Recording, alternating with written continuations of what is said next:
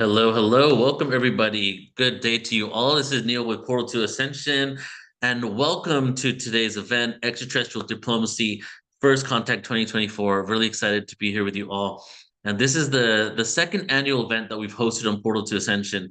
And I am the founder of Portal to Ascension, and we're going to be in for a beautiful experience today, an amazing event that is going to be streaming across the world to for quite a while. So we're going to be hitting multiple time zones. And the intention for today's event, the organization that we've teamed up with in order to put today's event on is Alliance for Extraterrestrial Diplomatic Contact. And Sylvain and the team there, you're going to get to meet them later today.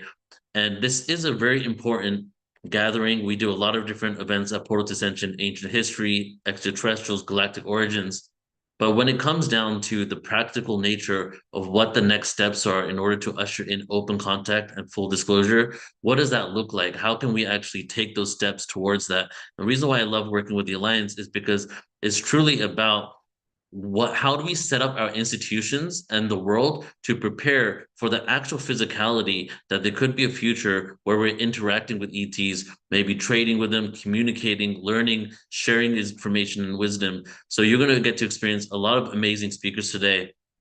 We have a few different hosts and MCs, and I'll go ahead and bring on our first MC on in just a bit here. I'm going to introduce her. Her name is Isha Patel. She'll be handling the first part of today.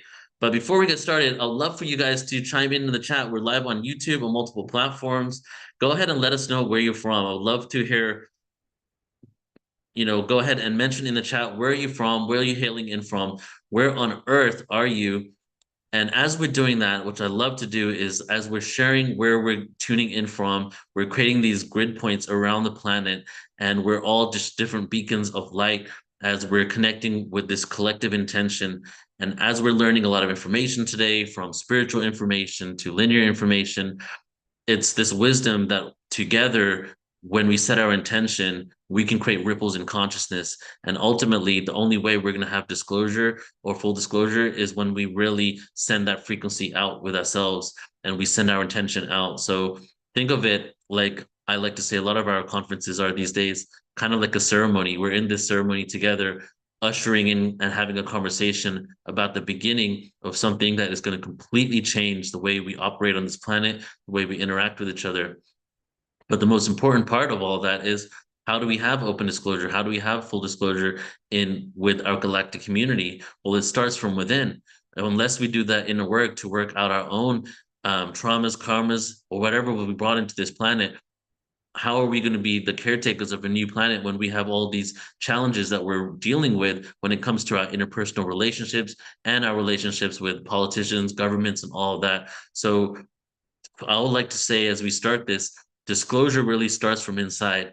The only way we're going to create a galactic world and start interacting with the galactic community is as we continue to do the inner work. And today, we're going to have an opportunity to do a lot of that with each other. So I see that a lot of you are saying where you're from.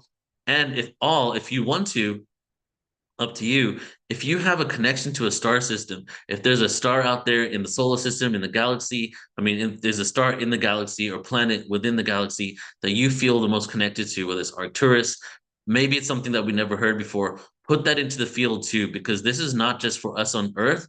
We're putting out the signal to the cosmos. There are beings throughout the cosmos, throughout the galaxy, our ancestors. Earth is truly a big light show in the universe right now. And as we're doing this, the galactic families are very happy, very excited that we come together and do these types of events. So if you have a connection to a star system, go ahead and put it out into the field as well. All right, we got Pleiades in the house, the first one. Okay, so I'm excited to introduce our first host for today. Her name is Isha Patel. She's been on Portal to Ascension quite a few times. And Isha specializes in the field of galactic consciousness. She is here to facilitate the connection between humans and our galactic family. She had a profound awakening and contact experience in her mid-20s that set her on a journey of exploring consciousness. In her current role as galactic ambassador, she liaises with 20 different galactic races, including Arcturians, Pleiadians, Galactic Federation, and the Orion Council. Through her activation work, she facilitates these connections for others, including visionary leaders, pioneers of the new Earth. Through her powerful interdimensional connections, Isha lends her service of activation and channeling to assist others in bringing through powerful visionary tools, techniques, and technologies for healing our greater evolution.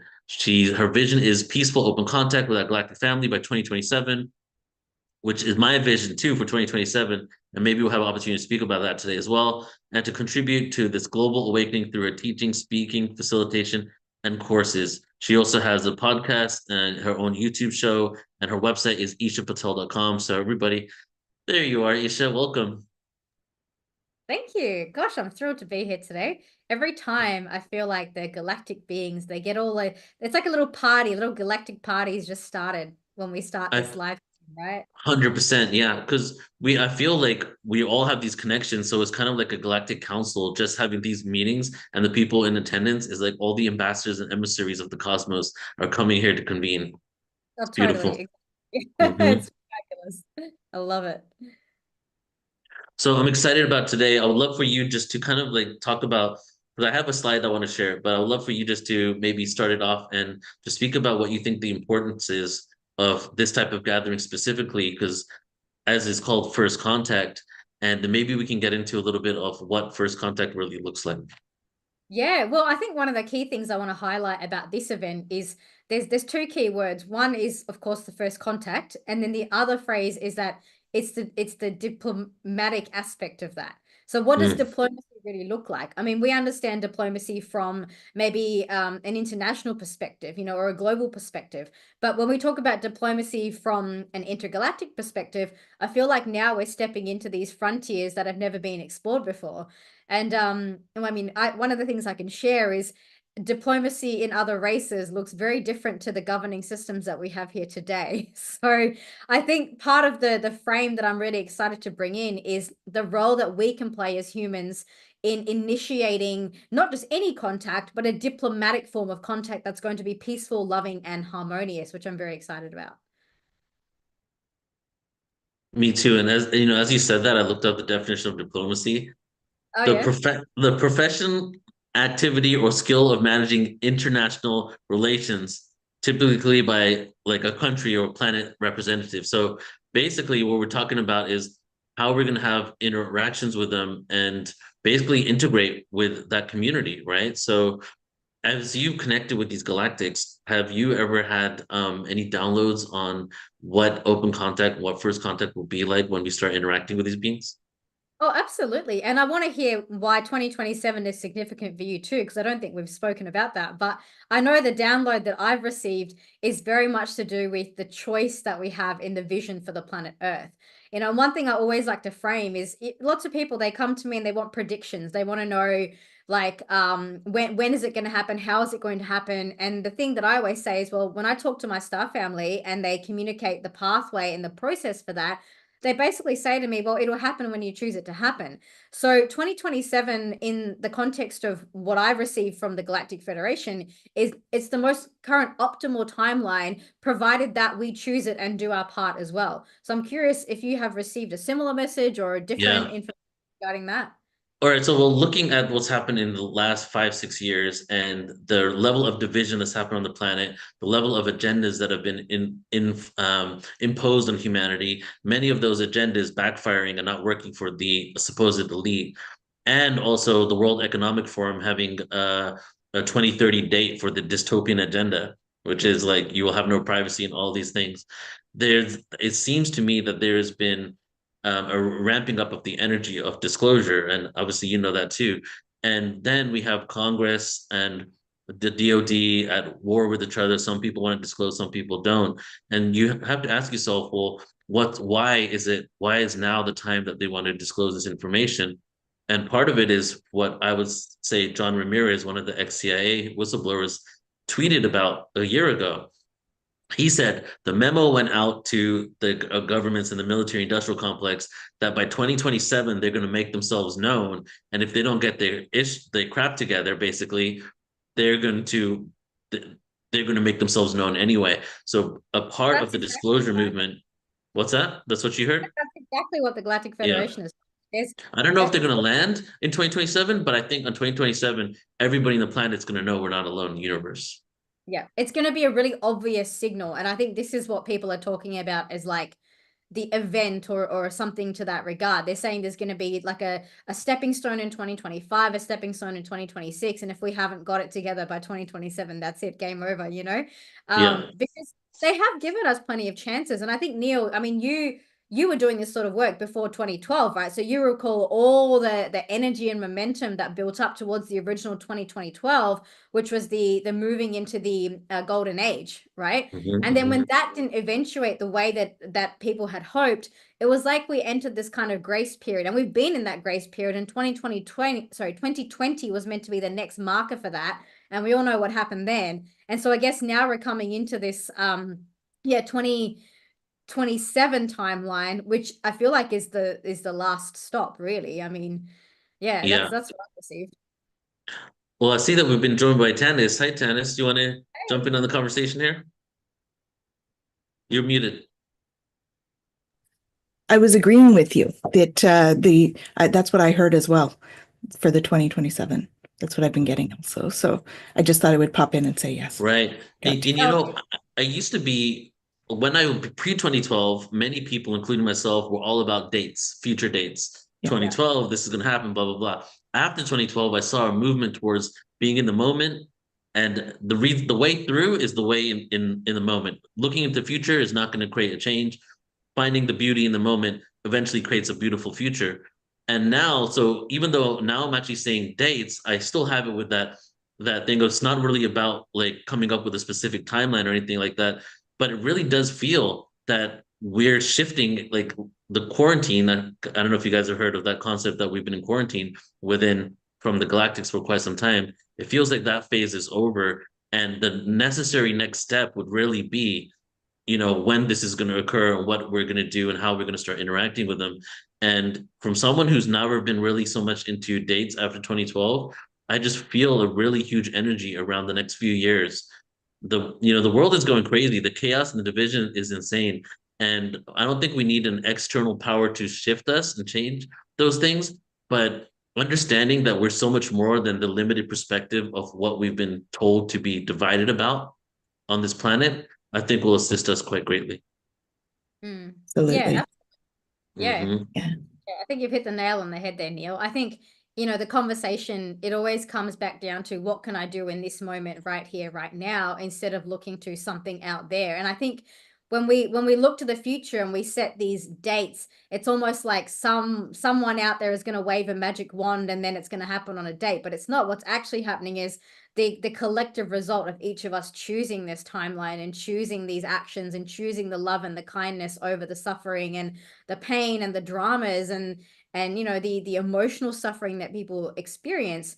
It's that's the transcendence. And I think we're creating the 2027 timelines, no one else. It's Yeah, us doing it by having right. these events, showing up to events like this, by putting your energy into things like these galactic gateways, like the 1111 coming up. I think that's the co-creation that we're all part of. Yeah, I agree. I agree. We have to make choices, in our own systems here too, to choose love. So I definitely feel that, more and more people are definitely waking up.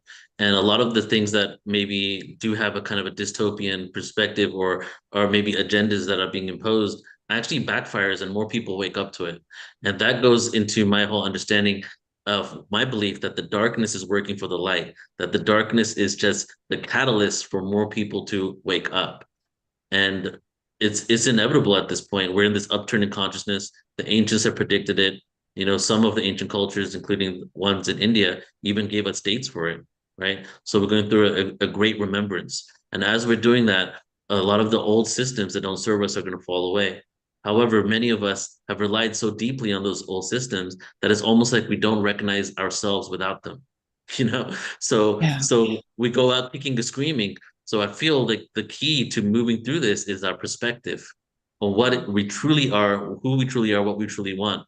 Not identifying with our bank accounts and our jobs, but identifying with a deeper essence of who we are as humans. yeah, I agree. Yeah. So we have an exciting day for everybody today. And do you want to get into it, Isha? Or we have a few Yeah, minutes. Do kind you want me to show the slide really quick? I would love for your Oh, input real quick on yeah, first contact. Tannis Go is ahead, our first. Tannis. I'll head out. All right. Thank you for I'll jumping in, give you a proper Tannis. go, Tannis, and then you can come back in. All right, I Awesome. wanted to show you this slide, Isha, and get your input on it, right? So I Okay. was thinking first contact, and something I've been thinking about recently, that if this reality is kind of like a simulation or a very advanced hologram, some level, are there many ways to enter this simulation? Not just incarnating here. Can you dream yourself here? Can you do different things? So now, first contact, I wrote a few different concepts here. I'd love to just read them to you, and you can tell me your input. Obviously channeling. Bashar says that our first contact is going to be channeling, telepathy, meditation, walk-ins and hybrid, healing amnesia, astral travel, and out of body experiences. So, what's your take on first contact, and from the communication you're having with ETs, how do you think it's going to begin? So it already has begun, I think is the first On thing a that master level, I guess. I think at a mass level, it is going to be a more physical experience than it is a telepathic one. And I know that goes contrary to a lot of what is sort of the movement is at the moment, because, with all these awakening conferences and events that we're doing, we're teaching people how to go into more of that consciousness state. And even a lot of the work that I do at First Contact is about consciousness, how to actually communicate with these beings in their language, which is the language of frequency. At a mass level, though, Mhm. I think it is just going to be a physical event. So I'm very excited for when that happens. But I think then the result of that is going to be people are then going to have to go backtrack a little bit and learn the language of consciousness regardless. Because if we're talking about a diplomatic form of contact, if we're talking about extraterrestrial, trade and exchanging of cultures, we are at some point all going to have to learn their language. And while they probably can speak to us in English, I think sometimes they'd appreciate us reaching out and connecting at a frequency level so that we can really Mm. integrate and understand the knowledge and wisdom as well. I love that. Yeah, language of consciousness. So, in the last question before we bring Tannis on, would the language of consciousness be from our emotional body and from our heart, connecting on that level?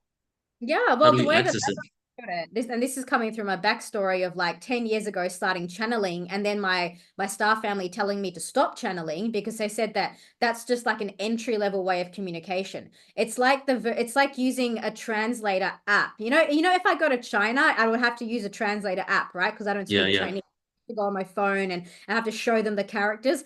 That's kind of like what channeling is. It's like the intermediary kind of thing. But when you actually learn Chinese and go to China, then you can speak with them in their language. So we're kind of evolving to that point now. And I've heard Bashar talk about this too, Mm, because Daryl Anchor's channeling has changed from in the past when Daryl was like completely out of the way and the being would come through. But that was kind of like a last resort because there was no other way to do it. But as channelers evolve in their maturity to channel, what happens is we actually learn the language and we're able to translate ourselves without needing whatever entity to come through the body. And that's respecting the sovereignty of the energy field.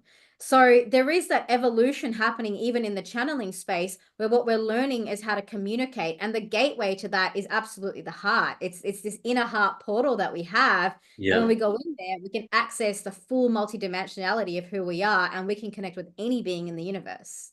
Beautifully said. I think that's a great way to start the event, to really speak about the heart and the language of consciousness, as we're going to really talk about some practical steps as well today. So it's good to really set that without the heart and communicating from that level of consciousness, then disclosure can't really happen in the way that we want it to happen, right? Or it may not even happen at all if we don't get to that level where we're able to communicate and connect with ourselves and the other beings, right? Well, I So think it's happen. It'll be either through the heart or we'll get a shock sudden sighting. So I'm hoping for the consciousness pathway, but yeah, yeah, we'll see how I think humanity. that's where we're going. Yeah. All right, Isha, you ready to bring on Tannis?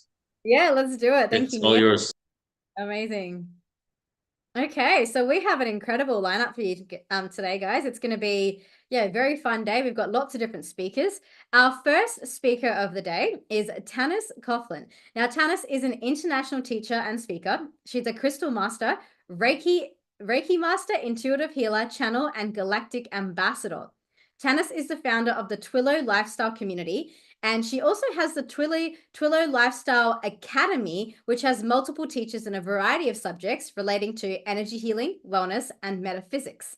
As a galactic ambassador, Tannis uses her channeling and intuitive abilities to help people understand themselves and others. And Tannis's session today is on the topic of lead with love and let love lead you. Welcome to the stage, Tannis. Thank you so much for being here with us today. Thank you. That was lovely. Thank you for the beautiful introduction, and I'm honored to be here. Thank you. And thank you for jumping in before and sharing your insights. As we know, you're very galactically connected as well. And I'm very excited to hear your talk today. It's going to be all about love. I'm going to tell my story actually about how I became an ambassador, both with the Federation and then with the Alliance as well. So we'll put in a little bit about that as well. Beautiful. Well, take it away. Thank you. So welcome, everybody. It's great to be here. I appreciate everybody that's in the audience. And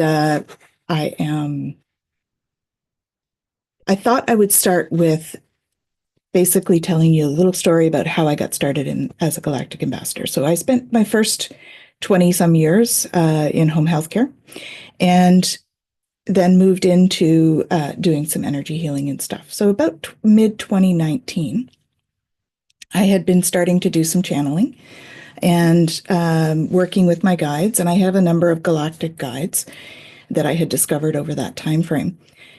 One day I was sitting watching Ruben Langdon, his show Interview with Extraterrestrials, and Adam Apollo was actually on there, and he was interviewing him, and I was very drawn to the show. I couldn't step away. And so all of a sudden I did have to step away actually, because I'm an HR consultant as well. So I had to go and do some work, and I came back to watch the rest of the show. And when I came in, I sat down, and all of a sudden all of my galactic guides were standing around me. And I was like, hey, what's going on, guys? What's happening? And they're like, so are you ready? Are you ready? And I all of a sudden said yes, just because I thought, all right, well, let's see what's going on here. Anyway, they were sending all of this love at me as soon as I said yes, and they were all excited. And I was like, okay, great. And then all of a sudden they were gone. So I was sitting in my basement crying because love is overwhelming, right? Which we're going to talk about too. So as all of this love was coming at me and I'm sitting there crying, they left, and I was like, wait, what did I agree to? Because I said yes, but I don't really know what that is. So later on, of course, I tune in and they tell me that I'm a Galactic Ambassador. And I was like, okay, I don't know what that means, but okay. I'm kind of used to it with them. They kind of tell me what to do, and then I find out later. So then a few months later, I woke up one morning with my crown chakra feeling quite tender.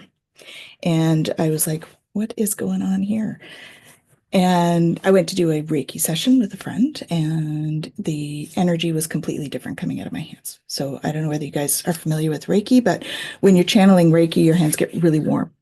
And so I had been doing Reiki, but the energy was different. It wasn't warm. It wasn't that it was not warm, I guess. It was warm, but it was tingly. So it was a different frequency that was coming through, basically. And so this tingly thing, I was like, what's going on? Am I broken? Like, what's happening here? Anyway, my friend, she gets up and she's like, whoa, that was intense. And I said, yeah, I don't know what's going on. And she's like, I'm like, are you okay? And she's like, yeah, I'm fine. It was intense. And I'm like, okay. And so she found that it was a great session, and I was like, okay, good. And the next day I went to do a share with someone, because I'm a Celtic shamanic high priestess as well. So I went to do a soul retrieval share with a friend of mine who's also an angel communicator. And so he says, this energy starts. And I'm like, so what is this, Brian? And he's like, oh, that's interesting. And I said, yeah. And I said, am I broken? Like, what's going on? He's like, you're not broken. And so he tunes in and he's like, no, that's a new energy frequency you're bringing in. And I was like, what do I do with that? Like, it doesn't come with a manual. Anyway, so he said, here, he hands me a pen and paper, says, go and write. And I said, okay. So I go down to the car. It was a nice day. I open the windows, sit down. All of a sudden, I have 5 pages about a new healing modality. So it was a Pleiadian healing modality. They called it Nukti. And basically what it turns out that it does is that it really it reprograms the cytoplasm within the cells to create healing at a deep level. So I was like, okay, cool. All right. So I just used it. It ended up coming through. It comes through automatically when I go to do my sessions. Had great results with trauma and that sort of thing, and grief. So grief relief is a big part of it. Anyway, so goes on, and next thing I know, the guides are telling me I need to teach this. And I'm like, you haven't given me a manual yet? You give me a manual, then we'll talk. So, of course, because I, was like, yeah, we'll talk later. They sent 4 of my psychic friends after me, my intuitive friends. And they're like, I want to learn that thing that you do. And I'm like, yeah, okay. Right. I got it. So I end up, sitting down, and of course they channeled a manual through, and we get through into the class, and we start doing the session, and partway through we're supposed to take a break. A friend of mine in the class said, they've had me doing this mudra. I'm like, okay, meaning the galactic guides had her doing this mudra. And so she said, I wasn't supposed to show you, but now I have to show you now. And I was like, okay, this is unusual that there's that much urgency. So then I did the mudra, closed my eyes. Next thing I knew, I was standing in front of Commander Ashtar Sheeran of the Galactic Federation. And there was another commander here, and there was a whole bunch of beings behind me. I didn't see them because I was facing Commander Ashtar. And he does this, and I go down on one knee, and he does this knighting ceremony thing, and then I stand up, he puts his hand on my chest, and he says, you are now one of us. And all of this energy was coming from behind. So all of that love, which is what we're going to talk about, right? So all of this love was coming at me. It was like overwhelming. And I'm sitting here crying. So this is my consciousness that's out meeting with Commander Ashtar, right? My body is sitting here at my computer, and I've got people on Zoom, and they're coming back, and I'm like crying because of all this love that's coming at me. And and so I come back, and I was finished up the class and everything, but I still didn't really know what all of that was. All I knew was that I was one of them. So as I tuned in, I found out that that was actually like my initiation as a galactic ambassador and a galactic teacher with the Galactic Federation. So that happened. It was an interesting experience. So then I go, and I'm going along, and I'm doing some channeling with Commander Ashtar and others. And I get to a time, and I'm speaking to a friend, telling him about the channeling and that sort of thing. And he says to me, so I have a friend that's doing a conference, an ET conference. Do you want to meet him? I'm like, yeah, sure. And that was Sylvain Rochon. So I met with Sylvain, and he starts telling me about the Alliance for Extraterrestrial Diplomatic Contact. And first, of course, I don't know who this guy is, right? So I'm like, is this someone just out of his basement, And he starts telling me, that they have delegates all over the world. They have $50 million already set aside to build an embassy for diplomatic contact with our ET galactic brothers and sisters. And they're working behind the scenes to get the UN to make some changes to the Geneva Convention. So they're working to get political clout, I guess you could say, right? So to get support to take this stuff to the UN. And so I said, you should talk to Adam Apollo. And he said to me, well, I have an appointment with him next week. And I was like, oh, that's amazing. And I said, can you let him know how big a part of my journey he was? Because, he was on this TV when all these guys came in, all the star brothers and sisters came in. And so he said, well, if you want to be involved, then you can tell him yourself. I was like, wait, you want me involved? He's like, well, yeah, if you want to be. And I was like, sure. Yeah, sounds great.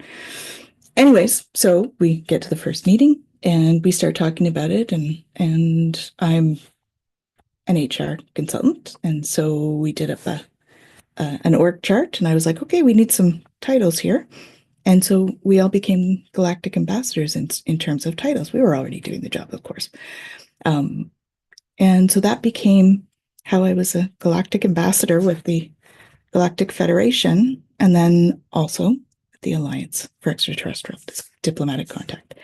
So I've been with them now for over, well, almost 3 years with the Alliance.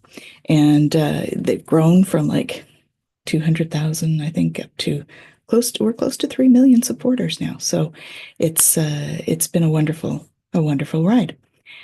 And one of the things that all of us have in common is love. And part of what we need to lead with is love.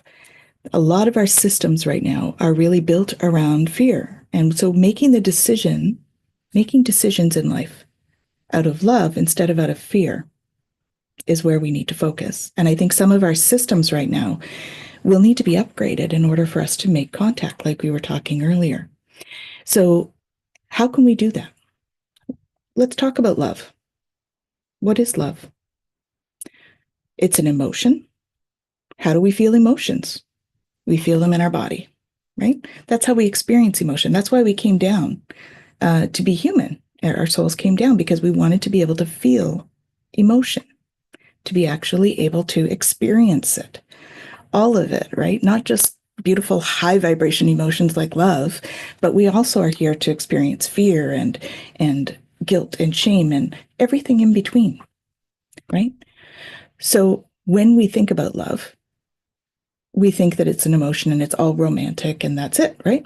Or we have family love. You love your parents and your kids and stuff like that. But we forget about all those acts of kindness and showing love. So what does it mean to show love? It means showing compassion and empathy and, treating people with the respect that you would hope to be treated with, right? So how can we do that? We're going to talk about how to do that in like 3 different ways. So how do we do that in our workplaces? How do we do that in our communities? And how do we do that with ourselves? Because really it starts with us, right? The only way to attract a frequency or be in a frequency is to be the frequency yourself. So, like I said, love and joy are those highest vibrational frequencies. Let's talk a little bit about that before we get into the love part. But frequency itself, right? Humans vibrate between 63 and 78 megahertz. When we have a negative thought, it brings it down by 12. We have a positive thought, it brings it up by 10. Now we want to stay in that range because we want to make sure that we're feeling healthy, that we're feeling well. When we start to get lower, we start to get more susceptible to illness and that sort of thing. So we want to stay in that range. So when we talk about self-care and self-love, it's helping ourselves stay in that range, that high vibration range, which is the love frequency. So when we stay in that frequency, we can do things like meditate. Meditate and mindfulness brings your frequency up by 25. So even a few minutes of meditation a couple of times a day helps to raise it up, even if you're in a really stressful time. I know I have many people that tell me they can't meditate. Well, meditation can take on many forms. It's really about finding that inner stillness or being mindful about where you're at. So I often tell my clients, when you first start, go and sit outside. Feel the wind and the sun on your skin, right? Listen to the birds or the car alarms, whatever's happening around you, but listen to it. Right? Smell what's happening. Are there flowers? Is it leaves? Like we've got autumn here right now. Is it leaves? What's happening? Be present in that moment. So if we can start to foster that within ourselves, then we can find that center. And then we have to start working on, I think Neil mentioned this, working through our karmic stuff and our programming. Because oftentimes we get programmed with things from a very young age. And this is where we get into the love in the community. So we end up in school, for instance, and a lot of our systems are based on fear. It's based on, okay, you need to get good grades or you're not good enough. Even as parents, when we start to look at that sort of thing, you need to do this or else. Well, that's like a fear structure. Right? But we're so programmed as humans to live in that kind of structure. We have to consciously make the choice to move away from that. So when we get to, our adult years and we start to peel away the programming, which really we're onions, right? So we do have to peel that programming away as we go. And that's how we start to find that inner love, that inner bit where we're like, that's that light. Because our soul light is pure love. So absolutely every one of you has love within you, right? Sometimes it gets dimmed because of so much fear, because we're afraid. There's so much fear of the unknown. That's one of our biggest fears, that one and abandonment, right? Because we are community. We need community. That is who we are as human beings. So being in community is key, but how do we be in community together and bring love? Well, we are all connected. We are all one. So the more we can be kind and gentle to each other in our interactions, how do we bring compassion to a situation? We look for shared understanding, right?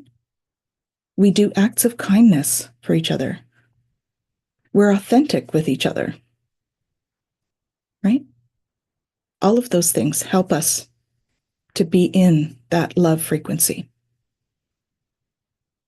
So if we can be in the love frequency, we can start to find that center and start to make decisions out of love instead of out of fear. So you're faced with a decision. Do I do that one because I feel I have to? Because if not, something's going to happen? Or is this the one I want to do because this is what I love? This is what I really want to do, right? So many times we choose the other one because it's what's expected of us. And I'm not advocating that, you're always going to be able to do that, but really, if we can do it in a more authentic way, there's going to be times, when we have to make a decision because it's for the collective good of your group or your community or your workplace, if it's in the workplace. But if we can do it mindfully, right, it helps us to move into love and acceptance of some things. So making decisions out of love is really about making a decision based on what you really want to do. I know Bashar talks about when you're faced with a moment, what do? You choose what excites you. Okay. And then the next moment you choose again, what excites you? What is it you want to do? And that's kind of the way that we start to move into a different way of being. So when we talk about doing it in the community and we talk about doing it in the workplace, Gary Chapman has spoken about the love languages. And we think about this as being in romantic love. Well, it's not. You can use love languages with everybody. You can use love languages in the workplace. How do you do this? So love languages, right? You've got your words of affirmation. You have your gifts. You have your acts of service. You have quality time. And you have physical touch. So how do we bring those and use them in the workplace? That's an interesting perspective, isn't it? As a manager, when I was managing people, when I think back about it, I was doing this stuff without even realizing it. We actually are quite in tune with this kind of thing. Whether we actually realize we're doing these things or not is something different. We try to bring in mindfulness to doing these things as we, move forward and progress. So, for instance, words of affirmation. Knowing your team. So this goes for the community too, right? So in the workplace or in your community, knowing those people that are around you, understanding what makes them tick, and then acknowledging. So words of affirmation would be like, that somebody really likes to be in the spotlight. So you're going to give them public recognition for something they've done really well. That wouldn't necessarily go over well with this one who really doesn't like public displays, right? So knowing which ones like which one makes them tick. So really knowing the people and getting to to share their experience with them and get a shared understanding. So quality time, right? One of the ways that I did this was I made sure that I had one-on-one meetings with each member of my team on a regular basis. I also would go around and speak to each member of my team every day. And that was also like acts of service, right? I would go and talk to them and see if there was anything I could do to help. Because as a manager, really your job is to support the people that are working with you on your team. So getting to know them and offering help and support, that's how you get more engagement. We work with them in that way. Offering things like professional development. That's another way that we get to do acts of service for our teams or for those around us, right? Helping them learn if you're in community. Offering guidance if you're a specialist in that area or a subject matter expert, offer guidance in that area. With permission, of course, right? Fourth language is like gifts of service, right? So how do we bring that into community or into the workplace? Well, community, we can volunteer, right? We can give of our time or resources if we have some that we can give, doing those kinds of things in the community. And it's the same in the workplace. Small, thoughtful gifts, if you can, right? If there's not a budget for it, you need to be, of course, judicious with your money. That's okay. I used to have like a bag of chocolate on my desk. So when people would come in, they could sit down and we'd have a chat, have a chocolate if they're having a rough day, right? It doesn't have to be much, but those little acts of kindness, little gifts or whatever it is. The other thing, another way to add more to that would be if I had someone diabetic on the team, I'd make sure I had sugar-free as well, right? Examples. These are just examples. And then, of course, physical touch in the workplace, you got to be a little careful with. But like a firm handshake, really. And it's about body language, having that really open and loving body language, being authentic. People feel it in the energy. They'll feel your energy, whether you're being loving and authentic. If you're not, they'll feel that too. So the more you can just be you, because you know what? The world needs you as you are. That's what we need. Because we all have that love inside. The other thing you might do, usually it's pretty safe to touch someone on the shoulder, right? Connect with them. So the whole love languages thing, it's about connecting with people in a way that they can receive it.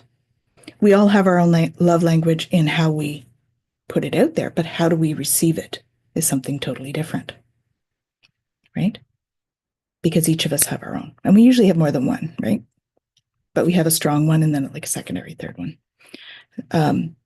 So how do we bring that to our personal stuff? Well, the personal stuff, we have to figure out what we need. What is it that we need?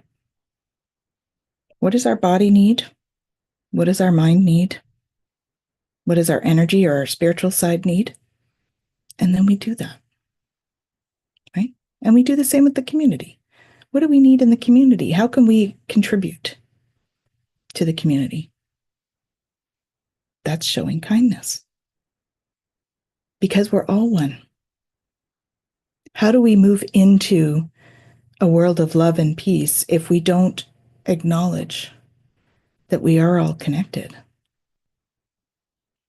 Right? Quantum entanglement theories. We're all connected. So how do we bring love to those connections? It's by being compassionate, empathetic, being respectful, authentic, and letting go of judgment, right? Judgment is about fear. Fear is like a base emotion, right? So a lot of our judgments, our shame and guilt and everything, it's all based on a fear-based energy. So when we're fearful, we don't always make great decisions, right? We have that frontal lobe part of our brain that actually shuts off when we're in fight or flight mode, when we're all activated, and that's fear. So we need to deactivate that fight or flight mode so that we can make better decisions, not just as individuals, but as organizational structures, in political structures, all of those areas. So our responsibility is really to reduce our own fear levels, because that's how we as leaders can show others how to be in love, in that love frequency. So how do we do that, right? We talked a minute ago about doing our own healing work. So how do we unpack those things? Getting to know yourself. That's like the great work, they call it. How do we get to know ourselves? Self-reflection. Self-reflection is huge. We talk a lot about journaling and stuff in our circles, and it's very valuable. Also using tools like, there's the Enneagram, human design, the Mayan glyphs, Myers-Briggs, all of those kinds of things. You get to know yourself, because getting to know yourself is how you start to work through your shadow work. What is shadow work? Shadow work is the stuff that once you get to know yourself, shadow work's the stuff you want to kind of look at and say, okay, does this serve me? Why do I call this shadow work? And how can I move out of that if that is something that I want to change? The trick with that is not judging ourselves. So the non-judgment thing goes right through all of our groups, right? When we look at our workplace, not judging others for how they've made decisions or what they've done, okay? About looking for shared understanding. Same in our community. So how do we do that, bringing it into ourselves? We're so programmed to think that we've made a mistake and that, and sometimes we do. But guess what? We're human. We're actually here to make mistakes because that's how we learn. This is like life school here, right? So, and Bashar said, we're in masterclass. Absolutely. That is why we're here. So we're here to learn. If you think about, little ones and they're just learning to walk, they don't get up and walk perfectly the first time. They have to fall and make mistakes, right? Bumps and bruises before they learn to walk. Well, we're all human. That's how we learn. We make mistakes and we look back at it and go, okay, that didn't go as well as we'd hoped. What can we change? The trick is to do that without self-judgment. And that, I think, is probably one of those primary things that people really need to look at. How can we not judge ourselves? That internal dialogue. How do we not judge ourselves even though we've made what we perceive as a mistake? Because is it a mistake? I've made many mistakes that I look back on now and say, wow, if I hadn't made that mistake or if that hadn't happened, I wouldn't be where I am. Right? So learning to appreciate that shadow work or learning to appreciate those shadow aspects of yourself is how we can step into more self-love. We need to be able to look at them and say, okay, this is what happened. Is there something I would change next time? Yeah. And then work on the forgiveness. It didn't happen the way you like. Yeah. Okay. It's all right. Right? It's that old adage, fail, first attempt in learning. And some of us are slow learners, right? Some of us, it takes a couple of times, not just one. That's okay too. We have to step forward, and we need to do it in love and acceptance of not only ourselves, but of those around us. Separation is one of the biggest issues right now. There's division, but we're dividing on things that are not necessarily values, right? And division is all created because of fear.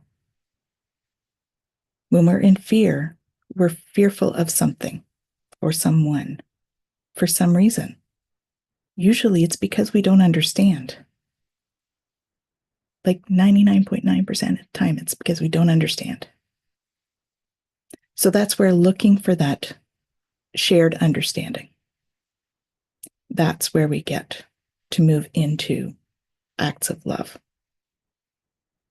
Look for shared understanding. Act with kindness.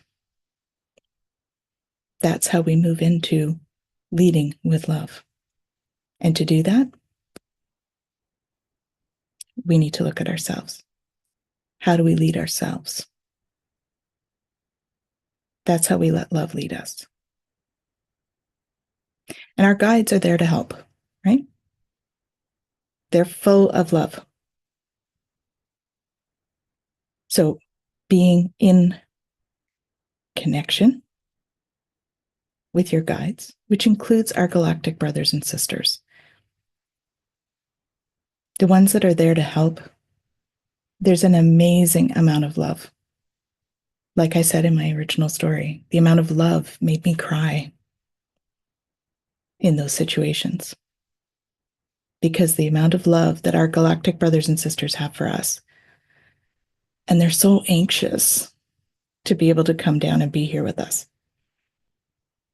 It was funny, last year for the conference, they were like, so can you ask them if they'll come down? I was like, okay, well, I'll ask and see. You know, as we were talking about earlier, they're going to come down in their own, when they know that we're ready or when the time is there, right? So I asked. I just put it out there and just left it. Next thing I know, they're calling me into a meeting. So I get called, they're like, go meditate. So I go meditate and I close my eyes and I end up in this meeting.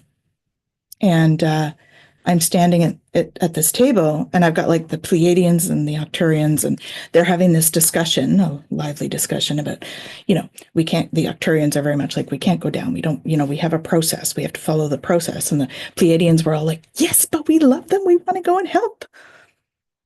And the Arcturians were like, we have to follow the process. And they all turned to me and, are you guys ready? Are you ready for us? I'm like, well, I don't know about the rest of the world. I'm ready. And they were like, okay. I said, I think you need to talk to the rest of the ambassadors too. So are we ready for first contact? Many of them look very different from us. Can we step out of judgment? Right? There's so much judgment on so many people in the world today. And it's very minor things in the big scheme of things. Can we step out of that judgment long enough to welcome our galactic brothers and sisters? That's what we need to focus on in this realm of things. Because they are different. In terms of diplomacy, I think Isha was mentioning this. They are different in how they react. Many of them are very, very loving. Most of them, in fact, right? But just like us, we have people here that are maybe not as loving as we'd love them to be, right? Well, they're the same. So I just want to try something with you all because I want you to feel what that is. Let's feel what love is in our body, okay? I want you to take 3 big, deep breaths. Close your eyes and take 3 big deep breaths. Okay? In through your nose and out through your mouth. Okay? As you do that, I want you to picture a time in your life when you felt immense love. That feeling. You know, some people it's their wedding day or a big thing with a parent. You know, maybe they feel really loved, graduation, or even having a child. Maybe you feel a lot of love holding a child, yours or someone else's. I want you to really picture that. And I want you to feel into your body. What does your body feel like when you think of love? That's how we need to feel. That's the frequency.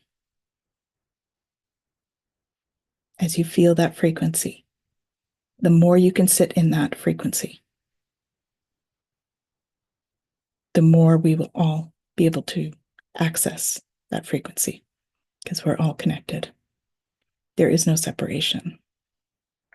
We're all in it together. I think it's a Rumi quote that says, you know, we're all just walking each other home. So sit in that love frequency. Be love. That's how we create systems out of love. That's how we create human connection of all kinds. Remembering that love is a continuum. Just because you love someone doesn't mean it's a romantic connection, right? And showing someone love is doing those acts of kindness. Being kind, sharing a smile, or a warm handshake. Doing active listening. That's how we share love with each other. And as we were saying, hopefully in 2027, with our galactic brothers and sisters. Because that frequency, they will feel. And then they'll know we're ready. So lead with love. And let love lead. Let it lead your decisions. Let it lead your communities. Let it lead our governments. Let love lead. That's my message for you today. Thank you.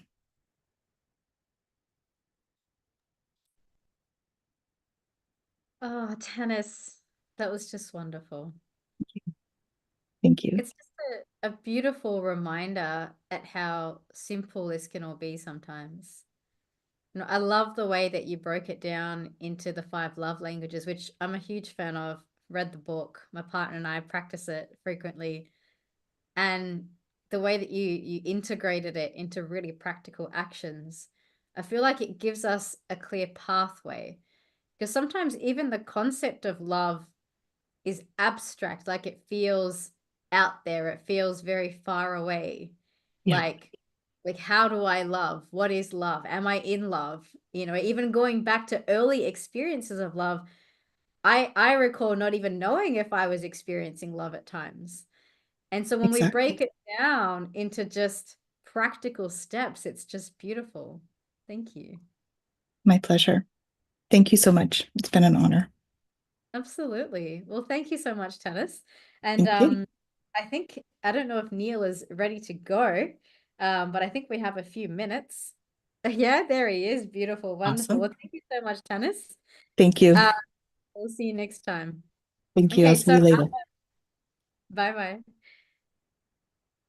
Our next guest is somebody you've seen already. His name is Neil Gaur. Now, Neil, I have to personally introduce to you because Neil is he's like a brother to me, you know, in the sense that we have these soul brothers and sisters. And ever since Neil and I connected, I feel like he's one of those people. And he's so committed to getting this mission and vision out there. So it's my great pleasure to tell you a little bit about Neil. Neil is the CEO and founder of Portal to Ascension.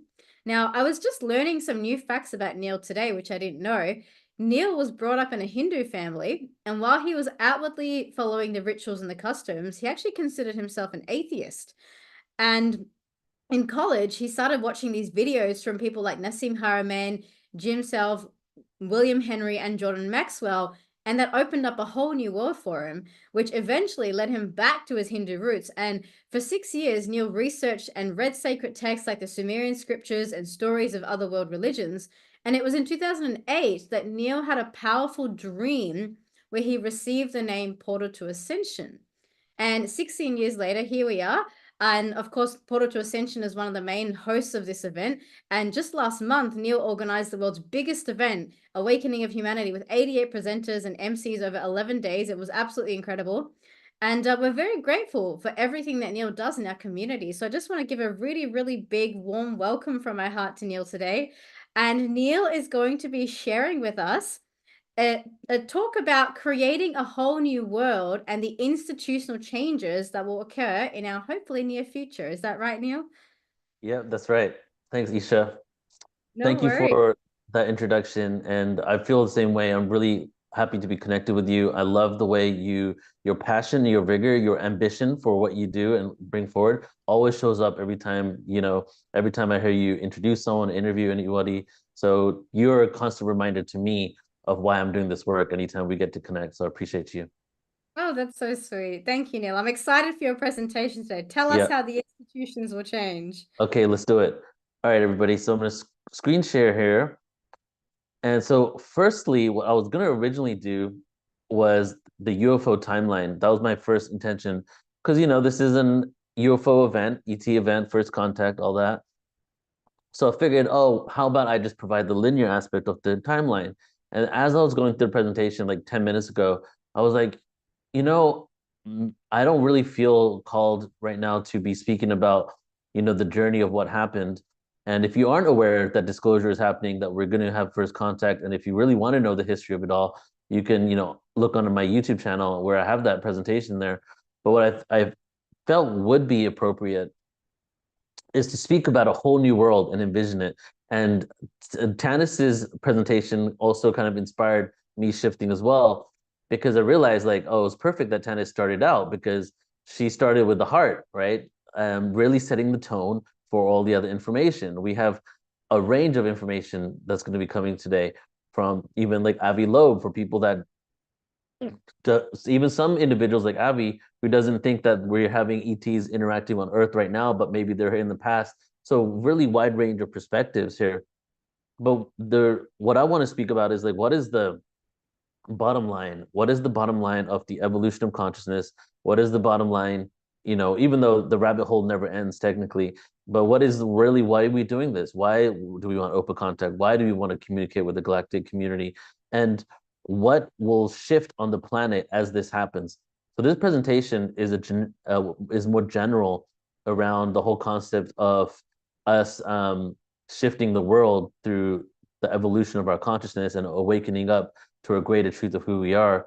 But the ET UFO thing, question phenomena is deeply connected to it because a lot of it's going to have to change once we start waking up to the fact that we're not alone in the universe. So the presentation is called A Whole New World, No Holding Back, a dazzling place I never knew. Okay. And brownie points to anybody who knows what that quote is. Okay. A dazzling place I never knew. Put it in the chat. I'm going to tell you at the end of it though. Okay. So first I want to start out with this. This time has been prophesized, right? So many ancient scriptures, civilizations around the world have spoke about a time and an upturning consciousness where we're evolving and that we're going to wake up.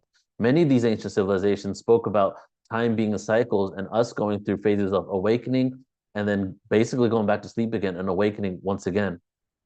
So I want to start out by speaking about some of these cultures. And first here we have the Hinduism, well, the ancient yugas, pre-Hinduism really.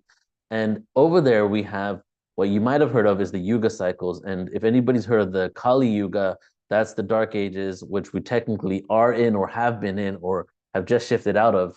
That is the age that we have been a part of. And each of these ages have a theme. So in ancient Hindu, pre-Hindu text, we have 4 ages. We have the Satya Yuga, golden age, the Treta Yuga, the silver age, the Dvarpa Yuga, the bronze age, and as I said, the Kali Yuga. In Greek mythology, it's a little different because they also speak about the ages. They have the golden age, silver age, bronze, heroic age, and the iron age. And it's in ancient India, they actually have calendars would tell you the dates. So I go based on the ancient Indian text a lot because it actually tells you the dates things are happening, whereas many other cultures don't tell you the exact dates or roundabout when this is going to occur. In Greek mythology, we actually have the physical qualities and the attributes of the individuals in each age. And it goes something like, in this age, man acts like this and does these kind of things, and is this kind of person. We have Norse mythology. They also talk about cycles of ages known as the ages of the world. The sequence includes golden age, silver age, bronze age, and the current age, right? You seeing a theme here? And is often associated with a decline, and Ragnarok is a prophesied apocalypse. But if you know anything about apocalypse, it doesn't mean complete destruction and dissolution. Roman mythology, we also had the same thing because they had a lot of connections to the Greeks. We have the ages of man. The Aztec mythology, Aztecs had a secular view of time as well, with a series of suns. And you might have heard of the concept of the fifth sun. Each sun had its own set of gods and were associated with a particular element. And now we're in the fifth sun, and the fifth sun is what? What's the fifth element? Ether. So each age has been reset, if you will, with a different element: earth, wind, fire, water, storms, hurricanes, floods, volcanoes. And then we have the fifth sun, the etheric age, which is where we're in now, which is also part of the whole 13,000-year cycle thing where Earth gets a mass cataclysm. Many people think that this time we won't experience a cataclysm because we're going to the fifth sun age, and the fifth sun is an etheric evolution where we take our physical bodies into an ascended world. Buddhism, of course, they don't have a strict division of ages, but it acknowledges the impermanence of all things and the cyclical nature of existence. And they even have a term called kalapas. And kalapas are very interesting because kalapas actually translates to subatomic particles. That they speak about that everything in creation is made out of kalapas, and by purging and purifying our kalapas, we end up going and awakening to a mass enlightenment around the planet, which is basically clearing out the subatomic energy, because we're basically made out of infinite wormholes if you really consider that we're all made out of subatomic particles. But if that's not enough, guys, just for fun, I put in 100 more ancient civilizations that all spoke about this time, about this awakening, right? We have Babylonian, Celtic, Inuit, Filipino, ancient Japanese, Balinese, Thailand, Seknam, Guarani, I don't even know what that is, South America, Yoruba. All right, so maybe 1 or 2 speak about something happening around now and us going through these secular natures of existence, and we have a great awakening, and then we lose technology and wisdom, and maybe you can be like, oh, maybe that's a fabricated story. But when you have, right, and I only stopped at 100, I just didn't continue after that. But when you have all these civilizations having a similar story, right, you have to wonder, well, was there first a root for all of this? Did all of these civilizations come from one origin, one root? And that's how I got into Portal to Ascension. Isha spoke about my origin story. The first thing I thought about when I was reading the scriptures, the reason why I was reading them was because I was wondering, is there a root of all religion? Is there a root of all religion? And as I started looking for it all, I was seeing all these similarities. Well, there's got to be somewhere we all come from. So either there's a root, and or these civilizations are trying to tell us something. Now, this map here, I'm just going to read a few things of it. This is our galaxy. Welcome to the Milky Way. This is some data that we've collected from observing with sensors and telescopes and heat spectrum analysis of what's happening within our galaxy. First of all, I'm going to start in the top corner here. The sun and planets may have originated closer to the galaxy center and served outwards along its spiral arms. When I was a kid going to school, I was told that we're in the end of the spiral arms. Well, now because we have bigger and better telescopes, we're realizing we're actually somewhere in the middle of the galaxy. And the evidence suggests a couple of different things, but one is that we actually started moving away and we're at one point closer to the center of the galaxy. And this other element here, as the entire galaxy moves throughout the cosmos, its bow shock sends a deluge of cosmic rays raining down. So imagine that the galaxy is a big drum, the face of a drum. Someone's beating the mallet on top of the face of the drum. And if you were able to perceive the vibrations coming under the drum because our eyesight was able to perceive that, that is technically what is happening with our galaxy.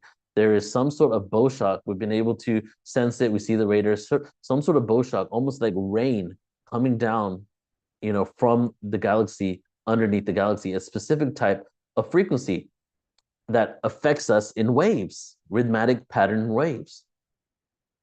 And then the other element below this, jumping over here, the solar system, another thing we've realized, and I'll bring it all full circle in a second.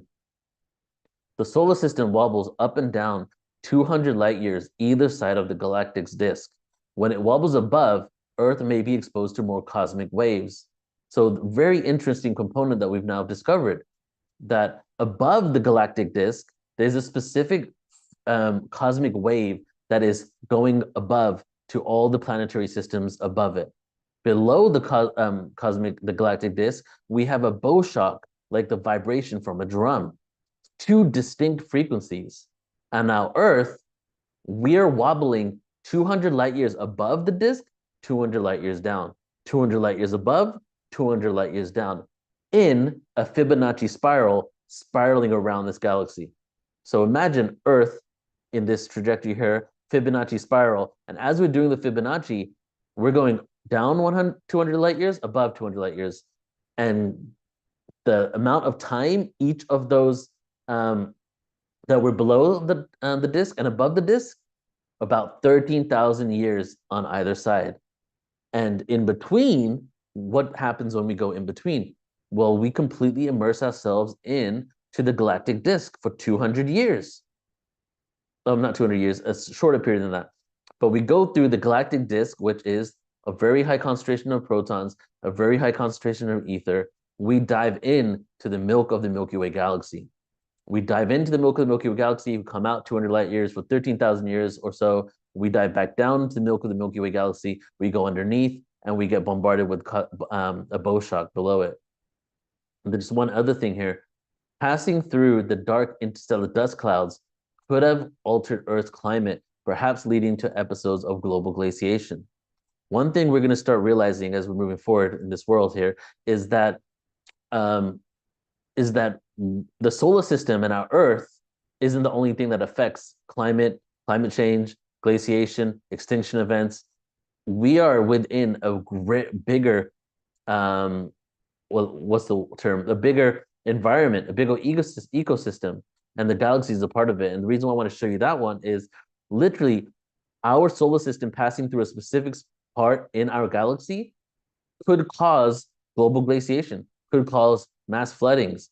And if you're humans on Earth, you might think it's something happening on Earth, something happening in the solar system, but we need to start expanding our perspective on what is going on around us and the bigger ecosystem that we're a part of, which connects to, of course, extraterrestrials. Now, this right here is a cross intersection of what I just explained to you. So the flat plane is the milk of the Milky Way galaxy. It's the flat plane of the galaxy. And this spiral here going below and above is Earth and our solar system. So you can see here, we go 200 light years below, and then we hit the milk of the Milky Way galaxy, the photon belt, and then we go above it. And now look at the dates, okay? Around right now, Pisces to Aquarius. So it even has the astrological signs that exist during these phases. So during this time, it's called the Christ return because the Christ conscious awakens. We go from the Piscean age to the Aquarian age. And so now we're going to the upward turn on the Milky Way galaxy, when for the while we've been, for the last 12,500 to 13,000 years or so, we've been on the downward turn of it. And you can go all the way back to the last time we hit the milk of the Milky Way galaxy, the photon belt, 10,000 BCE. Wow, how interesting is that? Because evidence now suggests that the Sphinx was constructed at least by around 10,000 BCE, because the Sphinx was actually facing the constellation of Leo that was behind the sun at that moment, right? So a lot of the dots are connecting here, but that is the trajectory that we're taking. The ancient Indian calendar, there's a few of them, but they're not too much different. But this is one of the ones I was going with for a while. And, I showed you the different ages that are happening on the planet. So this is the Indian calendar with the dates of what we experience in cycles here. And the Satya Yuga, of course, is at the top. You can see it's around 13,000 years on one side, 13,000 years on the other side, right? It also goes in alignment with this. And the Kali Yuga is where we've been at. Thank God for us, the Kali Yuga is the shortest age, but every age is doubled up. So the Dwapara Yuga is twice as long as the Kali Yuga. The Treta Yuga is twice as long as the Dwapara Yuga. The Satya Yuga is twice as long as the Treta Yuga. And each age has its own theme. And I'm just going to tell you the theme of a couple of these ages here. The Kali Yuga, where we've been. The theme, and this is really good to speak about this theme going into the institutions here. The theme, delusion, hierarchy, and authority. Delusion, hierarchy, and authority. The theme of the Kali Yuga. Don't need to explain that anymore, probably. Dwapara Yuga, the next age that we're moving into, is the age of energy. And an example of that is, when the Dwapara Yuga started happening, because there's a 200-year transitionary phase from one age to another age. There's a transitionary phase in between all of them. If you look back at our ancient times, you can see great wars have occurred. The rise and fall of civilizations all occurred during these times, right? The Mahabharata occurred during one of these times. The Trojan War occurred during one of these times. The huge shifts are happening on the planet. And in the beginning of the Dwapara Yuga, we discovered electricity. When the Dwapara Yuga eventually came about and we became inside the Dwapara Yuga, we then discovered quantum physics, quantum mechanics, the next level of electricity. Oh, electricity, photons, electrons, atoms. Oh, wait a second. We thought that was the smallest thing. Well, no, actually, there's subatomic particles that make up all of those Newtonian particles. And paradoxically, the subatomic world, the quantum world, is a paradox to the Newtonian atomic world. However, the paradox is, how does that even work? Because the quantum world are the building blocks for the atomic world, right? So now we discovered quantum energy. What happens by the time we exit this next age that we're in? We realize we are energy. We are now moving into the phase of mastering energy, and it's on every level. When it comes to propulsion for extraterrestrial craft, space travel, technologies that are hidden, black budget programs, free energy, not creating things that are harmful to this ecosystem, but having infinite supply of energy when we need. And then the ultimate truth, we are energy. We're infinite source powered energy. And how do we harness and master our own energies? Treta Yuga, that's when we start getting into telepathy. That's when telepathic gifts come more online. Satya Yuga, that's the golden age. So now that I gave you that, I just wanted to give you some context, both scientific, metaphysical, and historical in the last few slides to show you guys that there's something going on, right? And there's too much things happening for us to deny it. So now we're going to get into some of these systems. And again, this presentation is normally general, right? But it's 100% aligned with UFOs and ETs, because some of these systems are going to be mostly, well, all of them will be affected with the disclosure, but some of these systems, there's so much control around disclosure of UFOs, ETs, craft, who these beings are, because of the fear of losing control of these institutions. So let's go through some of them. The educational system, okay? And I want you guys to love for you, when I'm done, I'll look in the chats. I love for you to please let me know, put it into the field of what, if any of these you relate to, if there's anything I'm missing that you think that is going to be something that shifts and changes, put into the field, because we're not just talking here intellectually, we're actually creating this world as we speak it out, right? With this intention, with these amount of people here, with all the beautiful souls that are joining in for this event now in the future, where you can do that. So please do share anything that comes up for you, or if there's any of these that you particularly are really interested in. And I also want to put a little disclaimer here. It's a I love the word paradox, by the way, but it's a paradox to embrace the beauty of the moment, but also work towards creating a future where systems change for the betterment of all humanity. Okay. And the reason for that is like we could say this in a way where we're like, everything sucks. The political system, the politicians are lies and corrupt. The darkness is evil. People are evil. Look what they're doing to our kids. Or we can understand the bigger picture of the darkness did what it did perfectly for us to have the experience, because we're in this upturning consciousness. The system was created for that. Who created the system? We did. Our souls, our ancestors, our galactic family, we created the system for a reason.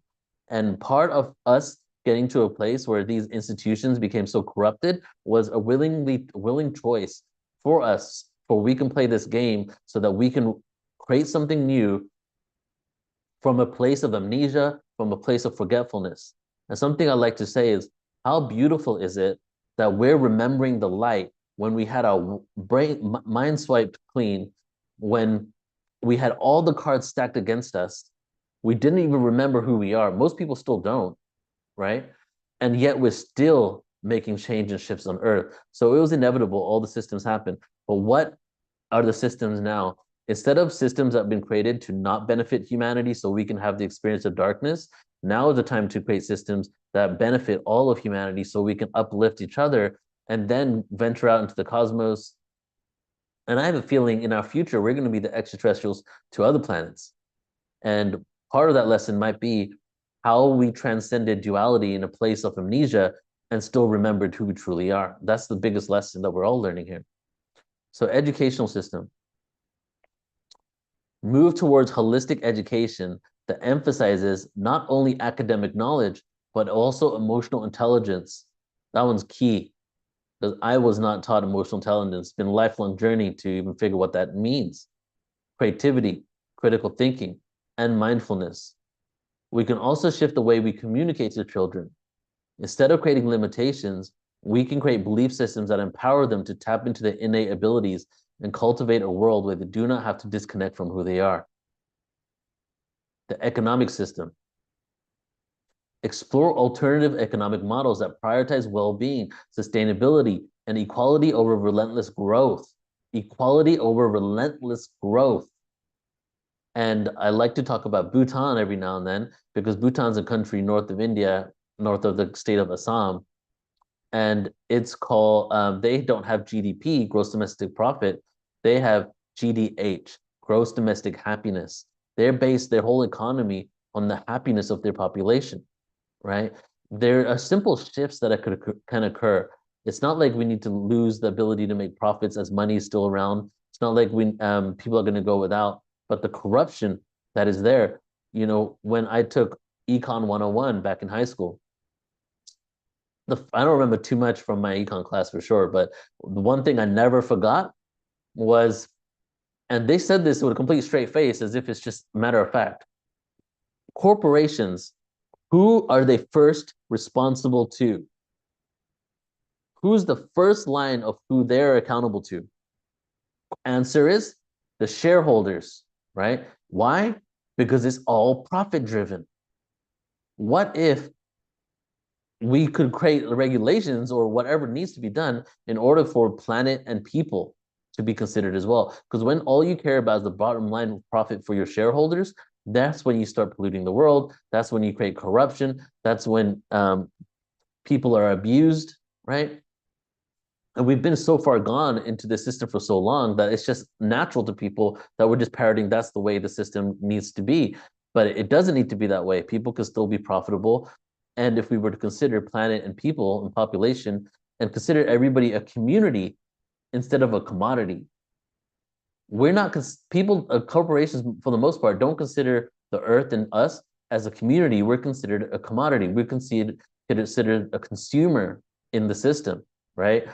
And just simple changes are all that's needed in order to basically shift the priorities, because it's not, you might have your own opinion on capitalism. I don't think capitalism in general is terrible. I think crony capitalism is, because of the way we've created the economy and the system. Now, in regards to the future of capitalism, I think it's going to not be around in the future, because we're going to change this world to something completely different, especially when we start getting technologies out there that are hidden behind black budget programs with DoD officials and worldwide governments. Healthcare system. Integrate traditional and alternative healing practice into mainstream healthcare. Focus on preventative care, mental health, and holistic well-being. Right? I probably don't need to tell you guys this, but we don't have a healthcare system. We have a health management system. We have a system that's designed to keep you sick so that you can continue being a consumer. This is another corruption within the economy and within the system, right? They have no benefit in us getting well. Because again, we're consumers, we're commodity, and we're not considered a community, right? So shifting the healthcare system is something that's going to happen on a mass level in the future. This one's directly connected to extraterrestrial contact, because there's a lot of technologies that are utilized and are actually in existence that have been reverse engineered or have been found that they don't even know how to use yet, that could support and assist people with many illnesses on the planet. Plus, there's a lot of toxins, chemicals in our food supply, over 1,000 ingredients in the US that are illegal in Europe, right? That are killing us, right? Why? Bottom line, well, you can get to the deeper level of why they're doing it, but one of the bottom lines for sure is efficiency and creating things that they don't have to spend so much money on, creating types of chemicals. You know, there's one institution, going off on a tangent here, people talk about the big pharma, people talk about what else they talk about? They talk about corruption, education, all these different things. But there's one industry that is the silent industry that no one really knows, that funds all of these organizations. The chemical industry. The chemical industry is its own lobbying power. They provide the chemicals to the food companies. They provide the synthetic chemicals to the food companies. They provide the chemicals to the pesticides in all our food. They provide the chemicals that don't need to go into the pharmaceuticals that are slowly killing us, right? So getting to a place where we see each other as a community is key, but also a lot of these technologies, part of the suppression has to do with the fact that there is a lot of information that can come out that can shift our well-being on the planet. And a lot of things can change just in, not even with ETs, but just from what's happening in the world right now, that could move us towards a healthier planet and people. Political system, collaborative decision-making. You know, something that I think about often is, you know, there's a few things that you can just implement in order to shift things that will just help us a little more. For example, in the US, congressional members, they don't have any limits on the terms. They have no limits on the terms. So what happens a lot of times with congressional members and senators is that they're constantly working in order to basically fundraise for their next election. And all they really care about is not losing their job. And their full-time job, for the most part, just becomes not losing the election, which also inspires a lot more lying, a lot more mistruths, because they don't want people to know anything besides how great they are, what they've done. So they just become arrogant, egotistical people, always spouting how great they are, rather than talking some truth. Limit the re-elections 2 terms. Speak your truth, do your thing, get out of there, right? Ban insider trading within politicians. Create a system where we can truly elect rather than select a leader. Environmental stewardship. Shift towards regenerative practices in agriculture, energy production, and resource management. Prioritize sustainability and conservation. Many technologies currently exist, but due to profits and the need for efficiency and cutting corners, corporations do not see the advantage in them. Technology and artificial intelligence. Develop and implement ethical guidelines for the use of emerging technologies. Explore ways to ensure AI and automation contribute to human well-being rather than exacerbate inequality. What's the next step from the inevitable consequences of new technology? Side note on AI, guys. AI has been used by the industrial complex, the DoD, for like 20 years plus. We don't get technology released into society, including UFO reverse engineer technology, until it's been utilized in a way that's already given them the upper hand. AI is not leaving, okay? The AI has already reached the singularity.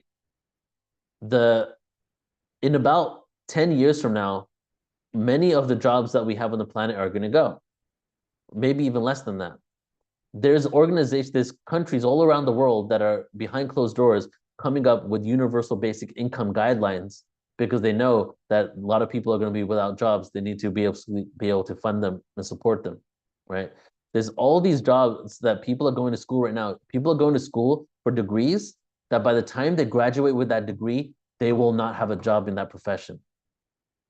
I'm not saying this in positive light, or I'm not saying this in a negative light. I'm saying this in a real factual light that things are about to shift drastically. UFO reverse engineer programs are coming out. Technology like that is going to be released and discovered very soon. We're going to start realizing what technology we had on the planet already that already came from reverse engineered UFOs. So the technological environment of Earth is going to shift very drastically, which is also why drip disclosure has been happening very slowly and steady, releasing this, because the world that actually exists right around us behind closed doors is a world that is hundreds of years in the future of what we are actually seeing now in day-to-day life. And then with AI involved in that, it's going to be a very interesting future is all I can say. All right, now this one, 100% UFO content right here. Energy systems. Invest in and prioritize clean and renewable energy sources. Many go green, and renewable sources right now are not, in fact, 100% clean. You know how many renewable sources are not renewable? It's just like a fabrication, the amount of lies that have been told to us and have been taken over by the same people who use other forms of energy that pollute. Transition away from fossil fuels and promote environmental sustainability, right? That's the eventual goal, no matter what you believe about fossil fuels. But the real goal is that we have free energy abilities. We can tap into the infinite field of all energy, and we can use that as a power source, right? Now, one of the main reasons, two of the main reasons to speak about that UFOs haven't been disclosed earlier, and it's going in a drip disclosure way, is one, as Alan Steinfeld likes to say, they're not using petrol-filled engines to get here. The technology, the propulsion technology, they're not using rocket fuel to get here. That technology, once it comes out into the mainstream, could crumble the power system structure that we have on the planet, okay? The other one is religion. These beings have a greater an understanding of who we are, where we came from, our ancestry, how we were seeded, what our connection is to source, what source is, than what the religions want us to know on this planet. Religion has had a chokehold on UFO disclosure as well, in a way that they know, because what has controlled the planet for thousands of years? The religious institutions, the priesthood class, right? And even now, the amount of money that goes through the Vatican and through Israel is, amount of corruption that goes through that, right? So the religious institutions are really going to start shifting as this disclosure happens. That they've had a say in not allowing for certain information to come out. The corporations that hold the power structures in the world when it comes to energy, electricity, petrol, fuel, they've also had a big say in not allowing certain UFO information to come out as well. The justice system, something that I'm very passionate about, is shift our perspective on criminality and go to the root of these situations rather than offer punishment, and find ways to rehabilitate, create harmony, and make sure someone is seen, and create a system that does not make an individual feel the need to resort to a disharmonic expression. So let me explain that a little better. Guys, hurt people, right? Wounded people create more wounds. The way that I see in this world of duality is that duality gives us a choice.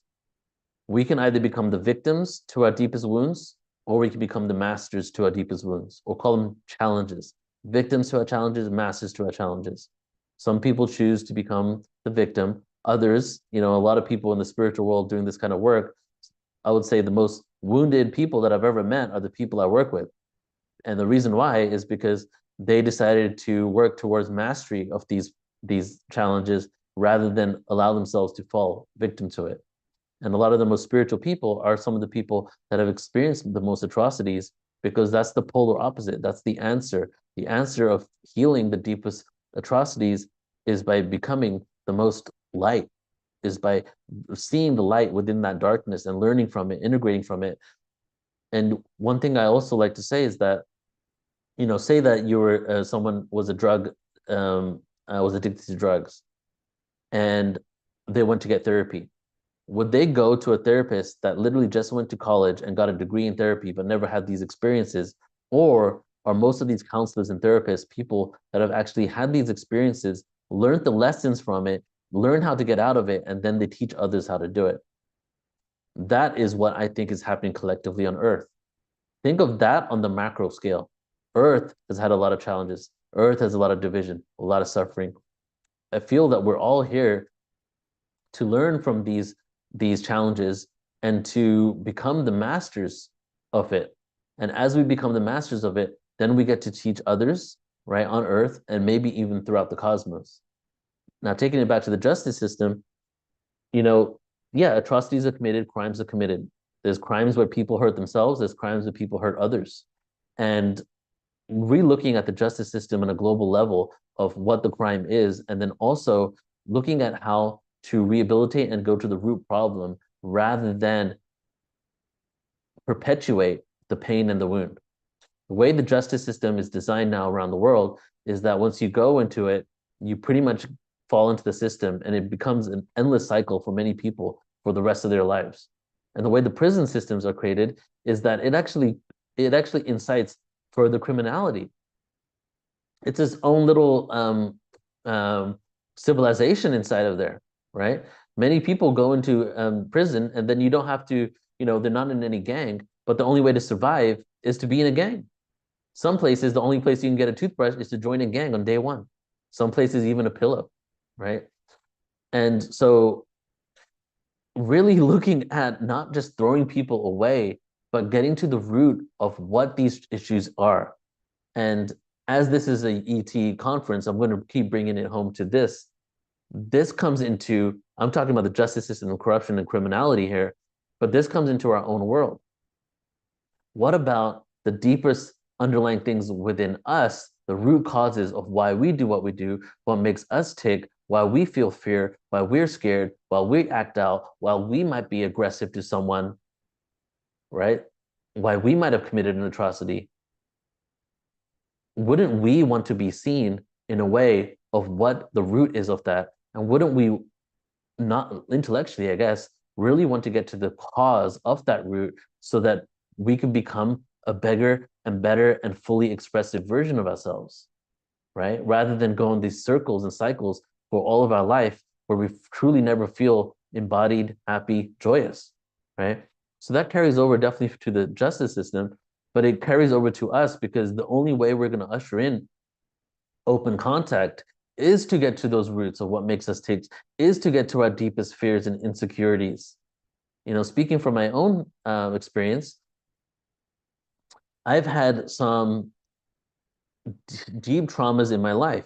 And at one point, I had forgiven the traumas, all the things that happened to me. I intellectually knew that it's okay, and that there was no problem within my mind about it, but my body would still react in a specific way. It would still get fearful. It will still jump. It will still have fight or flight. It will still freeze. I will still not know what to say in certain moments.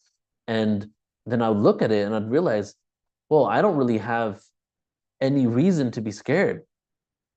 But my body and my consciousness is telling me that I should be from a past experience. But when I really sit down and look at myself, and I feel it comes from an experience of not feeling safe for so long, And now my body is acting out in a way where it feels that that same trauma exists, even though it doesn't, right? So really fine tuning and getting to the bottom of what's going on, and doing the modalities that are needed in order for us to come to peace with ourselves, regulate our nervous system. So that's just like an attachment to this whole justice thing there. But I'm really passionate about reforming the justice system as well, because, I mean, they got private prisons, right? The private prisons, again, what is a corporation's bottom line? The shareholders. There should never be a private corporation owning a prison.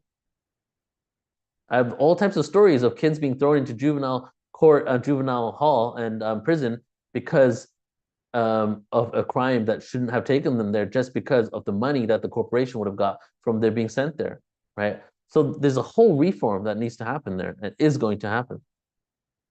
And as I'm saying this, I just want to look, there's a lot that needs to change on this planet. There's a lot that's going to change. And as we started this conference out today, that it's really about a perspective shift. Institutions are going to collapse and fall so that new institutions can rise. As they fall, we realize what I showed in the beginning of this presentation. This time has been prophesized. We're in this evolution of consciousness. It's inevitable. It's happening. But the only way we're going to get to that level is by allowing what doesn't serve us to fall away. One thing, I like this analogy that you can imagine Earth rotating around our galaxy, or imagine Earth rotating around a black hole, which we are right now. We're rotating around a black hole, right? But imagine that there's a black hole and Earth is rotating around it. And we've been going around it at the very far corners, and it's been taking lifetimes to go around it. As we get closer and closer to the singularity, closer and closer to the shift in consciousness, we get closer to the black hole in the center of the galaxy, right? This is, metaphorically speaking here. When we go through that singularity, we emerge out of a new reality into a new dimension. But the only way we can emerge out into this new dimension is by not taking the baggage with us through the wormhole. We can't take our baggage with us into this new reality, right? And the baggage is the traumas, the karmas, the dramas, right? All of that stuff isn't going to go with us into this new reality. So what needs to happen as we're going through that wormhole, as we're emerging into this whatever dimension that it is? What needs to happen? Well, all the things that we've been holding on to need to come out to the surface to be expressed and fully purged. And that is why we're seeing all this chaos in the world right now. That is why we're seeing all this underworld stuff happening. We're in the year of the dragon. We're going into the year of the snake. Serpent energy. We're in Scorpio season. We're really in the deep, deep recesses of the underworld. And the underworld is there to take what we have not wanted to see, bring it out to the surface, and basically, for lack of a better term, say, deal with it, process it, move through it. And that's the opportunity that we're getting right now. So as we see chaos, as we see more chaos in the world, instead of looking at it as like, oh my God, I mean, I'm not sure how you guys look at it. I'm just saying in general, instead of looking at it as in like, oh my God, look how crazy and messed up the world is. How are we going to shift? I feel a lot of these things have existed and have been there under the surface, but now it's just coming out to the surface for us to deal with. And the question is, how do we deal with it? Do we look at it as evil? Do we process it in that way? Or do we shift our perspective to realize that all of this is coming up because it needs to be expressed and processed? We can still have compassion for the experience of all the root of why all this happened. The root of darkness is not evil. The root of darkness is pain, wound, suffering. And if we can have compassion, even more compassion for those that were wounded, those that were in pain, those that were suffering, that is, I feel, that is the way that we go through into the new reality. So here we go. The last few components here. Corruption, okay? One of the main reasons of these initiatives have not been implemented is due to corruption. We have created a system where the bottom line has become money and greed, to say it lightly, and to oversimplify the actual situation. I'm not getting into negative ET agendas and all that stuff here. There's so many layers to all the stuff that's been happening here. By focusing on well-being, expanding consciousness, and what unites rather than divides, this will be a step towards the end of a corrupt society. By focusing on well-being, expanding consciousness, and what unites us rather than what divides us. They want us to think that we don't have anything in common with each other. We don't even I'm talking about politicians here and elite. They don't even shop at the same grocery stores as us. Okay. We have more in common with each other than they will ever have. First of all, let's remove the word they. They are definitely a part of the experience with us, and they're giving us the growth that we need. But the division that is being sprouted about the differences that we have within each other, we have so much more in common. Most of us want what? We want the same things: love, connection, family, food, shelter, experience, joy, happiness. Go onto the street right now in the most divided political city in the US, ask 1,000 people if any of them don't want any of that stuff. Imagine what kind of response you get. And most people that don't want to be happy and joy is because they've been so hurt and so wounded that they're angry. Why they're angry? Because of the disconnection, lack of love, not feeling enough happiness and joy in their life, right? Personal development and self-discovery. Encourage lifelong learning and personal development. Create systems that support individuals in discovering their passions and purpose. Imagine a society where organizations existed for free that provided people with healing sound frequencies, therapy, authentic relating practices, enough breaks from the 9 to 5 so we aren't exhausted all the time from life. We can spend billions of dollars on war within 1 week. Why can't we spend some of that money in creating institutions that literally help support communities in being healthy, vibrant, having longevity, being healed? There is no reason for that not to happen. Everything that I'm saying here, guys, exists. I'm not saying anything that doesn't exist. Even the books on education and children, the psychological information on how to address children, how to speak to them, to cultivate growth, not create limitations. All of that exists. But there is a reason, there is a core corruption at the root, a core rotting at the root that needs to be processed and let out. Mindfulness and consciousness practice. Integrate mindfulness practices into daily life and societal structures. Explore ways to nurture a collective consciousness that values empathy, compassion, and interconnectedness. And that's the end, but I'm going to end with this poem here. So first, I'm curious, did anybody, here, I'm going to take a look at the chat. Did any of you guys know what the quote was in the beginning? Well, I've already got this here now, so I'm just going to go ahead and read it. Yeah. Angelique, first one. She won the prize. All right. So I called it A Whole New World because when I was a kid, I watched Aladdin like 1,000 times, right? And I remember the VHS tape. I would watch it at home, my family. And when I was creating this presentation, I was like, man, a whole, if any of you guys know Paula Harris, she's one of the really foremost UFO researchers and investigators. I've done a lot of events with Paula. We went around a few places in the US. We went to Roswell, different places. We did speaking tour together. I took her on a speaking tour. And she wrote a book where the colonel in the book, or the colonel that she interviewed, when Paula asked him, what is going to happen from this information? What do you see in the future? And he goes, what the ETs are saying is what you have in store is a whole new world if you can take it. A whole new world if you can take it. We all can want that new world. We can all logically want it, but are we able to accept it? How do we accept it? Well, from all the things that we just experienced and expressed, the inner work. I want a lot of things, but I want a great relationship and a great partner.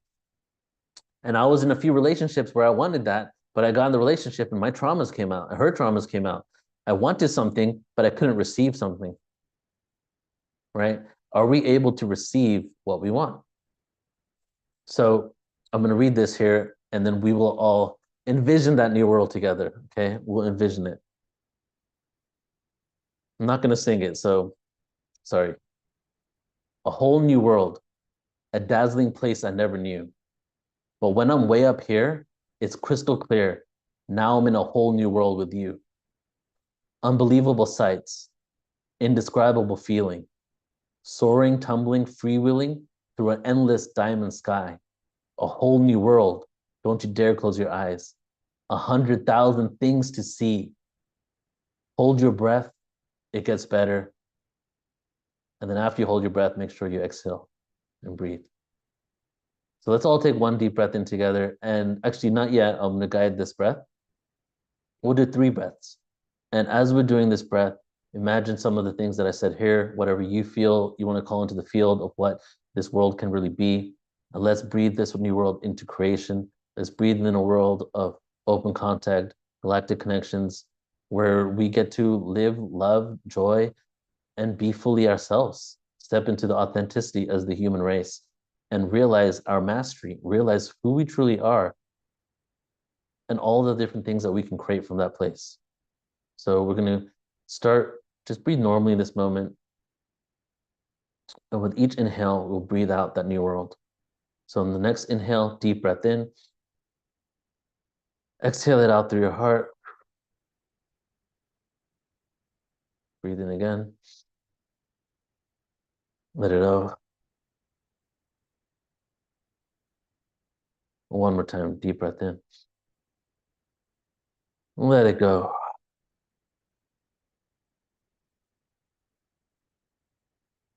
All right. And that is it, everybody.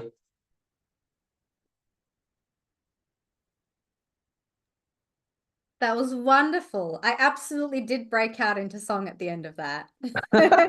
I was trying not to, like I had to hold myself back. Oh, you don't have to ask me twice to karaoke Disney.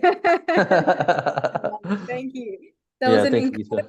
incredible presentation. And you know what I love is you've clearly put in so much thought and contemplation. I don't know if it comes from your 6 years of studying texts or you've really, it's like you haven't missed a single detail. You know, I feel like I Thank could you. hand your presentation to somebody who's creating the new world and say, here you go, this is what we need. This is the guidebook. Wow, thank you so much. And actually, I want to create communities and villages. So this presentation was actually the first rough draft of the different types of things to build a community from, you know? So when I created the presentation, I was thinking like, if I was to recreate a civilization or recreate a society, what are the different things we would focus on in order to make sure that it works for everybody? You know what? There's a thesis in the making here, Neil. If you fleshed I out know. each of those details into a few thousand words, I think you'd have the I know, new right? guidebook for humanity right here. In the That's so making. funny. Yeah, I feel that. Thanks, I Isha. love it. Well, beautiful. Thank you so much. So I believe we have a break now before we have some incredible more speakers coming up. All right, perfect. So I have this slide for the break. And then who do we have coming up after the break here? Our next one is Timofey Igorov, and then we have Karen Swain, Paul Askoff, and Mark Ollie. All right, beautiful. Okay, here we go. Thanks, Isha. See you in a bit then. We'll go Beautiful. for, and we have a 10-minute break. Is that right? I believe it's 20 minutes. Let's double check here. Oh, did I get that right? No, it is 10 minutes. It's a 10-minute break. So All right, guys. everybody in the room tuning in, we are live again at what time? At 9 o'clock, right? Yeah, so in 10 minutes, so around 8 minutes, we'll be back. So enjoy your break, everybody. Get some water, some tea, go for a little stretch, and we'll see you in a little bit.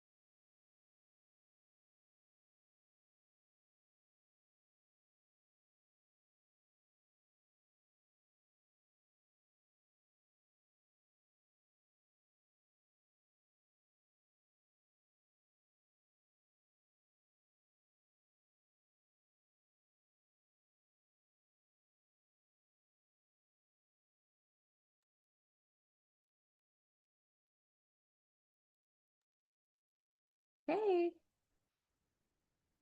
I'm just trying to add Timothy, but yeah, it's not working on my end. Maybe you can give it a go.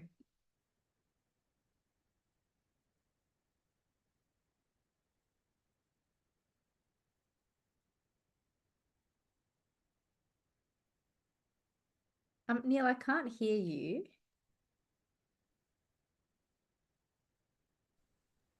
Check, check. Oh, there Hello. we go. Timothy's there. Hey, How do you welcome. do? Good. Lovely to meet you. I'm Isha. I'm very excited to introduce you today. Hello, Isha. Yeah. So let me read out the lovely bio I've got for you. So everyone, we're back from the break now, and our next guest is Timofey Igorov. Timofey is the General Director of the Association Ecology of the Unknown, an association of researchers of the unknown phenomena of nature, cosmos, and human abilities. He's a trainer of cosmonauts as the Gagarin Cosmonauts Training Center, Star City, Russia. Timofey is the chief coordinator of the ethics of the Cosmic International Social Movement. Today, Timofey will be talking about Young Cosmonaut School, teaching to be an ambassador to the universe since childhood.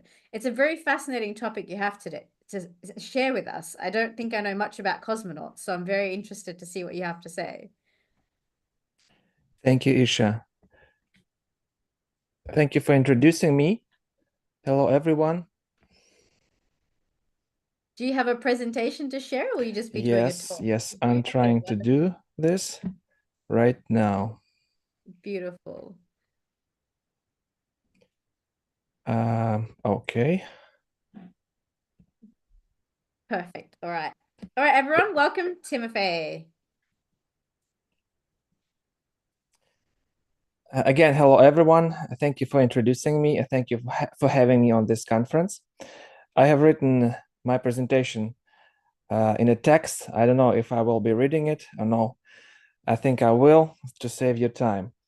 So today I present you a comprehensive educational project, the Young Cosmonauts Training Center, Pioneers of the Universe. Hereinafter, I will refer to it as YCTC.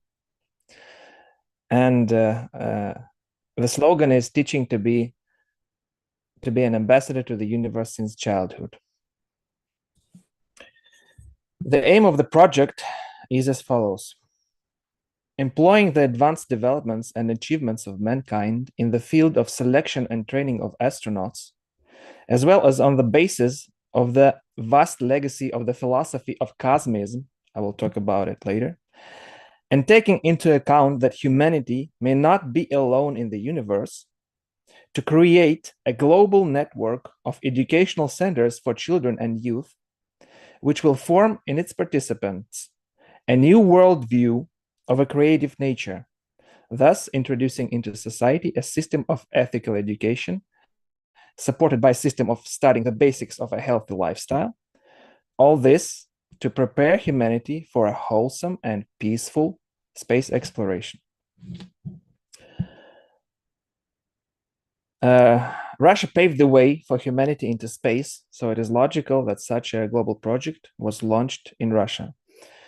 The form and method of implementation of the project may vary depending on which country its branch is opened in. However, the essence of the project remains unchanged. It is teaching ethics to children and youth, raise their morality, instilling in them the basics of a healthy lifestyle, and preparing them for possible future space exploration. So to become an astronaut. To make it clear why we have made the training program at the YCTC so versatile, I will briefly tell you about the background of the project and its main components.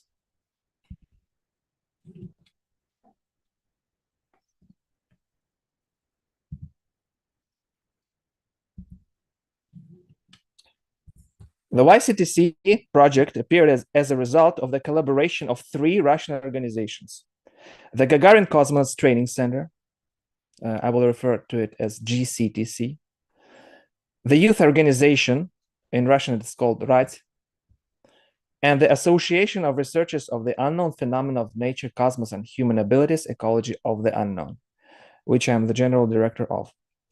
Each of these Russian organizations, in accordance with its profile, makes its own unique contribution to the program. So the GCTC is responsible for space training, as it trains cosmonauts and astronauts to go to space.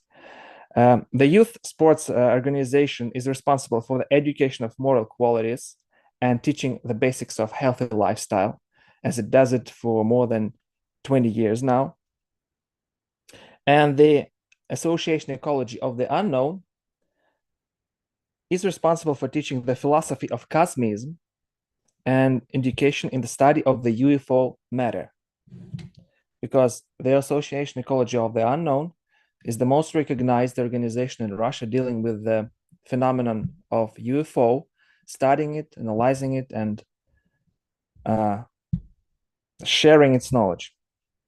I myself was lucky to be the participant of all these three organizations. I work for GCTC for 10 years now, for Association Ecology of the Unknown for 5 years, and I have been an active participant of this youth organization for more than 20 years now, as I was a child before.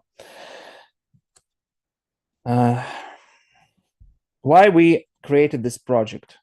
I think to all of you participants of this conference, is obvious that today's humanity is in a civilizational crisis, or let's say evolutionary impasse. So we will not analyze the reasons for this current situation, but we will focus on that bright future that humanity may have and what we can do to achieve it. And the YCTC project appeared as one of the solutions to solve this crisis.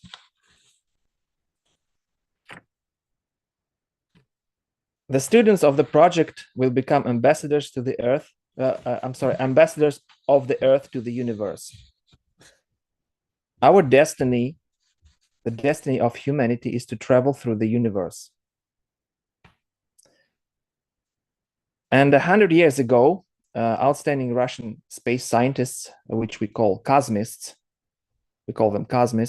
predicted that one day man would begin to explore space. They also reflected on the connection of man with the cosmos and pointed out the conditions for successful human space exploration.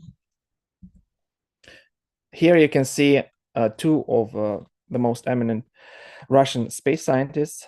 I will read a quote.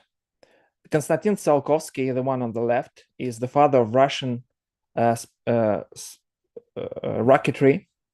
He said, "Humanity will not remain forever on Earth, but in pursuit of light and space, it will first timidly penetrate beyond the atmosphere and then conquer the entire near solar space."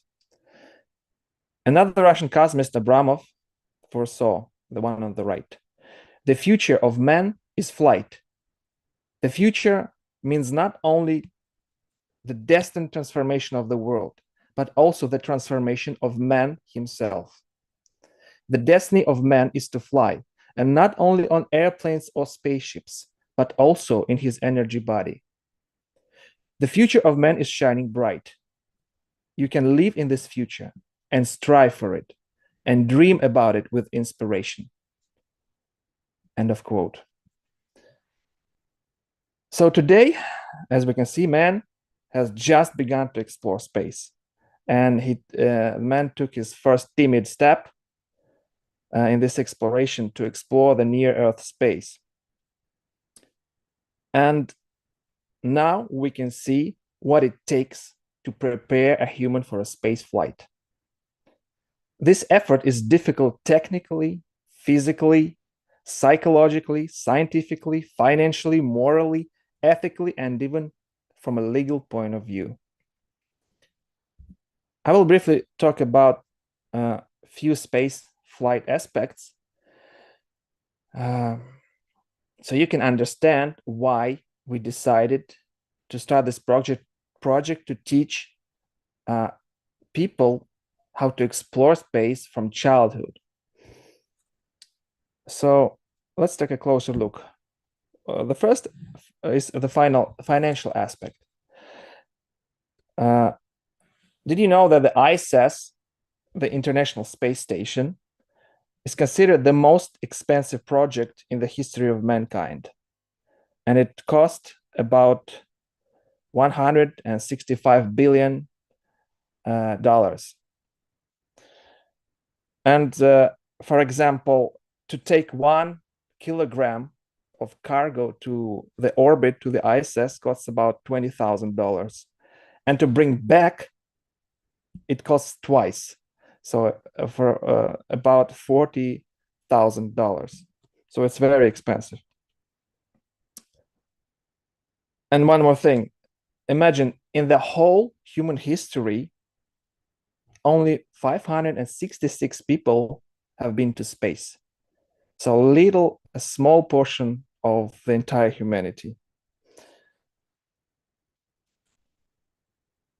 And how should the space industry and the selection and training of astronauts be organized so that in the future we could afford to expand the exploration of space, at least to the scale of our galaxy? How can we rationalize and, if possible, speed up the process of preparing a person for a space flight? We believe that it will take less time and effort and money and everything if we start to prepare a person to go to space since childhood. So, which is what our project suggests. The next very interesting aspect is physical. In modern manned cosmonautics, there are about 25 different factors of spaceflight that can harm the human body and psyche.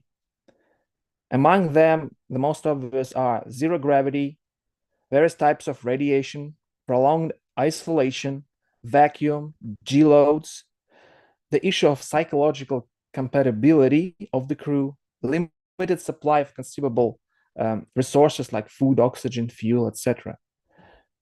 And near Earth, say at the orbit of the ISS, which is 400 kilometers, we can partially protect the crew from some of these harmful factors, but not from all. For example, during the day on the ISS, the crew absorbs so much radiation that it is 220 times more than you absorb radiation on Earth.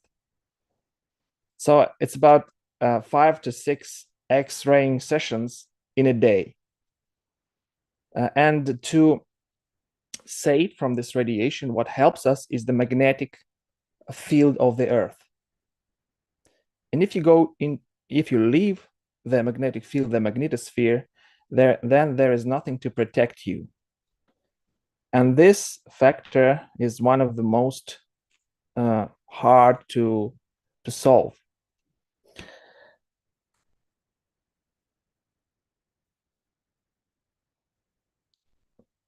Do you still want to go to Mars?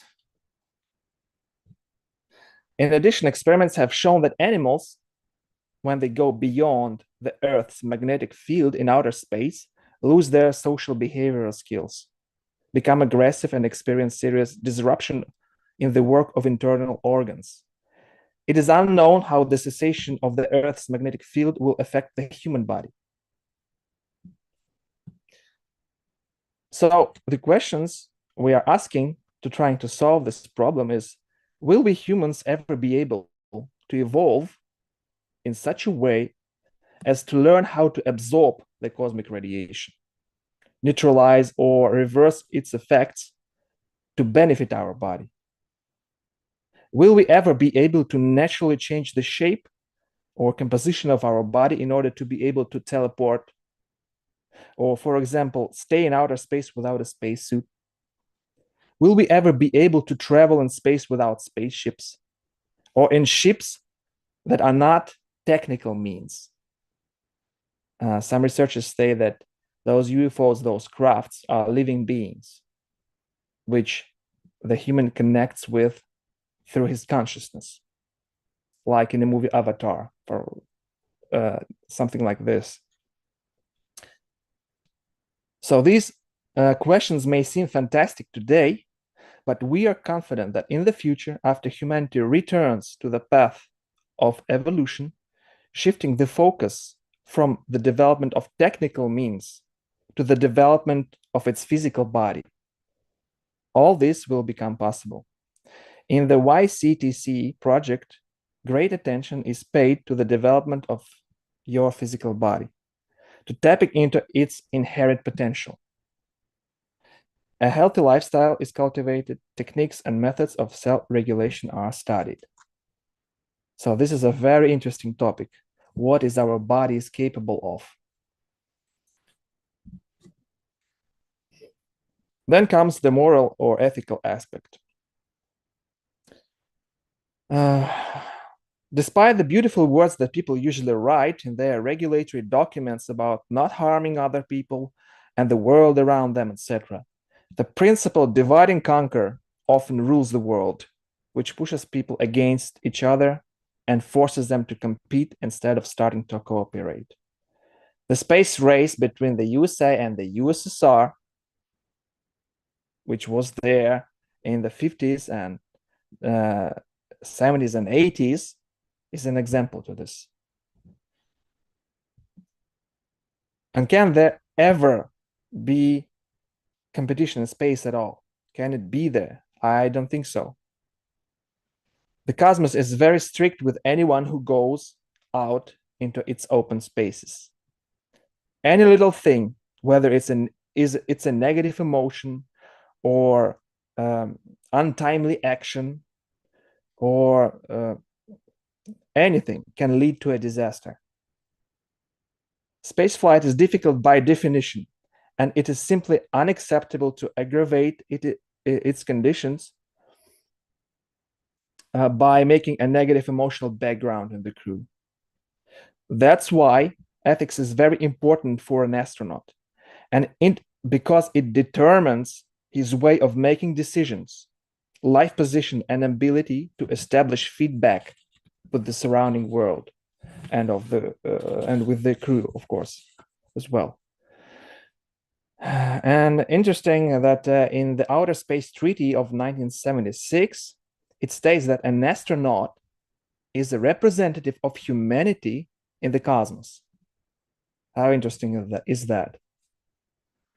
And that's why all candidates for cosmonauts are strictly selected according to their psychological profile, human qualities, and strength of motivation.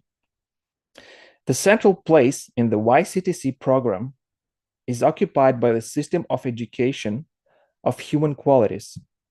That is the system of moral education. Then comes the legal aspect.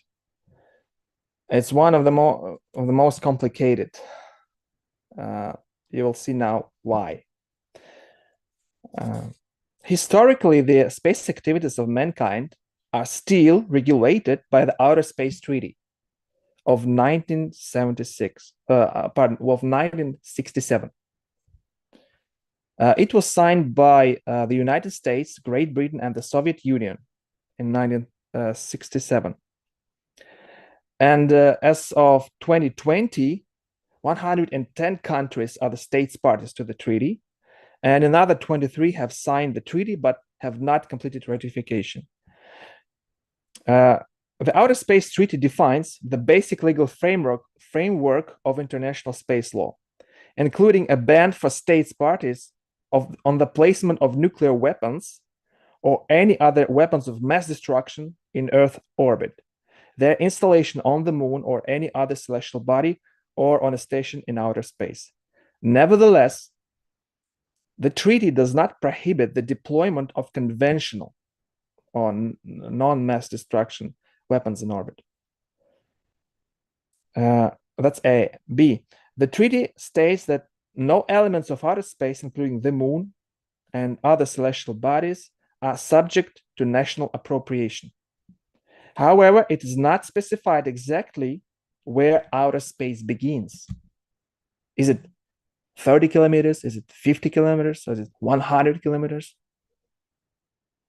There are different opinions, but it's not written in law. Also, the treaty does not consider in any way the hypothetical possibility of the existence of other intelligent life in the universe besides humanity. So, realizing all these imperfections of the Treaty of 1967, Russia has always advocated for the creation of new legal instruments for regulating space activities. I'll give you a few examples. In 2004, Russia was the first to make a unilateral political commitment not to be the first to place weapons in space, which was later accepted by 31 more countries. In 2008, at the Conference of Disarmament in Geneva, on behalf of Russia and China, a draft treaty on the prevention of the placement of weapons in outer space was submitted, which provides for a ban on the placement of weapons of any kind in outer space and on any forceful actions against space objects.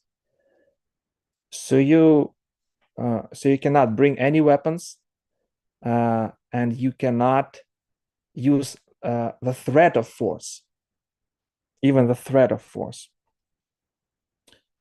Russia has made similar initiatives on several occasions, but it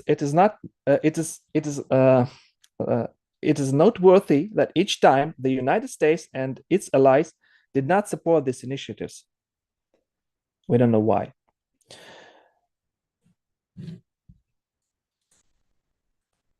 In March of 2019, at the final meeting of the group of governmental experts in Geneva, which included representatives of 15 states, Brazil, Great Britain, Italy, Kazakhstan, China, Nigeria, the Republic of Korea, Russia, Romania, the USA, Ukraine, France, Chile, Sri Lanka, and South Africa, the US expert blocked the adoption of the group's final report without any clear explanation of the reasons. The final report included the main aspects of a possible future agreement on the prevention of an arms race in outer space. So maybe they have some plans of their own.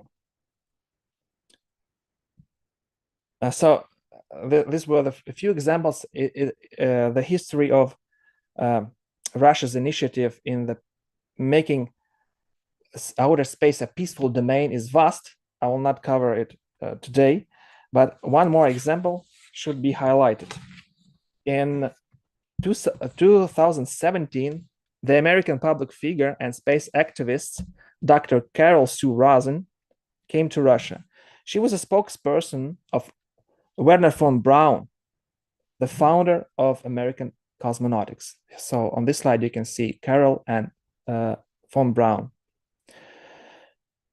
Carol Rosen had several important meetings in Moscow, including at the Ministry of Foreign Affairs of the Russian Federation, and she also spoke at the International Scientific and Public Conference, Natural Science and Geopolitics, organized by the Association Ecology of the Unknown. The second name is Ziegel Readings. Felix Ziegel was the first man to seriously study the UFO issue in the USSR. Carol Rosen's presentation was devoted to the promotion of the Treaty on the Prevention of the Placement of Weapons in Outer Space, a document that she and her team of experts created on the basis of a draft treaty on the prevention of the placement of weapons in outer space, proposed jointly by Russia and China in 2008 in Geneva. And the changes and additions she made are the following, in essence. First, it is necessary to prohibit the launch of any types of weapons in outer space. And the second is that, very important, that humanity is not alone in the universe. There are other intelligent life forms in the universe.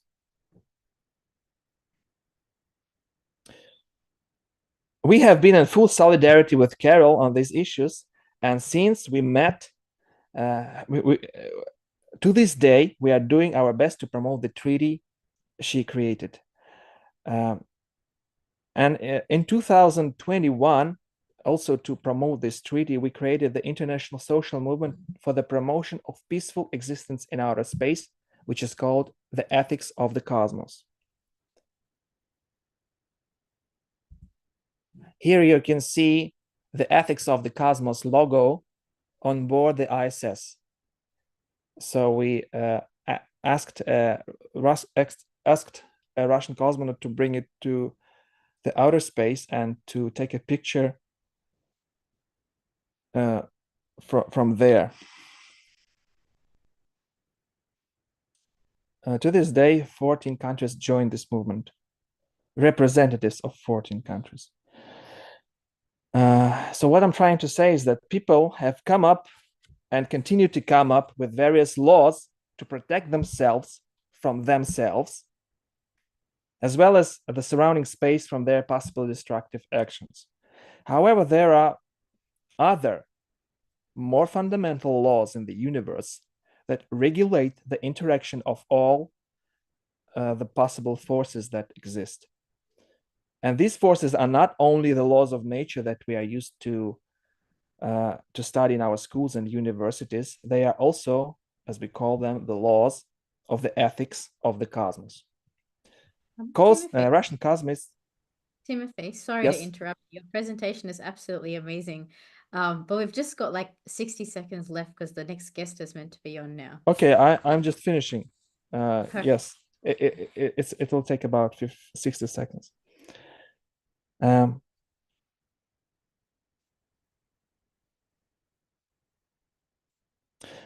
So we plan to talk about this, that humanity is not alone in the universe with the children within the framework of YCTC, because it will teach them the responsibility for their actions, is they're not alone. We have briefly considered a few aspects of human space exploration, and our efforts to change ourselves will eventually transform our lifestyle, our technologies, our relationships, and of course, our physical body. It will become healthier, stronger, and younger.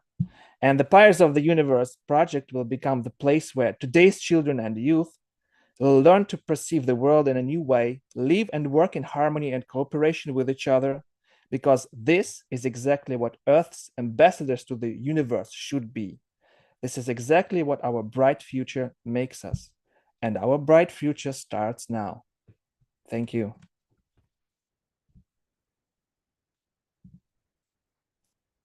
Wonderful. Thank you so much for that very hopeful message as we finish up the presentation today. And I think my biggest takeaway is just that there are a lot of people, a lot of very well-meaning people who are working towards a similar vision. And I think that's an inspiring step to move into. So thank you, Timothy, for being here with us today. We appreciate you joining us on this conference. Thank you, Isha. Thank you, everyone. Bye. Beautiful. So our next guest, if we can just remove his presentation. There we go. Now you have a few words you want to say about our next guest, so I'll let you take it away. Yeah. Did you want to do her official bio as well, or should I? Oh yeah, I can do it. Yeah, I've got You her can do the official bio, maybe a shorter version. Yeah. All I want to say is that Karen Swain is just a beautiful, amazing individual, tapped into multiple extraterrestrial races and consciousness. We had her at the Arcturian conference and the Pleiadian conference, and she is another ambassador for many galactic beings. And she also has a podcast. What's the name of her show on YouTube again? ATP Radio is ATP Radio, and she brings on many different speakers and guests. And I just wanted to chime in. I thought originally I should have known she was doing a pre-recorded video, but I wanted to chime in just to say hi to her, but it's a pre-recorded video. So you're in for a treat because she's truly a beautiful soul. And actually very much, because I know you've been interviewed by her, but as I'm speaking about it, I'm realizing that you have a lot of similarities. Like she's also has that galactic ambassador vibe. You know what I mean? So it's like such a beautiful soul. So go ahead and you can do her official bio and I'll bring on her video. Amazing. Thank you, Neil. Yeah, I think us in Australia, she'd be at like 1 or 2 a.m. right now. So no wonder she sent a video. So yeah, it's my great pleasure to introduce Karen Swain. Karen is a spiritual mentor, educator, guide, radio and podcast host on ATP Media. She's an author and inspirational speaker. Karen is here to enlighten you to the power of your thoughts and beliefs, how they create your world, and how to live in alignment with your emotional guidance system. Her message is to remember your connection to your spiritual team and multidimensional self, who you are, why you are here, and how you help this world. Karen is leading the way in the Southern Hemisphere, along with fellow Aussies like myself, as one of Australia's foremost thought leaders and change agents, showing you the way to a happier, healthier, more connected, multidimensional life.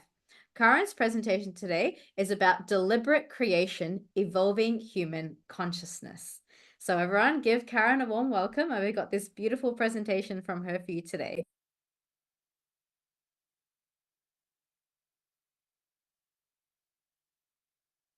G'day, Karen Swain here from Sydney, Australia, here to talk to you on this fabulous conference for the Alliance for Extraterrestrial Diplomatic Contact Conference for 2024. And the name of my talk today is Deliberate Creation, Evolving Human Consciousness. So how can we know ourselves as powerful, deliberate creators of our experience here on planet Earth, and indeed our lives in general? And how does that dovetail with the evolution of humanity and meeting our cosmic star nation brothers and sisters? It's all really one conversation. I suppose many of you know who are watching this conference that the star nation existence or civilizations, other planets, many of them, most in fact, are far more evolved than the consciousness on planet Earth, and they have moved technologically and consciously far into another experience than we on planet Earth have at this time in our evolutionary process. And yet here we are having this conversation, both here and in other places across the planet, about meeting the star nation people, ETs, aliens as they have been called, and what does that mean for humanity and how do we do that? Well, I think a good reason why we haven't done it in the past is because of the evolution of our consciousness, because of who we are as humans. And many of the galactics look upon human society as a warring society, as divisive, and don't really want to be a part of it. Or if they do want to be a part of it, they're helping us evolve out of that feeling of separation we have in this experience, this third dimensional Earth experience, to each other, to our power, feeling separate to our power, feeling separate to love, feeling separate to the Earth, feeling separate to the beasts or the animals of this planet, feeling separate to the cosmos. That has been the experience here on planet Earth as we have moved through time and space on this planet. We've experienced that illusion of separation from us, from me to my higher purpose, from me to love, from me to, some people would call it the creator, or to God, or the unified field of infinite possibilities. There's many names for it. But now we're moving ever closer to that feeling of unification with our true power, our true nature. And as we do, we become less warring, less divisive, less argumentative, if you like, and more unified and more loving and more intelligent and more expansive. And our psychic abilities come on tap and our telepathic abilities come on tap. And when that happens, we can move into a cosmic neighborhood with our star nation and galactic family. So how do we do that? How do we become genius, deliberate creators so that we can have closer contact with higher civilizations across the cosmos that already perceive us through their telepathic and psychic abilities? It's really very simple. For each and every person on the planet has within them a guidance system. All of us, everyone. People reach out to me as a teacher of deliberate creation and a psychic and a channel and a medium and all that good stuff. I've expanded those psychic and intuitive abilities. They reach out to me and they say, how can I speak to my spirit guides? How can I speak to my loved ones who have passed and are crossed over? How do I speak to galactic consciousness? How do I speak to my soul? How do I speak to my animals? How do I communicate with the earth? Maybe you're farmers or you're planting a veggie garden. How do you communicate with the insects of the earth? Please don't eat my vegetables. How do we communicate with consciousness? We're doing it all the time. We just don't realize we're doing it. The first thing is to take back our power, to know that we are doing it. I am in communication with everything on the planet. I am in communion with everything on the planet. Whenever you have a thought about anything, you're instantly connected to that which you're thinking about. And the way you think about it has power in your life. So people reach out to me and say, I want to speak to my spirit guides. How do I do that? And each and every one of us, outside of this understanding that we have spiritual guidance or a spiritual soul family that are guiding us from other dimensions, we have within us an emotional guidance system, meaning that we are given information about the vibration we are evoking or carrying. And that information gives us awareness about how we are creating our lives. So that awareness is really powerful in being genius, deliberate creators of our reality. Many people here on earth get very swept up in their human emotions, feeling like their emotions are hurting them in some way or giving them ecstatic joy and pleasure, but it's happening because of the circumstances of their life rather than the power we have to evoke emotion or evoke frequency or vibration. And yet life gives us the opportunity here in this third dimensional universe. It gives us the opportunity to bump up against contrast. Contrast to what? Contrast to the creator or the stream of pure positive energy, which is our true nature or our true source, the traumas, the problems in our life. It gives us the opportunity to experience those, and inside those traumas or problems we have, whether it be an emotional problem or a relationship problem or a problem in our business or trying to overcome something, overcome an illness, or trying to create something, trying to create an online conference or a website or a movement. We have guidance within us, and everything in the cosmos is created through energy alignment. So how do we know that we are aligned energetically with that which we want to create? Whether it is health in our bodies, communication with our galactic brothers and sisters, our spirit guides, whether we want to create a movement, a business, or a relationship, or create a baby, or create anything, we have guidance through our emotions, because what we're believing to be true holds a frequency, holds a vibration, and we feel that vibration as emotion or feeling. So when we're thinking a thought, whether that thought feels good or bad, is our feedback to what we're doing with our energy. And energy creates, energy aligns. It's called the law of attraction. Like attracts like. Energy aligns. So when we're aware, take notice of how we're feeling, and we're aware of how we're feeling in the moment, we have in that moment the opportunity to change that vibration. Many people think that they don't. They're like, I'm feeling bad and you need to do something to make me feel better, or life needs to change in order to feel better.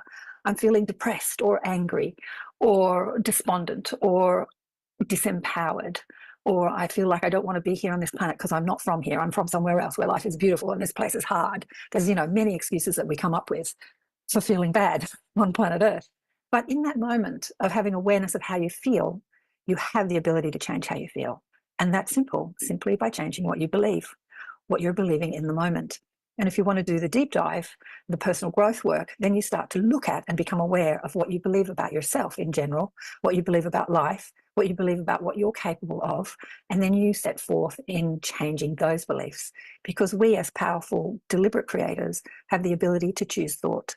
And when we choose thought, when we choose belief, we can choose the vibration we emit. And when we change that vibration from a negative feeling or a bad feeling vibration or a frustrated feeling vibration or a vibration that feels out of alignment, then we move into alignment with that which we want. Everyone on the planet thinks that in the having of what they want, they'll feel good. So why do you want to change your body or change your life or change the world? Why do you want to be in contact with your Star Nation brothers and sisters? Everyone thinks that in getting what they want, in achieving their goals, in achieving their desires, they'll feel good. So when you take notice of what it is that you're looking for, vibrationally speaking, so I'm looking for that expansive feeling, that sense of wonder, that sense of community with the cosmos, that sense of otherworldliness, that sense of expansion, that sense of being on purpose. I'm looking for that feeling, that sense of achievement, that sense of success. I'm looking for happiness. I'm looking for love. All those things, all those desires, all those emotions and frequencies live within you, live within us, and we can evoke that. So how do we evoke that? Well, you can think of a memory. You can think of something that happened that made you feel good. You can purposely go there. You can visualize a future of what you want and feel good. But the most potent and powerful way is to discover what it is that you're believing about yourself. That is a part of your hard drive, that is part of your conditioning, that is a part of your programming, and change that. The work I do with my clients is closely related to the work Byron Katie does, and that is to challenge your stressful thinking, to challenge what you're believing in the moment. I feel like I can't have what I want. I feel like this is never going to happen. And then look at why you believe that. Is it true? Is it impossible? Is it really true? Because we get to create what we believe. Beautiful teacher who walked the planet for many years called Wayne Dyer. He's now in spirit, still inspiring us from the other side. Coined a phrase. Well, I don't know if he coined a phrase. He wrote a book. He coined the book. He titled the book, "You'll see it when you believe it." So most people don't get what they want because they don't believe it's possible. Not possible for the world, but possible for them. And one of the biggest beliefs that we have that stops us getting anything we want is the belief in unworthiness or in separation to that which you think that you can have. So that feeling of separation, separate to love. I think that everyone who's looking for anything is looking for that loving feeling. And what does that feeling of love feel like? It's that feeling of appreciation. Do I feel like I'm being appreciated? Do I feel like people appreciate me? Do I appreciate? So one of the most amazing ways to get anything that you want is to give it. If you feel unworthy and unappreciated and not heard, it is to make somebody else feel worthy. Listen to somebody else, help them feel heard, help somebody else feel appreciated. And in doing that, you take back your power to also evoke that frequency or that emotion in your own life and move into energetic alignment with that which you're looking for. So when we do that, all the wars that are fought in the world are over somebody believing that they can't have what they want without violence, whether it is ownership of a piece of land or control over a group of people or control over resources. I don't know, what is it that people want? Governments that go to war, control over money. They believe that they don't want their money gone because of resources that somebody else controls, that they can't give them to me. I mean, who knows what people fight over in this world? We do it a lot. There's lots of fighting. It all comes from a belief in lack and a belief in separateness to knowing you have the power to have what you want here, now, in this moment. If everybody felt loved and appreciated and connected to source energy, pure positive energy, would there be so much fighting and separation on planet Earth? I think not. I think that the solution to a more unified world is understanding that we are that which we're looking for. It is a spiritual solution. People have called it spiritual, not necessarily religious, but that we are connected to an immense stream of consciousness, of energy that flows to us and through us, that unifies us, that enables us to be powerful creators. Most of us don't feel like that. Most of us feel like life has to change in order for us to feel better or in order for us to get what I want. We say, okay, in order for me to get what I want, I have to change the circumstances of my life. I've got to change the lover, change the job, change the partner, change the house, change the city, change the circumstances so that I can feel better. That's actually being disempowered. Right here, right now, you can find something to appreciate, something to love, something to adore, something to be grateful for in your life, in your circumstances, where you are right now. One of the biggest challenges is that if you're dealing with huge trauma, loss, lack in some way, maybe it's lack of health, doctors might have given you a diagnosis saying you're about to die, and you say, I don't want to die, I want to stay alive. I can't find anything to appreciate because this terrible thing's happened to me. There's many ways that you can find things to appreciate, because this contrast, these traumas, these problems, these hurdles that we have to overcome in physical life, they don't happen to us, they happen for us. What are you gaining from the circumstances that you're living right now? How are you expanding your knowledge? How are you expanding your personal growth? How are you looking more inwardly and less outward at trying to change the world instead of changing yourself? You know, rock stars have sung songs about it. Michael Jackson, Man in the Mirror. Lots of people have sung songs about it. There's been guidance all over the world showing us our powers of being deliberate creations, more connected to our power and ability to manifest or be the powerful creators of our experience. Many people talk about the experiences that we have, both good and bad, as being out of our control. But when we reconnect more fully with our inner guidance, our inner being, or our soul's purpose, we realize that outside of our personality and ego's desires, you know, I want to be rich and happy and famous and, I don't know, fly spaceships and whatever we think we want to do. Outside of the ego's desires to be happy and have an exciting life, the soul has desires to learn and to grow and to evolve. And so we design the challenges in our life to give us those experiences so that we can learn and grow and evolve. How do you know how strong you are if you've never had to use your strength? How do you know how agile you are if you've never had to solve a problem? How do you know how creative you are if you've not had to come up with creative solutions for, again, overcoming something or overcoming a problem? How do you know how loving you are until somebody is nasty to you and you maintain that loving stance? You can say to yourself, I'm a kind, happy, loving being, and then someone's rude to you in traffic and you're screaming at them and calling them names. You've just proved yourself wrong. Maybe you're not that kind and loving. But if someone is screaming at you in traffic and you give them a smile and a nod and say, oh, no, you're having a bad day, I'm still loving you, then you really know how loving you are. It's not when everything is going perfectly that you know exactly who you are and how you can grow and evolve and overcome and expand.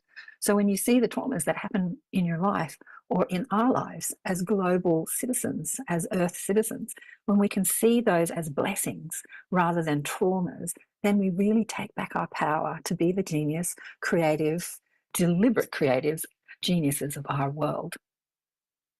As a psychic and a medium and a channel, I've spoken to many forms of consciousness, including planetary consciousness, or galactic consciousness, I should say, off-world planetary consciousness, people that live on other planets. And they speak to me about this diplomatic communication with the humans, the Alliance for Extraterrestrial Diplomatic Contact. They speak to me about contact with humans. And they say that they're contacting us all the time and speaking to us telepathically all the time. And many people understand that, and many people don't.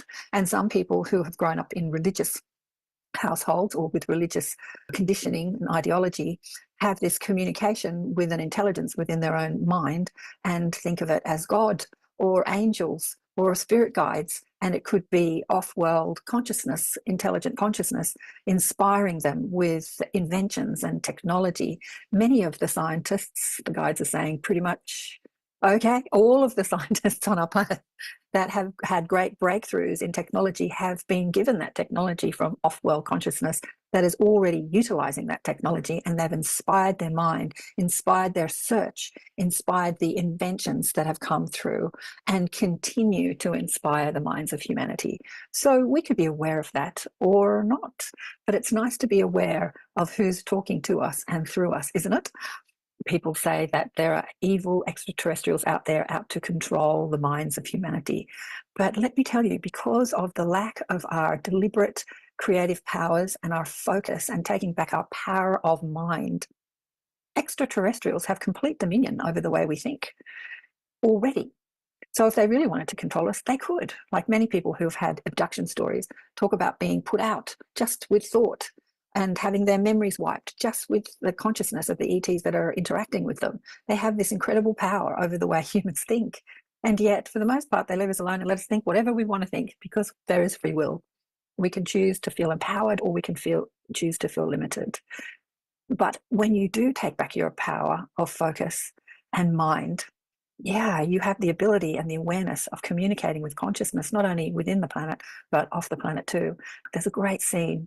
Oh, what's that movie called? I'm visualizing the scene of all the extraterrestrials meeting on the space station. And it's the beginning of this movie, and there are all these different types of life forms, and they get weirder and weirder as it goes on. Yeah, there is so much life out there to communicate with. Who are you communicating with? One of the things that the ETs say to me, the Star Nation family say to me, I speak to many different forms, the Sirians, the Palladians, the Arcturians, there's many different ones, the Arcturians mostly, is the way we think about divinity and God. The way the extraterrestrials think about it, they don't make it holy. I know we talk about God as an energy outside of ourselves, and in order to attain connection to it or talk to it, we have to be holy and good people and holier than thou and divine, all these words that we use as humans.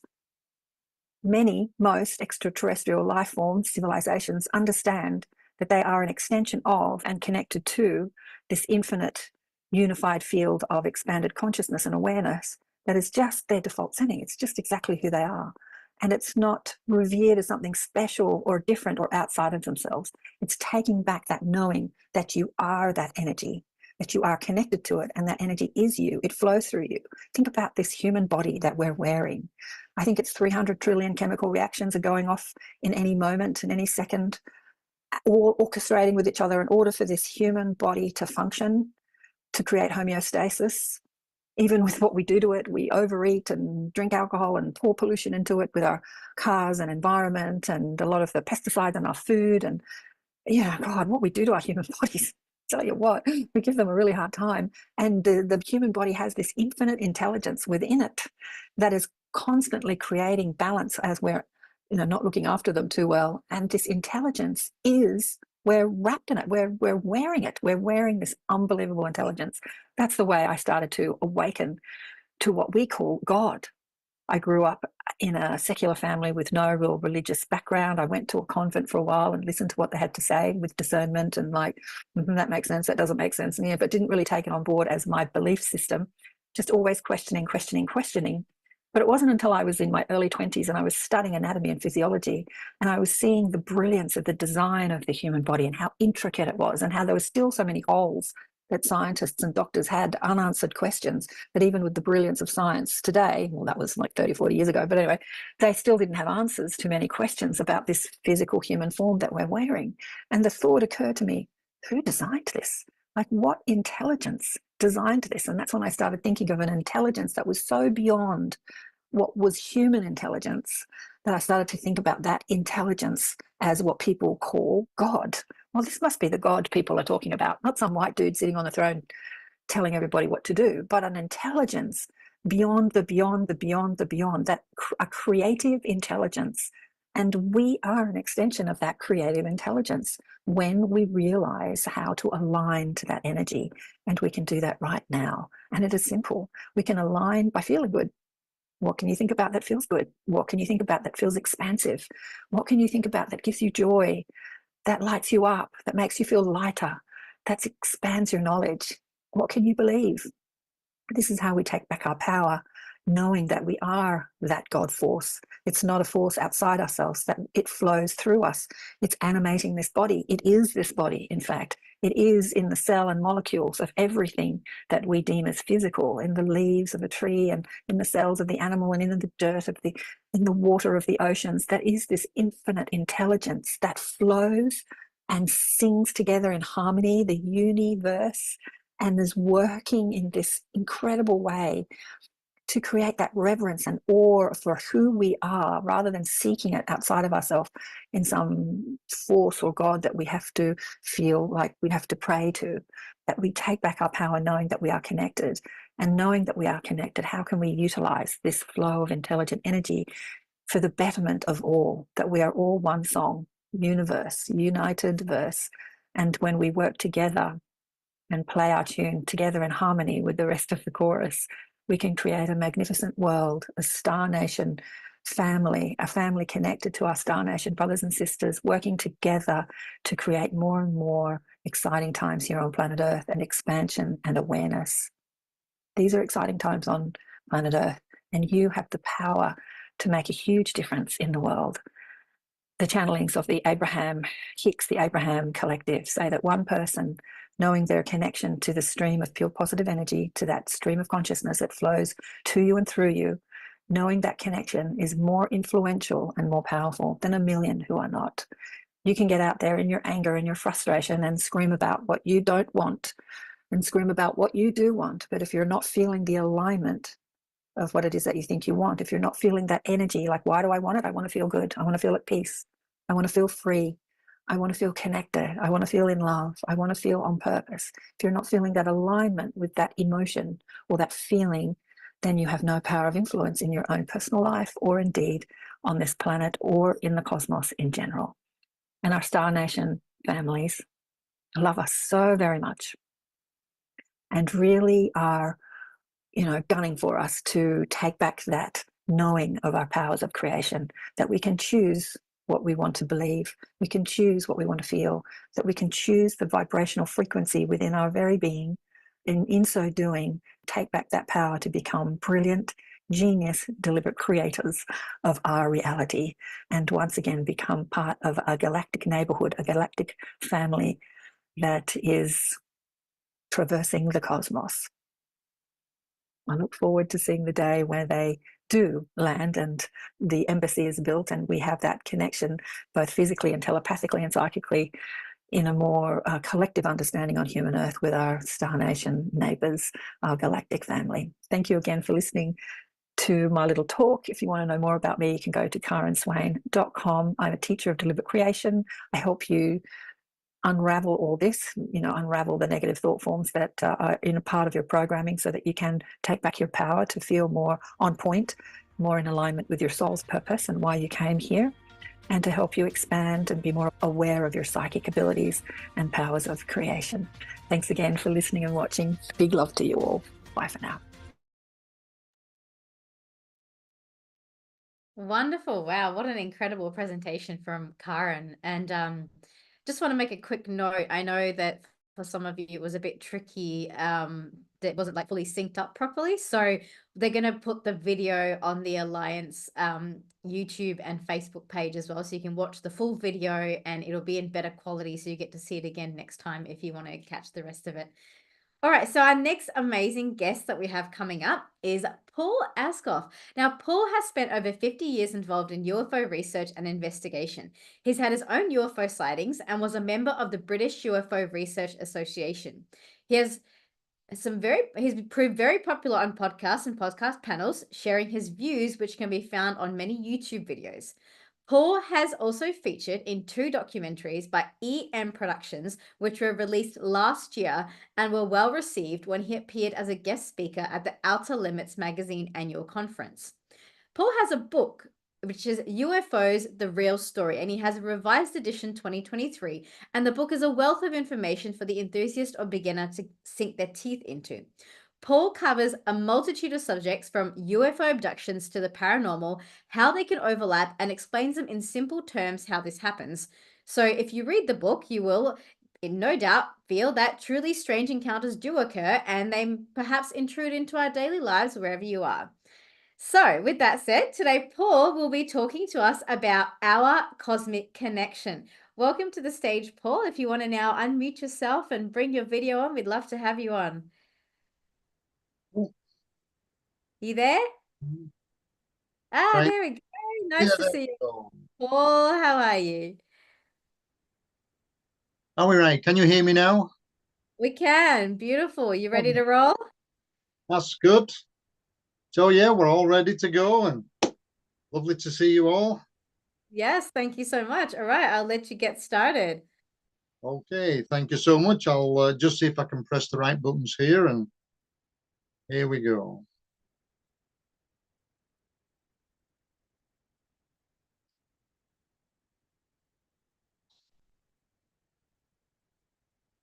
Maybe. Come on, wake up. There Are we you go. trying to get a presentation on there? Yeah, there we go. Yes, just click the little green button. Is it on? Uh-oh. The little green share button at the bottom. Just gone a moment. Sure. Oh yes, there we go. My apologies.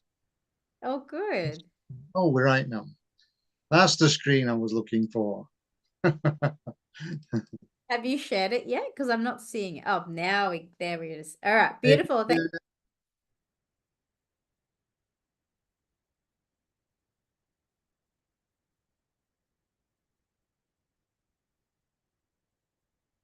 There we go. Okay, are we getting that now? Yeah, we're getting it, Paul. Good to go. Okay, so UFOs, our cosmic connection. The Earth, as seen from space, as you can see, there's our sun. We're the 3rd planet in our solar system, and we're moving along through space. What many people don't realize is that we have this helical movement. It's not as a flat plane as they show you. So my apologies there, just a little glitch. We move forward through space in this helical, in this spiral form, as we're all moving at roughly just over 67,000 miles an hour through space. And that's why these asteroids and other things occasionally come past us quite closely. Now, we live in the Goldilocks zone. Now, our Goldilocks zone is not too hot, not too cold, and that's just within our solar system, which is able to support sentient life, which is ourselves. Now, our galaxy is huge, And the latest estimates, they show that our galaxy contains a minimum of at least 100 billion stars. That's 100 billion chances of intelligent life, apart from us. So you can see that there's many opportunities for other life around the universe and around us. So there's been many, tens of thousands of UFO reports, mainly since the Second World War. And more recently, this has mushroomed as we've got more forward with technological advances. More people have cell phones and mobile phones for taking pictures. Everybody can put them straight on the internet. And we're now becoming much more aware of what there is. Using the mutual UFO networks, using their own figures, that was almost 1,200 just in the last 3 months of this year. That was for July and August, September. But we must remember, these are just the ones that are reported to MUFON, and these may not be reported to other authorities, and many people that see things that don't report them at all. So the numbers, as I put there, may be a minimum of 20%, but these reports remain unexplained, and the reality is that that number may be very much higher than we've been led to believe. So it's natural when people see things for the first time and you've not seen anything like this before, it's natural to try and rationalize it and think, well, it could be an aeroplane, it could be something else, it could even be these new laser lights they have at these outdoor events, things like that. So people naturally try to rationalize things. However, there are quite a lot that defy explanation. So this is what I'm going to move on to. My hook that got me into the UFO thing was I saw 2 UFOs with my younger brother and my father. I was introduced to spiritualism at the same time, and I began to read every UFO book that I could lay my hands on. Now that was way back in 1968. And to just give you a quick overview of what happened, we were looking the normal routine. I was 11 years old. My younger brother was 9 years old. And our routine for the day was to take our dogs for the walk, and our neighbors, we had a disabled war veteran that lived next door. We lived on the edge of a small village looking due east. Our home faced due east. So we lived right on the edge of the village, and literally you walked off our property straight into fields, acres and acres of fields. So we'd take the dogs for a walk, come back, put them away, say goodnight to mum and dad, go to the bathroom, go to bed. That was the routine. This night, our father was in the front garden. And mum said, go and say goodnight. We went outside and we had a bench under the window that looked over the fields, pretty flat terrain. Now, as we looked out, as you can see from the picture there was this huge bank of cloud, thick cloud, completely covering the north side of the sky, but it finished abruptly, more or less in a line from where we were. But the southern half of the sky was completely clear. And as my father, it was just getting dark. And as my father's pointing to the major constellations, I mean, we're talking a very rural location, no background light. And obviously you could see much better. So the major constellations were already coming out. And as we're literally looking at the sky, 2 UFOs came zooming out of this bank of cloud and then just stopped dead. They were complete, there was no slowing down. They were very fast, and then boom, they were still. One slightly to one side and behind the other. And you could actually see the light from them shining on off the surface of the cloud. Now, they were quite large, at arm's length, probably the size of a dime, or for those in England, a 5p piece. And they were perfectly spherical, no apparent rotation, no strobes, no noise, no anything. Just perfectly spherical, brilliant, bright white light. They were still for a few seconds. As they were still for a few seconds, I immediately got a thought into my head that said, oops, we hadn't meant to have been seen. Now, I got that quite clearly, and I got it as a friendly masculine voice. Now, I can only tell you what I experienced, but following the event, asking my brother and father They never heard anything at all. Anyway, these two objects remained perfectly spherical, perfectly still for a few seconds, and then immediately started moving away from us. Again, no acceleration. They were just moving very quickly, directly away from us. And as they moved, they had this atmosphere around them that seemed to slough off at the back and made this sort of very tiny teardrop shape as it moved away from us. They stayed the same relative position to each other until they'd moved away and out in the distance. And you can imagine the three of us were sat there, mouths agape, looking at the sky. It had all been completely in silence. And my father was the first to speak, and he had done his national service with the Royal Air Force.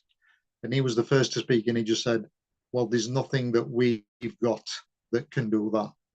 And that was my sort of introduction into UFOs, because it was, how can something move like that? How can something look like that? And how come I don't know about it? Why isn't it on the news? You know, and it was there very, very bright that anybody could have gone in and seen. You know, everybody could have looked up at the sky and seen it. So that's what got me hooked. Since then, I've had many more sightings. This was one. I used to work at the ambulance service headquarters, and we'd go for a walk, even on the night shift, 3 o'clock in the morning. And you know the aircraft and the times. And as a colleague and I were walking back, we'd been out for a walk. Quite a lot of light pollution, a lot of high street lights. But we saw this very bright light come out of a cloud. And what happened was I picked my phone up and I videoed it for 18 seconds. Now, it never remained completely stationary. The movement that you see on the film is from my movement, not the craft movement.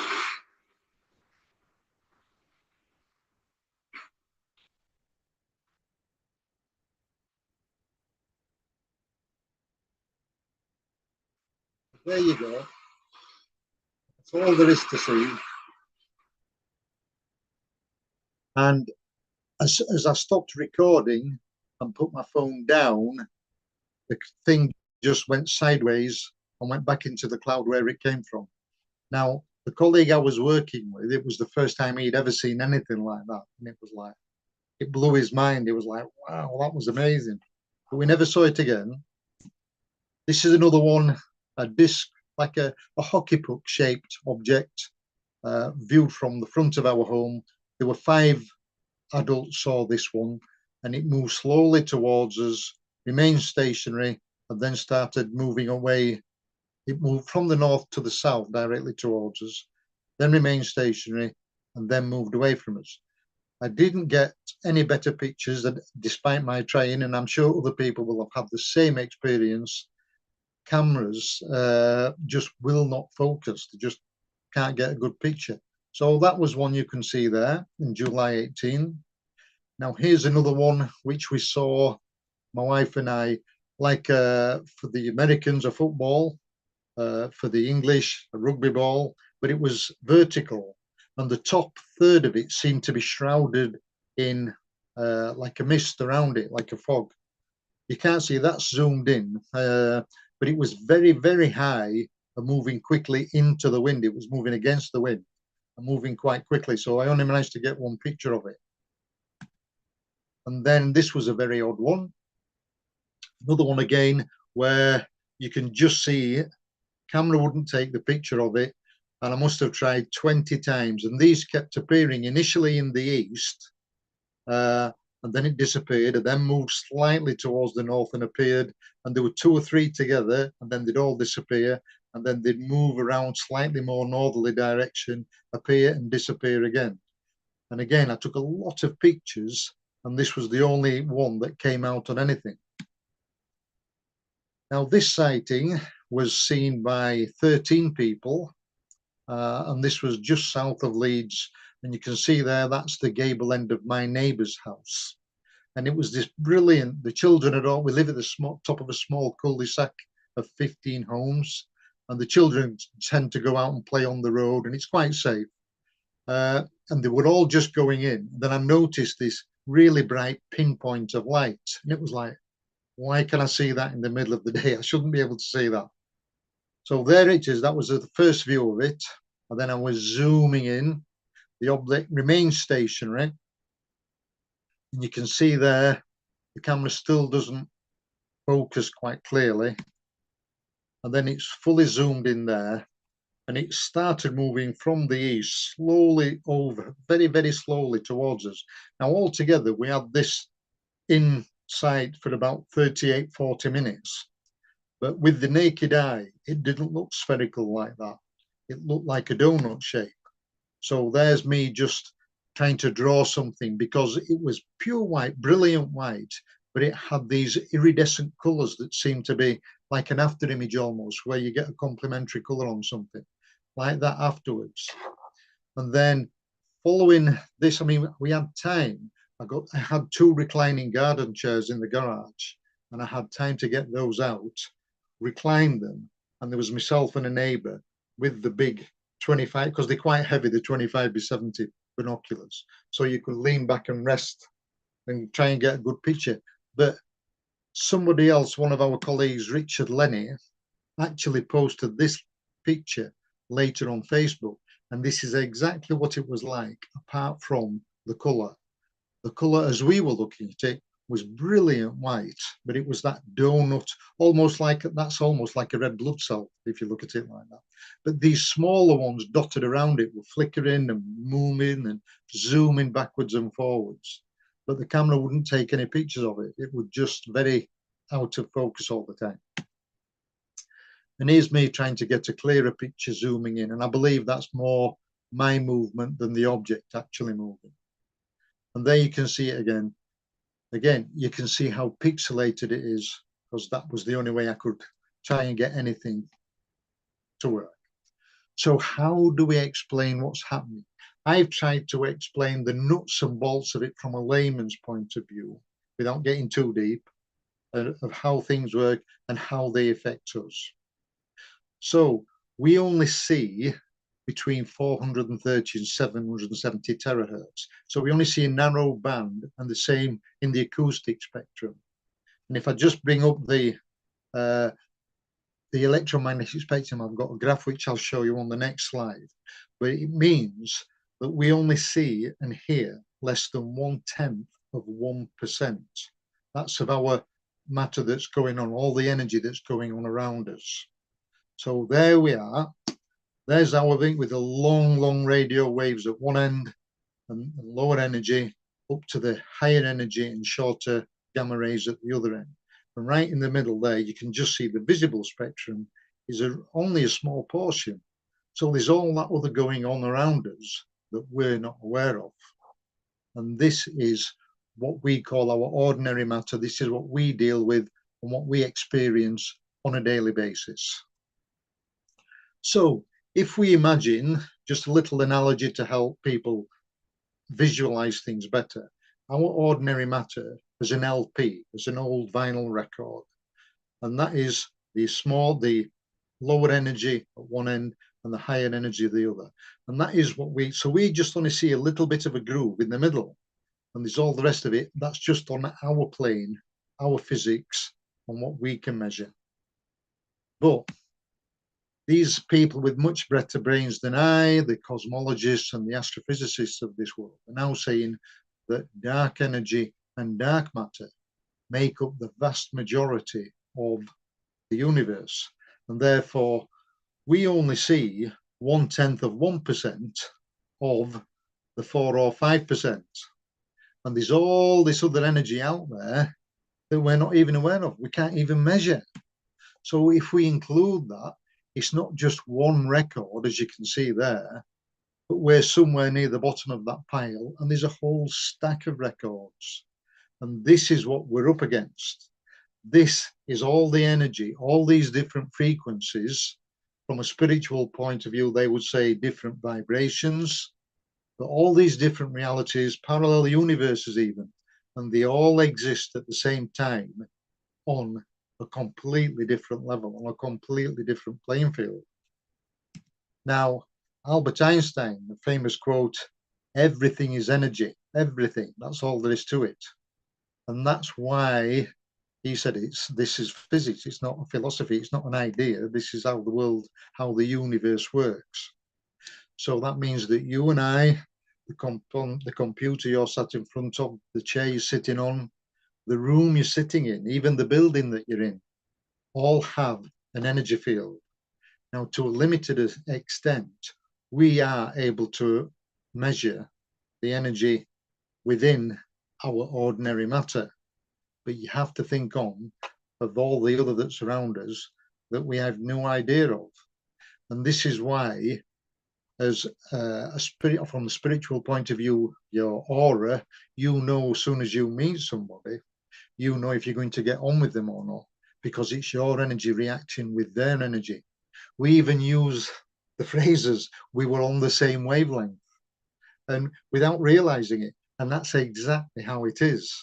So this is all this energy around us that, although it's there, we're not aware of it. And it's the same with every thought that we have. Every thought that we have is our energy creating energy and using energy. So every thought is an energy that's being given off. And that's why often you can pick up people that are more aware, often more developed and more spiritual, know straight away when somebody's not telling the truth. So this is why the power of attraction works, because if you're a negative person, you'll attract negative things. If you're a positive person, you attract positive things. So the power of attraction, it does work, it is real. So going on to all the other levels of energy that are around us, I firmly believe that ET, I'll use ET as a coverall phrase for our friends out in the universe, they're complete masters of understanding it. They know not just our matter, not just our record, but the other records as well. And this is what they use. And they can control it, they can manipulate it, and they can use the whole of the electromagnetic spectrum, including our energy and our ordinary matter. So our thoughts are unique, same as your fingerprints, same as the iris of your eyes.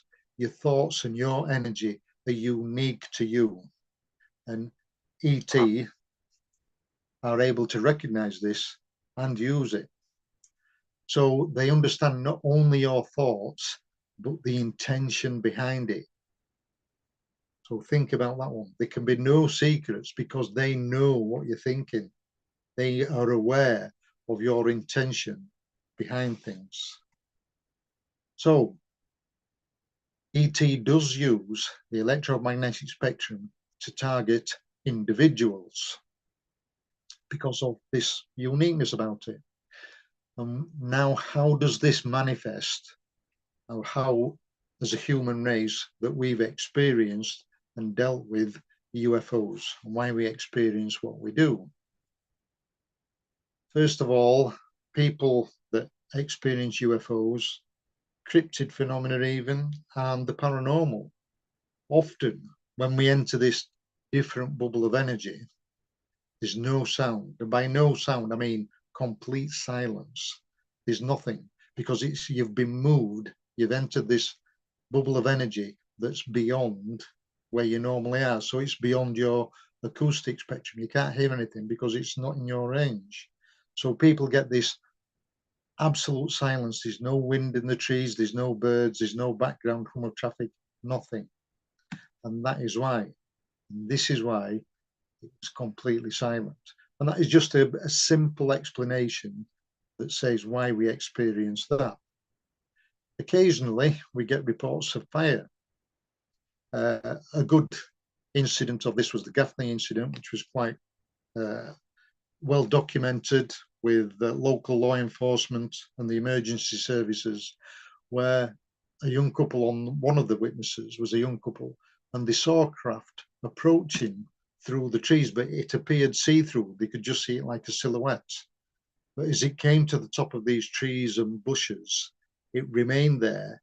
And if you think about going back to the electromagnetic spectrum, as you're coming back up through the frequencies, what's next to our visible spectrum but the infrared that generates heat? So on this occasion, they set the trees around them on fire. Of course, the craft just zoomed off. The couple rang the police and rang the fire service. They duly turned up. put out the fire, took statements, but that was it. There was no other evidence apart from something had set the shrubbery on fire. Say it's the same with appearance and disappearance of things. We often get incidences like this that was covered very well by my friend Malcolm Robinson, Robert Taylor and the Decmont Woods incident. He entered, he said he felt strange with his dog, working for the Forestry Commission, and as he entered this area, it was a strange atmosphere, and then looking in front of him, there was a craft that was ball-like, if you want to say, but it was see-through, and then it solidified. And you can see there, that was an artist's impression of what he saw, where it became solid, and then these spiked balls dropped out of the bottom and came towards him, and then he lost consciousness. But it's just another example of how they weren't within our visible spectrum, and then they came into it. Is this why often we've had reports of, even from the control tower, where they could see something, but it wasn't appearing on the radar? Or there are things being picked up on radar, but when they look out, there's nothing to be seen. And this is exactly the same thing. It's because they're on a different frequency and they're not within our visible spectrum. We'll go on to the movement. Another $64,000 question, but you like this one. Now, I've used the Jerusalem one because it was the major news networks, like the media do. A hoax video was made, again, as part of a cover-up, but I've managed to find, again, things are getting occasionally more difficult to find, and things are removed from YouTube and other platforms. But this is one that was found, and this is the original video.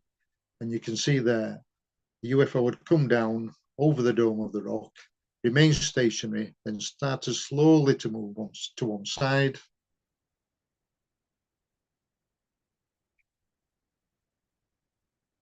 Here we go, watch this now. Oof, and it just zooms off. You see, the G-forces generated there certainly aren't within our capabilities at all. But one thing that UFO investigators and other people have found is they don't use any of our things. And what they say is they use thought.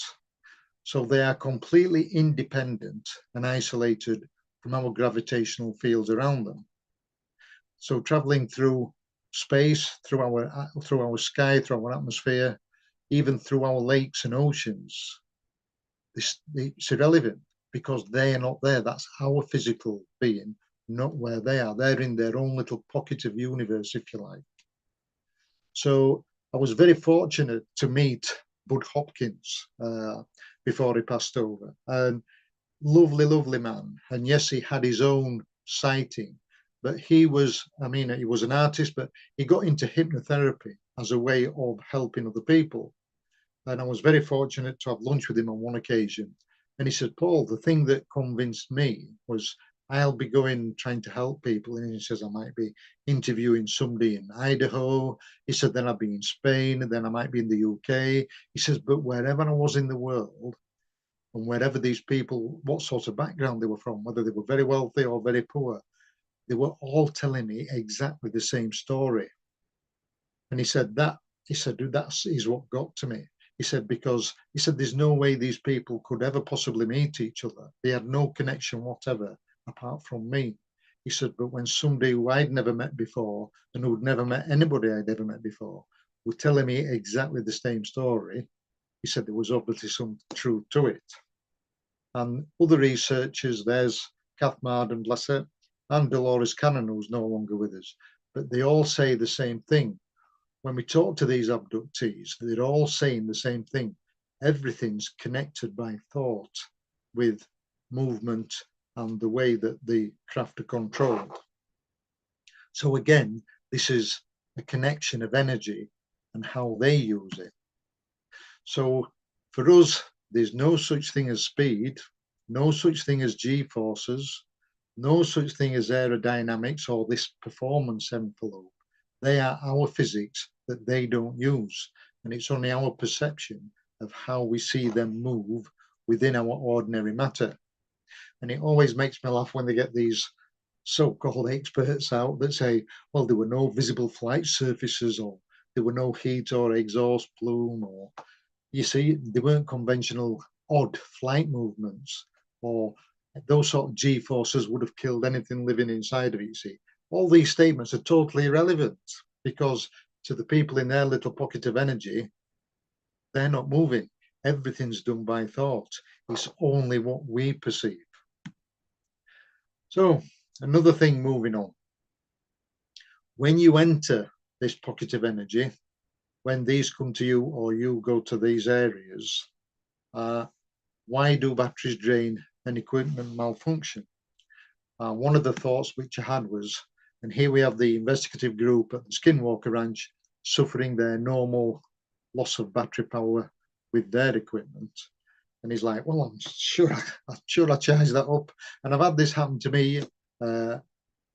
Paul Sinclair was filming for the Outer Limits magazine on Bempton Cliffs, and a group of us went out there, and I'd got an infrared camera with me that I'd made sure was fully charged before we went. And we'd been seeing some flashes in the sky, and I got the infrared camera out to have a look to see if I could see anything in the infrared spectrum, and it was completely dead. And it was like, so in some ways, this here, look, does it imply that higher vibrating energy will drain any stored energy around it, for example, in your batteries? So anything that comes into their bubble of high energy, if it's batteries, it will be drained. So in reality, people say it's generally looked on as a negative thing because people say, I can't use my equipment. But the reality is, should you be looking at it as something positive because you were in the right place, and this proves that you were in the right place. So going on to photography, there's one of the gimbal UFO of the 3 they released. And see, that's another thing. They released 3 videos, and they were, even then on the report, it said there were 80 examples of that, but they won't show us anymore because it was sort of against national security or some other such phrase they used. So why can we not clearly get a good photograph? And I personally believe that it's because we're trying to focus on something that's moving through frequencies, and often a lot of that object is on a different wavelength to what our cameras work at. And that is why sometimes, like on that picture there from the gimbal UFO, that was in the infrared. So we're only seeing a part of what is there. So you're only seeing a portion of what's available. And that is why it's very difficult to get a clear picture. So now to the abductees and their experiences. How can we explain that? So, as I've said previously, ET can target individuals by their understanding and control of the whole of the electromagnetic spectrum. So they're able to isolate and control the frequencies around the abductee. So because this can be controlled, they can move people at will. There's no such thing as buildings, walls, doors and ceilings in the way. As a good friend of mine said, how is it possible that I could feel myself moving out through a closed door? And it's because they've been tuned onto a different frequency, so the door isn't there. So it's just a question of controlling the frequencies around them. And then the other things with missing time and different memories. I did an investigation for Bufora where a man gave there were 4 adults, 2 men and 2 women that were abducted. And one of the men gave me a very graphic description. He said, Paul, he says, it's like if you remember, if somebody jogs your memory of something that's happened in the past, you can sort of put it together in a chronological way so that it makes some sense. He said, but that night, He said, if you imagine it like a videotape, the old VHS tapes, being cut up and being put back, some of it in a different order, but most of it's missing. He says it's like that. The memory's all disjointed and it's not all there. It's missing. And that's because they can manipulate it. Because your memories are an energy. If you want now, you can instantly recall and remember what it looks like to be sat on a beach when you were last on holiday, something like that.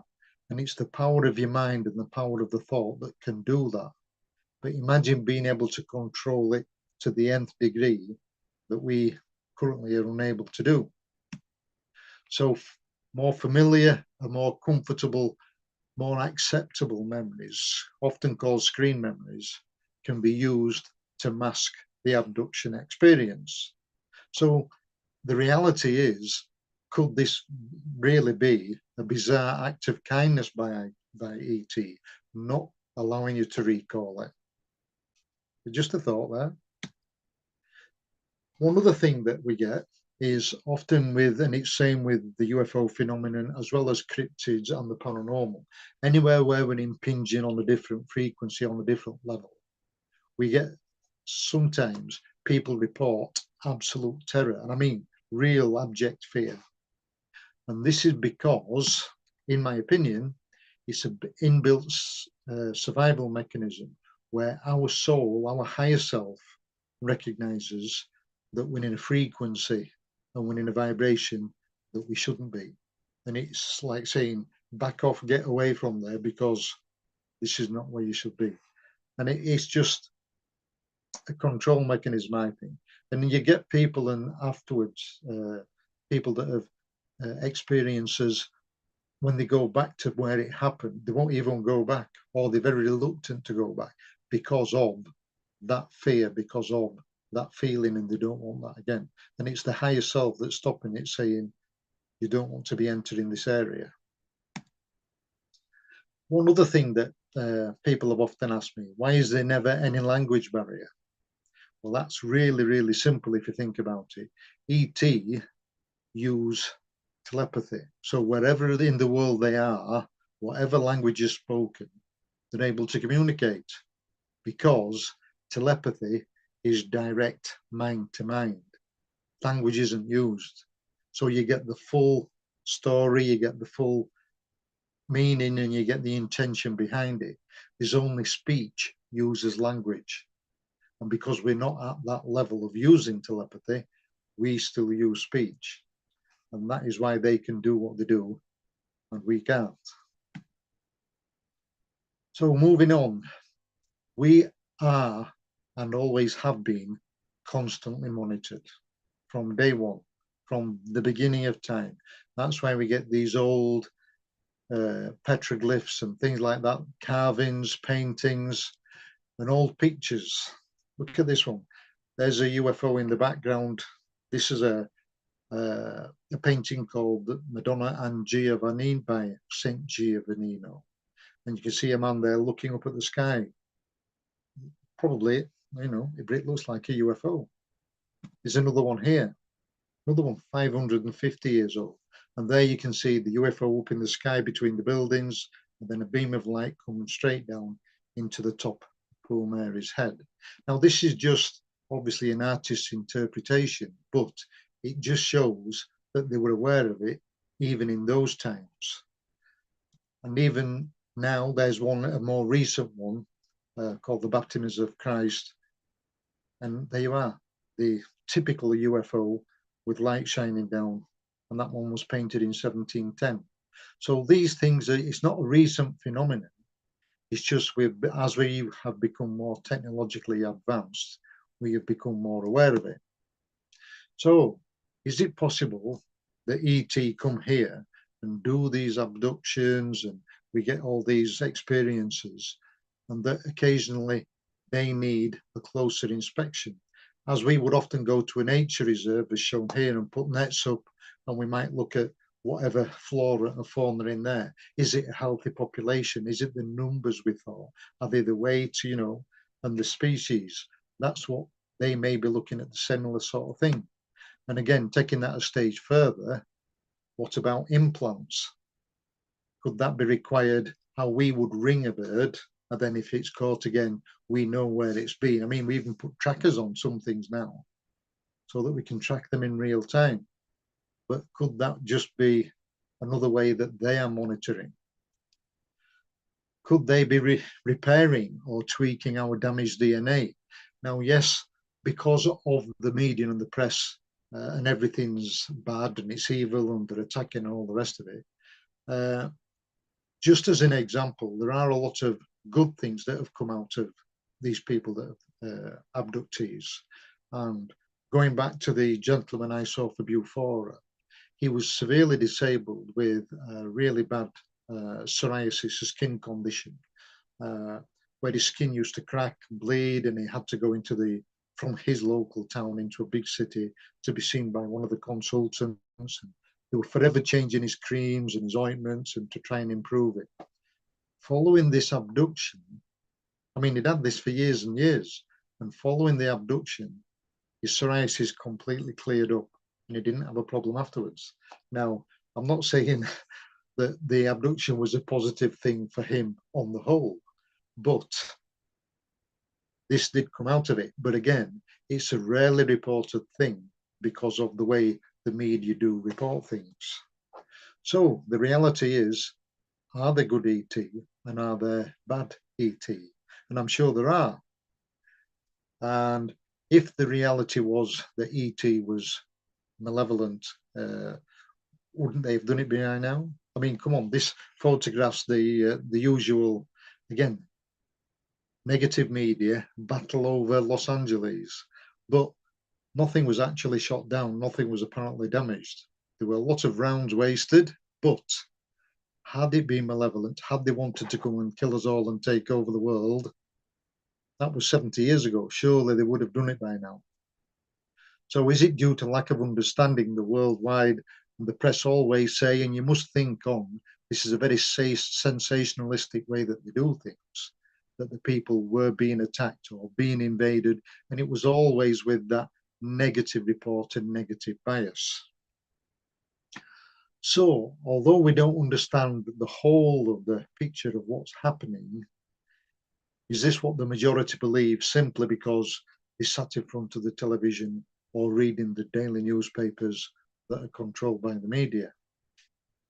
So, now we're more up to date, and because of modern technology, people are becoming more aware of how controlling the media, the world governments, and the military are, and how they cover the truth up for so long. Is it time that we move forward with this understanding, turn the news off, and go forward in peace and love and tolerance for these sentient life forms that literally could be billions out there? Think on those figures that I gave you earlier, with just for our one galaxy, and there's trillions of them. So, is this our opportunity to finally cross that threshold now and join a greater universal community, a community that I believe have followed our journey since we were on this earth? So is this our opportunity to rid ourselves of the shackles, of the negativity, of the bad things and the evil that have held us back for so long? To be aware of all our thoughts and intentions, and they all are real energy, and they all have consequences. So is it an opportunity to raise our consciousness as a whole and live a much better life in love and light?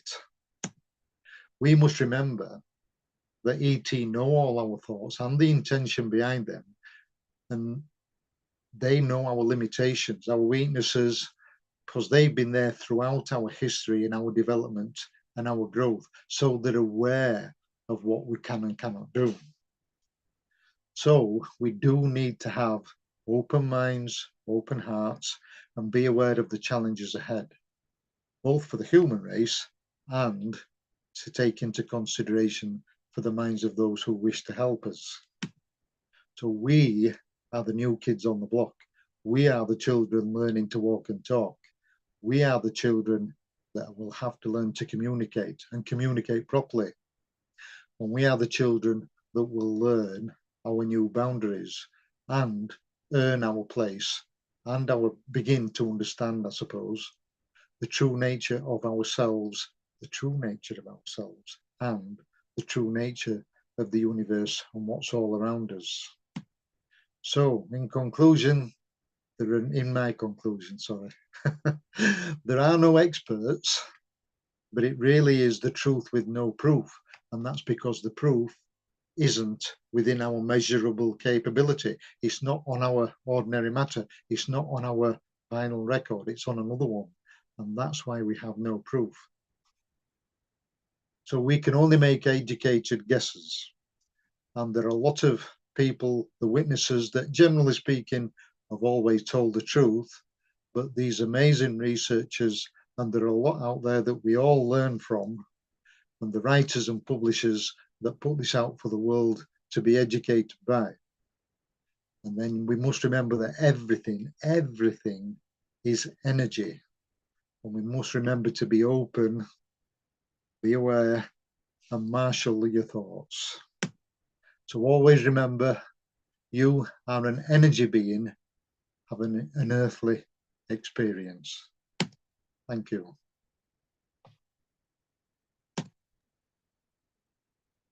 That was incredible, Paul. Thank you. Thank you. I have so many comments to make. I'll try and keep it quite brief before we wrap up. So what I perceive is when I see the photographs of all of those orbs and ships and frequencies coming through, I feel the energy of all of that. And there was one in particular. In fact, actually, first I have to say, when we had you on my show last year, I don't think we did any photos. I think we just did a talking interview. So I feel like I need to get you back on and do the whole thing again with the pictures, because having seen the photographs now that you're talking about, it adds this extra dimension to the story of contact that you've shared. And there was one photograph in particular, Paul, that just really resonated for me. And it was the one in Jerusalem. And there's a particular starship that I know of that I connected with, I think 4 or 5 years ago now, called the New Jerusalem, and it comes through in this very golden kind of spectrum. And so when you shared that photograph with all the gold lights and everything, I just immediately had this vision of this starship. And so I'm just really feeling the vibration of that's been shared. And I hope as well for those that are watching, they can tune themselves not just to the information that you shared, but the frequencies that are coming through the images as well, because I think that's a really important part of the presentation that you've just shared. Yeah, thank you. I mean, I have more than that actually, but I was trying to cut it short, and I know we're pressed for time, so you obviously, and I'm sure many of the other presenters are the same, you could go into a lot more depth and expand things, so you just have to try and get within your time allotted, if you like. Yes, and we do appreciate you sticking to the time because we are going a little bit behind today. So thank you so much, Paul. It was an absolutely incredible presentation, and just deeply appreciate your work and you being here with us today. You're very welcome. It's been lovely, and thank you for the opportunity. Wonderful. So our next guest that we have coming on is a beautiful human. I feel like we've got the UK contingent coming on. Oh, there he is. I'm not sure what's happened to Paul there. He's frozen, I think. Maybe he'll jump up in a second. So hi, Mark. Hello, nice to see you again. Hopefully I'm coming through loud and clear. You are beautifully. Thank you. It's my absolute pleasure to introduce you for today's event. So I've got your bio here. I know you and I have connected a little bit in the past as well. So just on a personal note, I will say to our audience that Mark is extremely knowledgeable. He brings in all the archaeological wonder and does amazing work in the film space as well. So I'm very excited for your presentation today, Mark. Thank you. Beautiful. So I'll give you the official bio. Mark Ollie is an author and a filmmaker. Mark has an extensive educational background, which includes archaeology, business, a certificate of ministry, and a diploma of biblical studies. For over 22 years, Mark worked as a professional musician, live DJ, composer, and in music management, founding Angel Heart Music, Unicorn Entertainment's Agency Limited, and Legend Think Limited, which is one of the first multimedia production companies in the world, before moving on to pursue a solo career as an international writer, archaeologist, and television presenter. Mark has 9 major books in print, appeared on Carlton Television's The History Detectives, wrote and presented all 3 seasons, 22 episodes of ITV Granada's award-nominated Lost Treasures Adventure Archaeology series. Has presented for Sky History Channel, featured on popular US series Ancient Aliens, and many more. Today, Mark is talking to us about blowing the lid off reality towards disclosure. What an exciting topic, Mark. Hopefully. Are we going to be mind blown when you blow the lid off this amazing topic? I don't know. I mean, it's a game of 3 halves. Hopefully the talk will work as well, because I'm running it on a screen behind me, so that'll be interesting. I'm going to disappear for that. I'm going to sort of wander off that way, and then I'll just leave you with it and talk over it, and then I'll come back at the end. Great, cool. Yeah, old school. Is Do that- it old school. So is the presentation physically behind you? Is that what you mean? Yeah, it's here. It's on a big screen behind me. That's new. Yeah. All right. Well, thank you so much, Mark. Take it away. Okay, here we go then. Let me just disappear off that way, and hopefully you'll get it on the feed. Here we go. There we are. Yeah, there we go. That should be all right. Okay, hopefully you can still hear me.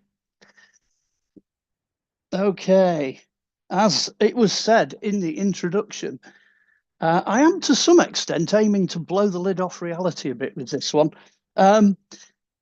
Mainly because I'm starting with the images Mark, of, yes. Sorry, can I interrupt you for 2 seconds? So you've got this thing in the corner of the screen that's kind of like taken up the sort of bottom corner of the thing. I don't know what that is that you placed in front of the camera. Ah, perfect. Yes. Is that better? Okay, yes, well, hold on. For technical reasons, I will start that again. Hold on. Let me just make sure that is that still okay? Yeah, that should be all right. Here we go.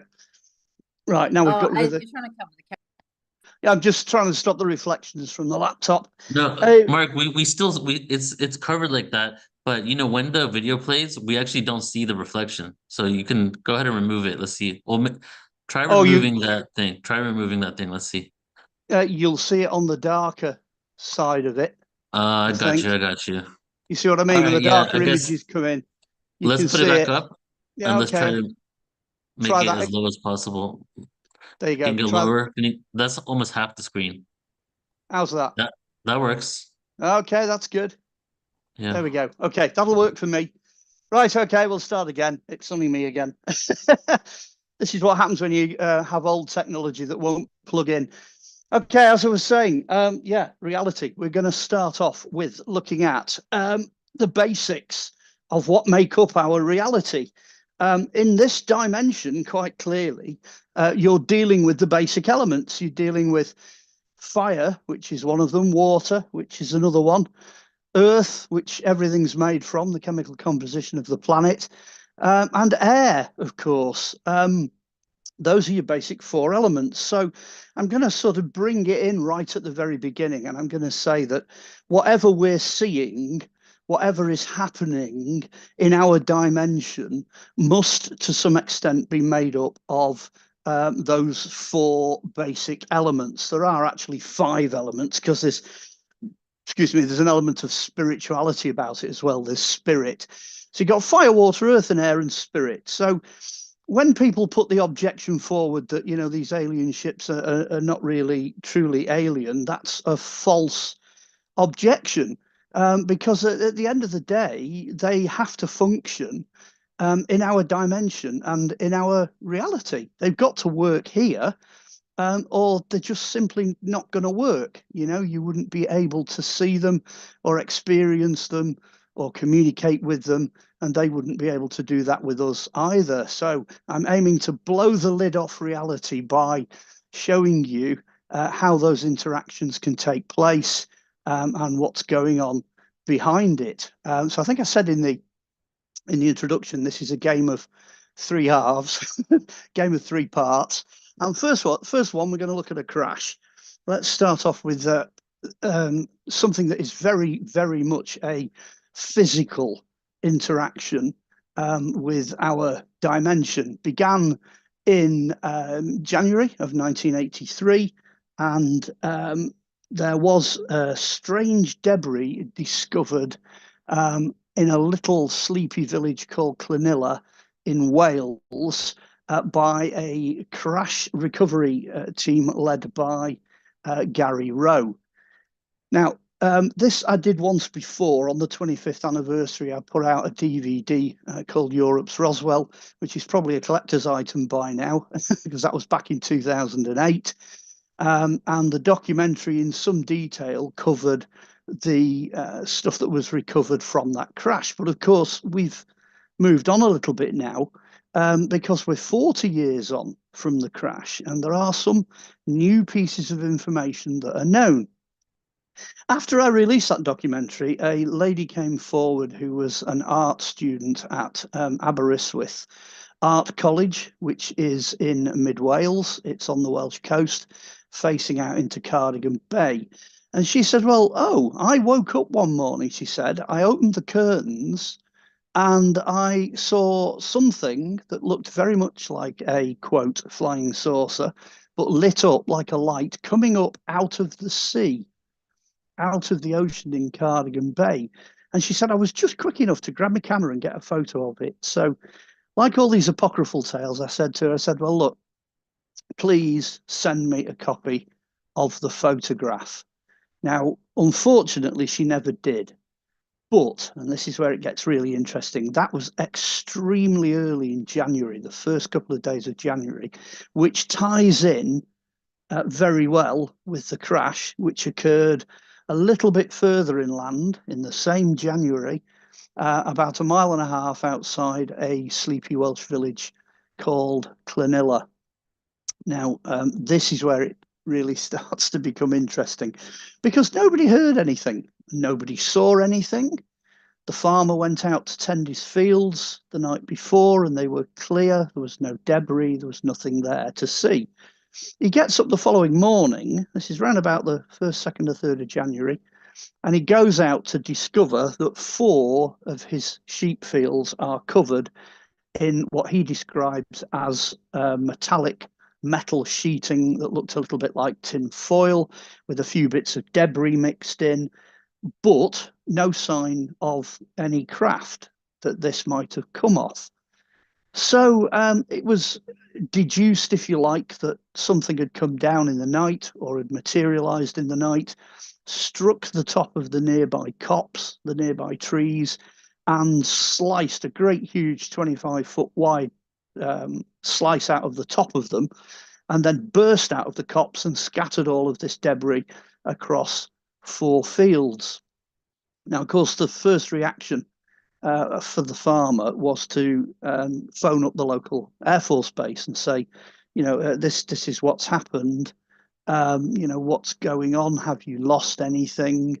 And then later that day, the police turned up with the Air Force and began to clear the debris. And he also described some guys in suits that were ordering other officials around. So clearly there were 3 categories of people involved in this, which would have been military, police, and men in black, or AN other, as we prefer to know them. Anyway, of course, the beauty of this is that we actually have the debris from the crash, which they got out of the wooded copse. Not all of the debris was completely cleared. So for the first time ever in full colour, here we have the photographs and the stills from that documentary from 2008.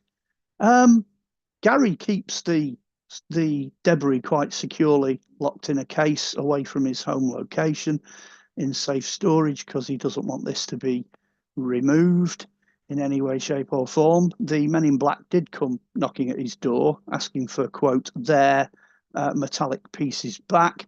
And he just basically said, no, tough luck. I've sent them all out as key rings all over the place. There's fragments scattered right across the UK.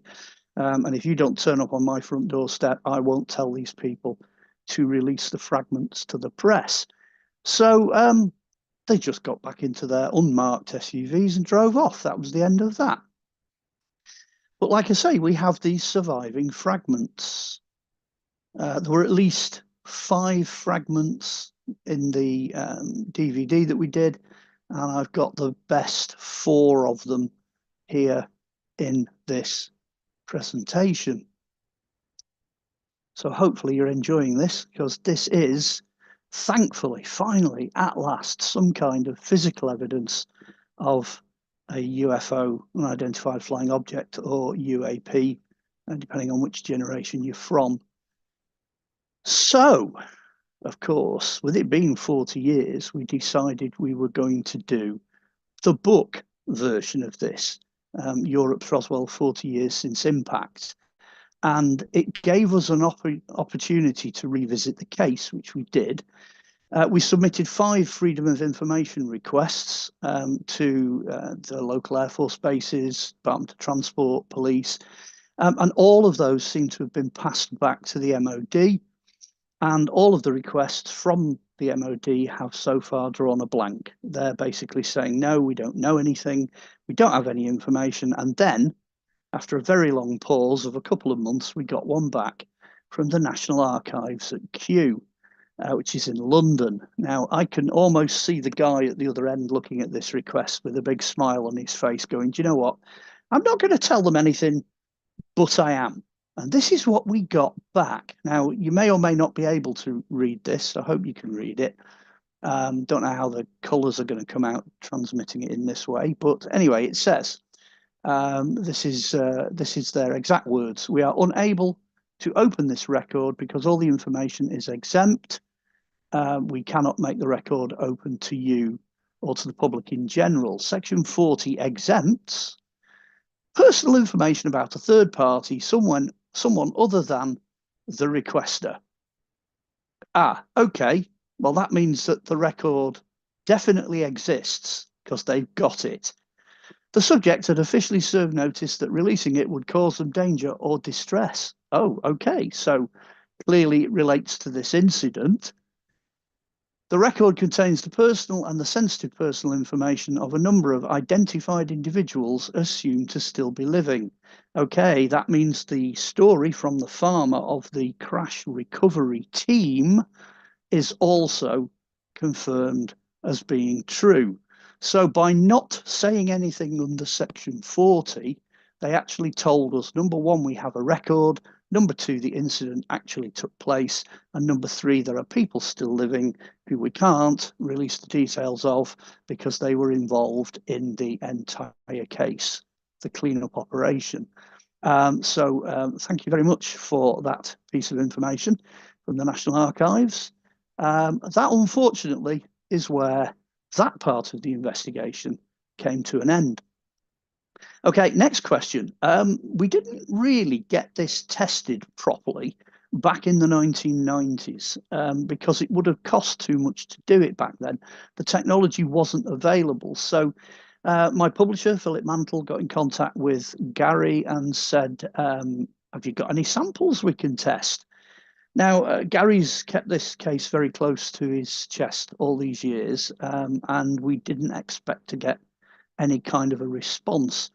But we got a very nice response because 3 days later, flying through his letterbox in a jiffy bag came 3 samples, which you're seeing on screen now, which then enabled us to continue the tests.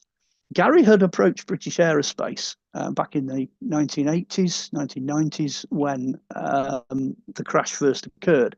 And they'd looked at this material and they'd declared that it was probably aluminium, possibly a substance known as duralumin, which was in use from the First World War onwards, but that at that particular point in time, it was, excuse me, it was going to cost far too much to get them analysed. So one of the new samples went off to the Phenomenon Research Australia, and another one went off to MUFON Missouri Lab USA, and we didn't tell those 2 laboratories any information about the material or that we'd sent them the samples off to another lab. So it was a blind test. Okay, so Australia, they had a jolly good look at this, and we didn't realise actually the 2 samples are different. One of the samples, one that went to America, has the hexagons on. The other sample is just painted green, or appears to be. So this is the painted green one that was in that packet. And when they sent it back, we were quite disappointed by the result, because yes, it came back as aluminium, and then also containing American cyanamide FM123 epoxy adhesive, which is a known substance. So they concluded that what they were looking at was more than likely man-made, probably in America, not like anything they'd ever seen before, and it's marketed nowadays as a substance called aluminium foam. What it does, it reacts with the hydrite and produces a very light, very strong aluminium metal that is solid at room temperature. So at this point, we're thinking, oh, well, that probably puts this whole thing to bed. It's on a part of the periodic table that is quite common. There's the contents, and it's probably nothing special. So anyway, 3 days later, we got the one back from Australia. Now, in this particular montage of images, the bottom right-hand image is going to look fuzzy. It's going to look out of focus, because that is a shot taken under a powerful electron microscope, and the metal bounced the frequencies back. So when they tried to do it using non-visual type of microscope, non-physical type of microscope, the metal pushed back and distorted the image. And that's what they ended up with. So already they were thinking this is a very odd type of metal. And sure enough, here it comes. Lanthanum, or lanthium, with many other things mixed into it, and not a match to any known form of standard chemistry. Also, no sign of any American glue. Now, what is interesting at this point, and really got the kind of alarm bells ringing, is that lanthanum is everywhere. It's in soil, it's in outer space, it's in the atmosphere, it's in meteorites, it's everywhere. It's literally common as muck, because it is basically in dirt. It's in everything. But that's a problem, because it costs an absolute fortune to extract lanthanum. And immediately we know that potentially there were 4 fields covered in more lanthanum in 1983 than human beings had ever extracted in the history of mankind. So that's a problem. And then it struck us, not only was lanthanum not available in 1983, but neither was aluminium foam. That didn't exist in 1983 either. So actually, what we've ended up with is something that technically should not exist. Okay, these are those other slightly more exotic substances, and you will see on the lanthanide series at the bottom, that's where lanthanum is. It's not something that has ever been used before. In inquiries that we've made subsequently, we've approached the military, we've approached quite a few people connected to vehicles, drones, planes that are currently in use, and not a single one of them has heard of lanthanumide being used in any military structure of any kind. So we're now in unknown territory. We were able, from the fragments and from the analysis, to reconstruct this. This is what we think was going on. It was probably a pressurized vehicle of some kind, not designed to resist low impacts, like, for example, trees, because trees is what it hit. The honeycomb foil element, we think, is the interior of the craft. The outside of it was probably the green painted surface, which, funnily enough, is actually, no, that'll be the inside of it, because the green paint is not an aerodynamic surface. That was what British Aerospace had said. It's made from aluminium foam, and then it's got this weird adhesive on it, which is known now as being used by the Americans, but wasn't known in 1983. And then on the outside of the craft, you've got, again, a similar kind of adhesive, but not analysed by the Australians. They didn't recognise, not analysed by the Americans because they didn't recognise it as an American adhesive. So it maybe not. Then you got the lanthanum, which is the stuff that bounced the signals back to the microscope, and then you've got these green hexagons on the outside, which can be electrically conductive, as we've discovered. But actually, that outer coating speaks of something that can do stealth, that can appear and disappear whenever it wants to, because it's messing about with frequencies. All the metal fragments were described as curved, so we're going to assume that this thing, whatever it was curved on the outside. So you're basically looking there at a very primitive reconstruction of the shell of a UFO. That's basically what we've discovered thus far. But this is the real question. Is it one of ours? Is it something that came after the Second World War? Is it something we've developed, something we've been working on? Is it just some kind of secret device, some kind of secret flying machine that people in this country knew nothing of? But then there's always the possibility that it could be one of theirs, i.e. a proper alien vehicle of some kind, an alien craft made from materials that we, to a point, certainly to 83, we're not using. But then there's always the possibility that it's been back engineered, that it is in fact some form of hybrid technology that sits somewhere between alien and human. So I suppose what we need to do really is to get into what the definition of alien would truly be. What is it that we're looking at here? What on earth is going on? Let's get into part 3 then. Ideas. What are we dealing with? And from this debris that we have recovered, what can we deduce? Can we work out, for example, what type of technology is being used? Well, it's possible. It's possible. So let's start on that bending reality part of the talk. Well, what we do know is that all of the elements that we've got are available, and they have all come together to form something that physically crashed and hit trees in 1983. So certainly we have physical evidence that that particular vehicle actually existed. The other side of it, of course, is that if you can cover 4 fields with debris, it's going to be an unusual type of vehicle to then be able to fly off and not just crash into the ground, because there was no complete vehicle found on site. Is it coming from outer space? Is it coming from another planet? Well, the details of that image are probably going to be difficult to see. They're quite difficult to see even on a big screen. But what you're looking at there, the white ball in the center of the screen, is planet Earth, and all of those tiny little pinpricks of light, the pinpricks of light are objects that are held in the gravitational field of the planet. So that raises a problem.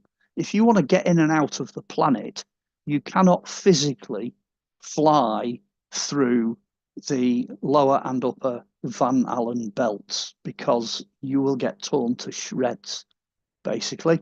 And that is an official scientific reconstruction of the current situation. There was about 26 million objects in orbit up to fairly recently. It's now estimated that as a result of breaking up satellites and other space shots and what have you, it's closer to 48 million. So that's significant, large size pieces of debris. So it's getting increasingly more difficult to fly around in near space, near Earth space. So it's unlikely that they are physically flying into the planet. The idea that you can do that you can fly around, has been questioned, because if, as in the past, they thought that outer space was a vacuum, then that would mean that our atmosphere would have to be in some form of container. Otherwise, all the atmosphere on planet Earth would just get sucked out into space, because that's what happens. It's more likely that we're living inside some kind of gigantic natural structure that keeps everything ticking along quite nicely, because space is certainly not empty. Okay, there's a lot of stuff out there. So, you know, even if you're flying through space in one of these craft, you're still doing something that is incredibly risky. Moving on slightly. Back to what I said at the beginning. You've got your fire, water, earth, and air, and you've got your ether. And everything that is working in this dimension that we happen to be in now works to something connected to those. You can do it mathematically, you can do it in terms of light, you can do it in terms of mathematics, you can do it in terms of wavelength. It's a well-established part of science. But as soon as you start looking into exactly what is involved in all this, you start to realize, as indeed Tesla did, I'm a bit of a fan of Tesla, you very quickly start to realize there's an awful lot more going on out there than we are aware of, because we're just not wired to pick most of it up. I mean, simple things like brain waves, they're basic frequencies, they're, you know, rattling around in our heads. Color is also frequency. Sound is frequency, hence the musical spiral. And we actually don't see a great deal of the frequencies that are out there, or experience a great deal of the frequencies that are out there, simply because we're not wired that way. When you actually look at something like this is the electromagnetic spectrum, where you're looking at wavelength and energy, and the basic thing that you need to know, really, to the non-scientist, is right in the middle of that chart, in the visible spectrum, is a band of light, which is made up of the colours that you find in the rainbow. You'll see it right in the very middle of that. However, that only forms about 0.3% of all wavelengths. So it does raise this enormous question: what on earth is going on in the rest of what we can't see? What's happening in the other wavelengths? Okay, there's a lot of empty space out there as well. Matter itself is made up of empty space. So there's plenty of space for things like this to happen. Okay, everything in life is a vibration. Everything is constantly in motion. There's an invisible world out there, which, you know, you could say cats and dogs, dolphins, bats, whales, you name it. All these creatures that are working on different frequencies and different wavelengths can see things that we can't. It always amuses me when you get, you know, sort of 4 cats sat in a room and they're all staring at the same spot on the ceiling, and there's nothing there. But clearly they can all see something, but you can't. So the question is there enough science to support these strange vehicles appearing and disappearing, existing in their own little bubbles, moving at breakneck speed, breaking all the rules that we've known as physics, you know, breaking our normal existence? Well, yeah, of course there is. Of course these things can happen. Because everything, of course, is, as we've just discovered, frequency, sound and vibration. I like the Einstein quote on there: everything is energy and that's all there is to it. Match the frequency of the reality you want and you cannot help but get that reality. It can be no other way. This is not philosophy, it is physics. So yes, there's plenty of evidence that they could be bouncing around out there, doing what they do. Of course, you've got quantum science, which has now completely turned ordinary science on its head. And that really sums it up as well for those of you who are looking for scientific basis for the more spiritual aspects of life. It's there. What we think we create, what we feel we attract, what we imagine we become. That's what happens. Death is just going from one frequency to another. It's very clear that we pass from here to somewhere else, and in some cases there's quite a lot of stuff coming back the other way. So that, in a sense, over many hundreds, if not thousands of years, kind of proves in a physical way that what I'm saying is true. I'm sure a lot of listeners out there will have experienced the supernatural, which in actual fact may turn out to be natural. Okay. And then you get these sort of things. I put these on the end just as an additional thought. Down in the bottom right-hand corner there, that's a fossil ape called Gigantopithecus. Now, Gigantopithecus was huge. It was 10 foot tall, weighed around 1,100 pounds. It's a fossil creature. But what happens if that's Bigfoot? And what happens if Bigfoot has now become a ghost and it can pass back and through portals from one dimension to another? Okay, time is a similar problem because we see it as linear time, but then there are time slips, there are portals within time, there are things happening that we can't nail down. Okay, then you've got things like the scientist Masaru Emoto, who discovered that by being nice to some water that was freezing, you get one type of crystal, but by being nasty to it, you get a different kind of crystal. Does that mean that water itself, for example, is another dimension and is alive? It's elemental, remember, it's on the list of elements. Does that mean the entire earth that is made up primarily of water when it's not solid is in some way a different dimension?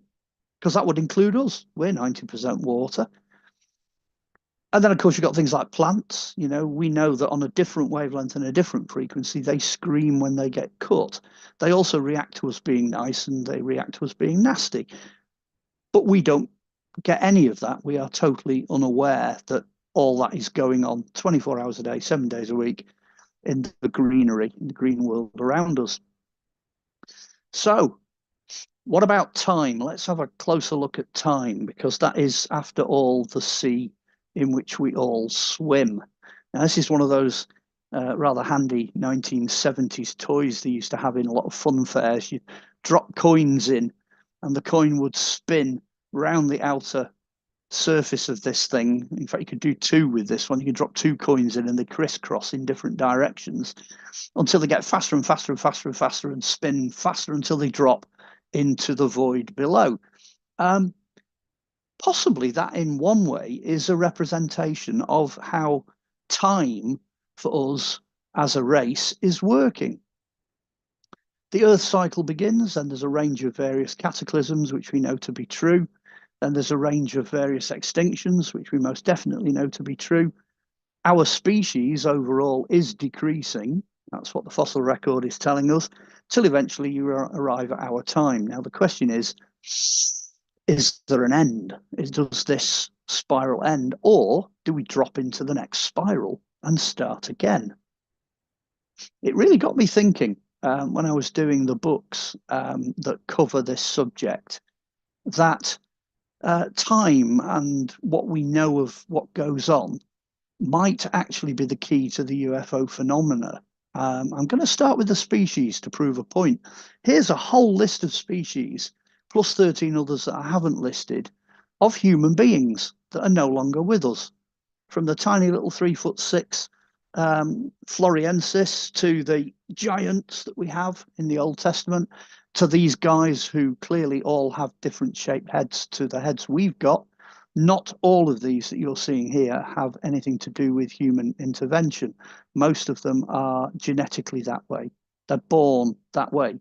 These guys only went extinct about 400 to 500 years ago. So they've been around a long time.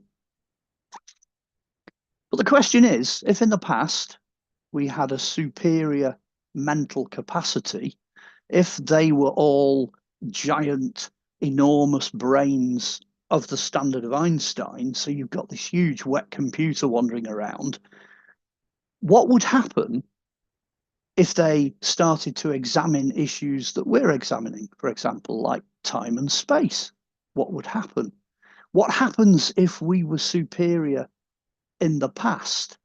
Well, yes, I think, number one, we can accept that we were superior in the past. The idea of degeneration, chaos, decay, yeah, we see that all around us every day. So it's the reality. We do seem to be devolving rather than evolving.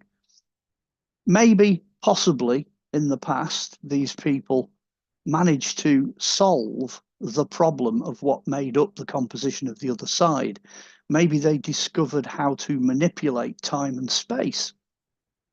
That raises the possibility that what we're seeing, to bring it home, in terms of UFOs and UAPs, may not be aliens from another planet.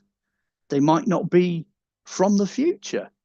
They might actually be from the very distant past.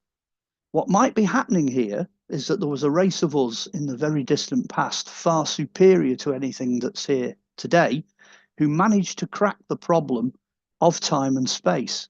There's a possibility that that's why they're coming to their own future, because you wouldn't create a paradox in doing that. It would also explain why they're abducting people and animals and biological samples, and why they're visiting things like nuclear bases and military installations and certain other locations around the world. They're here to find out where we've ended up. What has happened to this planet? Where are we? What are we doing? Which might be encouraging, because there is just a possibility that they might be here to help us with whatever comes next. All the things that were on that previous screen, all multidimensional, interdimensional, all of different frequencies, all of different kinds. So who knows exactly what we will discover in the months and years ahead. I'm just going to do my little advert here. If you want to get hold of any of the books that are covering this subject, you want some light to shine in the darkness so the darkness does not overcome it, which is a nice way to finish it, then dash out to Amazon, because all my books are available through Amazon. Just click on, order them. They make a great little read for Christmas. If I didn't do the advert, my publisher, Philip Mantle, would never forgive me. So there's the advert for his books at Flying Disc Press. Europe's Roswell covers the debris, and Crystal Skulls and Human Heads cover the species and the idea that perhaps we have in the past been time travelers. So thank you very much for watching. I've just got to dive back to my technology. Here we go. There we are. I'm back. Hopefully that worked.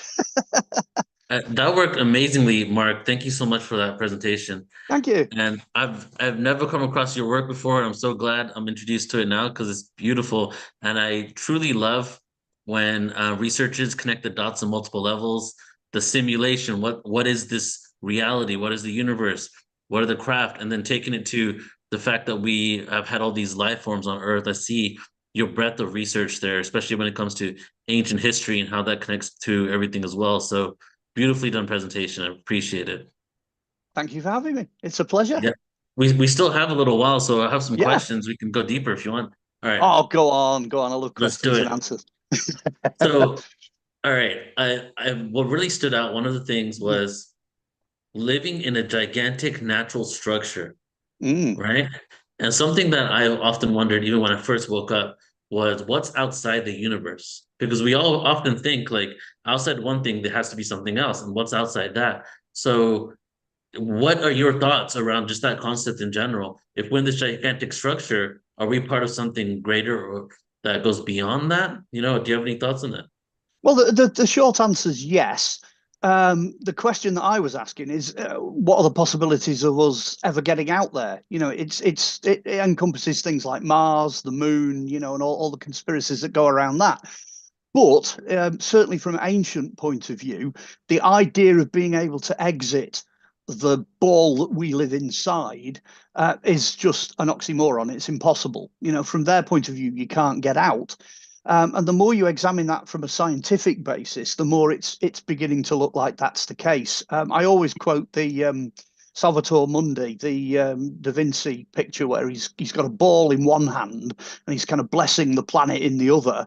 That ball is really interesting because the Christ figure, the creator, the God figure, is actually holding a hollow glass sphere that represents the planet. It's not a solid crystal ball, it's actually a hollow sphere. You can tell from the light refractions inside it, which kind of indicates Da Vinci had knowledge of this idea that we're inside a sphere.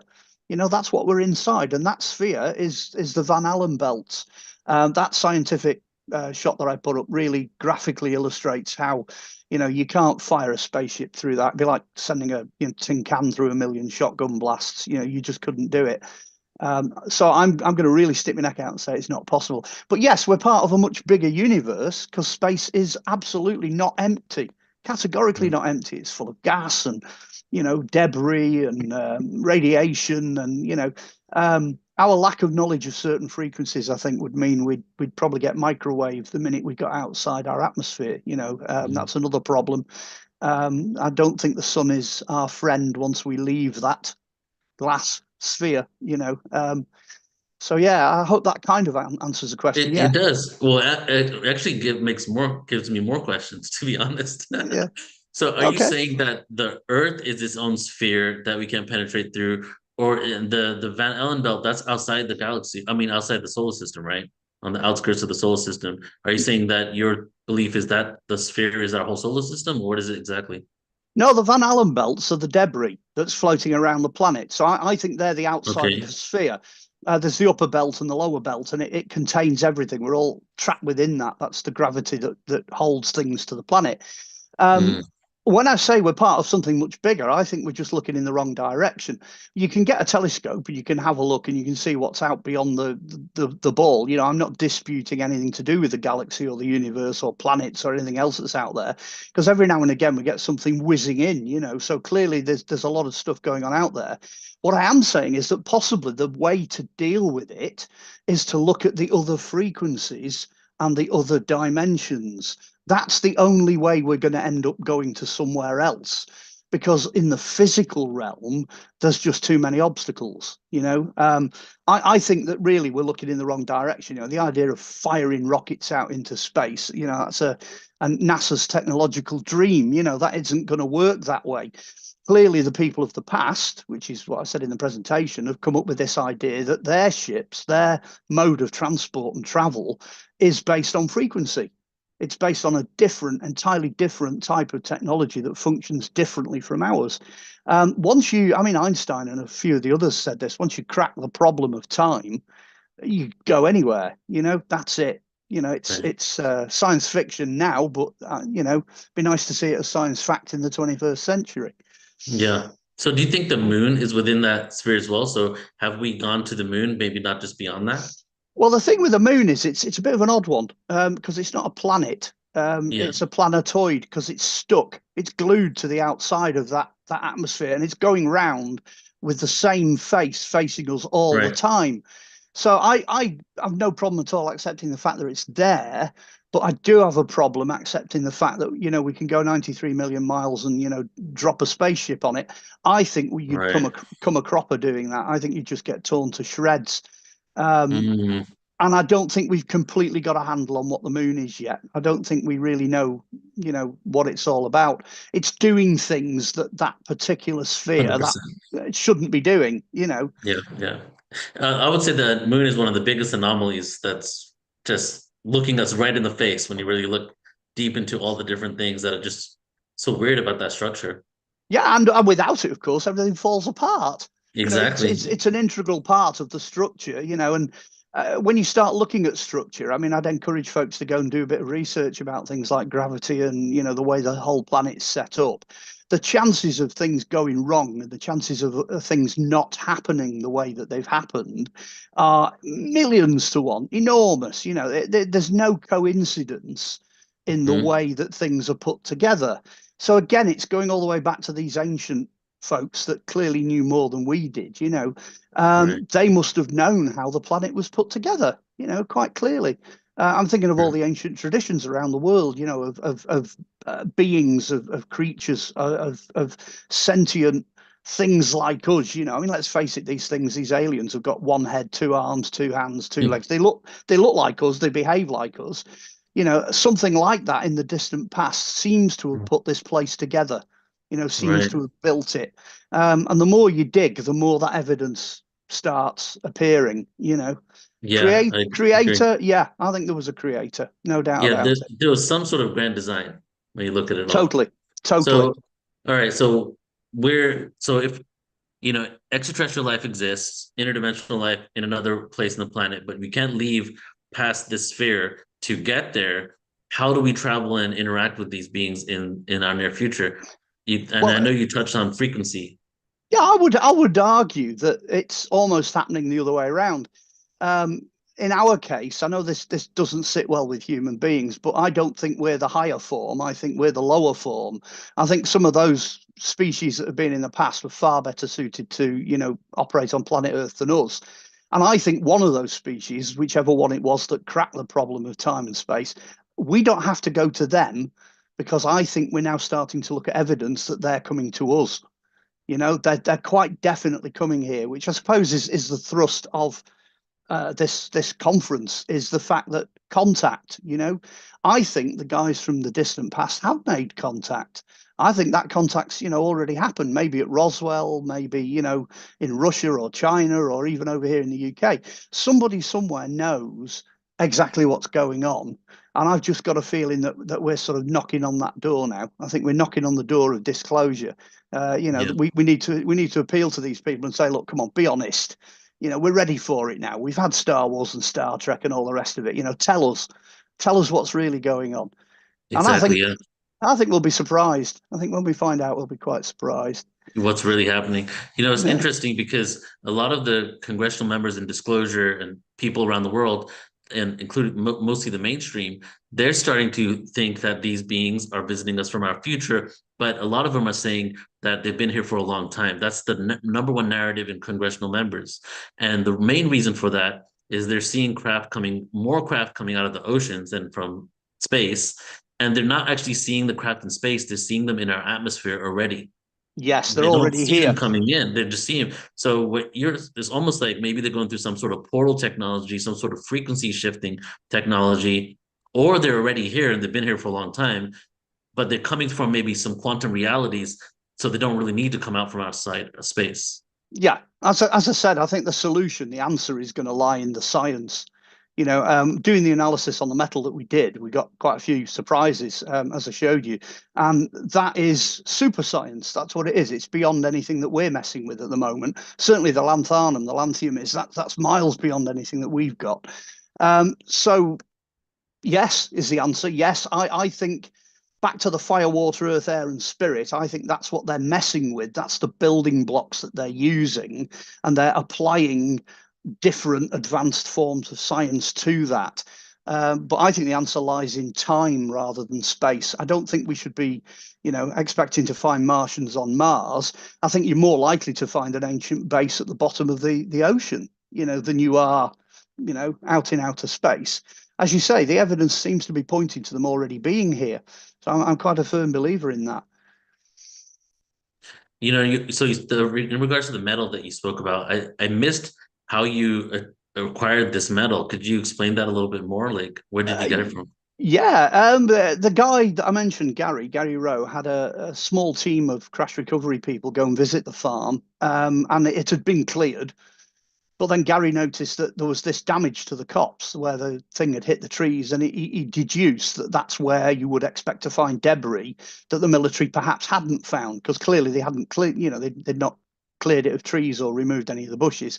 And sure enough, when he dove in, I think they got 6 pieces of that material, which then, of course, went into the hands of the crash recovery team. It went to Gary, and he's got it in private ownership. That's all we've got. That's the sum total of it. But one of the pieces in particular is quite big. It's a fair size. It's just a little bit smaller than a computer screen, so it's quite a fair size piece. And that's lanthium. That's the lanthanum that we've got. It seems like they've done a great job hiding the reversed engineered craft, or even the fragments like you have, because I've heard so many stories about it. We've worked with Linda Moulton Howe as well, and she spoke to people that have different types of artifacts in Roswell, in the museum. Supposedly they had one as well. Yeah. And I guess Bigelow Air Force Base in Vegas, that's where most of them are supposed to be, but we don't see them leaking out into the public. They seem to be doing a very good job of hiding this technology. You have any thoughts on that? Well, as I said, they came knocking on Gary's door. He told me this fabulous story off camera. It's not in the documentary, of these 2 figures, black figures, turning up at his door, and he knew they were men in black before he even opened the door. And sure enough, they're there, black suit, passes, you know, a couple of SUVs with the number plates blacked out. And they did ask him for the material back. They said, can we have our metal back, our material back? And Gary, thankfully, had scattered, I think there's about 100 key rings, these little key rings with little fragments of this material in, all over the UK. And he'd sent it to television producers, writers, press people, you know, all sorts of different people. And he just said to them, he said, look, I won't tell these people to release all this material unless you come back. If you come back, that's it. We'll just blow the lid on this thing. And they just literally walked off in silence. That was it. Got back in the cars, drove out of his street, and that was it. That was the end of it.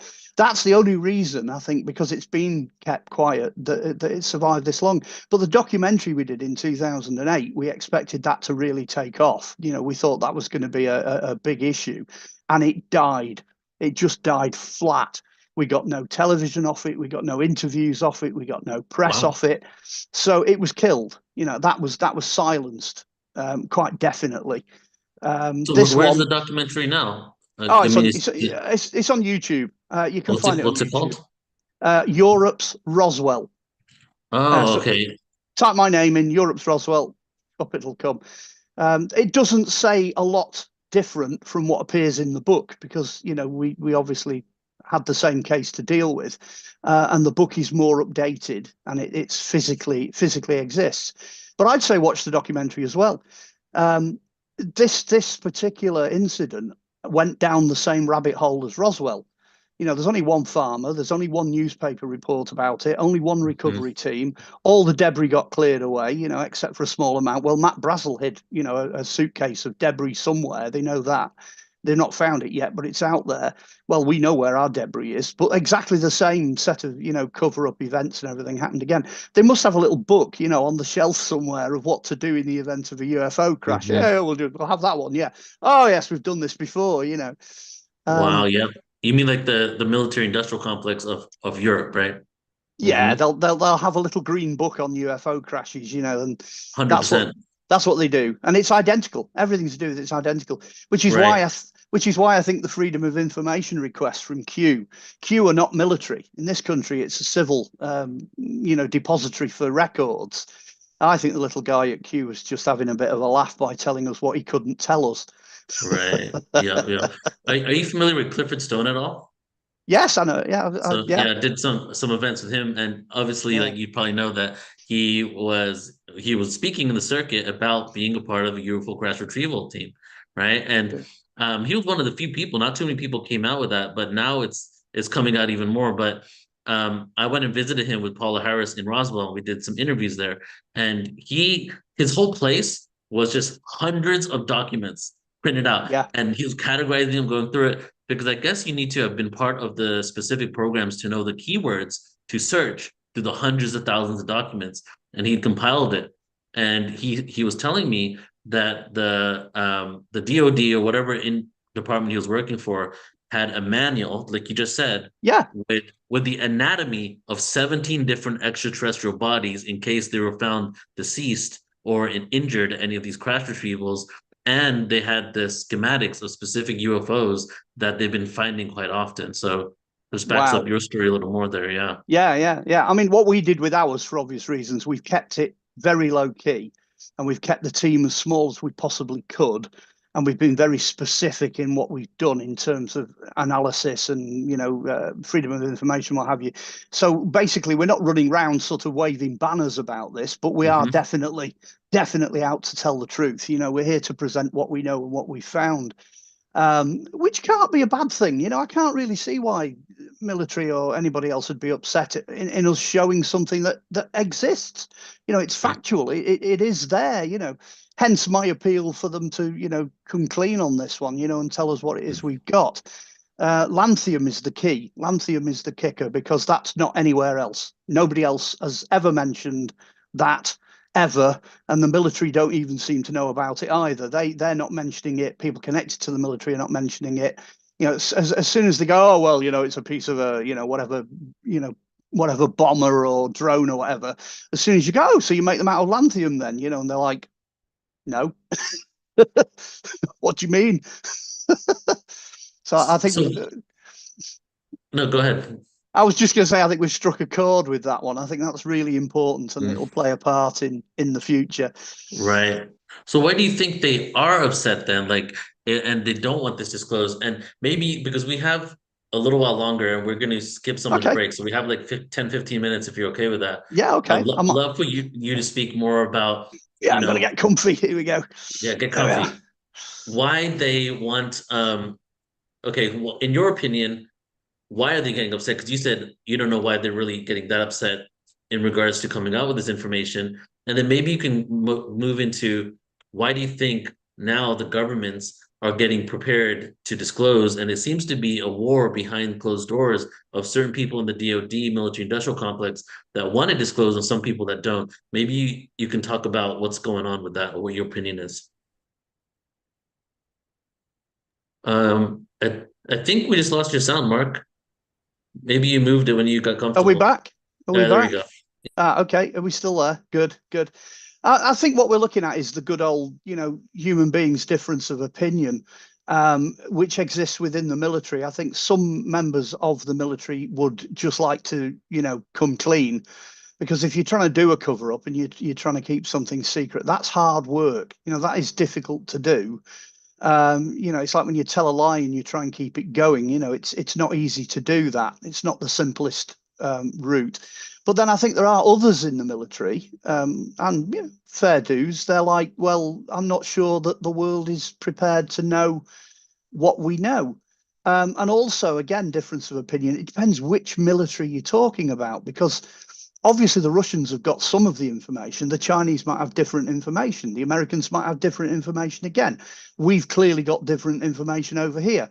There's been some argument as to whether the material we've got is British or American, which might kind of explain why, nobody in Britain seems to know what it is or know anything about it.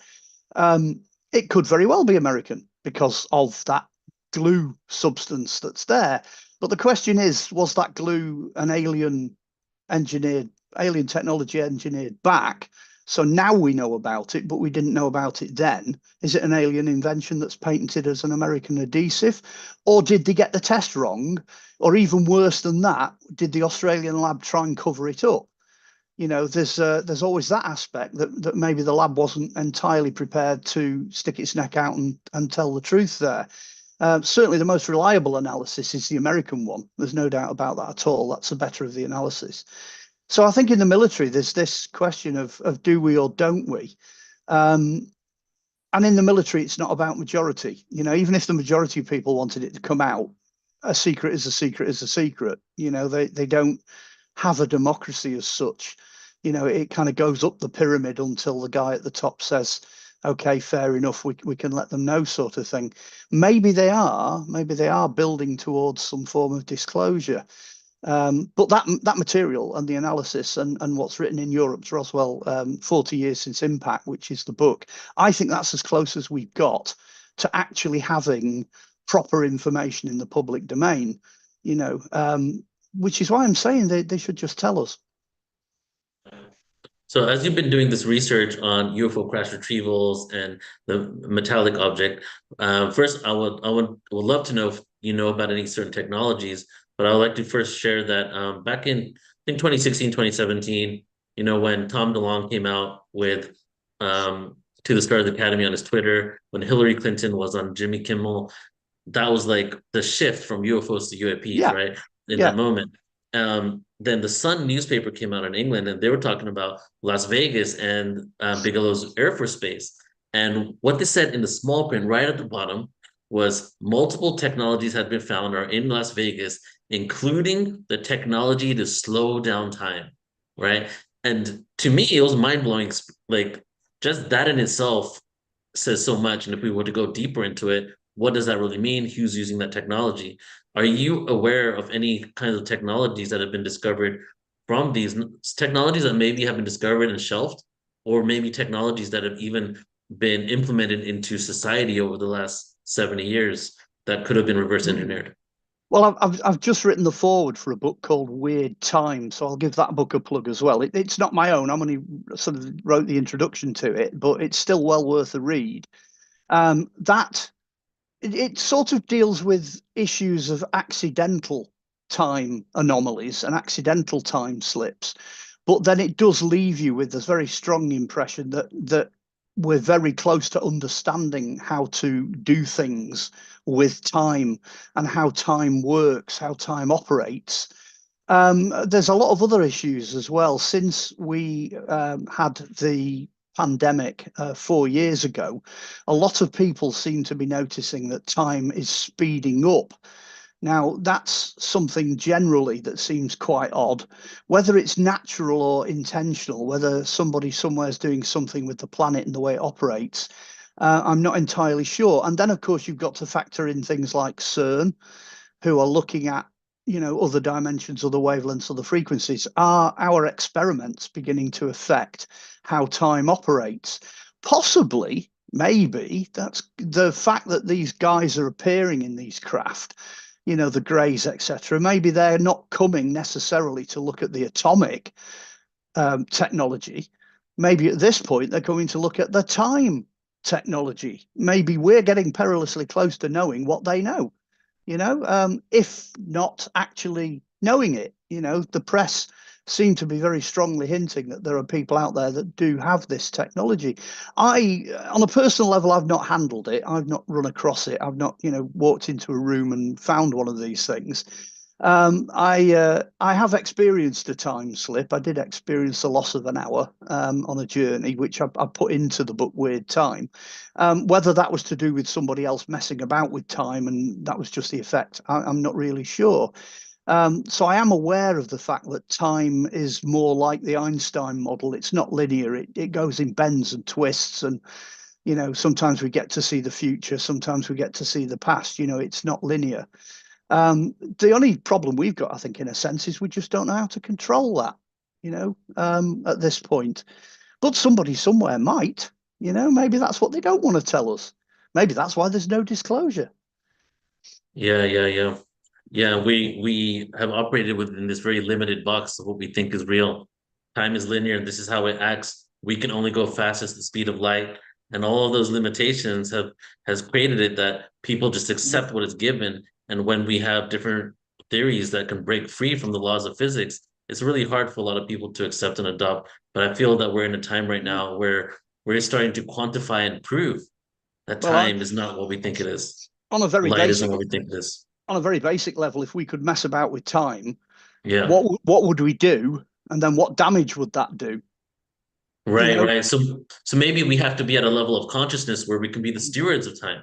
Yeah, That's yeah. what The guys flying around in these machines clearly are custodians of their own technology. Yeah. Maybe it's not the military. Maybe it's them. Maybe they themselves are saying, no, the timing isn't right. You know, you can't have it. You can't do this. Who knows? You know, clearly they're way beyond anything that we're used to interacting with. So yeah. I would bow to the higher power. Mm-hmm. It's so interesting and beautiful. We have a lot of things that are going to be uncovered in our near future. You know, a lot of things to look forward to. And Mark, you're doing such a great job, brother. And I'm so glad that we're connected. I'll be reaching out to you too. I'd love to work with you some more in the future. And if you want, go ahead and plug your book one more time. Where can people find more information on you? Okay, I'll do the usual advert. If you want to find any of the books, there are 9 books out in all. They're all on Amazon. Dead easy. Just put my name in, Mark Ollie, and go see what comes up. If you want to see any of the past productions I've done or documentaries or anything like that, everything is on YouTube now. We put 18 years of back catalogue up, so it's all on YouTube. So the same thing applies. And if you want to contact me, I'm on Facebook. If you friend me and you're a real person, not one of these weird clone accounts, as long as you're a real person, you can get me on Messenger. So that's it. It's Amazon, YouTube, Facebook. All right, beautiful. And Mark Ollie on YouTube? I am indeed. Yes, that's where you'll find me. Amazing. Mark, thank you so much, brother. Appreciate you being here. Thank you. It's been an absolute pleasure. Hope the conference goes well. Thank you, brother. Beautiful. All right, everybody. So we're going to keep it rolling here. And now I have the honor and the privilege to introduce you to your next host for today, who is one, if not one of the key, or if not the key component behind Alliance for Extraterrestrial and Diplomatic Contact. So I feel rather than just bringing Sylvain on, I got to do his bio here to really introduce you to him, because if it wasn't for Sylvain and his team, of course, this event wouldn't happen. And Sylvain is the one that reached out to me over a year ago for us to even start working together. Sylvain is international public speaker, futurist, and author of Engineering Paradise, Are You Ready? And over 100 published articles about the future. Sylvain is the author, also the VP of Network Development, co-founder at the Alliance for Extraterrestrial Diplomatic Contact, which is this event here, their annual event. Director at the Canadian Institute of Mass Communication, co-founder of Psychometrics and delegate of the World Future Society, co-founder of the Intellectual Think Tank, and master entrepreneur, facilitator, and coach. He has a passion for international peace and systemic change. Sylvain promotes fast progress towards a world where people no longer need to work to survive, where all basic needs are met, with peace all around, including with civilizations from outer space. His dream is to live long enough to see the day where humanity unites under one universal slogan, peace for all in the universe. Welcome back, Sylvain. Hey, Neil. Glad to be back. Yes. I live in Thailand, therefore I was taking a nap because it's late here. Hopefully you're rested now. Indeed, and I've been enjoying the pieces that I've gotten from the conference, and now I'll be taking over a little bit, and Yeah. also I'll be giving you all a brief about what's been going on for the Alliance, what's been going on for the diplomatic aspects of things, and also some of the concepts and the ideas behind the Alliance proper and where we're heading with it. So hopefully, Beautiful. we'll be enjoying that. All right, brother, it's all yours. All right. So before we get to that piece, I'd like to introduce a wonderful, wonderful friend of ours, Mr. Kevin Briggs. He is in the room here somewhere. Kevin is well known in the UFO arena. He is an author of Spiritual Consciousness, A Personal Journey, and the book covers 57 years of his experiences of ED contact and UFO connections. He's participated in a whole bunch of conferences, including the Consciousness and the Contact Experiencer Conference hosted by the one and only Edgar Mitchell, which I did not know. That's really cool, Kevin. And he is in contact with a bunch of extraterrestrials. But I'll let him talk about that. But I think he has a message for us to hear that may come from him. Some of it may come from elsewhere. So I'd like to introduce you guys to Kevin. Kevin? Hi, Sylvain. Thank you for that wonderful introduction. That's very kind of you. And thank you for inviting me to speak today. I've been watching the conference all morning and it's been excellent. I've enjoyed it tremendously. So thanks again for inviting me. I'm just going to talk about briefly about my own personal contact. I normally have a PowerPoint I use for this, but it would exceed the allotted time that I have today.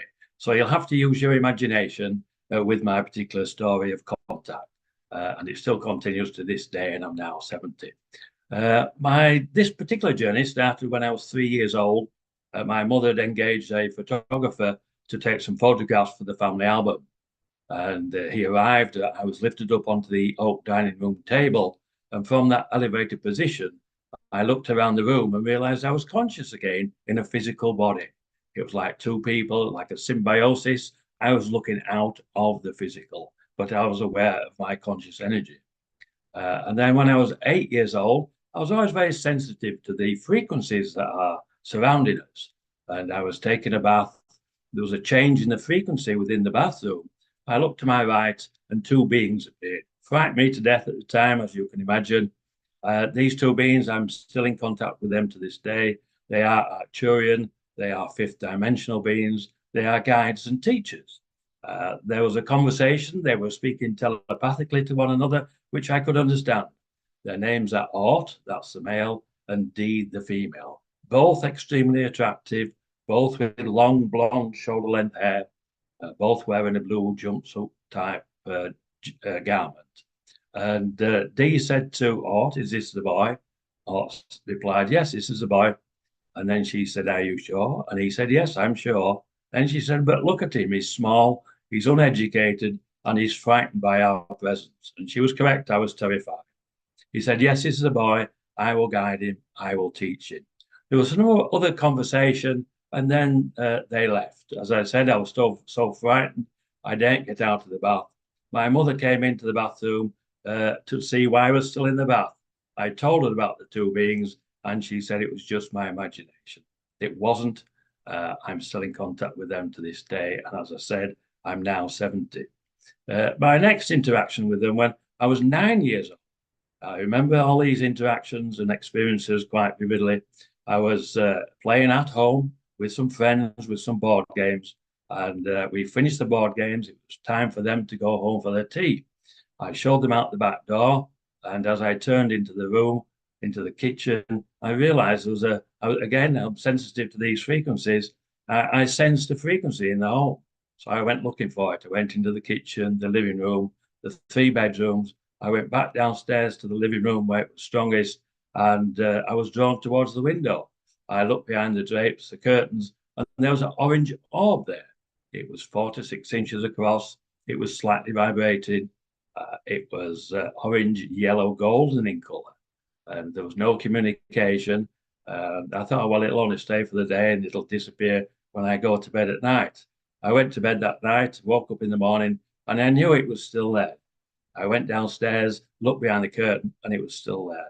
As I said, there was no communication, but it stayed until Friday. I came home from school on Friday.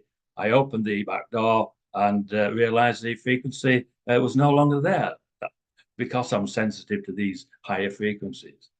So I went to the curtains, looked there, and the orb had gone. But what happened next was, I suspect that they activated some frequencies within my DNA, because from that day on, I was able to travel outside of the physical realm as a pure conscious energy orb, as they do. I didn't know the full potential then as I do now. I would just use it to travel 70 miles to my grandparents who lived in Liverpool. I lived in Wakefield in the UK at the time. And I would relax, open my mind, usually on a Sunday, and travel over to see my grandparents. I would enter through the roof and sit upstairs in a dressing room they had off the master bedroom upstairs. And the floor was opaque within this outer body realm. And I could see my grandmother in the kitchen, usually cooking, and my grandfather usually reading the newspaper or watching TV. And I always wondered what they would see if they came upstairs into the dressing room where I was. I know the answer to that now. They would have seen my pure conscious energy, or 4 to 6 inches across, slightly vibrating. That's what they would have seen. So that was the initial couple of experiences that I had with Orton Deep. And then at 14, I had a paper route. And when I left the house every morning to go and collect the papers, I would look up and there would be a UFO above the home. As I'm walking down or cycling down to the store to collect my papers, a second UFO would appear. They'd follow me around the paper round, and then when I finished my paper round, one would go straight up into space, and the other would go back in the direction that it had come from. But while they were following me, I was always sensitive again to some frequencies behind the hedge, behind the wall. So one day I plucked up courage and I said, I know you're there. Can you show yourself? 2 small grains stepped out from behind the hedge, behind the wall. And I wasn't frightened. I said, what do you want? They said that there was a group of people that would like to meet with me. I said, well, I've got my paper round to finish, and then I've got to go to school. I don't think I'll be able to go with you. They said, well, you can finish your paper round, and then we'll have you back in time for school. So I agreed to go with them. And I was transported in a small craft up to a mothership. And I only know that it was a mothership because when we entered the hangar, it was the size of 2 football stadiums. From there, we left and went into the main craft, and I was escorted down to an amphitheater. In the amphitheater, it was full of delegates all lined up, like with our parliaments or our Congress or Senates. At the front of the amphitheater, there were 8 beings sat at the table. I was escorted down to the front, Initially, I thought I was there as a human specimen, but clearly I wasn't. The first two on the table were Orton D, the two Arcturians that I met when I was 8 years old. And then the next one was a small bluebird type being, name is Anna. And then there was a small grey. His name is Zark. I've got to know him very well over the years. He's a mathematician and engineer, designs propulsion systems, and he has a sense of humor, which we don't think of our star families of having a sense of humor. In the center of the group was Ra. He was the leader of the group. He's Anunnaki. And then there was a tall grey, Tag, and then Chica, a mantis being, and lastly was Orla. She was a tall white. I've come to know these beings. I know something about them, where they're from, what work they do, and who they are. I refer them now to the Council of Eight. My main education has been one in consciousness and how it can be used for communication, for travel, for healing, for education, for creation and co-creation. To a level now where I can communicate with them at their level of consciousness and within their particular dimensions. The only difference between the dimensions are the frequencies of consciousness. And I was given a download of an equation for calculating the different dimensions, the different frequencies of consciousness within the dimensions. And that will be published in Ray Hernandez's book later on this year, hopefully. I think Ray said in December this year in his volume 4 of A Greater Reality. So that would be how I was initially introduced to those people, those beings, and there are many beings there. I'm sure there are many councils here. There are many other species that are here to assist, but this particular group are benevolent. They want to assist in our evolution. They want to assist in our education.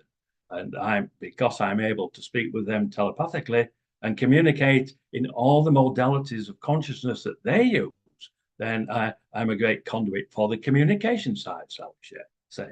And the education too, because as they've educated me in understanding some of the sciences, which I'm not a scientist, but giving me the equation for calculating the frequencies of consciousness in the dimensions, and also gave me another equation for calculating the void of consciousness.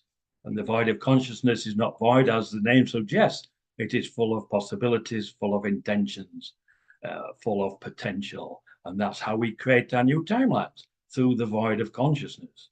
At 17, I was taken to the edge of consciousness and the beginning of the void of consciousness. I did not understand it then, but I do now. And because I have this explanation, we are now co-creating a new timeline.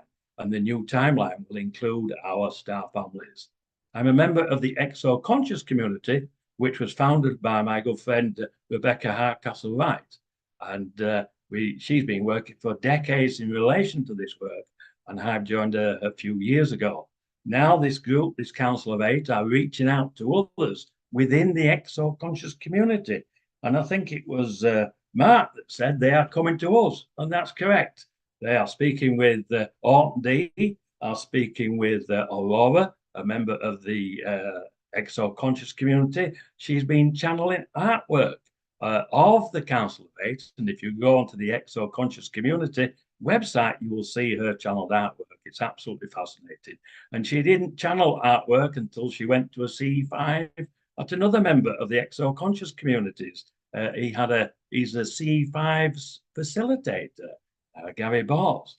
And now she's got contact with Orton D. She's got contact with the Council of Eight. And another friend of mine had contact with Orton D in 2015, coincidentally, the same year that Aura had contact. And that friend is Rebecca Renfro. She's written a book, Quantum Windows and Dimensions, a Christian woman's journey of faith and ET contact. And she mentions Orton D in this book. And I get to mention as well, so that's fascinating and quite cool, I think, that other people are mentioning me. But it's nice to see they are reaching out to others. And then Dr. Carrie McLeod, she's part of the Exo Conscious community, and they reached out to her, giving the same scientific downloads, word for word, that I've received. So really confirmation of the communication that I've been receiving myself all my life. And so now we're at a point where we can even communicate with them via the radios, which Jimmy Blanchett first introduced. And I was, first time I used them, I was at Gary Bors's home, and the radio in front of me was crackling. And I said, "Why is it crackling, Gary?" And he said, "They want you to pick it up and speak into the radio." So I did. And we identified it was Orton D. My good friend, Dr. Melanie Barton, was sat next to me, and we had a conversation via the radios with Orton D. And obviously, Jimmy Blanchett receives, I think, different equations and mathematics through his communication. And it's interesting that I've been given a couple of equations as well. So they are reaching out, as Mark says, they are coming to us, they are coming to many different people in relation to reaching out. So the last part, really, of my message, which I'm cutting short today because obviously the time restraints, on the 14th of the month, I was woken up at 4:44 a.m. Very often I'm woken up at 111, 222, 333, 444, and given telepathic information. I always confirm that information by asking for something specific when I give it to me. And what they told me on that occasion was that we have reached the tipping point of you reaching out to us through your C5 groups, through your ET Let's Talk community with Costa McCrease, and they named him specifically. So they are now waiting for the request from the citizens of Earth to make the request for them to reveal themselves globally. So all we need now is a simple request from anybody that's here in this conference. Anybody on the globe can say, "I am a citizen of Earth. I am requesting our star families reveal their presence globally for open contact and cultural exchange." So we are reached that point now where we, the citizens of Earth, are reaching out to our star families. We know a group of 8 star families that are here. I must point out they are benevolent. I'm sure there are evil ETs, extraterrestrial star families, whatever name you want to put on them. But as we raise our vibrational frequency of consciousness and our collective consciousness, then we are expanding our reality, and that reality will include our star families. So these are very exciting times ahead for our species, for humanity. So again, it's just a short presentation. If anybody wants to reach me, you can contact me by email, kevinjamesbriggs@gmail.com. I have a website, kevinjbriggs.com. There's some interviews and a couple of channels on there. I do channel the Council of Eight, and I have done, and my friend Kathleen Marden has transcribed them and put them into her book, Forbidden Knowledge by Kathleen Marden. So if you're interested, I think there's 120 questions in there that I've channeled from the Council of Eight through Kathy, Denise, and Melanie, Dr. Melanie Barton. So really, clearly, they're reaching out. They've reached out to me from my childhood, but now they're reaching out to others, and it's great to see. And I know there are others that they're reaching out to too. I may not be in contact with them, but many of our star families are here to assist, and we need a positive narrative, a benevolent narrative, because all I'm seeing at the moment is what a fear narrative, a national security threat narrative. Well, that's not the case with the star families that I've had lifelong contact with. So hopefully this conference, which is excellent, I've thoroughly enjoyed it this morning, and I'm looking forward to the rest of it this afternoon. So thank you, Sylvain. That's my short presentation today. Thank you so much, Kevin. And if you don't mind, I have a question. Yes, go ahead. Now, as you know, part of the plan for us is to build an ET embassy to get the governments and diplomats that follow rules and of the diplomacy, like the Vienna Convention specifically, to kind of manage this first contact, this global appearance, let's say. So what are your thoughts, since you've had these contacts that just say, well, globally, just ask and we'll appear. What are you thinking about the existence of the embassy and the effort to actually build that? The effort for the actual reveal itself, what they're telling me now, because of the connection with the CE5 groups reaching out. There's over 1 million people now reaching out to them and making contact. They're showing their craft. They're getting telepathic communication. So we need to expand on that in relation to we all do that. We all make that request. And they said we've already reached the tipping point. So now it's up to them when they want to make themselves known physically.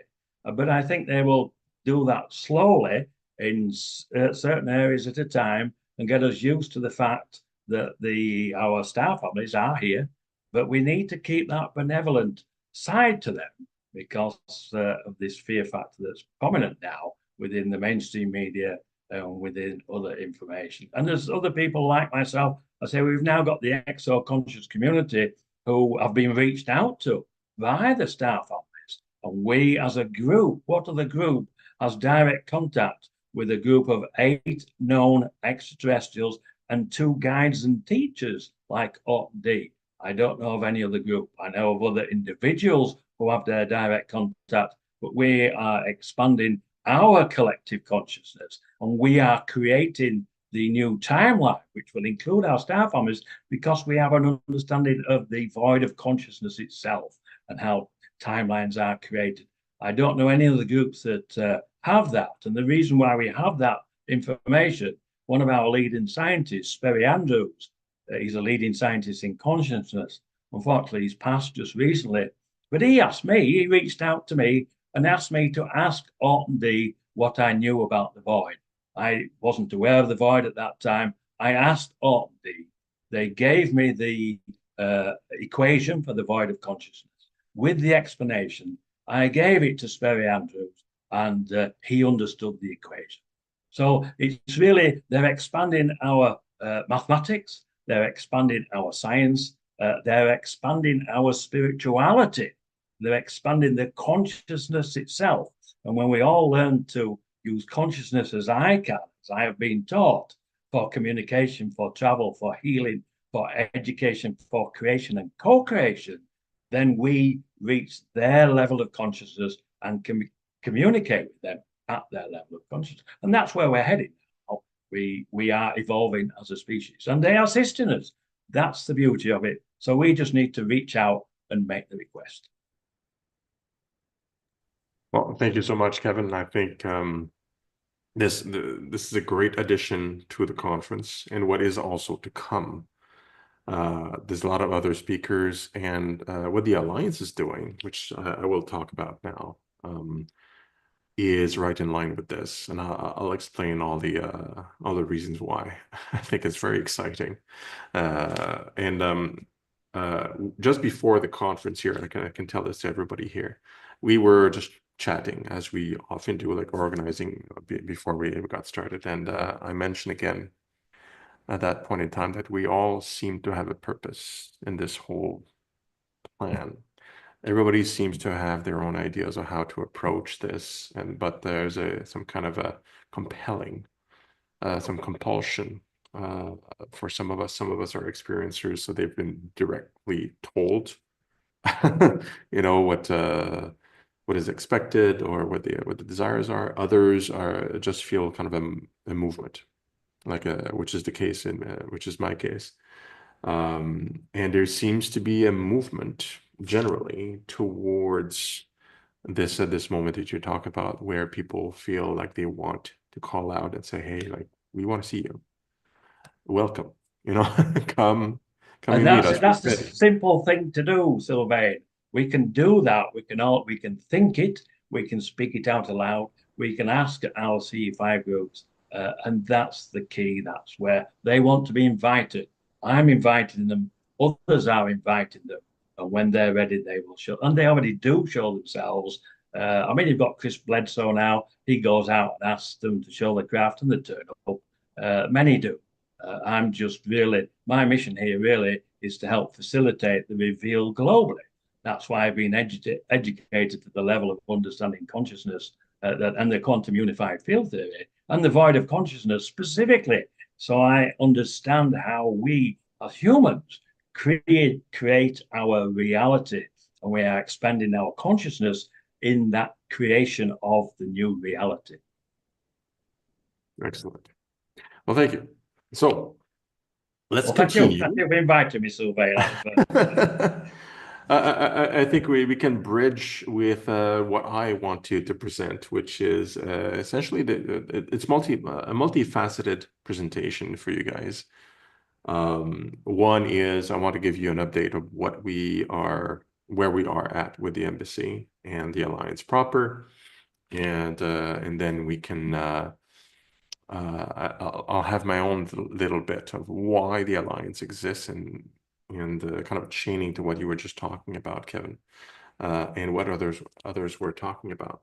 So let me share my screen, because I am quite excited about this here.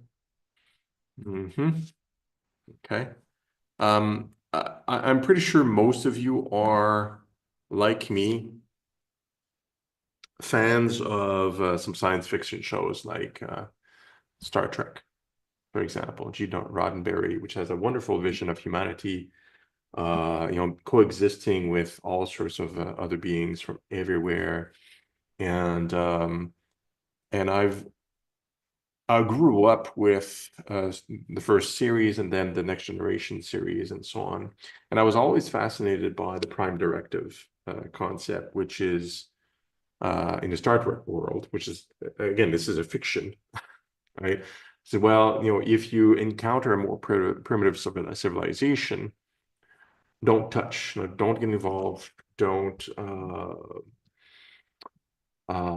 interfere, because it can create some drastic problems within that civilization, and it can derail their whole progress. So the intention, the objective is to be extremely careful, and until the civilization is ready. There's some kind of readiness moment where people can accept a more advanced civilization onto the planet and reason through it, not create chaos. And this time, in this particular case, in reality, it's like we are the primitives. We're the ones that are just learning about other civilizations, about maybe there's something out there, and we're exploring space, we're exploring possibilities, different dimensions and concepts like that. So it's really interesting, if you put your mind to it, to think of yourself as a primitive person, where everything we experience that seems to come from UAPs, UFOs, some of the things we experience, it feels like magic. Things are just appearing, and like extra dimensional transportation or communication is theoretically discussed, like even with our scientists, but it's not something people think occurs because we don't have the means to actually do it. But many of you and many other people seem to describe these kind of experiences. And for sure, if you think about a civilization that is 100, 1,000, 10,000 plus more advanced than us, whatever they can do will seem like magic, seem like wonderful. They'll seem like gods, essentially, to us, right?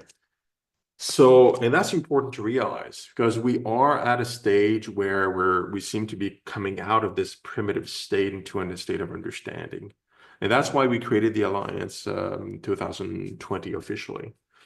2021 early, I think it's January 2021, the official registration of the Alliance in Canada. As we have the feeling that humanity, as a group of people like us that already knew, like, there must be contact and there must be all this stuff going on.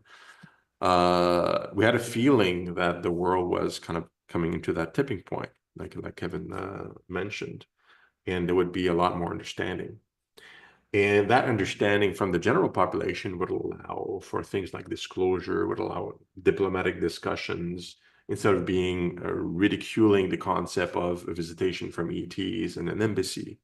It would be seen with curiosity, perhaps, and consideration. So So we started the alliance because of that, at that particular point in time.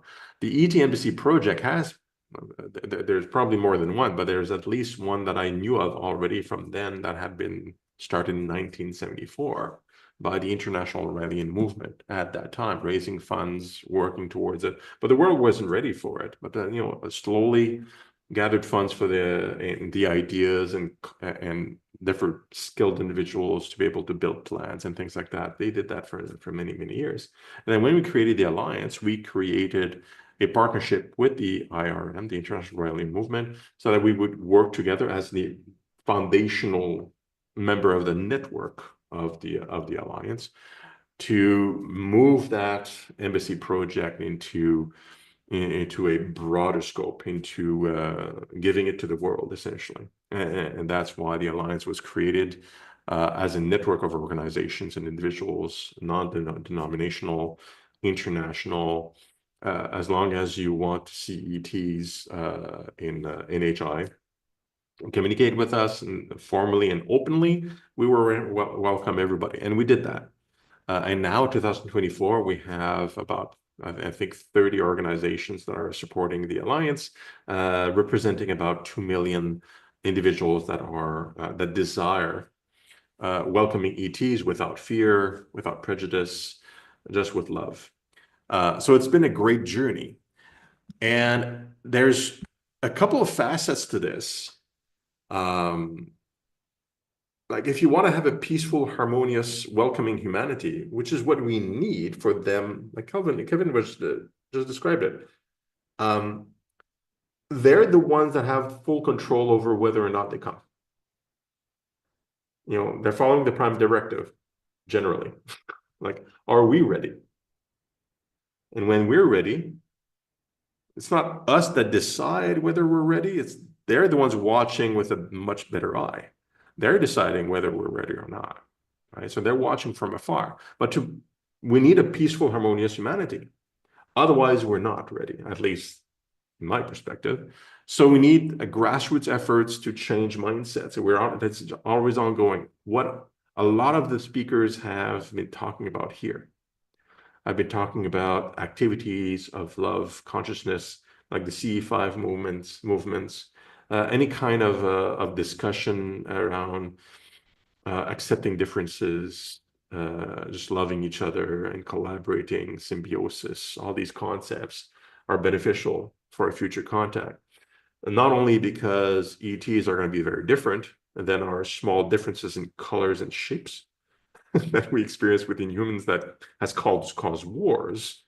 And sometimes ideas, like you can have the same color, but if you have a different idea, like a different religion or something like that, sometimes people went to war over that. Well, we have to go beyond these because they're really, really different compared to to the small differences we have on Earth. So we have to change our mindsets. And then the ET embassy itself is important, not because the ETs that are looking into us need a physical location.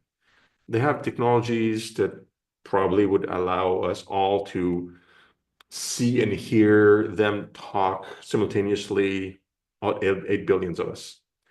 They won't be doing that intrusively. The issue is that if there is a contact in governments that have military missiles, nukes, if they're not brought into some kind of rule set, they may start conflicts despite us for the rights to be the ones that had to make contact for whatever reason, out of fear and whatnot. So what's been our effort at the Alliance regarding the embassy is that an embassy is something that governments recognize and have rules and laws around. That's why in 1969, most nations of the earth, like over 200 of them, signed the Vienna Convention on Diplomatic Relations. And that's a legal document that dictates the rules about diplomacies and embassies. That's the rule internationally. And these rules are respected around the world. So if we build an ET embassy, so an embassy that is designed to house a delegation of diplomats from elsewhere, not from humanity. The rules, those same rules apply to them, and those rules are understood by every nation. So if we get the nations themselves to decree this embassy built here is the embassy of ETs that would come at a meeting, and here are the rules because the rules are established, then it minimizes the chances of conflicts between nations when ETs come or show themselves officially globally. In the meantime, they've been appearing to individuals everywhere and to small subsets without a problem because it's mostly secret and governments can't argue or do an open war over something that's completely secret. At least I don't believe so. So that's the other aspect of what the Alliance does. So we facilitate and help with the mindset change by supporting all the organization that's focused on that, while in our day-to-day, this is the president's work, like Daniel Turcotte. He has discussions with diplomats and government officials constantly to organize the embassy. Now the funds are already there, so that's great. The IRM did an amazing job bringing that to bear. So that's pooled as a resource inside the Alliance, independently held, and all the other members of the Alliance are doing their part. You know, talking about love, teaching, working on disclosure. Like one of the newer members, I'll go over it. Newer members of the Alliance is the New Paradigm Institute, for example, that work exclusively on disclosure in the US. So these are all efforts to prepare humanity in these two facets. How can you prepare humanity in the first aspect? Well, meditation, mental and physical wellness, making sure people have basic needs met. That doesn't sound like it's relevant, but it really is. People that have a roof over their heads, they have a belly full, generally don't want to go to war. They don't want to fight. So they're fine. If a government tells them, "Oh, the enemy is over here," they say, "Well, no, like I'm good, like I'm comfortable," right? You can't influence people that already have some level of comfort, and that falls into a concept of my work, because my professional work is I'm a futurist and I'm an engineer. And what we talk since the last few years because of AI, we're talking about a complete transformation of society. This is an open discussion among professionals, not just wish-washing. We're talking about a world of abundance where we're creating our own intelligences that can carry over productivity and free humanity from physical labor and hard labor and dangerous labor, and make everything a commodity. And that alleviates a lot of the basic needs, because even though like there's talk about loss of job and like AI is kind of scary for certain components, the objective or the outcome ultimately is that AI is going to take over productivity. That is the known outcome for futurists. Like we know this is going to happen within the next few years, not long, 10 years, 15 years, maybe max, probably sooner. And so humanity relieved is less stressed. That means less antisocial in general, so more benevolent, loving naturally. Well, this is a population that is much more keen on welcoming something different that's could be scary under other circumstances, like a different species from outer space, for example. So the technology that is moving forward right now in robotics, AI, also in genetic engineering, builds up our understanding of ourselves, frees us towards a world of abundance, reduces social stresses if we restructure systems appropriately, and makes us all much more open to welcoming something very different and less prone to be directed through fear by governments, strong arm, whatever. So we're looking at societal, economic, and governance changes coming up in the next few years, which will need to to build from scratch. It's going to be a big challenge. But if we make the shift, it's going to make all the more likely what's going to come regarding contact. Because then governments would be probably a bit different. The motivations behind them, how we vote is going to be very different. For who do we vote in? You know, if you're not stressed about work so much, well, maybe you're opening your mind to other possibilities, which is interesting. And this is what I was talking about here. Okay, we end up running on the parasympathetic neural system, which is a loving system like dopamine, oxytocin, all sorts of drugs in the brain that makes us feel good and want to love each other. Right? So that's biological. So it would be extremely useful, because most people don't really think like we do in the room. They just think about the day-to-day and the stresses, and they're more reactionary. So if they're in a state of abundance, then they can be controlled like sheep. Well, they can be controlled in the other direction. They'll follow their own positive impulses of wanting to love each other, which is a more beneficial platform. So humanity can become creative, self-actualizing biological machines, as we are in full consciousness, and we can move towards better goals. Now, having that means that ETs can look at us like, okay, much better. Maybe we can visit now, right? Here's some examples of the Alliance. Some of the organizations, like I mentioned, the New Paradigm Institute is a new one. This is an organization that was founded by Tannis Sheehan, among others, that are working towards disclosure, and some universities, some alternative universities. Of course, the Global Peace Tribe, Scott Canamas, who will be speaking a bit later about love. We have the Beyond Being Human, Buddhist organizations, also organizations of futurists, CE5, like Let's Talk, and Isha Patel is there, and so on. We have a couple of organizations that are in Latin America. Most of them are in North America or in Europe, some in Australia. And we're always looking for new organizations that have the same intent as us and want to see ETs come and help build the network to facilitate diplomatic discussions. And the reason for that, why it's useful, is we're talking to politicians here, like traditional politicians. Politicians like votes, they like numbers. So the more we are that are talking about having an embassy, about in alignment with a certain purpose and so on, well, the more they're interested in talking with us. So it makes the discussions much more easily.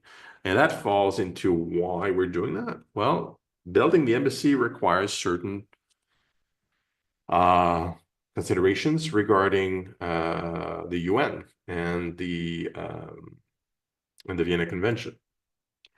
To build an official embassy according to the rules, a nation, because it's built inside some territory, right? A nation must give land to that embassy, to that other nation. Usually it's another nation, which is called extraterritorial land. So if you're in Spain and you want an embassy from Canada, well, you're giving Canada a piece of land inside Spain to build the embassy. And the embassy and the land belong to Canada. That's how it works. And you've seen a lot of movies and you're probably aware of this. Now, this is a little bit different, even though following the same rules. This is an ET embassy for not a nation on Earth, but something a little bit different. So the language has to be adapted to that. And also a nation has to provide extraterritoriality. We've been discussing with multiple nations over the past few years already, and there's a handful that have shown interest. 2 of them shown strong interest in the embassy project, mostly because this is still 2024, mostly because they see it as a potential tourist trap, generating some money. And if it pans out to be true, then more money and more tourists, it's fine by us as long as it follows the Vienna Convention and everybody agrees in the world at the UN that this is the embassy for ETs. That's what we need, right? It needs to be recognized. It doesn't matter. The motive of the nation of why they give the land is not that important, not as important as the agreement of the international community that this is an embassy for X population. So there's been interest, and now we are at the tail end of the diplomatic phase. I want to do this right away. I'm going to get to this, which is we need to organize a convention, and this is how an optional protocol is included. An optional protocol is a mechanism by the UN for the Vienna Convention, where you can attach an additional piece of text to the Vienna Convention that's been ratified by 200 nations. The optional protocol is indeed optional, so you can add that to the Vienna Convention, adding language that would be particular to this specific case, which is an ET civilization owning an embassy under certain terms, because that doesn't exist in the Vienna Convention. And you need to make a specific convention for that optional protocol. That's how it works. And that can be started by a single nation, makes the call. The United Nations are asked to come to the convention. They can discuss the text, have it approved, and then it has to get ratified and so on. And then it becomes official. It comes into force at that point. Right. So we're organizing the convention now. We're making the call to those nations that have shown some interest to see if one of them would be able to start that process. We're doing that currently, like at this moment. And that would precipitate these conversations between the nations about an ET embassy that would be official, that would be under the Vienna Convention, and what would that entail, and so on and so forth. And that's really important because we want that discussion to happen within nations to avoid disaster when one comes. And I'm sure our friends up in the sky are very much aware of our laws and our weaknesses, and they are looking for the feeling of the people regarding them, but also what would happen between nations. If we establish this security and this understanding at a high level, then we diminish the risk to humanity between nations, and therefore we think that ETs would be much more likely to agree to come and do an official visit because the risks are minimized, right? So all this work is really not because they need a building, but because we need a building. Like we need a specific space that we understand is an embassy and between us, and then they can come and talk to us, like talk to the primitives basically under their own rules, and start a conversation in a way that we understand and agree legally between us. So it seems to be a lot of manipulation just to get that done, but it's it has a purpose within the whole grand scheme of things. Okay, so these organizations are all, it's about also creating a network of love, right? We've been talking about love this whole conference. And that's absolutely important. Even though the alliance is focused on the embassy, the hardcore mechanical discussions to get nations together, all the member organizations that are talking about love are doing the brunt of the work. Because guess what? Most countries are democratic. The people are voting new people, new individuals into power, and those are the nations that we usually talk about or talk to. So it all kind of comes circle. It's all kind of working together, and we're all achieving the same goal together from multiple angles, right? So I've already talked about this, so let's move on. This is a little special. Some of you may have seen this, but Since the plans for the embassy were created and kind of reorganized in 2022, and this video was from a couple of years ago, I thought it would be good for you guys to see the plans of the embassy and what they look like, and also some of the descriptions. So I'm going to play this video for you guys, and you can enjoy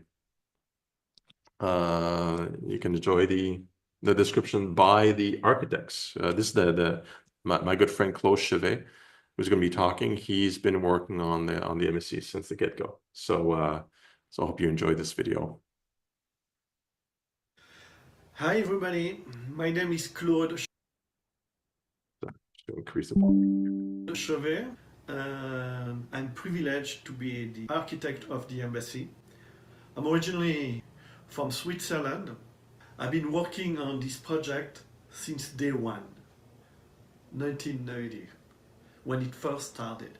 I'm talking about this project of the embassy. It will be explained later on. And I hope you're going to enjoy what I'm presenting you here. And not much to say more about me than for you to enjoy the work that we done. Thank you so much for watching.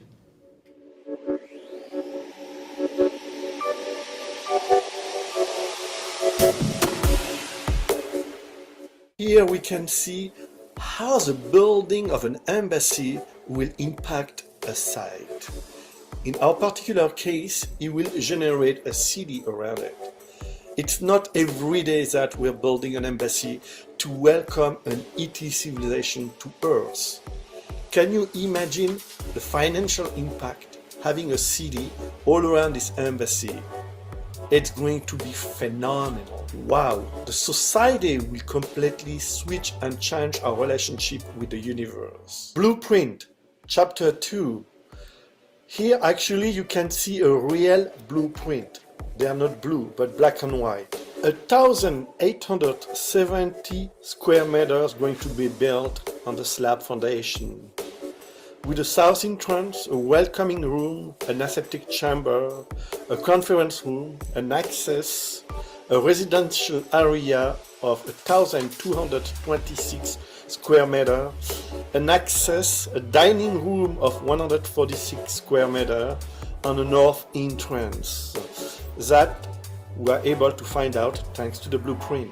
Here, zooming in, we are in the reception area, the welcoming room, with all its dimension, its material descriptive, the stair level, the size, and the volume of the space. Here, zooming on the quarter area, the living space, you can see the size, the dimension, and the design of those apartments that are for the extraterrestrial visiting the planet. Here are the elevation, all the elevation for different angles with a section.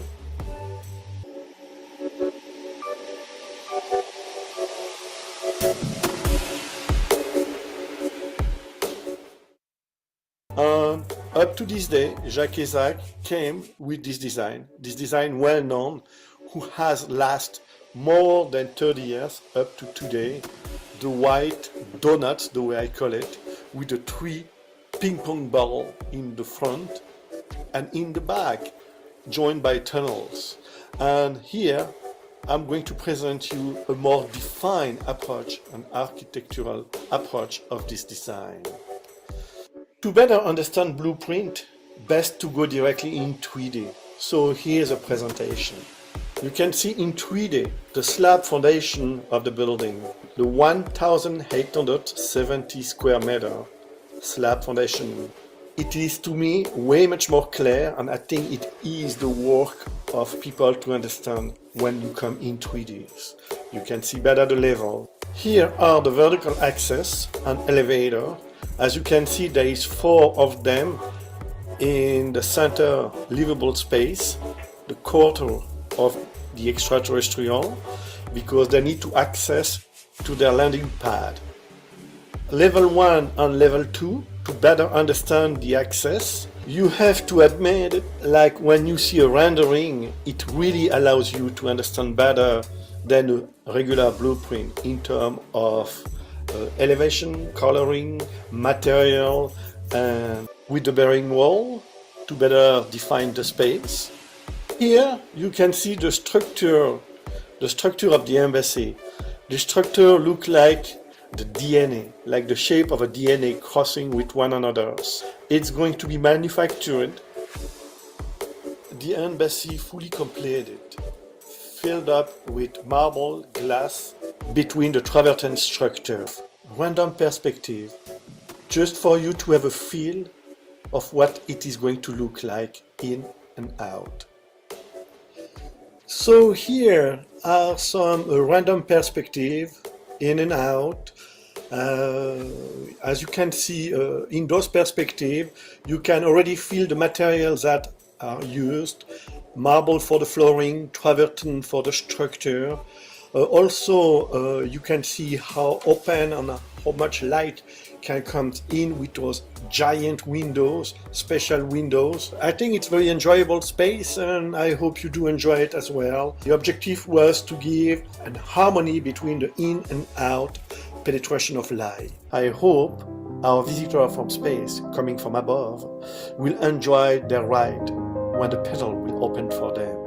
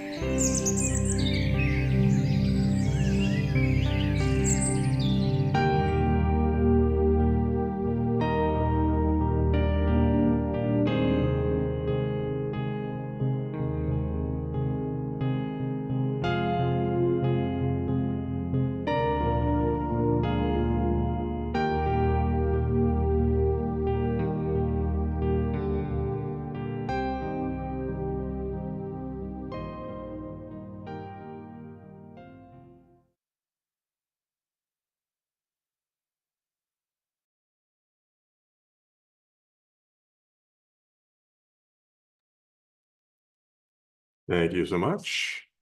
So I hope you enjoyed the little journey into the 3D for this. It's been kind of a long journey for a lot of us. And to build this, for example, this was a handful of architects that created this over a number of years. And lots of love was put into it, as you can imagine. And there's a lot of really interesting material, right? That is put into that particular structure, like the idea of DNA and the sexy interiors with lots of really nice materials. It's something really cool to behold. And the part of the appeal here is that when we're talking with countries, we wanted to show that there's real thought to it. It's not just a dream. It's not just something we're saying. It's gathering these resources from organizations and individuals that have been working at this for years, some of them a couple of generations, actually 30, 40 years in some cases. It shows people on Earth as well as people elsewhere that there is a lot of care and there's a lot of thought and there's a lot of desire. And I think as we move forward, creating this embassy for humanity means that we have to pull resources from all of humanity, right? So now it's a small subset, mostly English speaking and Spanish right now, organizations that are involved. And there's a lot of interest, and we're talking mostly Canada, US, Latin America, right? And a bit of Europe. Now we're gathering some volunteers we have some in Africa, we have more and more in Oceania, and we have a growing team also coming out of Japan and Korea, so in Asia. Even where I live now, I live in Thailand, there's a few people that are volunteering from there. And that's really important because we need everybody to be involved. And it's a global effort. Yeah. So our volunteers are everywhere, and we're seeking a number of organizations from anywhere in other languages. Earlier, you were able to hear from some of our Russian friends. So Timofey Egorov, they were one organization that came in really early in I believe 2021, perhaps. So we're not looking at anything else but coming together, thinking and asking. Again, I come back to what Kevin says. Globally, let's ask for ETs to come because we're ready. And in parallel, following the rules, organizing things so that we don't have any problems between nations at the top level. And things are going to come around. So I'm excited to be part of it. And I'm welcoming you all to actually participate in some way. And just a little plug, I guess, because I just mentioned that anybody can volunteer with the Alliance, or participate in some way. And one of my colleagues, or maybe I'll do it later, will put up the website of the Alliance, and we'll also have a membership page where people can see the different ways they can support the organization. And secondly, and probably more important, organizations that are aligned with us, contact us, and we can bring you in part of the network, and then we share resources to collaborate and grow the love, the understanding, and also make the diplomatic project move forward faster. All right. I would like, because I'm seeing a good friend come in here. I'm seeing Ryan, I believe, come in here, and because he's going to be our next speaker. Hey, Ryan, I'm gonna bring you online in a sec, but I'd like to introduce you, my friend. Ryan is an amazing guy. He's doing a whole bunch of stuff that I think it's special. What Ryan is doing. He is a private investigator, which already is kind of unique in the space. Like, it's somebody that's seriously investigating alongside serious researchers. Like, he's going at it from a very rational point of view. He's the CEO and founder of Blacklight Investigative and Surveillance Services, and the president of TESSA International Media. And TESSA is the Experiencer Support Network Association. Sorry. And he's the podcast also Beyond the Tinfoil Hat, in which I've been on once or twice, I think, and other programs. And previously he's worked with MUFON as director of field investigator training and the national chief investigator for MUFON Canada. And he's also worked as a reservist and infantry soldier for the Department of National Defense in Canada. So I'd like to welcome you, Ryan, to the talk, so you can share with us what you are up to with TESSA and other activities.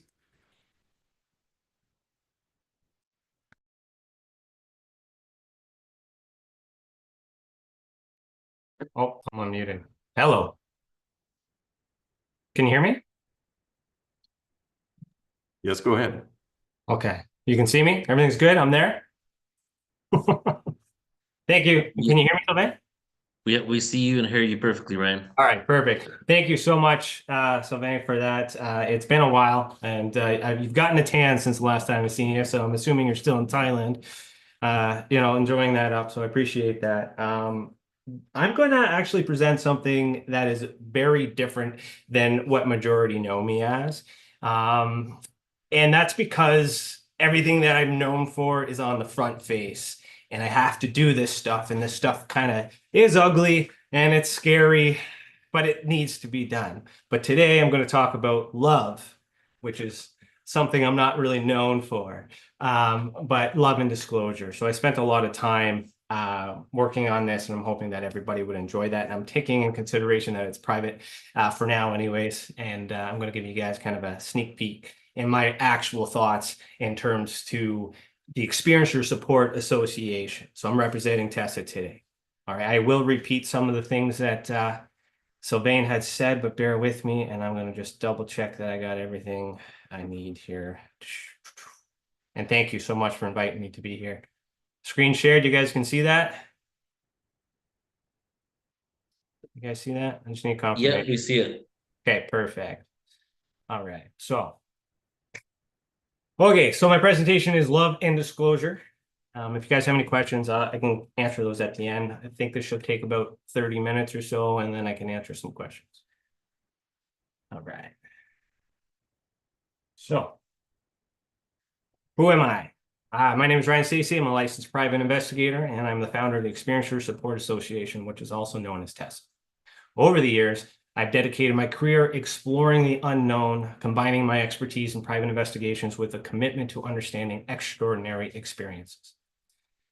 Well, with the Mutual UFO Network, otherwise known as MUFON, I served as the National Chief Investigator for MUFON Canada, and I was the Director of Field Investigator Training. And in these roles, I led UFO investigations nationwide, ensuring high standards of documentation and analysis. As Director of Field Investigator Training, I trained new investigators, imparting rigorous investigative techniques and ethical standards and protocols that help shape MUFON's investigative framework across Canada. This experience can give me valuable insights into case analysis and reporting and expose limitations within the traditional UFO investigative framework. Tessa was born from a need I recognized in my professional work and through personal encounters with individuals who had experiences they could not explain, experiences they felt they couldn't share openly due to fear of judgment or misunderstanding. After my time with MUFON, with encouragement from respected figures like Richard Dolan, Stanton Freeman, and Grant Cameron, I shifted my focus directly to supporting experiencers. This journey led to a significant contribution, including identifying Chinese spy balloons, which was recently shot down last year. My reputation in the field goes beyond investigations. I've become known as the guy everyone loves to hate. And I've uncovered and exposed several hoaxers and fraudulent activities in the UFO and paranormal industries, challenging misinformation and holding individuals accountable. This dedication to finding the truth, even when it's uncomfortable, has earned me respect and controversy in an equal measure. It's not easy to do what I do. And as I say, one lie is enough to question all truths. My genuine passion for understanding the unknown and supporting those navigating complex, often misunderstood experiences drives me into this work. I believe that everyone deserves a safe space to share their story. By listening, investigating, and helping people find clarity, we uncover answers and foster trust, community, and acceptance. In creating the ultraspectrum classification system, I aim to build on the fundamental work of Dr. J. Allen Hynek, Jacques Vallée, and John Keel. This system, described by Paul Hynek as robust, has been blessed by him as an evolution of his father's work, bringing these insights into a near era of investigations. Additionally, I've overhauled the reporting system to capture all phenomena going beyond the fundamental UFO reports to establish a more comprehensive platform for experiencers. I genuinely believe that everything is connected. And ultimately, this work is about more than understanding what's out there. It's about connecting with people through shared experiences. And that's why love and disclosure are central to me and now integral of TESSA. So the Experiencer Support Association. Our mission is simple but powerful. We're here to support individuals with extraordinary experiences. These experiences can include encounters with paranormal, sightings of unidentified objects, and other phenomena that people may find hard to explain or even believe. We believe these experiencers need a safe and welcoming space to share their stories without fear or judgment. We provide that space along with community of support and understanding. Our work involves investigating these experiences, providing resources and tools, and offering support to help people feel accepted and understood. Many people who reach out to us have faced isolation, fear, and a sense of being misunderstood because of their experiences. Our approach is unique in offering support rather than trying to prove or disprove any experiences. We prioritize the emotional and social well-being of those who come to us, recognizing that the acceptance and empathy are often more meaningful than answers. In essence, Tessa exists to help people make sense of the extraordinary and to remind them that they're not alone in their journey. One thing that sets us apart is our approach to these experiences. We prioritize inclusivity and acceptance. We believe anyone who had an experience outside the ordinary deserves a place to feel safe, to feel supported, and to feel understood without worrying about being judged or dismissed. Our approach is very different from traditional investigative organizations. We're not here to prove or disprove anyone's experience. Instead, we focus on providing a supportive environment where people can explore their experiences, find validation, and connect with others who have been through similar situations. This approach makes Tessa a unique community. We aim to alleviate the isolation and stigma many experiencers feel, allowing them to open up and find meaning in their journeys. By creating the non-judgmental space, we're supporting people emotionally and building a broader understanding of these phenomena and how they impact individuals and the communities. In short, Tessa's approach is about empathy, understanding, and respect. We're here to listen, support, and empower experiencers to share their stories without fear. And most importantly, we believe you. So why is Tessa's work relevant to love and disclosure? Well, the answer lies in the unique challenges that experiencers face when sharing their stories. Many people with these extraordinary experiences feel isolated, misunderstood, or judged, as I mentioned before. Opening up all these experiences require the same vulnerability and trust we see in close personal relationships. Disclosure within the experiencer community is much like disclosure in any relationship. In community where openness, like a community where openness and acceptance are encouraged. Many experiencers are afraid of judgment, not just from strangers, but often from the people closest to them. They may feel like they have to hide a part of themselves, which can create a barrier to connection and understanding. We help them bridge that gap, offering tools and support, as I mentioned earlier, to feel more confident in sharing these experiences, whether it's with family, friends, or a wider community. The theme of love and disclosure is central to our work because we're helping people share themselves more openly, to be seen, understood without fear. And it's about building that trust, that connection, and a sense of belonging, which we all can use a little bit more, to be completely honest. Let me see here. So let's define it a little bit. So before we dive deeper, let's define a few key terms: love, disclosure, and extraordinary experiences, specifically in the context of the work that we do. When we talk about love, we're focusing on the kind of deep, genuine care that allows people to open up and be vulnerable. In the foundation of trust and connection, for many experiencers, having someone who cares, listens, and accepts them can make a difference.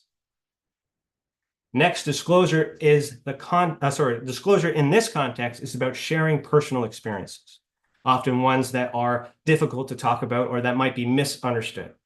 For many experiencers, disclosing their stories, whether to partner familiar, whether it to be a partner, a family member, or even a support community like Tessa.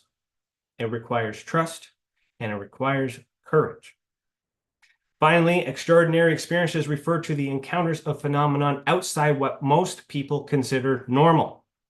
This can include everything from sightings of unidentified objects to paranormal encounters of other unexplained events, including ghosts. The UFO community hates me. but for doing ghosts. So that was a little joke there. So these experiences often challenge the experiencer's understanding of reality, and sharing them can feel risky because of the fear of judgment and disbelief. And by understanding these terms and how they relate to each other, we can better appreciate the importance of having supportive environment where experiencers feel safe enough to disclose these deeply personal stories, knowing they'll be met with understanding and respect. The role of disclosure. Let me see here. The role of disclosure in relationships, especially for people who had extraordinary experiences, sharing something personal or vulnerable with someone we trust can deepen that connection and build a foundation of mutual respect and understanding. For experiencers, disclosing the encounter often feels like opening a door into a private part of the world. It's a risk, but it's also a chance to be indeed seen and accepted. In relationships, that kind of honesty can bring two people closer together. It can build trust and create a bond that's rooted in authenticity. We see disclosure as a powerful tool for connection. We aim to create a space where people feel safe enough to be open about the experiences and ultimately bring the same openness into the relationships.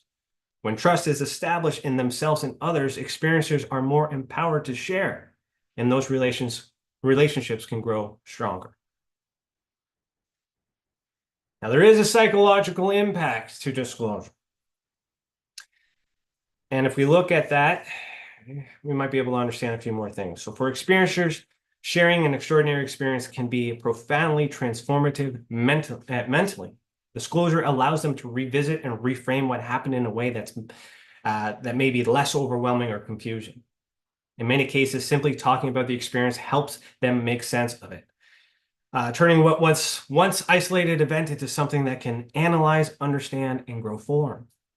Disclosure can create a sense of release psychologically. Many experiencers can carry their stories privately, often out of fear of uncertainty. I do that. Opening up lightens their mental load, reduces stresses, and alleviates the psychological burden of bottling up such personal experiences. Another significant benefit of disclosure is the reinforcement of self-worth. And when an experiencer shares their story and receives validation and understanding, it strengthens their sense of value. They feel seen and accepted, not only by others, but by themselves. They can be incredibly empowering, helping them embrace their experience rather than feeling ashamed or isolated. We recognize how essential the psychological release and self-validation are. We provide a space where experiencers are encouraged to explore their thoughts and feelings about their encounters, knowing that they're in a supportive environment. Now let's focus on the emotional side of disclosure. For many experiencers, sharing a deeply personal or extraordinary event can bring a powerful emotional relief. Holding on to a story that is incredibly confusing or difficult to understand can create feelings of isolation, anxiety, or even fear. By opening up and sharing these experiences, experiencers often feel a significant emotional release, almost like letting go of something they've been carrying all along. Emotionally, disclosure also fosters a strong connection to others. When experiencers share their stories and are met with an understanding and empathy, they feel validated in a way that can be deeply reassuring. This validation is an essential step in the healing process because it reinforces that their feelings and experiences are really and worthy of acknowledgement. Experiencers often find the sharing brings them closer to others and themselves as they learn to accept and embrace their experiences. This emotional validation is part of Tessa's work, which is why we aim to create an environment where experiencers feel free to express their stories without fear of judgment. By experiences, the experiences are more amply. Sorry about that. Okay, overcoming challenges. While disclosure can be advantageous, it's not always easy. For many experiencers, opening up about their encounters means facing specific challenges. Not just fear and judgment, but disbelief or rejection. These fears can create a sense of hesitation, making it difficult to share something so personal. Sometimes these obstacles have kept experiencers silent for years, leaving them isolated or feeling misunderstood. However, overcoming these challenges can be a transformative step towards self-acceptance. When experiencers begin to share their stories in a safe, supportive environment, they risk vulnerability and start a self-acknowledgement process. Despite that fear, opening up is a form of courage that often leads to a more profound self-respect and acceptance.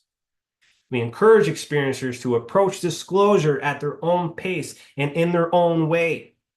We aim to empower them with confidence to share without fear, knowing that their experiences are valued. The process of sharing and receiving understanding can help them overcome these fears, ultimately leading to a greater self-acceptance and personal growth. In the end, disclosure isn't just about telling others, it's also about embracing one's own experiences and finding peace within oneself. And that's not easy to do. I'm currently going through that. I'm working through my shadow side. Right time, right place. So one of the first and most important strategies for adequate disclosure is choosing the right time and setting. When sharing an extraordinary experience, timing can make a big difference in how the message is received. Rushing into disclosure, especially when the other person is distracted, stressed, or unprepared, can lead to misunderstandings or adverse reactions.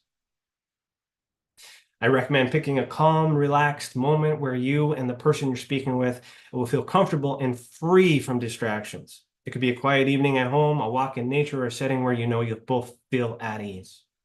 The environment itself can also play a significant role. A calm and neutral space can help you feel more relaxed and open. Being mindful of where and when you share these experiences shows that you're respecting the other person's comfort and significance of their story, and your story as well.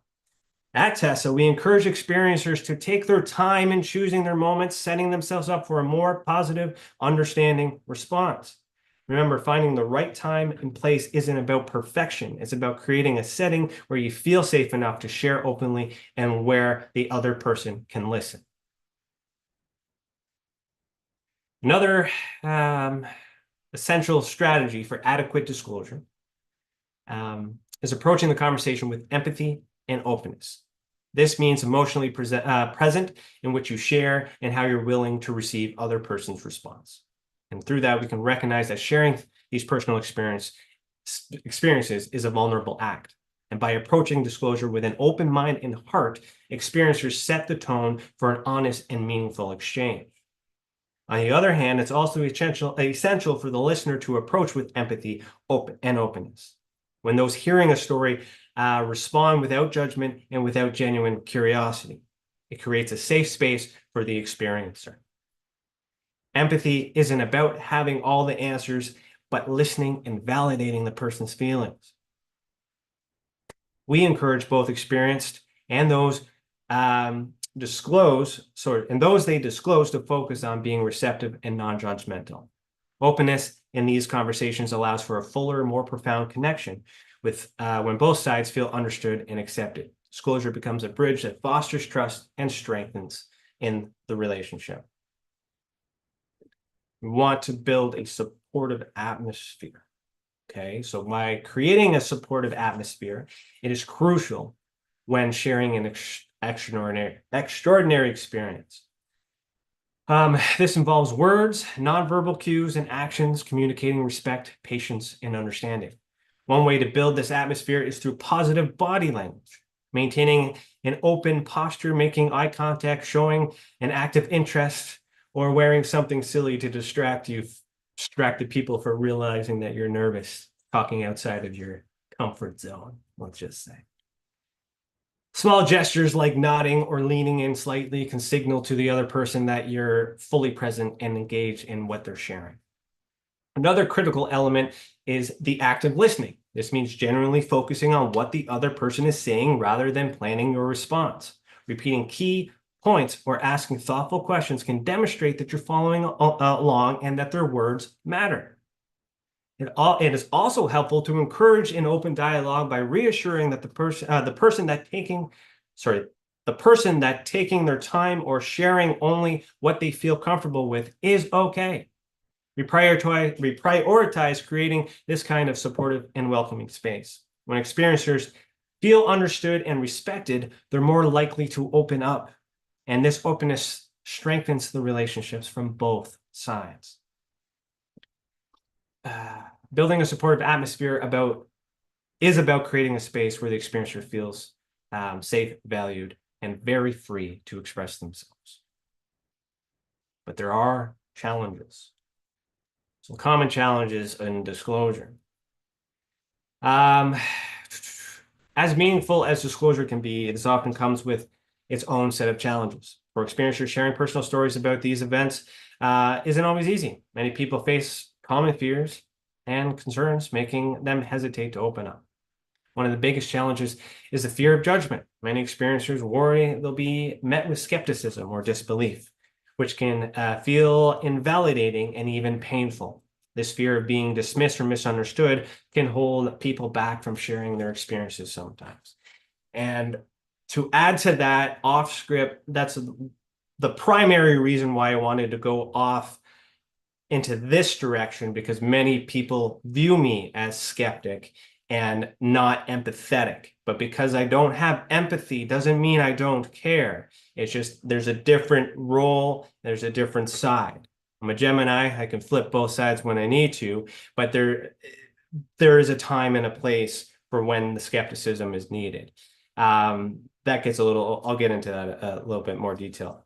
Finally, there's a fear of how relationships might change. Many experiencers worry that disclosing their story could alter how others see them, creating a distance or discomfort. This fear can make them feel isolated, unsure if anyone will fully accept them. We understand these challenges and work to address them by creating a supportive, accepting environment. And by acknowledging these fears and facing them gradually, experiencers can begin to share their stories without feeling overwhelmed. And from a personal experience, those are things that I also go through. So overcome fear and build your confidence.